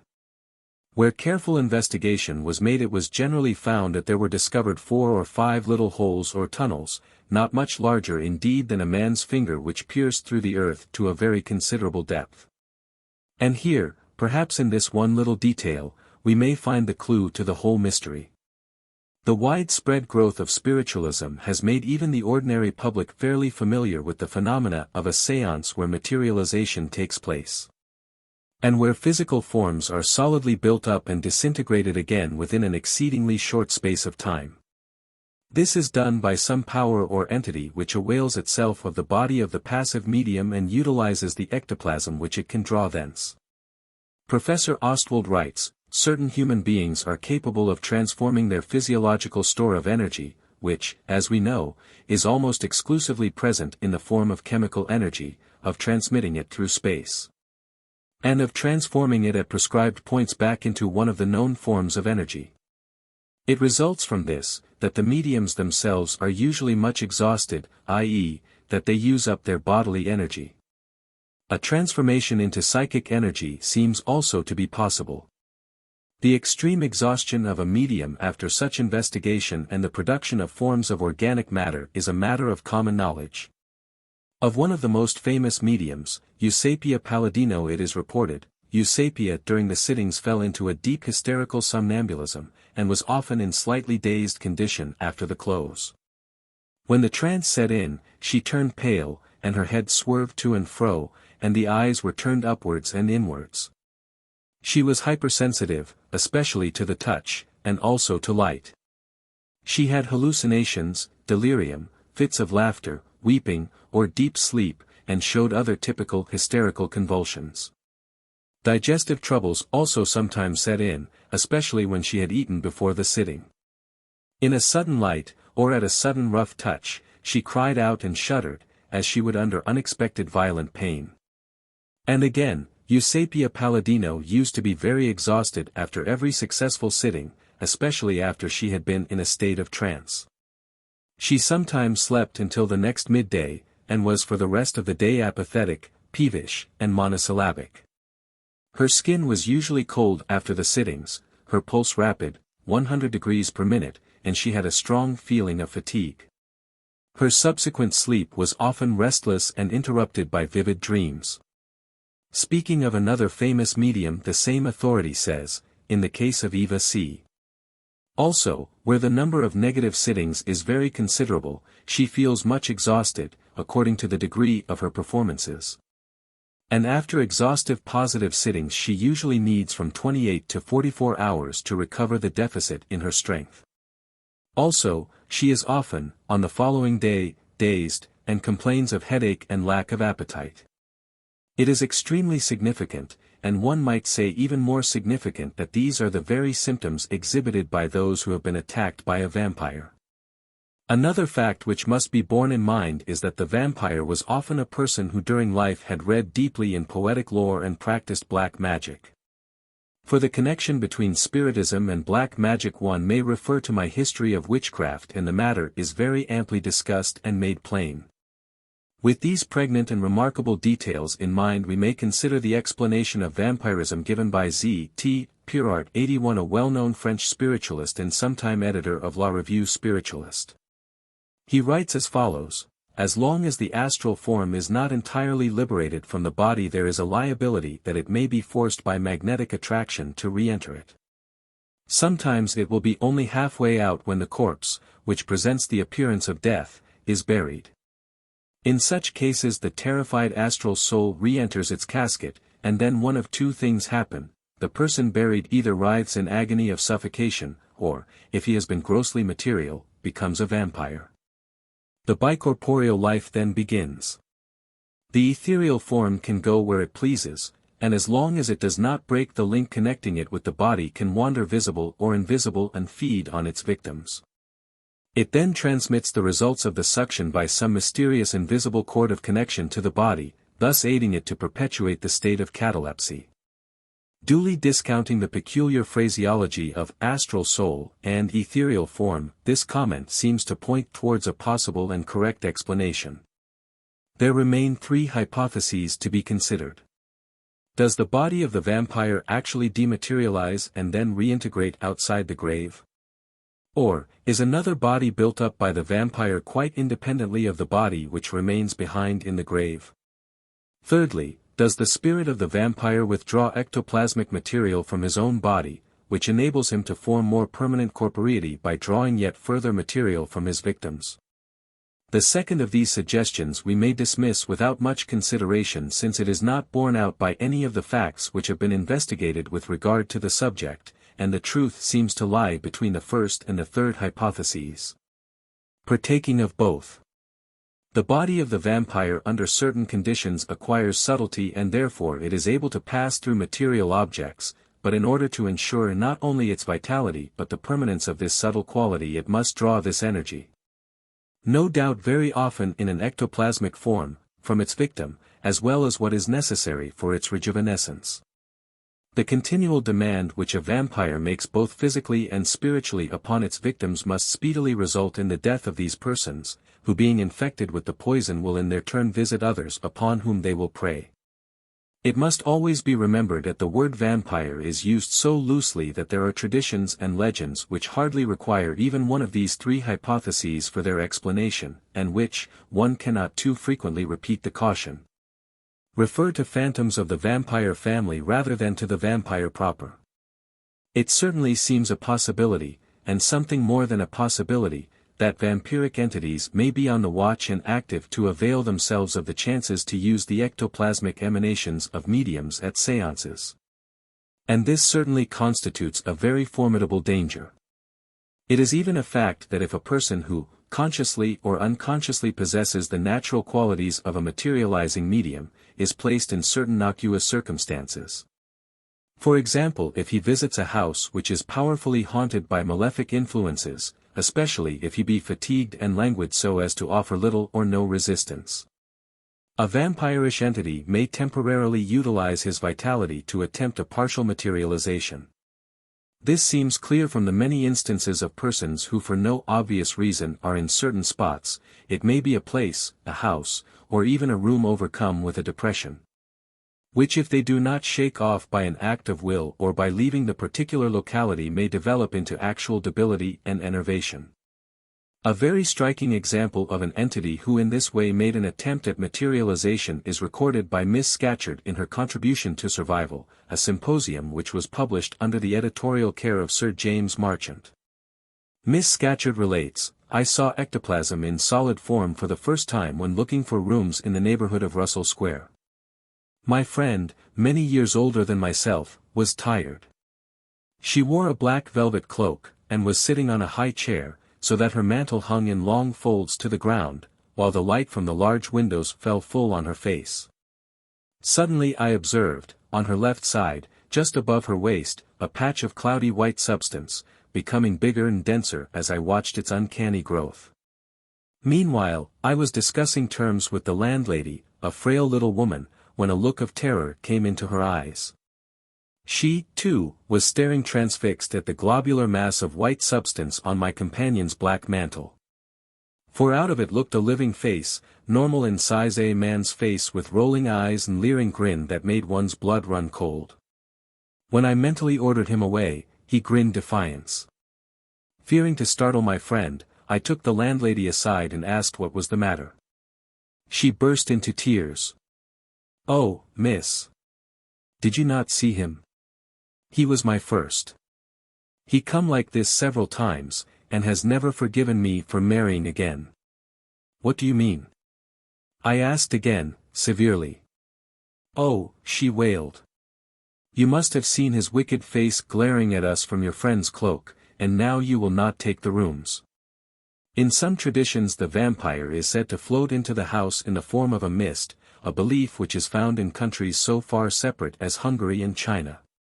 In the latter empire will-o'-the-wisp are thought to be an unmistakable sign of a place where much blood has been shed, such as an old battlefield. And all mists and gaseous marshlights are connected with the belief in vampires and specters which convey disease. Since the effluvia, the vapor and haze from a swamp or quaggy ground are notoriously unhealthy and malarial fevers result in delirium and anemia, it may be that in some legends the disease has been personified as a ghastly creature who rides on the infected air and sucks the life from his victims. But all this is mere fancy, and only deserves a passing mention as belonging to legend and story. Of the same nature is the notion that vampires can command destructive animals and vermin such as flies, and, in the East, the mosquito, whose bite may indeed convey some fever to the veins and whose long proboscis sucks the blood of animals and man. We may remember that at Acheron Beelzebub was the lord of flies, and these insects were often regarded as having something of a diabolical nature.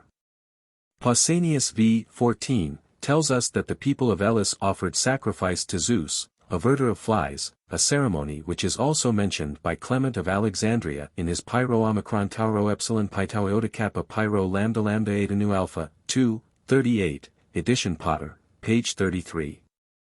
Pliny Historia Naturalis, X, 75, says, "The Hellenes invoke the fly-catching god, because the swarms of these insects breed pestilence, and as soon as the sacrifice is made to the god the flies all perish."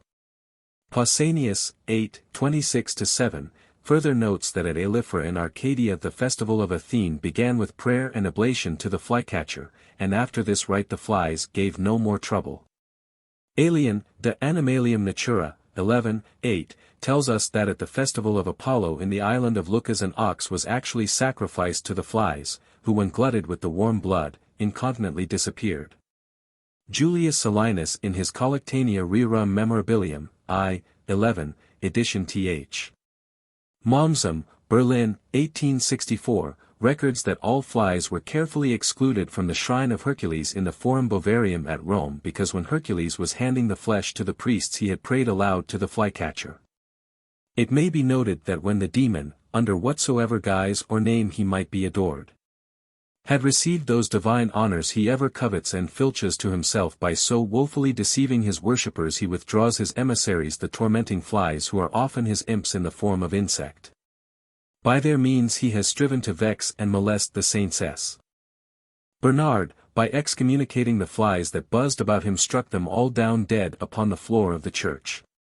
It now remains to inquire how the grave of a vampire may be recognized, and in what way this terror may be checked and destroyed. In this connection it will not be impertinent to give a letter, done fort honit et fort instructa ce que regard les revenants, which is cited at length by Dom Calmet. The letter is addressed to a near relative of the writer. "It is your wish, my dear cousin, that I should give you exact details of what has been happening in Hungary with regard to certain apparitions, who so often molest and slay people in that part of the world. I am in a position to afford you this information, for I have been living for some years in those very districts, and I am naturally of an inquiring disposition.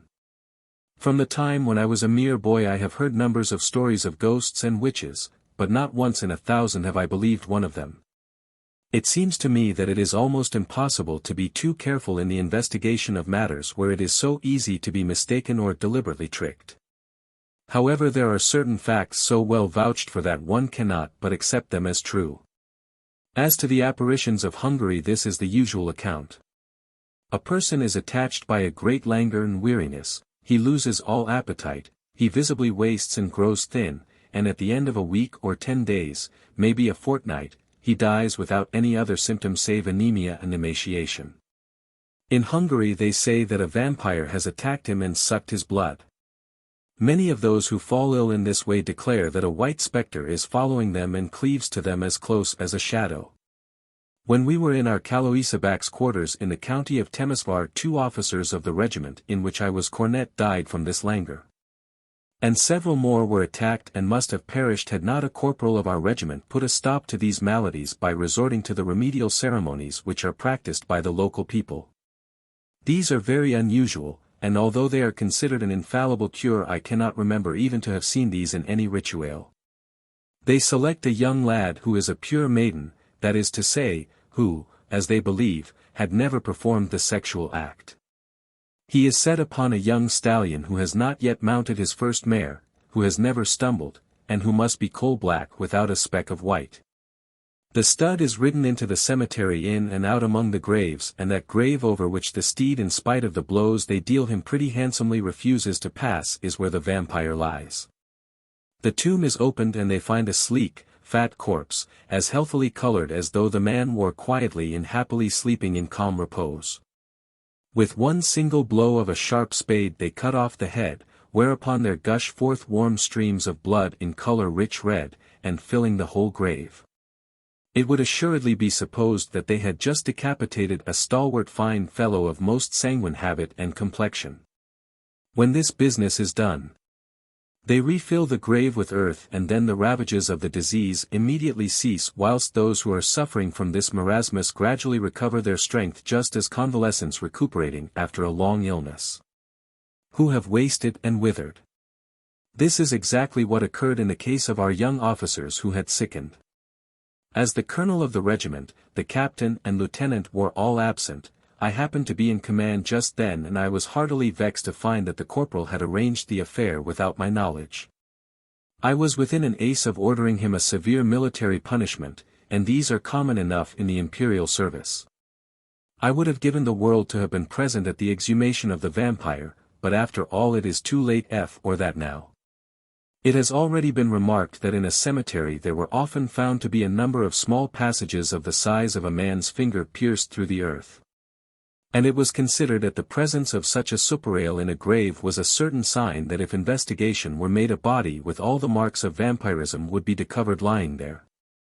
When the corpse is exhumed, even though death has taken place long before, there will be no decay, no trace of corruption, or decomposition, but rather it will be found to be plump and of a clear complexion, the face often ruddy. The whole person composed as if in a profound sleep. Sometimes the eyes are closed, more frequently open, glazed, fixed, and glaring fiercely. The lips, which will be markedly full and red, are drawn back from the teeth, which gleam long, sharp, as razors, and ivory white. Often the gaping mouth is stained and foul with great slab gouts of blood, which trickles down from the corners onto the lawn shroudings and linen cerements, the offal of the last night's feast. In the case of an epidemic of vampirism it is recorded that whole graves have been discovered soaked and saturated with squelching blood, which the horrid inhabitant has gorged until he is replete and vomited forth in great quantities like some swollen leech discharges when thrown into the brine. In Greece it is thought that the corpse's skin becomes exceedingly tough and distended so that the joints can hardly be bent, the human pelt has stretched like the vellum tegument of a drum, and when struck returns the same sound. Whence the Greek vrikalakas has received the name tau upsilon mu pi alpha nu iota alpha omicron, drum-like. It was not infrequently seen that the dead person in his grave had devoured all about him, grinding them with his teeth, and, as it was supposed, uttering a low raucous noise like the grunting of a pig who roots among garbage. In his work, De Masticatio Mortuorum in Tumulis, Leipzig, 1728, Michael Ranth treats at some length of this matter. He says that it is very certain that some corpses have devoured their cerements and even gnaw their own flesh. It has been suggested that this is the original reason why the jaws of the dead were tightly bound with linen bands. Ranft instances the case of a Bohemian woman who when disinterred in 1355 had devoured the greater part of her shroud. In another instance during the 16th century both a man and a woman seem to have torn out their intestines and were actually ravening upon their entrails. In Moravia a corpse was exhumed which had devoured the graveclothes of a woman buried not far from his tomb. The authors of the Malleus Maleficarum, Part 1, Question 15, under the rubric, it is shown that, on account of the sins of witches, the innocent are often bewitched, yea, sometimes even for their own sins. Relate an instance which came under their own observation. They say, also the sin of one is passed on to another in the way of desert, as when the sins of wicked subjects are passed on to a bad governor, because the sins of the subjects deserve a bad governor. See Job, he makes hypocrites to reign on account of the sins of the people. Sin, and consequently punishment, can also be passed on through some consent or dissimulation. For when those in authority neglect to reprove sin, then very often the good are punished with the wicked, as S. Augustine says in the first book De Suetate Dei. An example was brought to our notice as inquisitors.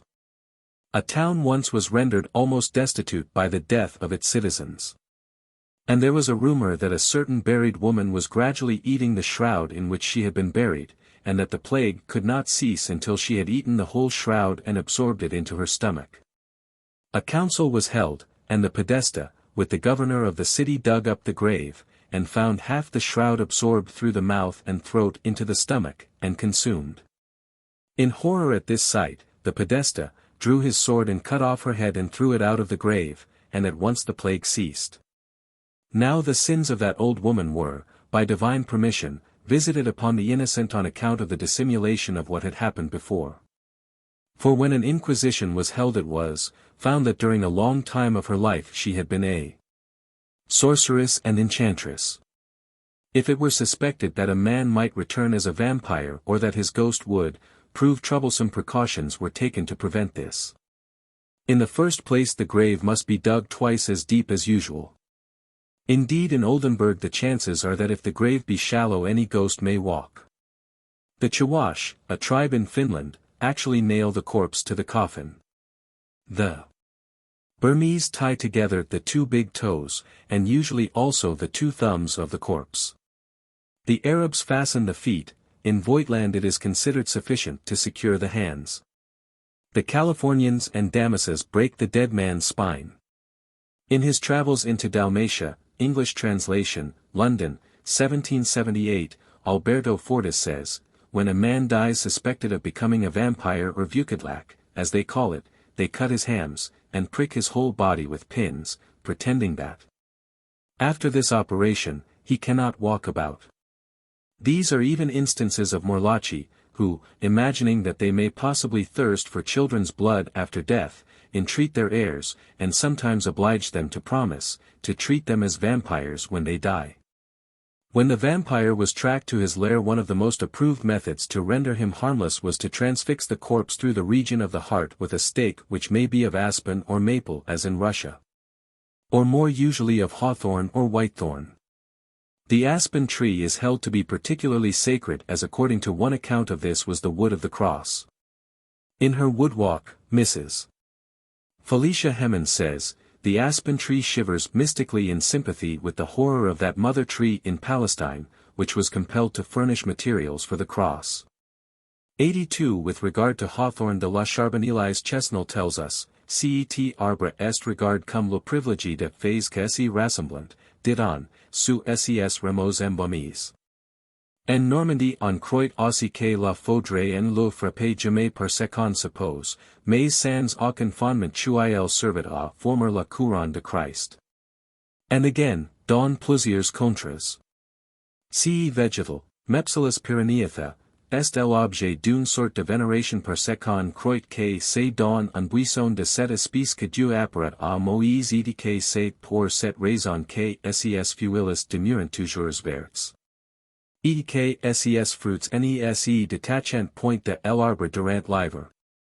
Of Whitethorn Sir John Mandeville says, then was our Lord healed into a garden, and there the Jews scorned him and made him a crown of the branches of the albispine, that is, whitethorn that grew in the same garden, and set 10 whitey upon his heaved. And therefore hath the whitethorn many virtues. For he that beareth a branch on hym thereof, no thundra, any no manner of tempest may dear him, any in the house that is in may non-evil ghost enter. The ancient Greeks believed that branches of whitethorn or buckthorn, rhamnus, fastened to a door or outside a window prevented the entry of witches and guarded the house against the evil spells of sorcerers. Hence they suspended branches of it above their lintels when sacrifices were offered for the dead lost haply any vagrom ghost should be tempted to revisit his old home or make entry into the house of some other person. The atheist buy-in, as atheists use, when he was dying clutched at any superstition and asked for boughs of buckthorn and branches of laurel to be attached to the door to keep out death. It should be remarked that the old Greek custom is widely practiced among the peasantry of Europe today, and in Fletcher's The Faithful Shepherdess, too, when Clorin is sorting her herbs she says. These rhamnus branches are which stuck in entries, or about the bar. That holds the door fast, kill all enchantments, charms. Were they Medea's verses that do harms to men or cattle? Fanshawe in his elegant translation has Hi Rami sunt mollis acanthi. Ca siu estibulus aut postibus affiganter. Unde fors pendent, incantamenta repellent. Omnia, pestiferi facient licet illa mead. Quae ladent homines pecudiju. In Dalmatia and Albania for the wooden stake is sometimes substituted a consecrated dagger, a poniard which has been laid upon the altar and ritually blessed by the priest with due sacring of holy orison, of frankincense, and lustral asperges. It is highly important that the body of the vampire should be transfixed by a single blow, for 2 blows or 3 would restore it to life. This curious idea is almost universally found in tradition and folklore. In The 1001 Nights, Burton, Volume 7, page 361, we have the story of Sef al-Muluk and Badi'an al-Jamal, where the hero cuts the ghoul in half by a single stroke through the waist. The ghost yells at him, Oman, and thou desire to slay me, strike me a second stroke. The youth is just about to give the second slash with his scimitar when a certain old blind beggar whom he has befriended warns him. Smite not a second time, for then will he not die, but will live and destroy us. He accordingly stays his hand and the ghoul expires. Among Galen's manuscripts was a tale of the 3 sons of the Sultan of Samarkand. In the course of various adventures the 3rd son, Badialzaman engages in a contest with the Jinn Morhajan. The youngest daughter of the Jinn who loves the prince informs him that her father can only be slain if he is dealt one single blow no more with the sword which is hanging at his head whilst he sleeps. When the stake has pierced the vampire he will utter the most terrible shrieks and blood will jet forth in every direction from his convulsed and writhing limbs as he impotently threshes the air with his quivering hands. There is a tradition that when he has been dead for many years and his mysterious life in death is thus ended the corpse has been known immediately to crumble into dust. In some countries this operation usually takes place soon after dawn, as the vampire may only leave his grave with the dusk and must return at cockcrow, so he will be caught when he has come back torpid and heavy from his night's banquet of blood. But, as we have mentioned in another place, this belief that his ravages are confined to the dark hours is by no means universal, for Paul Lucas in his Voyage au Levant, speaking of Corfu says, Des personnes que paroissent avoir le bon sens parlant d'un fait assez singulier que arrive souvent en ce pays, aussi bien que dans l'île Santorini. De gens morts de Saint-Iles, reviennent, se font voir en plein jour, en vont même chez eux, ce que cause de grandes frayeurs à ceux que les voyant. Accordingly the vampire may walk in full daylight. Yet he may not, so they hold in Epirus, in Crete, and among the Wallachians, leave his tomb on a Saturday. Many believe that, even in the daytime, it is only once a week, on the Saturday, that he is allowed to occupy his burial place. When it is discovered that such a Vervulucas is about, the people go, on a Saturday, and open his tomb, when they always find his body just as it was buried, and entirely undecomposed. Tozer, Researches in the Highlands of Turkey, 2, p. 91, writes, Saturday is the day of the week on which the exorcism ought by right to take place, because the spirit then rests in this tomb, and if he is out on his rambles when the ceremony takes place, it is unavailing. In most parts of the country, as the vampire is regarded as only a night wanderer, he has to be caught during the night between Friday and Saturday. But in some places when he is believed to roam abroad by day as well, the whole of Saturday is allotted to him for repose, and consequently is suitable for his capture. When the stake has been thrust with one drive through the vampire's heart, his head should be cut off, and this is to be done with the sharp edge of a sexton's spade, rather than with a sword. Ralston tells us that to transfix the vampire with a pile is not always considered effectual. A Strigan, or Istrian vampire, who was transfixed with a sharp thorn cudgel near Laibach in 1672, pulled it out of his body and flung it back contemptuously. The only certain methods of destroying a vampire appear to be either to consume him by fire, or to chop off his head with a gravedigger's shovel. The Wen say that if a vampire is hit over the back of the head with an implement of that kind, he will squeal like a pig. It may be noted that the heads of murderers or warlocks were often struck off and destroyed, or else set between the legs or directly underneath the body. To burn the body of the vampire is generally acknowledged to be by far the supremely efficacious method of ridding a district of this demoniacal pest, and it is the common practice all over the world. The bodies of all those whom he may have infected with the vampirish poison by sucking their blood are also for security's sake cremated. Leon Alachi writes, Quer sius, cum iudent homines, nulla grassanti infirmitate, in tanta copia emery. Suspicati quat est, sepulchra, in cabus recens defunctus sepultus est, aperiant, aliquando statim, aliquando etiam tardius, cadar nondum corruptum, inflatum comperient.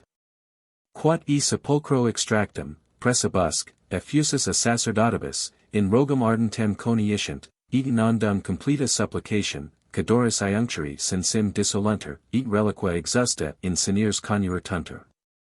Any animals which may come forth from the fireworms, snakes, lice, beetles, birds of horrible and deformed shape must be driven back into the flames, for it may be the vampire embodied in one of these, seeking to escape so that he can renew his foul parasitism of death.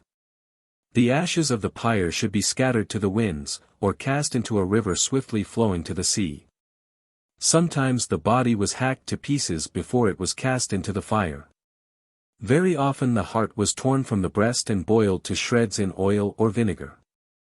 Quantities of boiling water or boiling oil were also poured into the grave. Mr.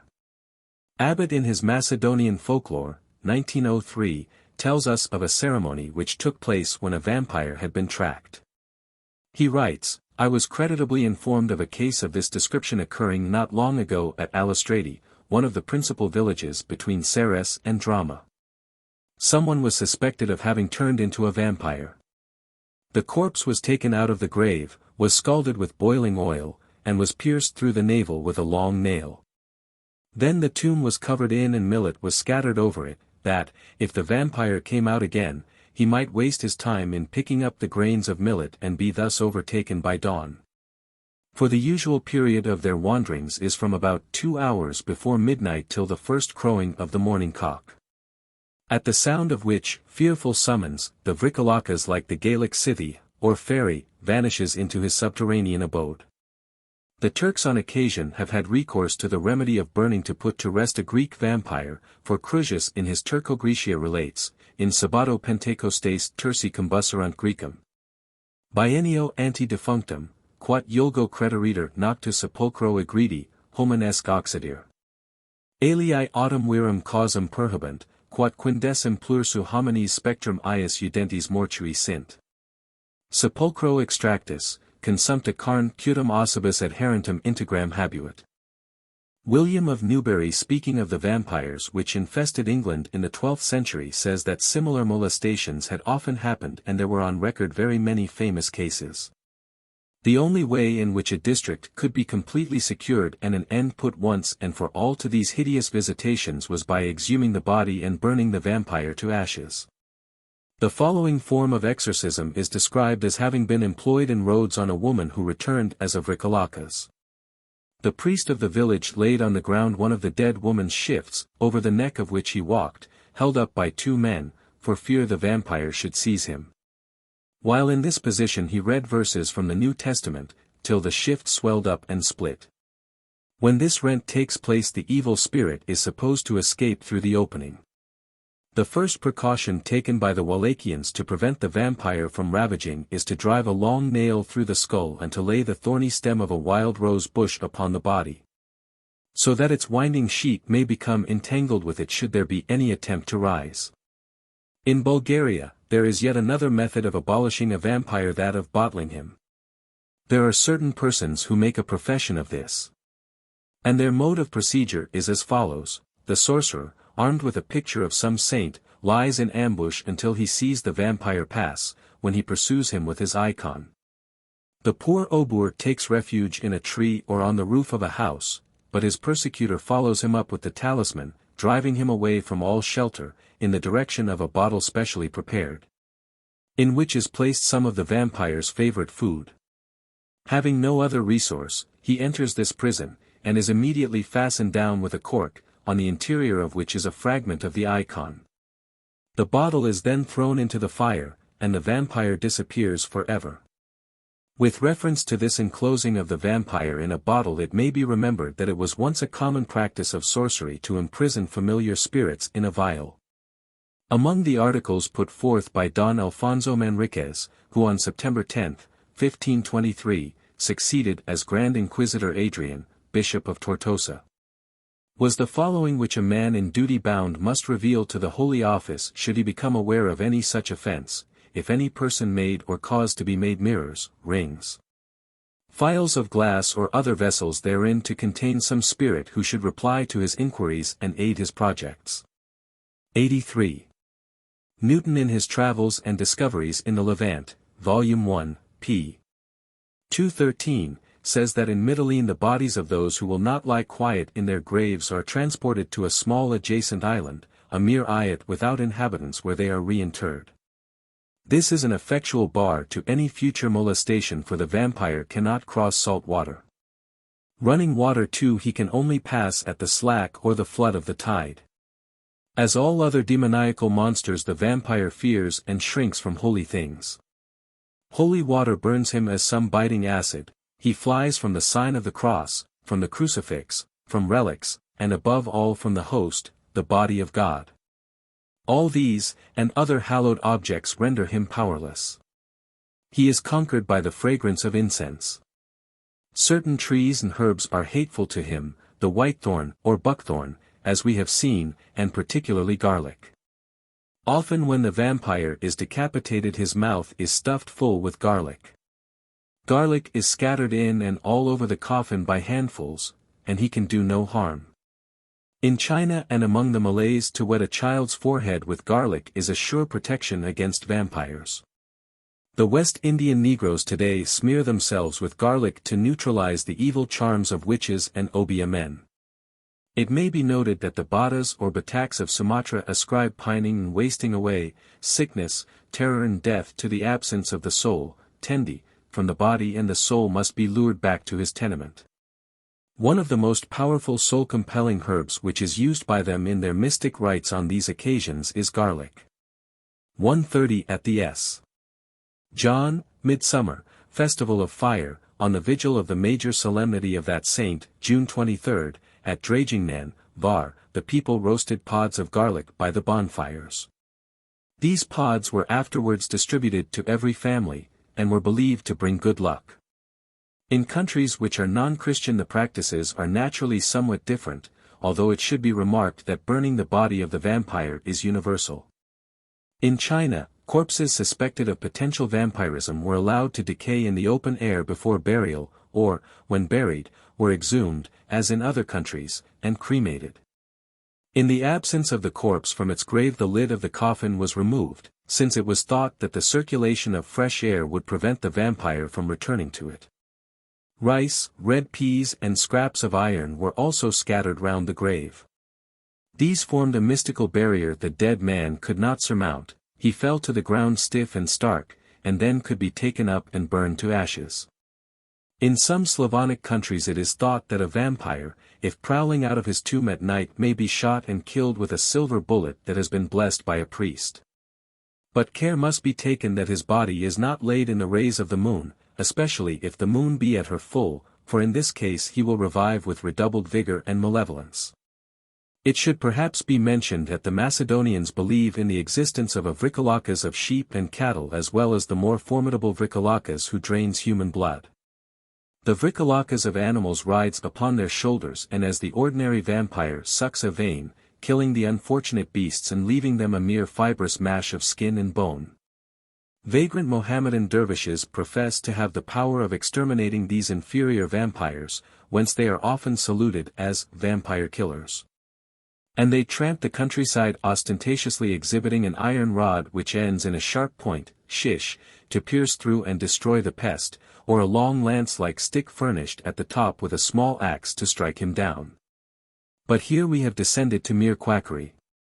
Although as we have seen there are many methods and many variants, it is certain that an effectual remedy against the vampire is to transfix his heart with a stake driven through with one single blow, to strike off his head with a sexton's spade. And perhaps best of all to burn him to ashes and purge the earth of his pollutions by the incineration of fire. 4. The vampire in Assyria, the East, and some ancient countries. Among the elaborate and extensive demonology of Babylonia and Assyria, the vampire had a very prominent place. From the very earliest times Eastern races have always held that belief in the existence of dark and malignant powers, evil spirits, and ghosts, which is, we cannot doubt it, naturally implanted in the heart of man, and which it remains for the ignorance and agnosticism of a later day to deny.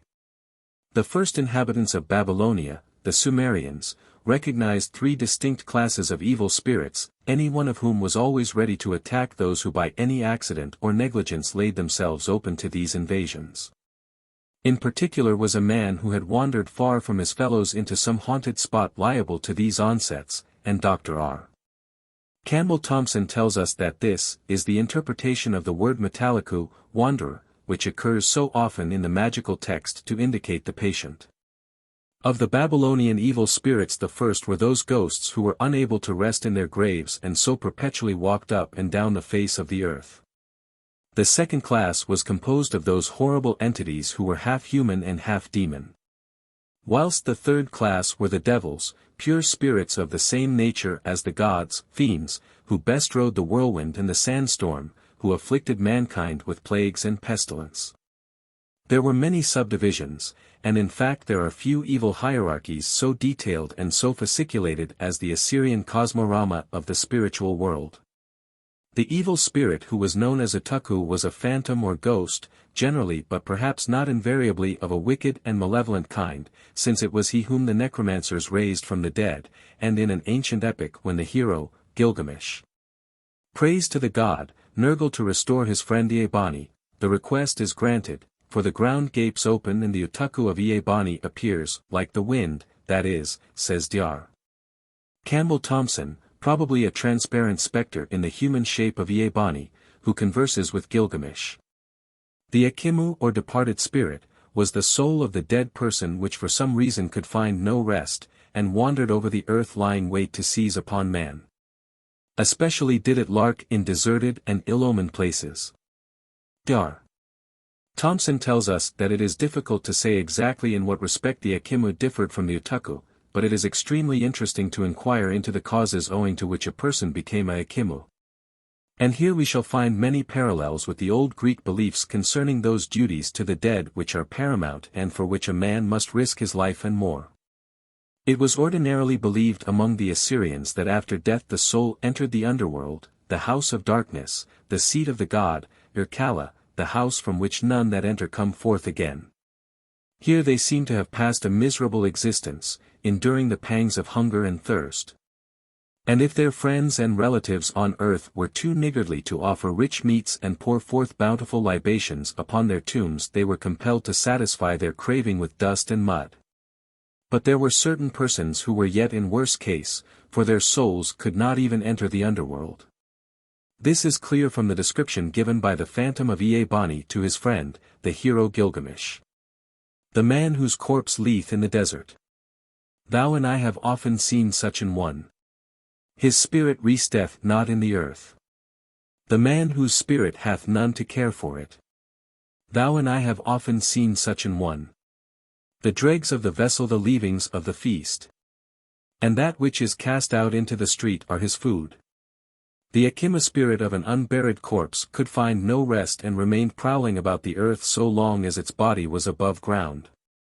This is exactly one phase of the vampire, and in the various magical texts and incantations are given lists of those who are liable to return in this manner.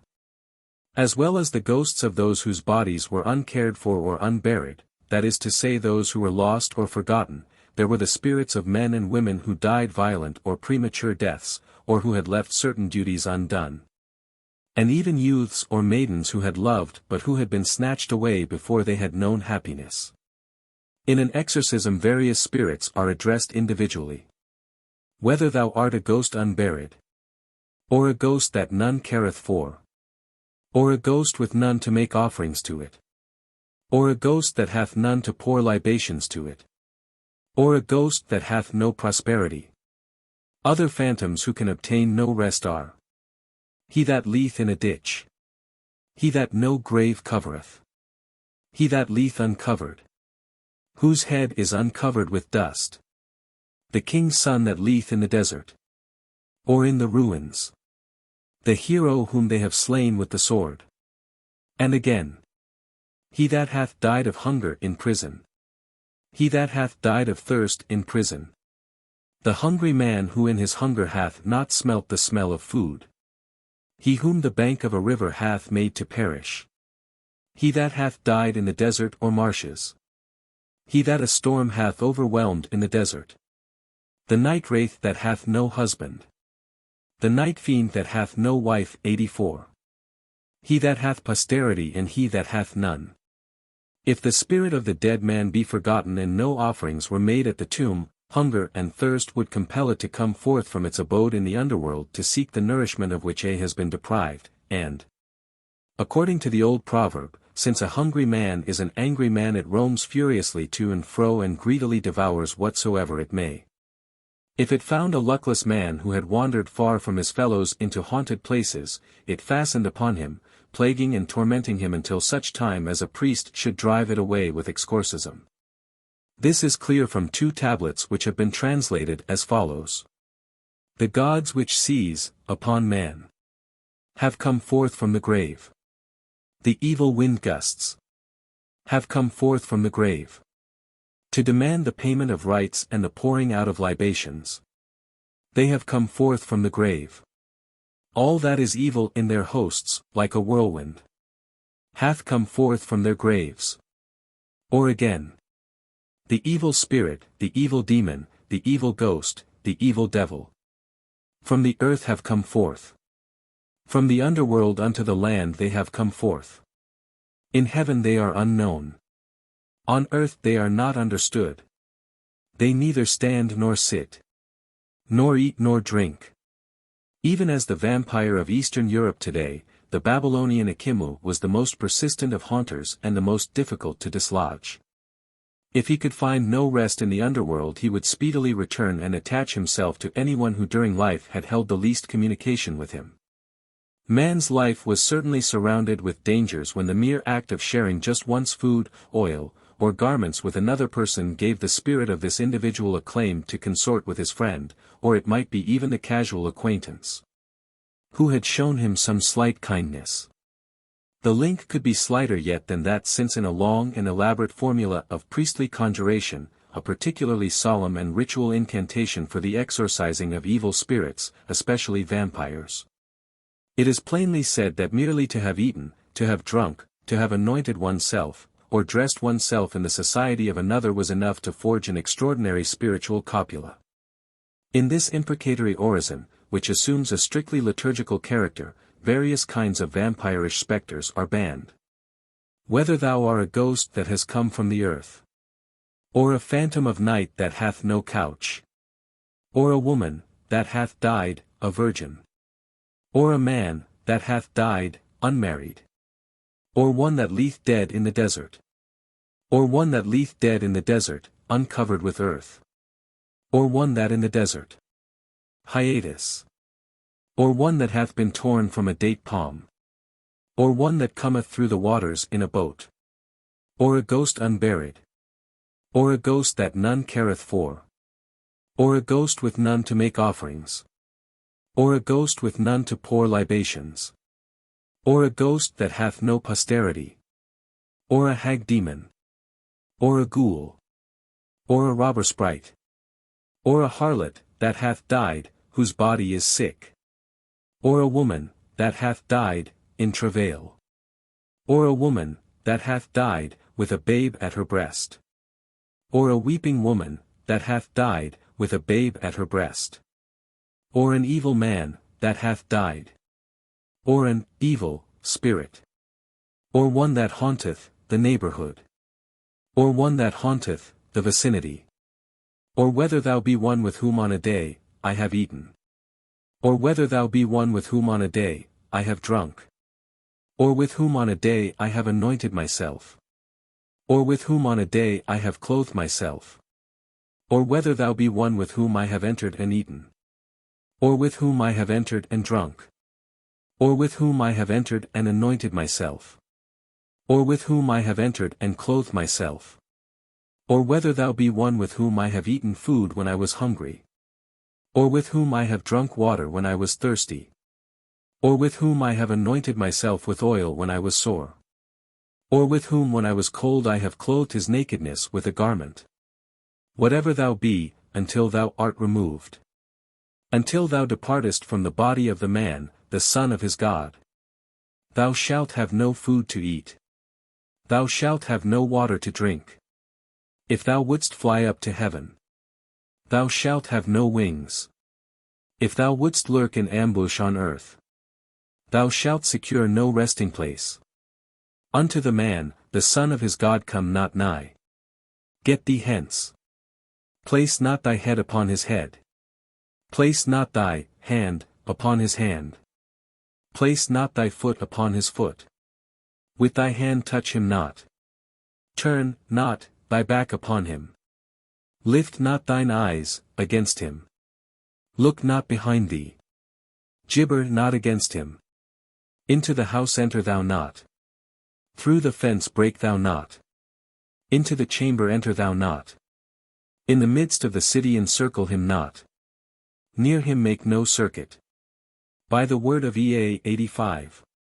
May the man, the son of his God, become pure, become clean, become bright. May his welfare be secured at the kindly hands of the gods. This incantation is extremely important as here we see many of the ideas which have persisted through the ages.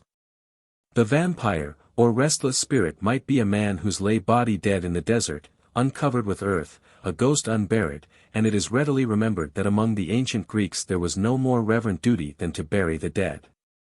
Again, today, the Slavs consider that brigands and highwaymen whose lives are passed in deeds of violence and rapine after death will probably in another mode continue their predatory habits as vampires.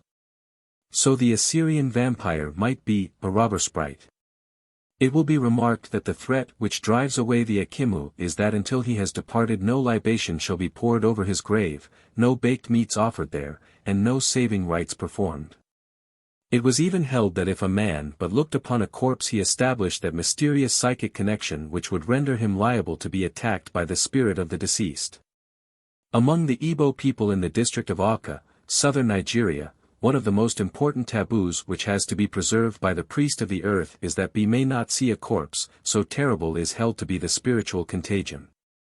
Should he by an unlucky chance meet one upon the road he must at once veil his eyes with his wristlet. This wristband or bracelet is a most important periapt or charm since it is regarded as a spiritual fetter keeping the soul in the body, and to bind such a talisman upon the wrist is particularly appropriate. Since many peoples believe that a soul resides wherever a pulse is felt beating. Moreover, not only does this amulet guard the soul securely within the body but it also keeps evil spirits and demons out of it, and therefore at the ceremonies of the cutting of hair of Siamese children, which is an extremely important and symbolical rite, a magic cord is tied round the wrist of the child to protect him from malignant and foul specters who would invade him.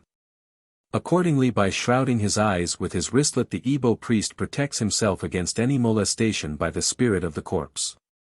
Very similar protective powers are also ascribed to finger rings. And among the Lapps, the person whose business it is to shroud a corpse receives from some relative of the departed a brass ring which he must wear fastened to his right arm until the funeral rites are over. This ring is believed to shield him from any onset on the part of the ghost. In the Tyrol, a woman, particularly if she be pregnant or in travail, must never take off her wedding ring, or else witches and vampires will have power over her. In England it is considered to be courting disaster if a woman takes off her wedding ring, whilst actually to lose the wedding ring is one of the worst possible misfortunes. It may be mentioned that today the Greeks of the Isle of Carpathos, Scarpanto, never bury a body which has rings upon it, for the spirit, they say, can even be detained in the little finger, and cannot rest. It is not suggested that anything so horrible might happen as that the spirit should become evil or a vampire, but certainly it would not be in the full enjoyment of happiness and peace. Among the Assyrians the Akimu might appear in a house. Just as the vampire, it would pass through walls or doors, and whether it merely glided about as a silent phantom, or whether it gibbered uttering unintelligible and mocking words with hideous mop and mo, or whether it seemed to ask some question that required a response, in any case such an apparition was terribly unlucky. The direst misfortunes followed, certainly involving the destruction of the house, and it was seldom that the owner, if not many of his family as well, would not die within very short space of time. It seems, indeed, that the Akimu would drain the life out of a household, which is purely a vampirish quality, although perhaps it does not appear that this was always a physical operation, the actual sucking of blood, as is believed to be the case with Thevrikalokas. But Dr. Campbell Thompson tells us that there were few superstitions which had obtained such a hold over the Assyrians as the belief in the Akimu spirit. One incantation speaks of the meat and drink of the evil spirit. Thy food is the food of ghosts. Thy drink is the drink of ghosts. In another, prayer against the evil spirits, the vampires are spoken of in the plainest terms. This incantation is as follows. Spirits that minish heaven and earth, that minish the land. Spirits that minish the land, of giant strength. Of giant strength and giant tread. Demons, like raging bulls, great ghosts. Ghosts that break through all houses. Demons that have no shame. 7 are they. Knowing no care. They grind the land like corn. Knowing no mercy. They rage against mankind. They spill their blood like rain. Devouring their flesh, and, sucking their veins. Where the images of the gods are, there they quake. In the temple of Nabu, who fertilizes the shoots of wheat. They are demons full of violence. Ceaselessly devouring blood. Invoke the ban against them. That they no more return to this neighborhood. By heaven be ye exorcised. By earth be ye exorcised. These 7 spirits reappear both in Syriac and in Palestinian magic. In his exhaustive and authoritative work Semitic Magic, page 52, Dar. Campbell Thompson says, their predilection for human blood, as described in the cuneiform incantation, is in keeping with all the traditions of the grisly medieval vampires. An Ethiopic charm prescribes the following invocation, thus make perish, O Lord, all demons and evil spirits who eat flesh and drink blood, who crush the bones and seduce the children of men. Drive them away, O Lord, by the power of these thy names and by the prayer of thy holy disciples, from thy servant. In an even more curious Syriac exorcism the 7 spirits are described in detail almost exactly as they were pictured by the earlier inhabitants of Mesopotamia.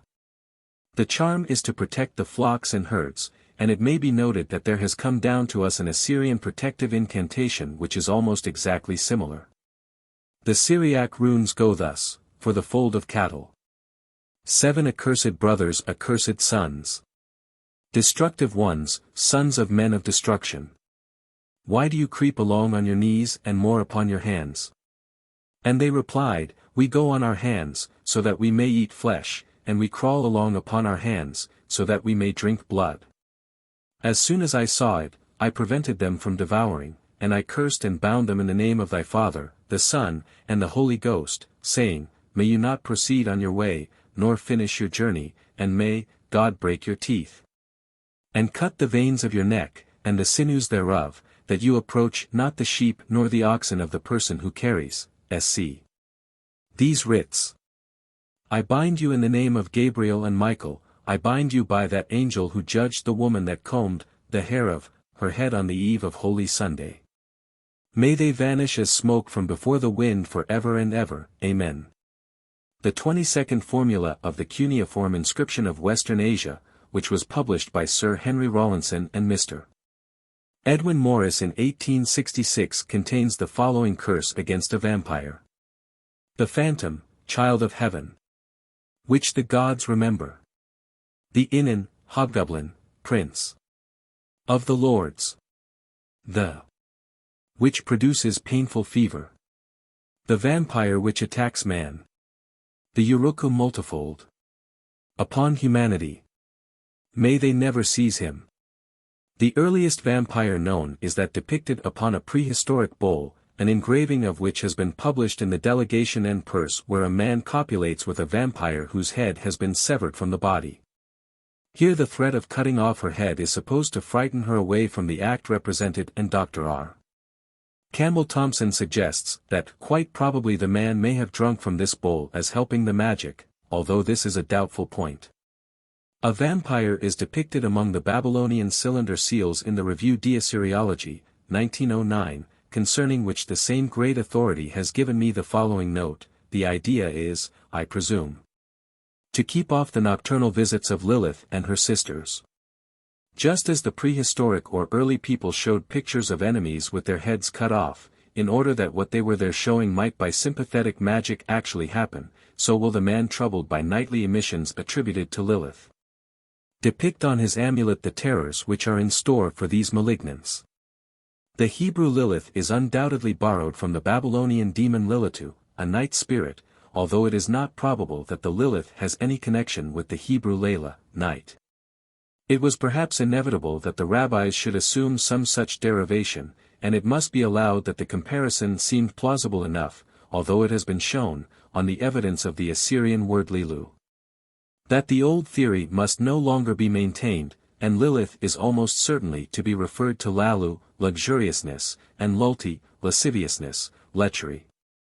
This night ghost is mentioned in Isaias 34:14, where the Vulgate has, Idia current demonia, onacentauris, e pilosis clamabit alter ad alterum, ibi cubat lamia, et inuinit sibi requiem.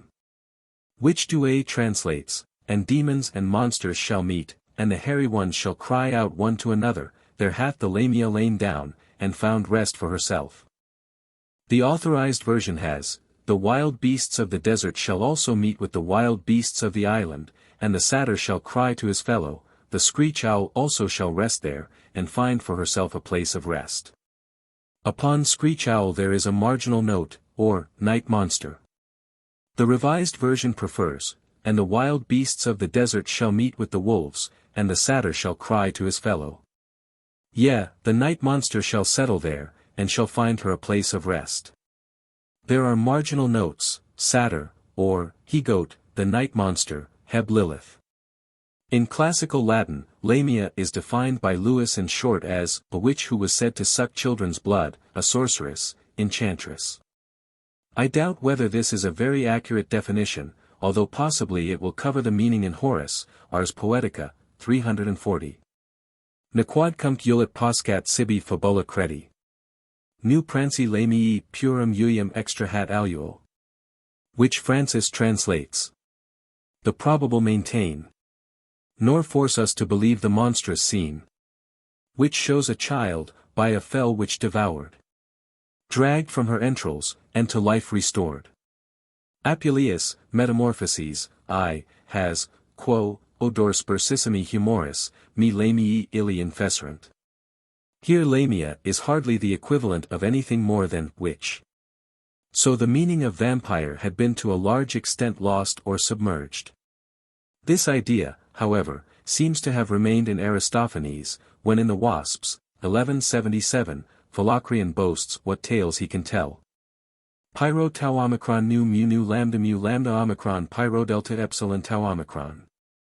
Liddell and Scott define lambda mu iota alpha as a fabulous monster said to feed on man's flesh, a bugbear to frighten children with, referring to this passage in Aristophanes, which does not seem a very satisfactory or scholarly explanation. Tertullian, Adursus Eulentinianos, which de Labriole dates at 208 to 211, uses the phrase lamiitas as nursery tales, conte de nurris, conte blues. Thiel in his Grand Dictionnaire de la langue latine terms lamia by lami, sorcière, casucate, de Satan, le sang d'enfant, magicien. These lexicographers for some extraordinary reason do not appear to have remarked the use of the word in the Vulgate. Gervas of Tilbury in his Otia Imperialia has some account of lamias, so called, he states, because they lacerate children, lamii eulanii, ciolaniant infantes. In country places even yet many an old nurse dares not trust a child in a cradle without a candle or lamp in the room for fear of the night hag. Rabbinical literature is full of legends concerning Lilith. According to tradition she was the first wife of Adam and the mother of devils, spirits, and Lilin, which is the same word as the Assyrian Lilu. From Jewish lore she passed to medieval demonology, and Johann Weyer says that she was the princess who presided over the succubi. It is true that the LXX translates in this passage of the prophet Isaias the Hebrew Lilith by Lamia, but it has been suggested that the nearest Latin equivalent might be Strix, for although Strix may be properly a screech owl. Yet the Latins believed that these drained the blood of young children, and Ovid, Fasti, 6, 131-140 has. Sunt oidi uoiacers. Non quae finia menses. Gatura fraudabant, sed genus intrahunt. Grande caput, stans oculi, rostra apta rapini. Canides penis, unguibus hamus inest. Noct ulant, purosque petunt nutricis egentis. Eti uiscent cunis corpora rapta sui. Carper dicunter lactentia uisera rostris. Eti plenum podot sanguine gutter habent. Est illis strigibus nomen, sed nominis huius. Causa, quod horrenda stridere noct solent. But it is clear that the Strix was not always a bird, for in the Lombard code we find the expression, Strix eul masca. Thiel has, masca, masha, sorcière, ml, de la le français, masque. In fact masca has the same meaning as lerua which signifies a ghost, or as in the well-known line of Horace, a mask. Nil illi lerua et tragicis opus esse cothurnus. In the Breviarium Romanum, pars estua, die 30 Augusti, ad matutinum, in 11 Nocturno, Lectio V, it is said of S. Rose of Lima, Leruas demonum, frequenti certamine uectrix, impoi protriut ac superot. Moreover, the Strix was a vampire, and it may not be superfluous again to quote the well-known Saxon capitulary of Charlemagne, 781, Libera, 6, Sicis a diabolo deceptus crediterit secundum morum paganorum, virum alicum aut feminam strigem esse. E homines commodir, e propter hoc ipsum incenderit, uel carnum ius ad commodendum dederit, uel ipsum commoderit, capitis sententia punietur. As has been remarked, the earliest known representation of a vampire shows her in the act of copulation with a man, and we have just observed that Weyer regards the Hebrew Lilith as queen of the succubi. The connection here is very plain. For Martin del Rio, 5, 7, in his Disquisitionum Magicarum Libri Sex, I, 178, Louvain, 1599, definitely states, axioma I sit, solent malefici et lamii cum demonibus, illi cadem succubis, he vero incubis, actum unirium exercere. Axioma tu potest idiom ex huius modi concubitu demonis incubi proles nasi. Michael Sellis, mu iota chi alpha lambda pi sigma epsilon lambda lambda, the famous Byzantine scholar of the 10th century, in his treatise, De Operation Demonum Dialogus, Greece et Latine cum natis Galmini, Paris, 1615, says that a monk of Mesopotamia, named Marcus, informed him that demons here capable of sensual passions, quamadmatum et sperma non nulli earum emittent et urums quastum spermate procreant. Ad incredible est, inquam, excrementi quicquam demonibus ines, wasau spermatica et utalia. Vesa cadem eis, in quid isle, huius modi nulla in sunt, superflui autem seu excrementi nescio quid emittent hoc mihi asserenti credito. The learned authors of the Malleus Maleficarum discuss, whether children can be generated by incubi and succubi, Part 1, Question 3, and, by which devils are the functions of incubus and succubus practiced, Part 1, Question 4. Appeal is made to the authority of S. Augustine, who, De Trinitate, 3, says that devils do indeed collect human semen, by means of which they are able to produce bodily effects, but this cannot be done without some local movement. Therefore demons can transfer the semen which they have collected and inject it into the bodies of others. Moreover, Sprenger and Kramer inquire, is it Catholic to affirm that the functions of incubi and succubi belong indifferently and equally to all unclean spirits? They reply, it seems that it is so. For to affirm the opposite would be to maintain that there is some good order among them. Now the vampire is certainly an unclean spirit, whether it be that the body is animated by some demon, or whether it be the man himself who is permitted to enter his corpse and energize it, and accordingly it is Catholic to believe that a vampire can copulate with human beings. Nor are there lacking instances of this. We have the well-known history related by Phlegon of Tralles where Machates enjoys Philinian, who has returned, albeit he knows it not, from her tomb. And in modern Greece it is quite commonly held that the Vrikolakas will revisit his widow and know her, or he even seduces other women whilst their husbands are away. Or what is more striking still, he will betake himself to some town where he is not recognized, and he will even wed, children being born of such unions. Mr. Lawson, Modern Greek Folklore, informs us that in Thessaly he was actually told of a family in the neighborhood of Demoko, who reckoned of Vrikolakas among their ancestors of some 2 or 3 generations ago. And by virtue of such lineage they inherited a certain skill which enables them to deal most efficaciously with the Vrikolakas who at intervals haunt the countryside. Indeed, so widely was their power esteemed that they had been on occasion summoned as specialists for consultation when quite remote districts were troubled in this manner. Alardus Gazius in his commentary on Cassian's Collations, 8:21, Migni, Patrologia Latina, 49, plainly teaches, devils, although incorporeal and spiritual, can take to themselves the bodies of dead men. And in such bodies can copulate with women, as commonly with striges and witches, and by such intercourse can even beget children. The Strix we have just considered, and in the passage quoted from Gazius it would not, I think, be far amiss simply to translate striges as vampires. If it be asked how an incubus or succubus, or a vampire, can fornicate with human beings, we may refer to the famous treatise by the learned Ludovico Maria Sinistrari. The De Demonialitate, where that great Franciscan theologian has in detail discussed and admirably resolved these difficulties. It has been said that, there is no trace of vampires in Jewish literature, but this would not appear to be strictly accurate for, Proverbs XXX, 15, we have, sanguisugi dui sunt filii, discendis, afer. The LXX has beta delta lambda eta for the equivalent of the Hebrew ###, which the Vulgate renders sanguisuga. Douay translates, the horse leech hath 2 daughters that say, bring, bring. The Authorized Version renders, the horse leech hath 2 daughters, crying, give, give.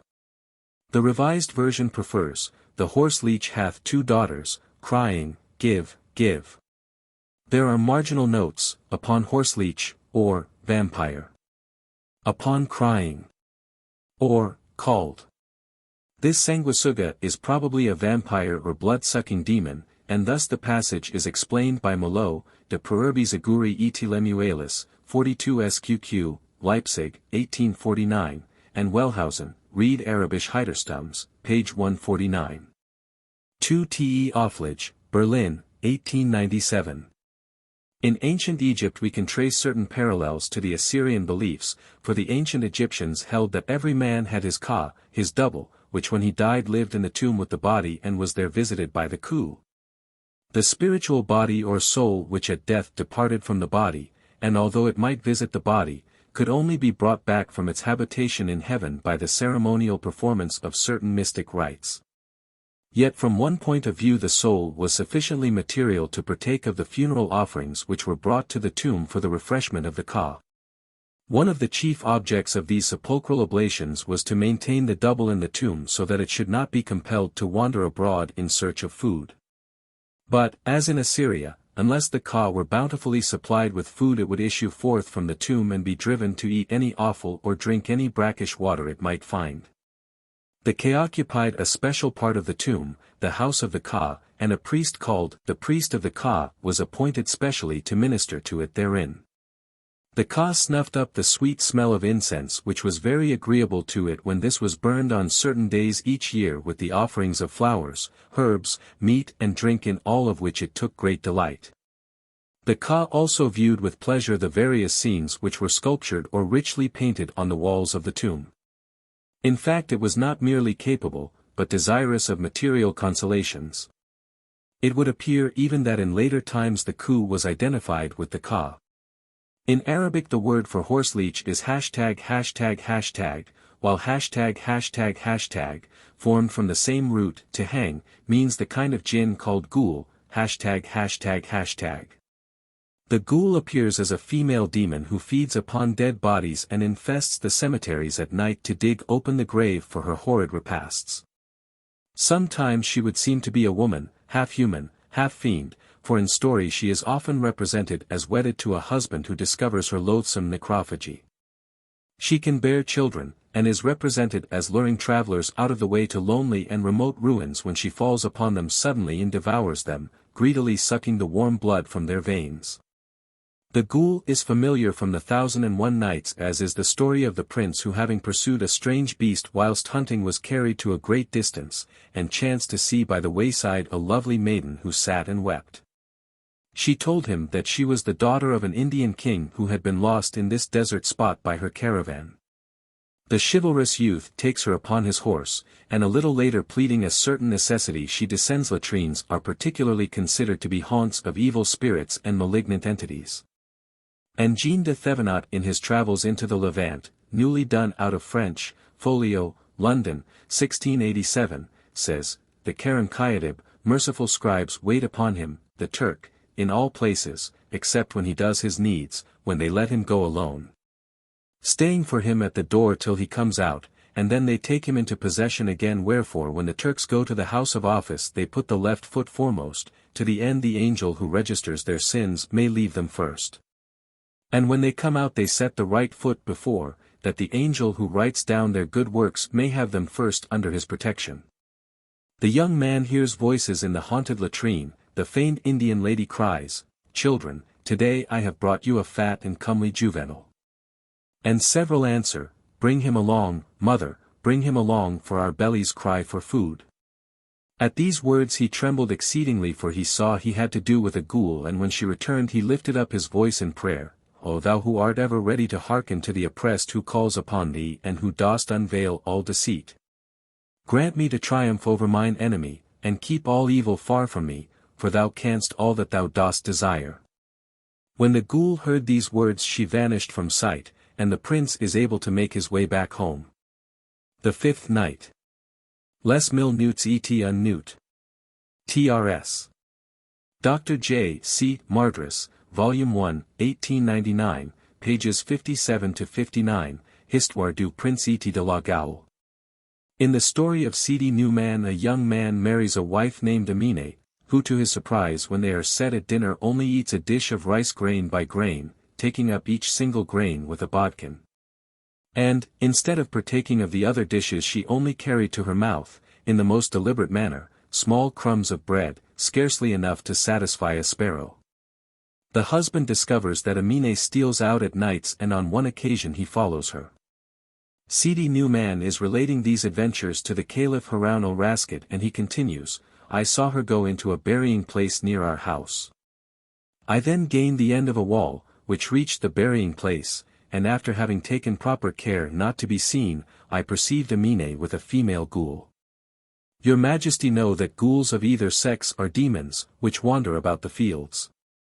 They commonly inhabit ruinous buildings, whence they issue suddenly and surprise passengers, whom they kill and devour. If they fail in meeting with travelers, they go by night into burying places, to dig up dead bodies, and feed upon them. I was both surprised and terrified, when I saw my wife with this ghoul. They dug up together a dead body, which had been buried that very day, and the ghouls several times cut off pieces of the flesh, which they both ate, as they sat upon the edge of the grave. They conversed together with great composure, during their savage and inhuman repast.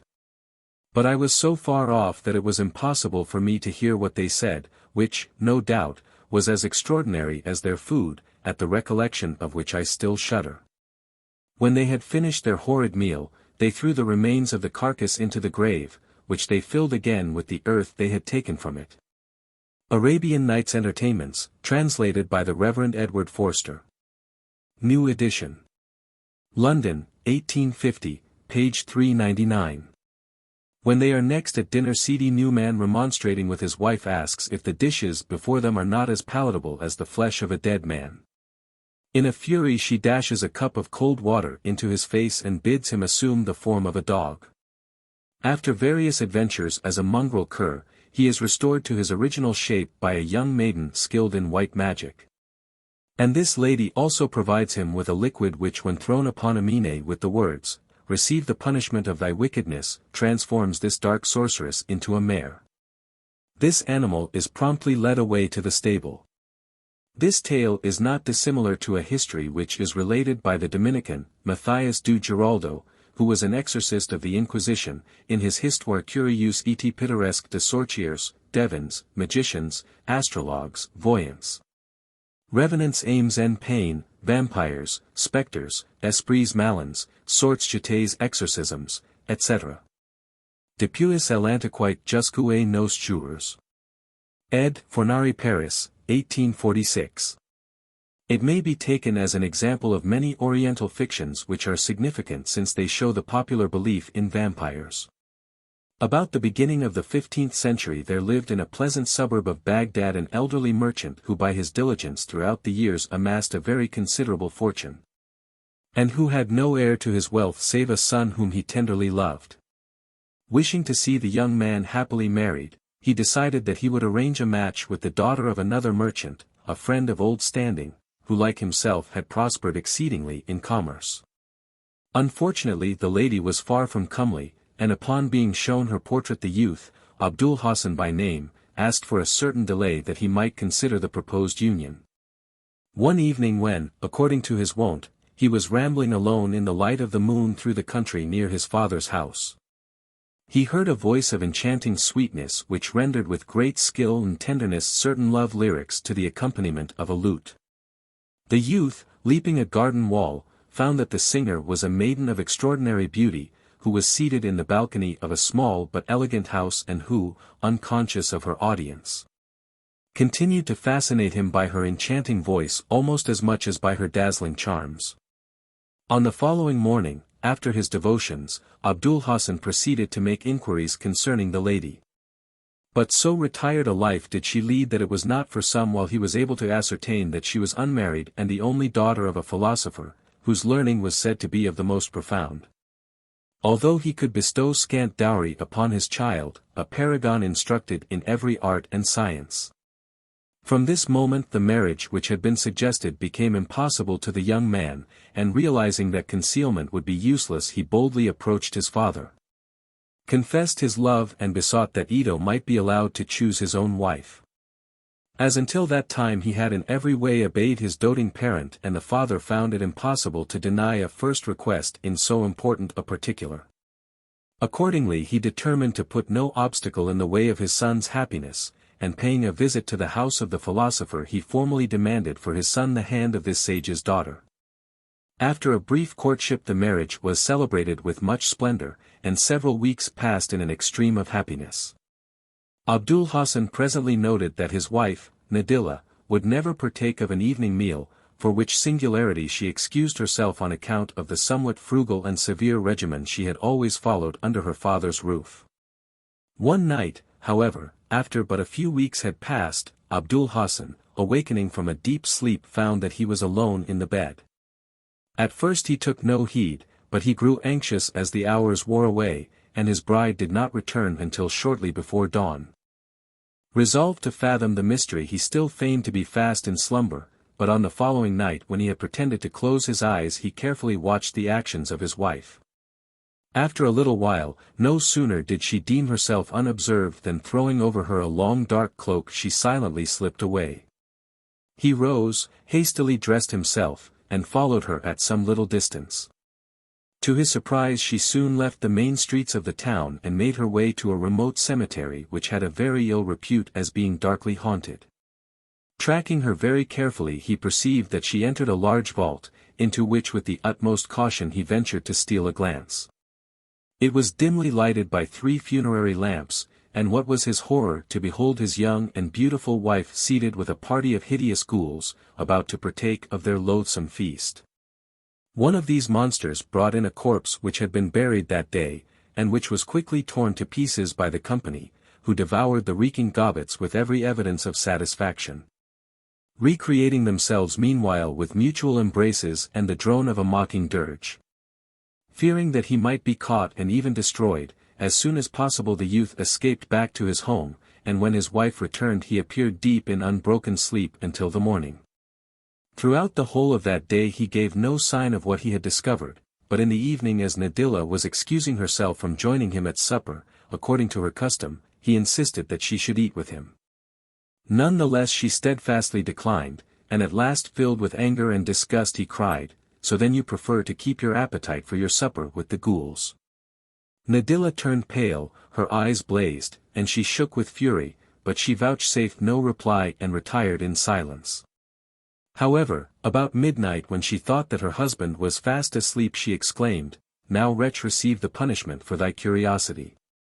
At the same time she set her knee firmly on his chest, seized him by the throat, with her sharp nails tore open a vein and began greedily to suck his blood.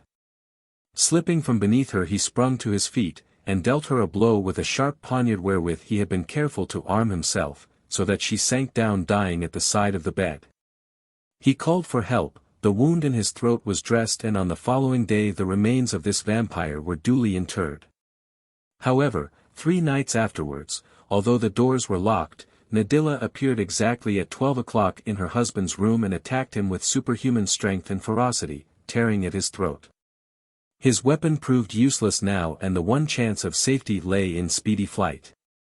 On the following day they caused her tomb to be opened, and the body was discovered apparently asleep since it seemed to breathe, the eyes were open and glared horribly, the lips were blood and red. But the whole grave was swimming in newly spilled blood. After this they repaired to the house of the old philosopher, and he, when pressed, revealed a most remarkable history. He said that his daughter, who, as be suspected, had devoted herself to the study of black magic, had been married some few years previously to an officer of high rank at the court of the Caliph.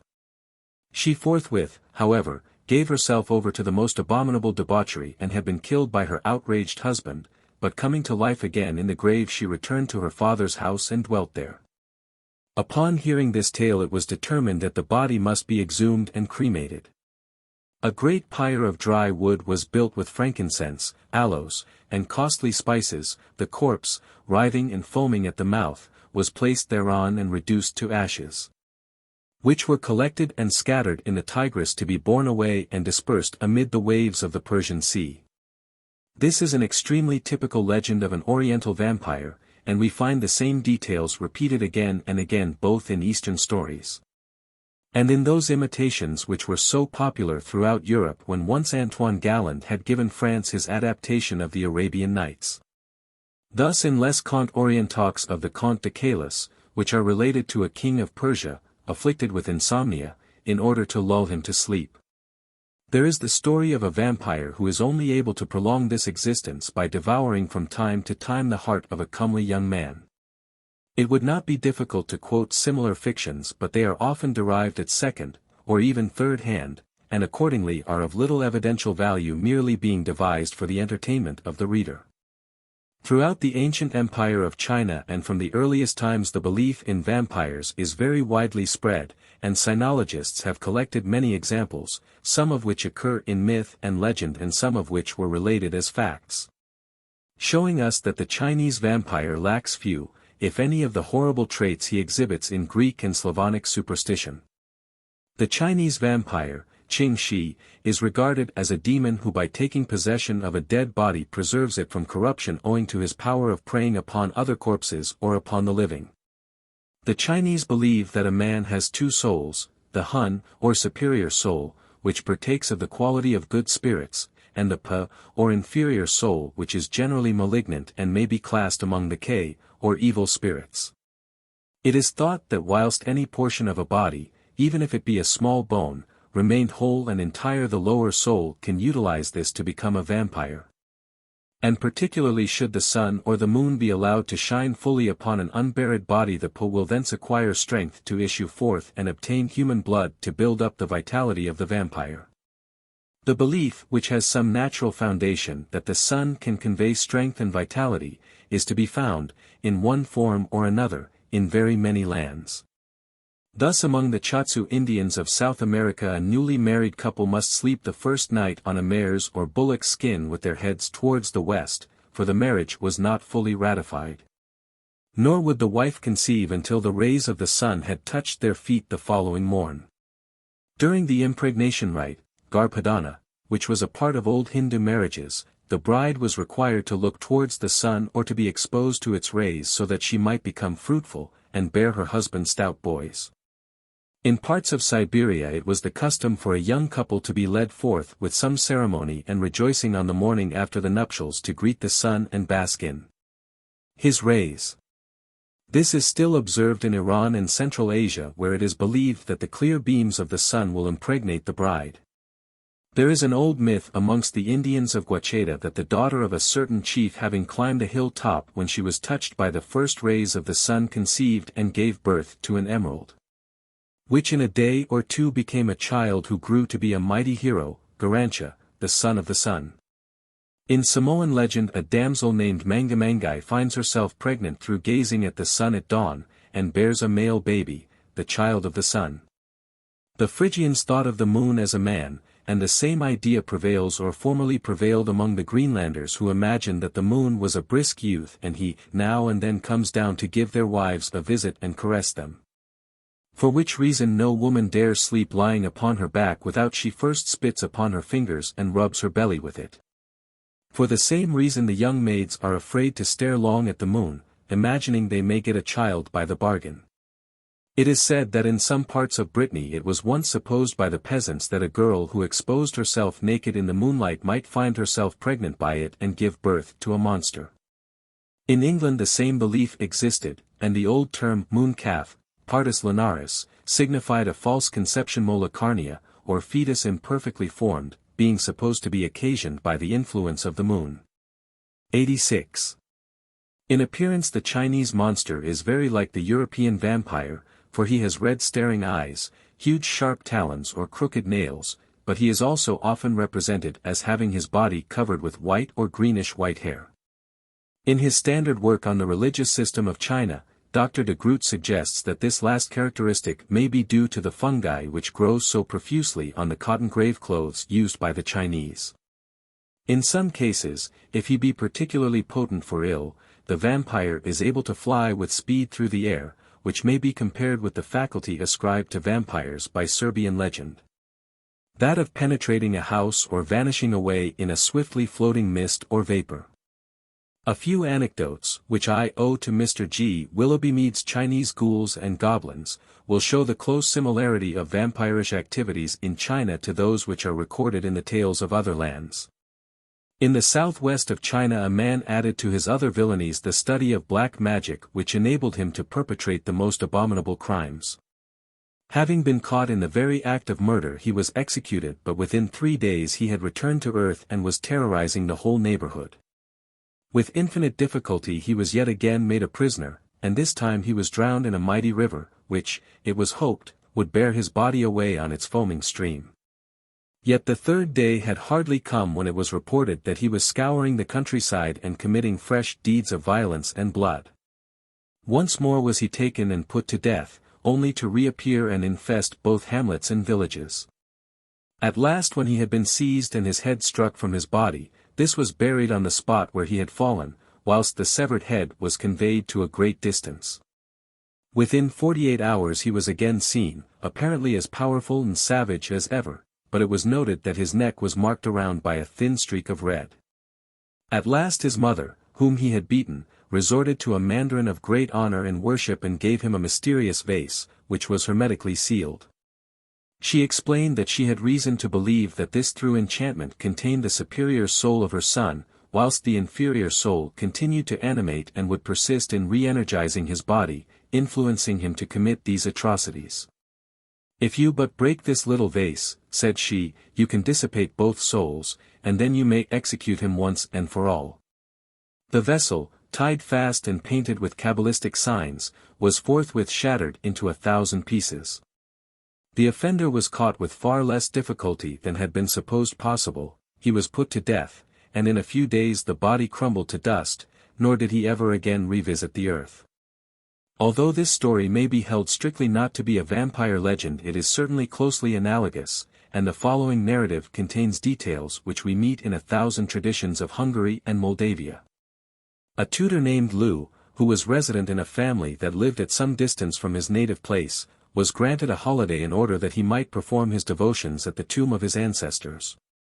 On the morning when he was to resume his duties, his wife entered his chamber very early to call him so that he might set forth in good time on his journey, but to her horror when she approached the bed she saw stretched thereon a headless body.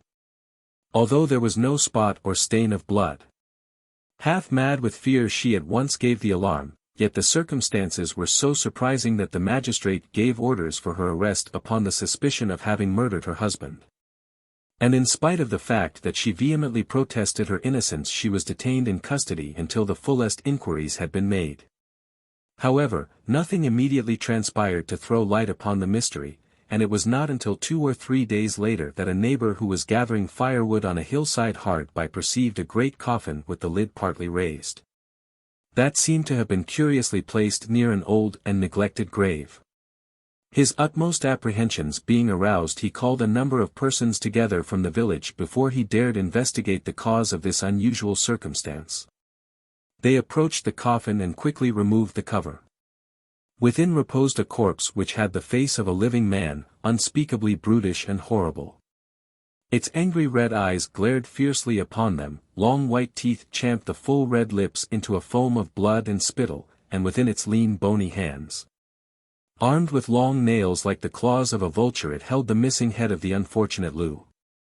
Some at once ran to the authorities, who upon hearing the report hastened to the hill with an armed guard, reaching the place well before sunset. It was found impossible to detach the head without severing the arms of the corpse, and when this was done the crimson gore gushed out in a great flood, swilling the coffin. The head of Lou was found to be desiccated, sucked dry, and bloodless. Command was forthwith given that the coffin and its contents should at once be burned to ashes on a mighty pyre, whilst the tutor's widow was immediately released from custody. Another story, which for its macabre details might have come from the pages of Apuleius, and indeed something reminds us of the adventures of Aristomenes in the hostelry at Hypata, is that of 4 travelers who, late one night, when very weary and almost fainting for want of food, knocked at the door of an inn at Tsaitn, Shantung. There was no accommodation to be had, every room was full, the place was crowded from cockloft to cellar. However, our travelers were so wayworn that they refused to budge, and they pressed Boniface to find them at least some nook or corner. They were not nice and they did not mind what or where. At last, after being persuaded with many words and well nigh as many coins, he very reluctantly led them to a lonely house at a little distance where, so he curtly muttered, his daughter-in-law had recently died. The room was only lighted by the flicker of one poor lamp, which was all he could allow them, and behind a heavy curtain was laid the uncoffined body of the girl. 4 pallets, not altogether uncomfortable, with blankets and a rug or 2 had been provided, and in a very few minutes 3 of the travelers were fast asleep. A strange sense of evil seemed to oppress the 4th, and in spite of his fatigue fear prevented him from shutting his eyes for some little while. Yet the leaden weight that lay heavy on his lids could not be resisted long, and he had already fallen into a doze when he heard what seemed to be an ominous rustling sound behind the curtain, as though somebody was stirring very softly. Cold with horror, he peered out from half-closed eyes, and he distinctly saw a horrible stealthy hand thrust itself from behind the curtain, which was noiselessly drawn aside. There stood the livid corpse gazing into the room with a baleful glare. It approached softly, and stooping over the three sleepers seemed to breathe thence upon their faces. The man who was awake horror-struck buried his head under the quilt. He felt that the corpse was bending over him, but after a few moments, as he lay in an agony of terror, there was the same gentle rustle as before.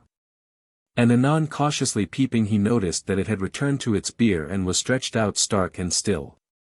He crept from his place, and not daring to whisper, shook each one of his comrades, but could not make them move. He then reached for his clothes, but the gentle rustling sounded once more, and he realized that he had been observed. In a moment he flung himself back on the bed and drew the coverlet tightly over his face. A few moments later, he felt that the awful creature was standing by his side. However, after a scrutiny it seemed to retire again, and at length, half mad with fright, he put out his hand, grasped some clothes which he huddled on, and rushed barefoot from the house. The door of which he was able to bolt and bar just as the corpse leaped at him with demoniacal fury. As he ran at full speed under the light of a waning moon to put as great a distance between himself and the haunted house as possible, he chanced to glance back and shrieked aloud with fear to find that the corpse was not only hard at his heels but gaining upon him rapidly. In desperation he fled behind a large willow tree which grew at the side of the road, and as the corpse rushed in one direction he darted rapidly in the other. Fire seemed to glint from its red eyes, and as it swooped upon him with hideous violence he fell senseless to the ground, so that missing its aim it clasped the tree in a rigid gripe. At daybreak they were found, and when the corpse was pulled away it was seen that its fingers had impaled and riddled the tree with the force of a sharp wimble. The traveler after many months recovered his health, but his companions were all found to be lying dead, poisoned by the fetid breath of the vampire. It should be remarked that here we have a detail, repulsive enough but altogether in keeping, which we also find in Hungary, namely the carrion stink of a vampire's breath. This certainly seems to be one of the most horrible, as it is one of the most significant stories in the whole library of Chinese vampire legend. It hardly seems necessary to give in detail the history of Lu, who whilst watching one night in his orchard saw a terrible spectre, a hideous hag clothed in red. It may be remarked that among certain tribes, such as the Barana Galas and the Maasai, warriors who have slain a foe in fight are painted with vermilion. But it is curious to find that in China this evil apparition should have worn red, since this is the lucky yang, or solar color, and considered to be of efficacy against the darker powers. A thief who entered W.'s garden to rob the fruit was discovered mad with terror, since in one of the alleys he had encountered a man without a head. That part of the ground whence these phantoms seemed to spring was dug up, and they soon came across a red coffin containing the body of a woman, together with a black coffin in which was the corpse of a man who had been decapitated. Both bodies were as perfectly preserved as though they had been buried that very day. The coffins and bodies were burned to ashes, whereupon the hauntings ceased. This story might be paralleled from ghost tales the whole wide world over, but the following seems more particularly to belong to the vampire legends. In the year 1751, a courier called Chang Kai was sent express from Peking with a most urgent government dispatch. Late one night after he had passed through Yangxiang, a fierce storm arose, and the gusts of wind completely extinguished his lantern. Fortunately he perceived at some little distance a humble khan whither he made his way, as it was absolutely impossible to proceed in the darkness. The door was opened by a young girl who ushered him in and led his horse to a little stable.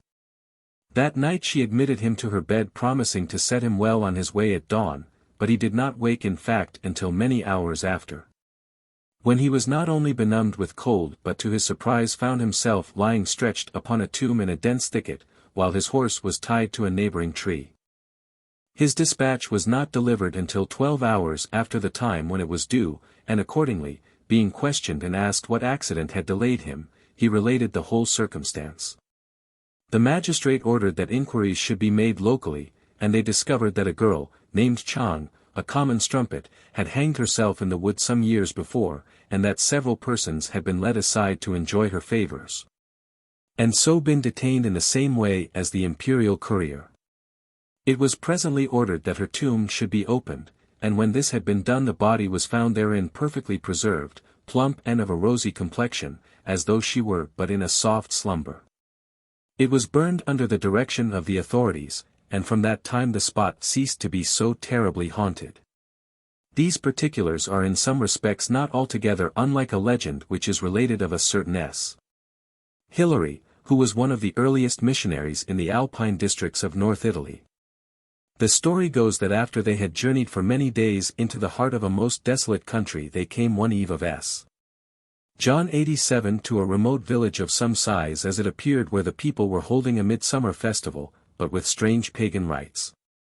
Here at eventide they were greeted by a grave man saluting them most courteously and saying that he was the steward of the Lady Pelagia, who wished to give them entertainment in her palace.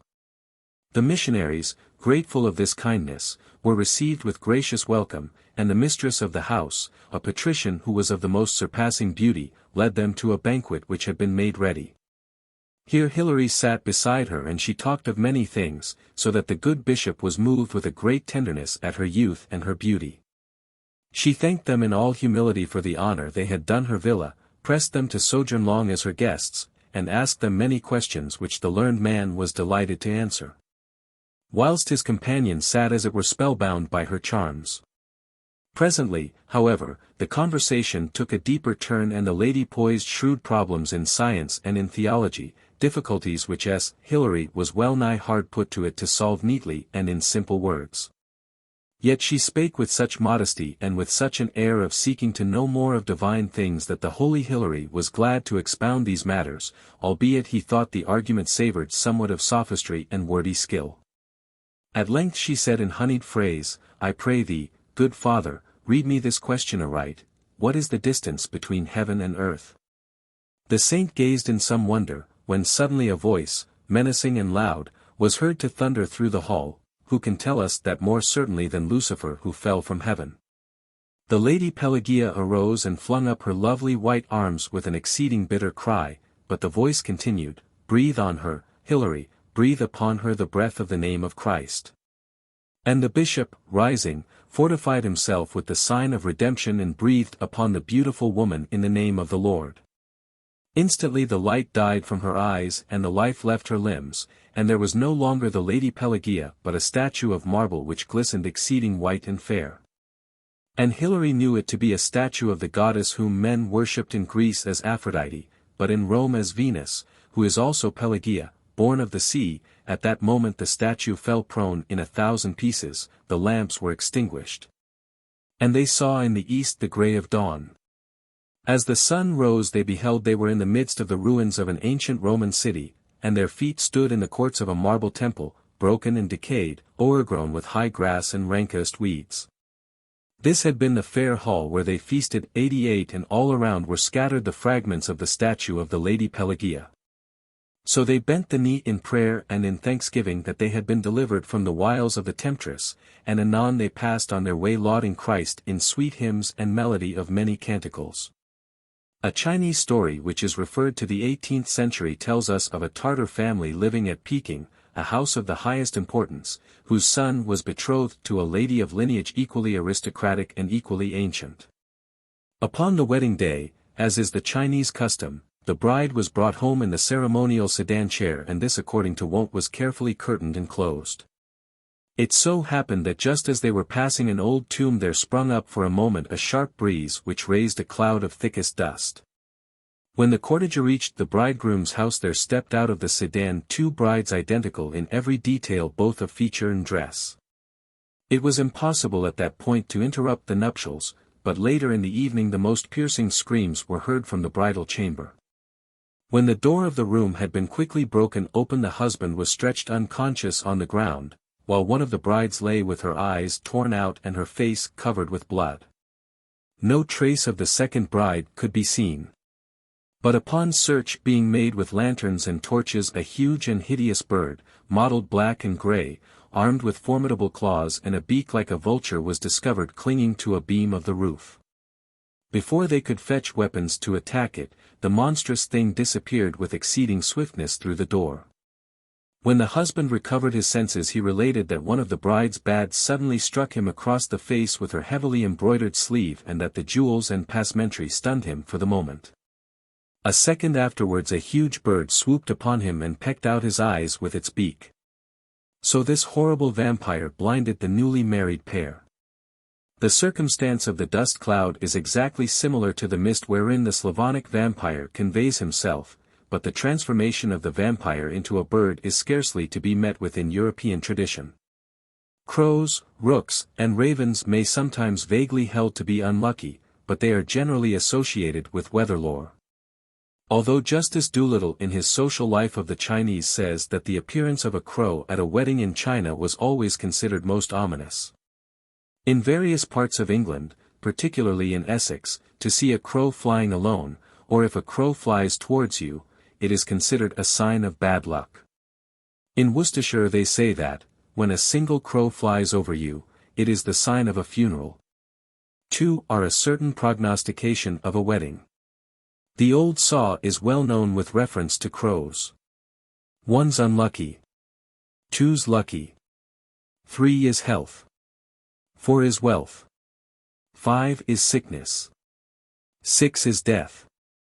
The raven was often held to denote sickness and death, and his croak sounded a knell. So in the Jew of Malta, Marlowe has, "Let the sad presaging raven that tells the sick man's passport in her hollow beak, and in the shadow of the silent night doth shake contagion from her sable wings." On the other hand, rooks are far more lucky.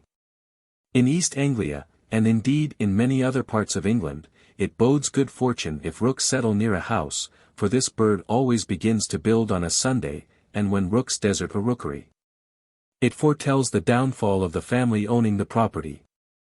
In some counties even they are said as a sign of grief to abandon their nests at the approach of death to the head of the family, and not to return to the ancestral domain until after the funeral at soonest. An actual instance was given of this occurrence as having happened in 1874, on the death of Sir John Walsham, at his seat, Nill Court, in Herefordshire. In Cornwall rooks are believed to forsake an estate if on the death of the proprietor no heir can be found to succeed him. So it will be seen that a black bird need by no means invariably be of ill omen. Propertius speaks of the crow as innocent, cornix emerita. In his denunciation of the bawd and witch acanthies he mentions that the eyes of the crow were often used to confect a magical charm. Possit ut intentos astu caecere maridos. Cornicum immeritas erut ungugenas.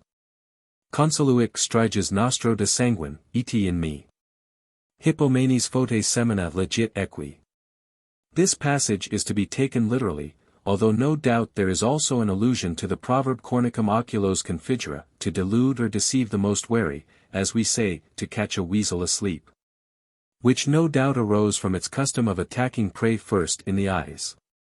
Baraldus and Passerat would explain the allusion of Propertius metaphorically, but this is only a secondary allusion. There is related a curious story of a Chinese temple which was haunted by a vampire. This fane was dedicated to 3 heroes of the 3rd century AD, who had been deified on account of their prowess during the civil wars of that most troubled period. It seems that the place was always kept locked except on the great solemnities of the spring and autumn sacrifices, and not even a priest would venture to sleep there. In the year 1741 a shepherd asked and obtained permission to spend his nights in the shelter of the temple.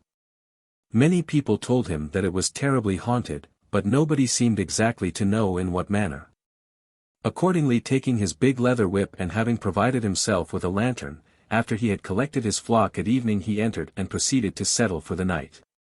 However, when all was darkest and most still it seemed that something stirred near the 3 statues. On a sudden there rose up out of the ground near the pedestal a very tall man of hideous aspect, gaunt and lean, his body covered with matted green hair. His glowing eyes seemed to flash fire when he caught sight of the intruder, and darting forth a claw-like hand armed with the nails of a bird of prey he almost succeeded in seizing the shepherd, who leapt nimbly to one side and lashed out with his heavy whip. The spectre, however, grinned hideously, showing rows of shark-like teeth, and the heavy leather fell harmlessly upon him. Rushing to the door, the shepherd was just in time to evade a second clutch. Hardly knowing what he did, he clambered up a large tree in the courtyard, and looking down he saw that the horrible figure was standing in the doorway glowering with rage, but did not appear able to advance beyond the threshold.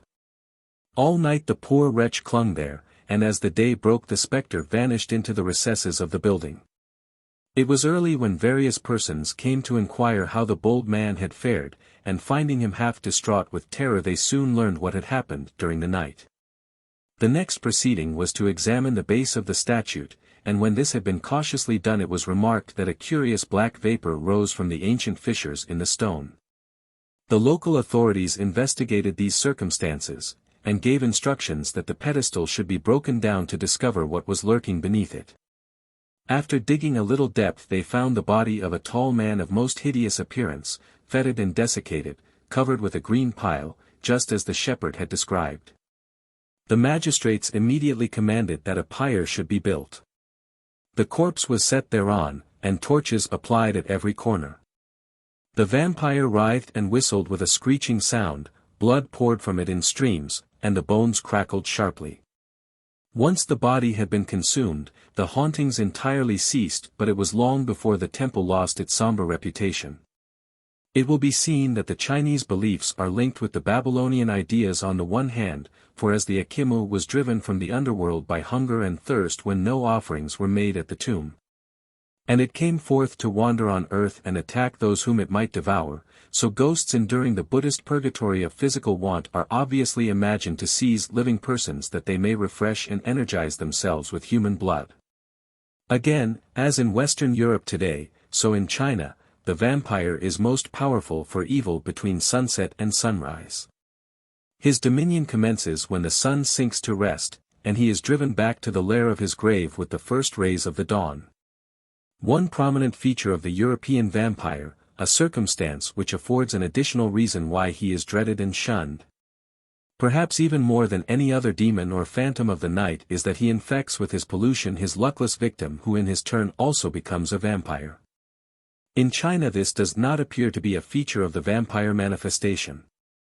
Something of the kind, however, may be traced among the Karens of Burma. For a Karen wizard will snare the wandering soul of a sleeper and by his art transfer it to the body of a dead man. The latter, accordingly, returns to life as the former expires. But the friends of the sleeper in their turn engage another sorcerer who will catch the soul of another sleeper, and it is he who dies as the first sleeper comes to life. Apparently this process may be continued almost indefinitely, and so it may be presumed that there takes place an indeterminate succession of death and resuscitations.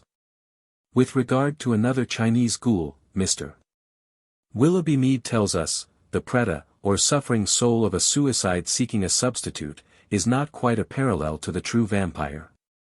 The preta also appears in southern India, but the Indian vampire, which may now be briefly considered, however interesting, will hardly be found to have those features in common with the Western vampires as are so strikingly to be noticed in the Chinese variety. Indeed, it may be said that the Indian vampire is practically a demon, and that only in a few minor details does he essentially approximate to the true European species. Mr. N. M. Penzer in a note upon the Ocean of Story says, as far as the Ocean of Story is concerned, the demons which appear are Rakshasa, Pisacha, Vetala, Buddha, Dacius, Kumbhanda and Kushmanda. Of these that most resembling the European vampire is probably the Rakshasa, of which a very horrible description is given. Now the Vetala, which is seen in all its glory in the present work, The Ocean of Story, is a curious individual. He is the Deccan guardian, in which capacity he sits on a stone smeared with red paint, or is found in the prehistoric stone circles scattered over the hills. In fiction, however, he appears as a mischievous goblin, and that is how we find him in the ocean. A study of his actions will show him to be quite above the ordinary run of such demons. He is always ready to play some rather grim practical joke on any unwary person who chances to wander near burning ghats at night, for here are corpses lying about or hanging from stakes. And what more effective means could be formed to frighten the life out of humans than by tenanting a corpse? I would describe the Vetala as sporting, in that he has an innate admiration for bravery and is perfectly ready to own himself beaten, and even to help and advise. In the Vetala tales, we shall see that as soon as the Vetala discovers the persistence and bravery of Trivikramasena, he at once warns him of the foul intents of the mendicant. We have also seen that even the Rakshasa can become quite tame, and act the part of a kind of Arabian jinn who appears on thought.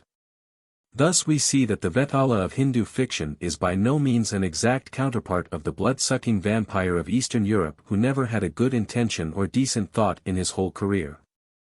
In a private letter to myself Mr. Penzer writes, "It is the Rakshasas who are the more prominent among malicious demons. Their name means the harmers or destroyers, as their particular delight is to upset sacrifices, worry ascetics, animate dead bodies, etc. They date in India from Rigvedic days. In the Atharva Veda they are described as deformed, of blue, green, or yellow color, with long slit eyes. Their nails are poisonous and are dangerous to the touch. They eat human and horse flesh, the former of which they procure by prowling round the burning ghats at night. They possess great wealth, and bestow it on those they favor. Their chief is Ravana, the enemy of Rama." See Crook, Folklore of Northern India, Volume 1, page 246 SQQ. The Pisachas are very similar to the above, while the Vetalas are perhaps more like vampires. In the preface to Vikram and the Vampire, Tales of Hindu Devilry, adapted by Richard F. Burton, London, 1870, page 13, Sir Richard Burton says, "The Betelpachisi, or 25, Tales of a Betale vampire or evil spirit which animates dead bodies is an old and thoroughly Hindu repertory. It is the rude beginning of that fictitious history which ripened to the Arabian Nights entertainments, and which, fostered by the genius of Boccaccio, produced the romance of the chivalrous days, and its last development. The novel that prose epic of modern Europe. Baital in Sanskrit is Vitala Panchavanshati. Baital is the modern form of Vetala. When the Raja encounters the Baital it was hanging, head downwards, from a branch a little above him. Its eyes which were wide open, were of a greenish brown, and never twinkled, its hair also was brown and brown was its face these several shades which, notwithstanding, approached one another in an unpleasant way, as in an overdried coconut. Its body was thin and ribbed like a skeleton or a bamboo framework, and as it held on to a bough, like a flying fox, by the toe tips, its drawn muscles stood out as if they were ropes of coir. Blood it appeared to have none, or there would have been a decided determination of that curious juice to the head, and as the Raja handled its skin, it felt icy cold and clammy as might a snake. The only sign of life was the whisking of a ragged little tail much resembling a goat's. Judging from these signs the brave king at once determined the creature to be a Betale vampire. A belief in vampires is very firmly established among the Malays of the peninsula, and there are a number of magic rites which must be performed to protect both women and children. Probably the spirit most resembling a European vampire is the Penanggalan, which is supposed to resemble a trunkless human head with the sac of the stomach attached thereto, and which flies about seeking an opportunity of sucking the blood of infants. There are, however, other spectres which are dangerous to children. There is the Bajang, which generally takes the form of a polecat, 89 and disturbs the household by mewing like a huge eat. The Langsur is seen as an owl with hideous claws which perches and hoots in a most melancholy way upon the roof. Her daughter, a stillborn child, is the Pontianak or Madianak, who is also a night owl. The Polong is a kind of goblin, and the Pelesit corresponds most closely to the familiar of the English witches. The Bajang is generally said to be a male demon and the Langsur is considered as the female species. Both of these spirits are supposed to be a kind of demon vampire, and are often handed down in certain families as heirlooms, in exactly the same way as in English trials we find that the familiar descended from mother to daughter. Thus at Chelmsford, at an examination and confession of certain witches, 90 July 26, 1566, Elizabeth Frances confessed to various villainies. Amongst the rest that, she learned this arte of witchcraft at the age of 12 years of Hyr grandmother whose now mother Eue of Hatfield Purell, deceased. Itm when she taught it her, she counselled her in the likeness of a white spotted cat. In 1582, during the celebrated St. Osyth prosecutions Alesh Hunt confessed that she entertained two familiars, and saith, that her sister, named Margery Salmon, hath also two spirits like toads, the one called Tom, and the other Rodden, and saith further. Her said sister and she had the said spy rights of their mother, Mother Barnes. That a familiar should have been handed down in this manner seems to have been a well-known custom among the Lapps, for in his notes upon the De Prodigiis of Julius Obsequens 91 Scheffer quoting Tornius says, the Laplanders bequeath their demons as part of their inheritance, which is the reason that one family excels another in this magical art. With regard to the Bajang, Sir Frank Swettenham further gives the following account, someone in the village falls ill of a complaint the symptoms of which are unusual. There may be convulsions, unconsciousness, or delirium, possibly for some days together or with intervals between the attacks. The relatives will call in a native doctor, and at her, she is usually an ancient female, suggestion, or without it, an impression will arise that the patient is the victim of a Bajang. Such an impression quickly develops into certainty, and any trifle will suggest the owner of the evil spirit. One method of verifying this suspicion is to wait till the patient is in a state of delirium, and then to question him or her as to who is the author of the trouble. This should be done by some independent person of authority, who is supposed to be able to ascertain the truth. A further and convincing proof is then to call in a poang skilled in dealing with wizards. In Malay countries they are usually men, and if he knows his business his power is such that he will place the sorcerer in one room, and while he in another scrapes an iron vessel with a razor, the culprit's hair will fall off as though the razor had been applied to his head instead of to the vessel. That is supposing that he is the culprit, if not, of course he will pass through the ordeal without damage.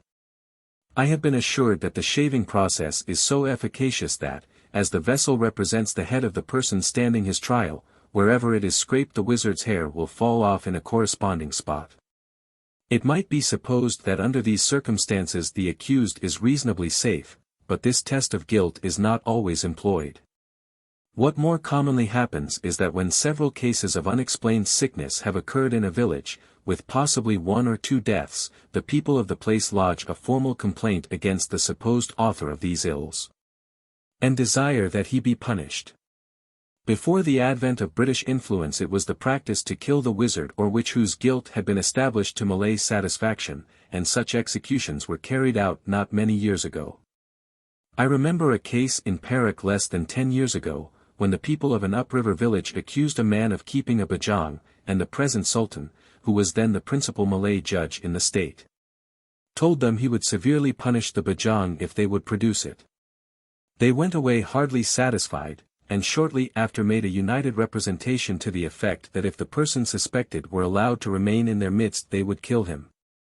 Before anything could be done they put him, his family, and effects on a raft and started them down the river. On their arrival at Kuala Kangsar the man was given an isolated hut to live in, but not long afterwards he disappeared. The same authority tells us, Langsur, the female familiar, differs hardly at all from the Bajang, except that she is a little more baneful, and when under the control of a man he sometimes becomes the victim of her attractions. And she will even bear him elfin children. The original Langsur, legend says, was a woman of the most superb beauty, who died from the shock of hearing that her child was stillborn, and had taken the shape of the Pontianak.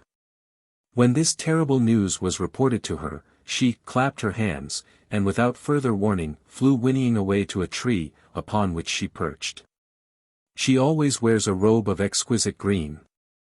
Her tapering nails are of extraordinary length, which is considered among the Malays a mark of distinction and beauty, and which may be compared with the talons of the European vampire. She has long jet black tresses which flow down even as far as her ankles, but these serve to conceal the hole in the back of her neck through which she sucks the blood of children. Yet her vampirish qualities can be destroyed if the right means are adopted, and in order to effect this she must be caught, and her nails and flowing hair cut quite short, the tresses being stuffed into the hole of her neck.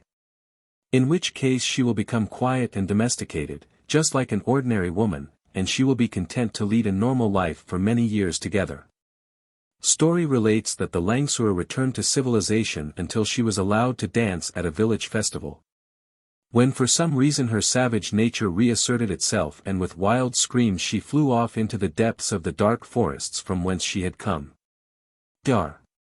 Skeet says that a Malay peasant once told him how exceedingly fond of fish these women vampires are, and how not infrequently they may be seen, sitting in crowds on the fishing stakes at the river mouth awaiting an opportunity to steal the fish. This seems completely to explain the following rune by the recital of which a Langsur may be laid. O ye mosquito fry at the river's mouth. When yet a great way off, ye are sharp of eye. When near, ye are hard of heart. When the rock in the ground opens of itself. Then, and then only, be emboldened the hearts of my foes and opponents. When the corpse in the ground opens of itself. Then, and then only, be emboldened the hearts of my foes and opponents. May your heart be softened when you behold me. By grace of this power that I use, called Silam by you. The mosquito fry at the river's mouth is no doubt an allusion to the Langsur who were swarming round the fishing stakes, endeavoring to devour the fish. Sir William Maxwell in the Journal of the Straits branch of the Royal Asiatic Society, Singapore, 1878–1899, No. 7, p.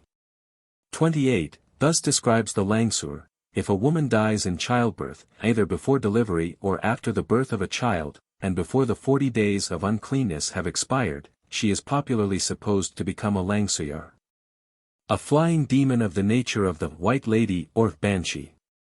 To prevent this a quantity of glass beads are put in the mouth of the corpse, a hen's egg is put under each armpit, and needles are placed in the palms of the hands. It is believed that if this is done the dead woman cannot become a Langsuyar, as she cannot open her mouth to shriek, njilai, or wave her arms as wings, or open and out her hands to assist her flight. The Penanggalan is a sort of monstrous vampire who delights in killing young children. One legend says that long ago in order to perform a religious penance, Dudok Bertapa, a woman was seated in one of the large wooden vats which are used by the Malays for holding the vinegar which proceeds from draining off the sap of the thatch palm. Menyadap Nipa. Quite unexpectedly a man came along, and finding her seated there, asked, "What are you doing here?" She replied very shortly, "What business is that of yours?" But being very much startled, she leaped up and in the excitement of the moment kicked her own chin with such force that the skin split all round her neck and her head with the sack of the stomach hanging to it actually became separated from the body. And flew off to perch upon the nearest tree. Ever since that time she has existed as a malign and dangerous spirit, brooding over the house, screeching, Menjalai, whenever a child is born, or trying to force her way up through the floor in order to drain its blood. Among the Karens of Burma we meet with the Keth, a demon which under the form of a wizard's head and a stomach attached devours human souls. Mr. Hugh Clifford in his study in Court in Kompong, London, 1897, speaks of the Penanggal, that horrible wraith of a woman who has died in childbirth, and who comes to torment small children in the guise of a fearful face and bust, with many feet of bloody, trailing entrails in her wake. The following description, which is almost entirely parallel to that of the most deadly European vampires, is quoted by Dr. Skeet in his Malay Magic, London, 1900, page 328, n.1. He, Mr. M. said, "Very well then, tell me about the Penanggalan only, I should like to hear it and write it down in English so that Europeans may know how foolish those persons are who believe in such things." I then drew a picture representing a woman's bead and neck only, with the intestines hanging down. Mr. M. caused this to be engraved on wood by a Chinese, and inserted it with the story belonging to it in a publication called the Anglo-Chinese Gleaner. And I said, "Sir, listen to the account of the Penanggalan." It was originally a woman. She used the magic arts of a devil in whom she believed, and she devoted herself to his service night and day until the period of her agreement with her teacher had expired and she was able to fly. Her head and neck were then loosened from the body, the intestines being attached to them, and hanging down in strings. The body remained where it was. Wherever the person whom it wished to injure happened to live, thither flew the head and bowels to suck his blood, and the person whose blood was sucked was sure to die. If the blood and water which dripped from the intestines touched any person, serious illness followed and his body broke out in open sores. The Penanggalan likes to suck the blood of women in childbirth.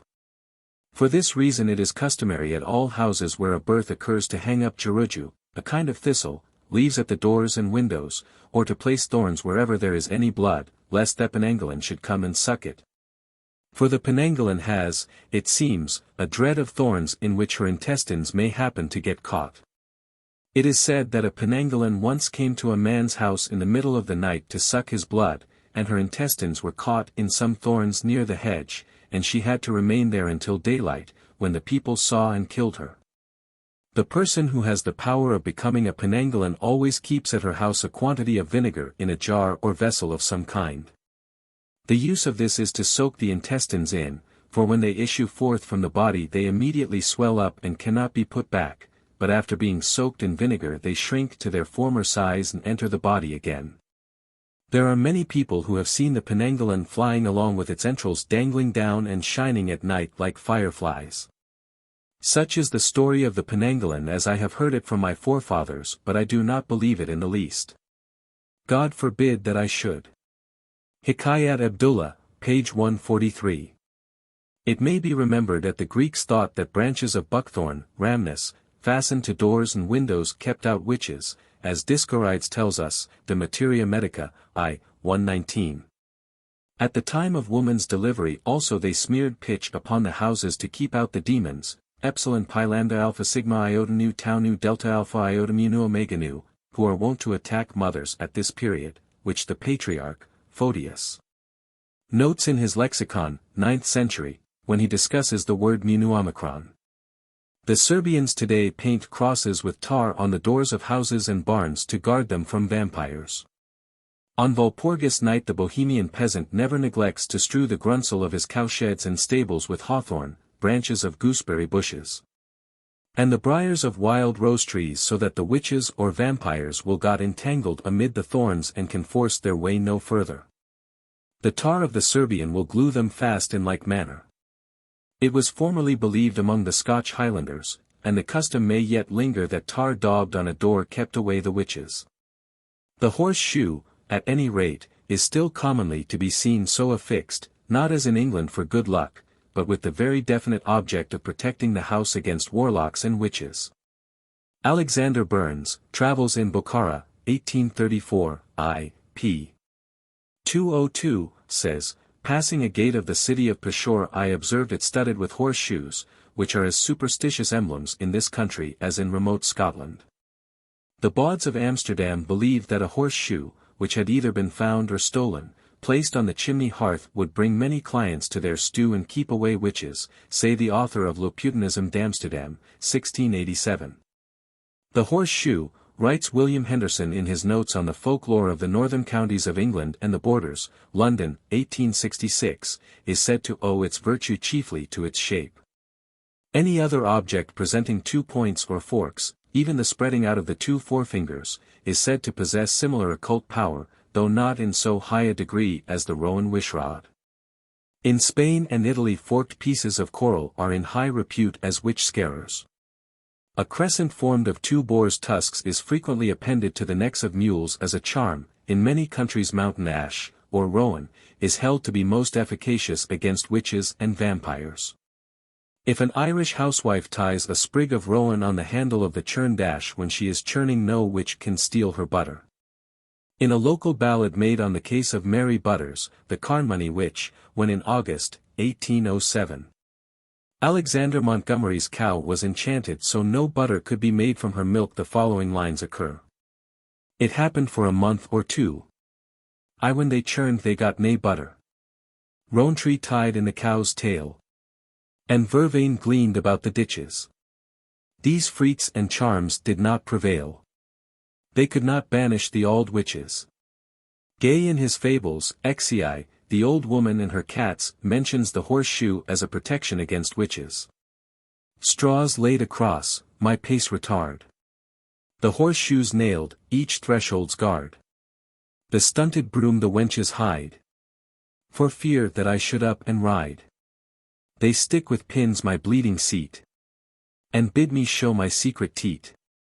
In Polynesia we pretty generally find the two, who under some aspects is a kind of vampire demon, and Dr. R. H. Codrington in his The Melanesians, Studies in Their Anthropology and Folklore, says, there is a belief in the Banks Islands in the existence of a power like that of vampires.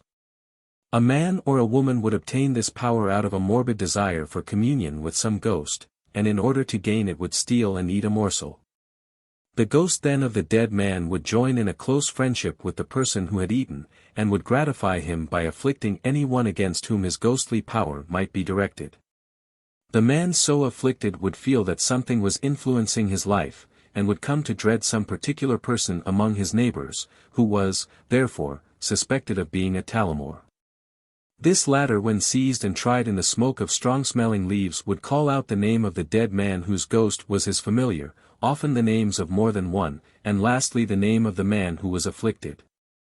The same name Talamor was given to one whose soul was supposed to leave the grave and absorb the lingering vitality of a freshly dead person. There was a woman, some years ago, of whom the story is told that she made no secret of doing this, and that once on the death of a neighbor she gave notice that she would go in the night and eat the vitality. The friends of the deceased therefore kept watch in the house where the corpse lay, and at dead of night heard a scratching at the door, followed by a rustling noise close by the body. One of them threw a stone and seemed to hit the unknown thing. And in the morning the Talamor was found with a bruise on her arm, which she confessed was caused by a stone thrown at her whilst she was eating the vitality. Such a woman would feel a morbid delight in the dread which she inspired, and would also be secretly rewarded by some whose covert spite she gratified. In his Ashanti Proverbs, translated from the original, The Primitive Ethics of a Savage People, page 48, Mr. R. Sutherland Rattray speaks of the Assassinbonsum, a monster of human shape, which living far in the depths of the forest, is only occasionally met by hunters. It sits on tree tops, and its legs dangle down to the ground and have hooks for feet which pick up anyone who comes within reach. It has iron teeth. There are female, male, and little Sassabonsum. Mr. Rattray also describes the Abeafo, which word is derived from bai, sorcery. This is a kind of human vampire whose chief delight is to suck the blood of children, whereby the latter pine and die. Men and women possessed of this power and credited with volitant powers, being able to quit their bodies and travel great distances in the night. Besides sucking the blood of their victims, they are supposed to be able to extract the sap and juices of crops. Cases of cocoa blight are ascribed to the work of the Abeafo. These witches are supposed to be very common, and a man never knows but that his friend or even his wife may be one. When prowling at night they are supposed to emit a phosphorescent light. An Abeafo in everyday life is supposed to be known by having sharp, shifty eyes, that are never at rest, also by showing an undue interest in food, and always talking about it, especially meat, and hanging about when cooking is going on. All of which habits are therefore purposely avoided. A striking similarity to the beliefs of the Malay Peninsula is to be traced among the horrible superstitions of ancient Mexico. The Mexican religion presents an extremely complex system with a crowded pantheon and displays a corresponsive ceremonial of the most elaborate nature and exacting service.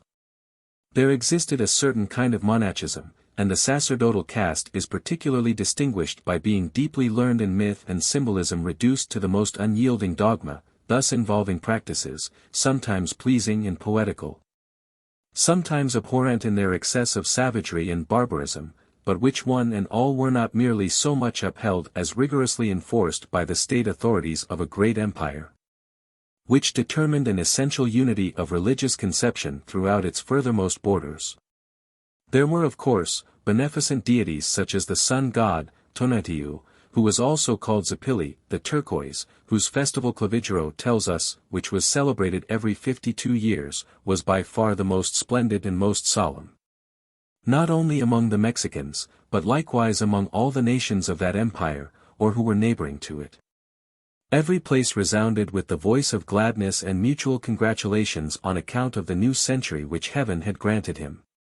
The illuminations made during the first nights were extremely magnificent. Their ornaments of dress, entertainments, dances, and public games were superiorly solemn. But even here we find that human sacrifice was offered. There were also goddesses such as Xochiquetzal, Flower Feather, who is considered by Diego Muñoz Camargo as corresponding to Venus, and whom he thus describes: "She dwells above the 9 heavens in a very pleasant and delectable place. Accompanied and guarded by many people and waited on by other women of the rank of goddesses, where are many delights of fountains, brooks, flower gardens, and without her wanting for anything." There was also Maquilxochitl, 5 Flower, the god of pleasure, whose festival, one of the movable feasts, was the Xochitl, the feast of flowers, concerning which Sahagan says that, "the great folk made a feast, dancing and singing in honor of this sign, decorating themselves with their feathers and all their grandeur for the Arito, sacred dance." At this feast the king bestowed honors upon warriors, musicians, and courtiers. There exists an elegant little song of this debonair god who is the lord of music and games, which commences thus: "Out of the place of flowers I come, priest of the sunset, lord of the twilight." Quails were offered to him at midday, but even this solemnity was not without some somber incident. For it was the occasion when all the nobles in Mexico who lived near the frontiers of an enemy brought the slaves whom they had captured to the capital for sacrifice. When we find that some circumstance of cruelty even intrudes upon the worship of the kindliest and most joyous gods, it may well be supposed that the demonology of Mexico is grim in the extreme. Nor can we be at all astonished that the first explorers and the earlier Spanish authors again and again expressed their horror of the terrible imagination and primitive fears which peopled the gloom of a Mexican midnight with the abominable shapes of foulest devils and vengeful dead. Probably the most horrible, as he is possibly the most powerful, of the Mexican gods was Tezcatlipoca, of whom Bernal Diaz says, "And this Tezcatepuca was the god of hell and had charge of the souls of the Mexicans. And his body was girt with figures like little devils with snakes' tails." This hideous figure, it is very significant to remark, particularly favored crossroads, where the Suatidio, who are vampire witches, held their sabbat. Tezcatlipoca was also known as Yatzin, the enemy, and in 1,000 horrid phantom shapes he haunted the woods during the dark hours. He bore in his hand a magical instrument. From him proceeded those eerie and mysterious sounds which are heard at night and which fill with strange forebodings not only luckless travelers but even those who shudder when sheltered in their homes. He would often utter the howl of the jaguar, and the ill-omened cry, "Yekin, yekin," the screech of the uakli bird, a species of hawk, whose note sounded a swift death to him who heard it. Another of his guises was the Yultapuzli, or axe of the night. When all was most silent and most still, there might be heard near some remote temple a sound as if an axe were being laid to the roots of the trees. Should anyone dare to investigate the cause of the noise, he was suddenly caught by Tezcatlipoca, who appeared as a decomposing headless corpse in whose mouldering breast were set 2 little doors meeting in the center. And it was the swift opening and shutting of these which produced the sound of a man hewing down the trees. If some brave hero could plunge his hand into the aperture and clutch the black heart, he might demand what ransom he would ere he let the demon go. But he must be one to whom fear was unknown, for most persons who caught sight of this hideous phantom perished in an extremity of terror. The true Mexican vampires were the Suatidio, whom we have mentioned above, women who had died in their first labor, 92, and over whose revels this devil deity presided. They were also known as the Siwapipilton, or princesses, in order to placate them by some honorable designation, as in the same way Suatidio signifies, right honorable mother. Of these Sahagan says, the Siwapipilton, the noble women, were those who had died in childbed. They were supposed to wander through the air, descending when they wished to the earth to afflict children with paralysis and other maladies. They haunted crossroads to practice their maleficent deeds, and they had temples built at these places where bread offerings were made to them, also the thunder stones which fall from the sky.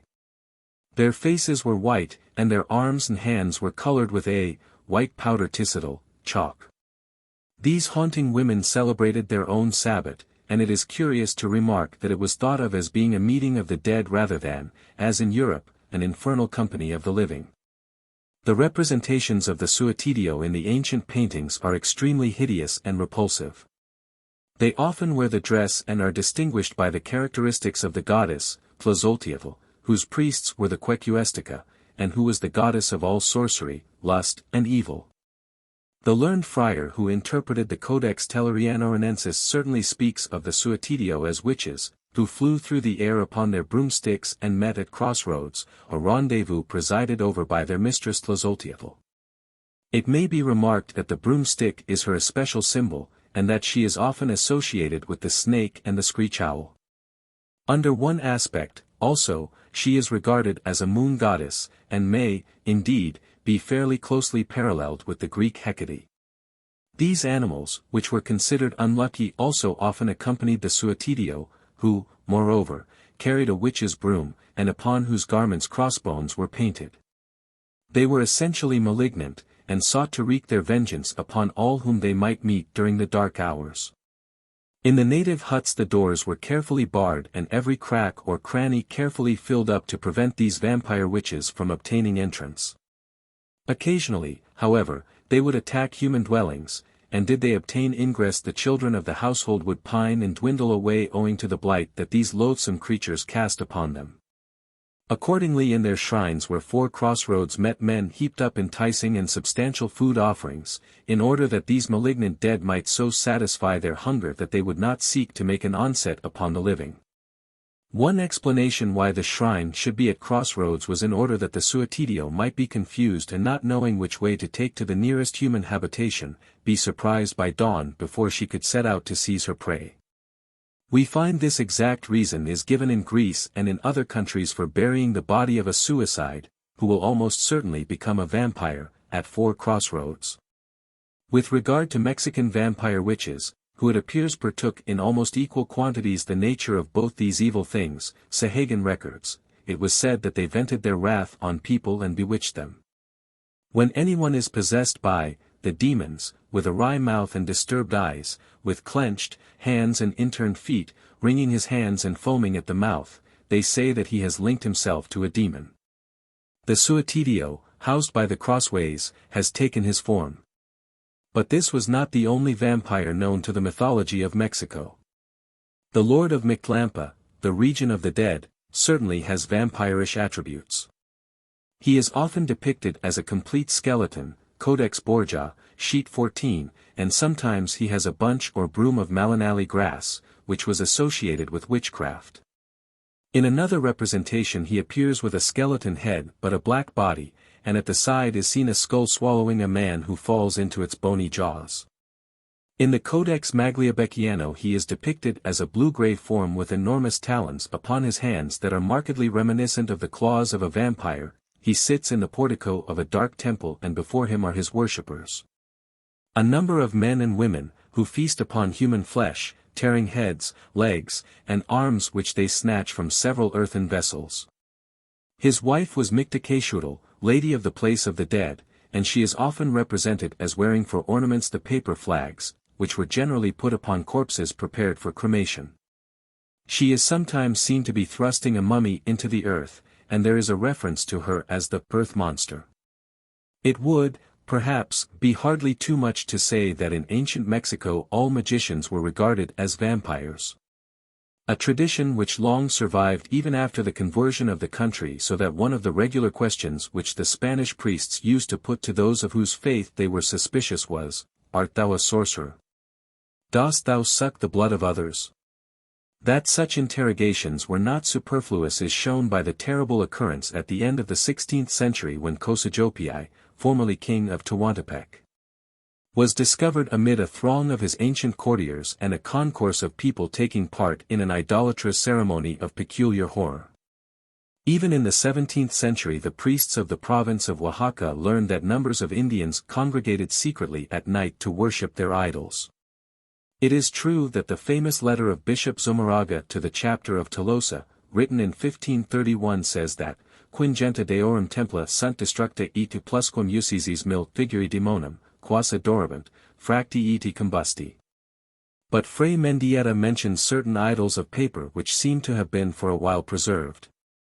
And possibly new figures were clandestinely sculptured in the traditional manner to supply the place of those which had been so properly and so religiously destroyed. Such ceremonials were, of course, clear witchcraft, and the Mexican sorcerer or Noali seems to have been credited with taking the shape of a WR coyote, the prairie wolf, as well as to have practiced vampirism. So here too in Mexico we find a close connection between the WR animal and the vampire.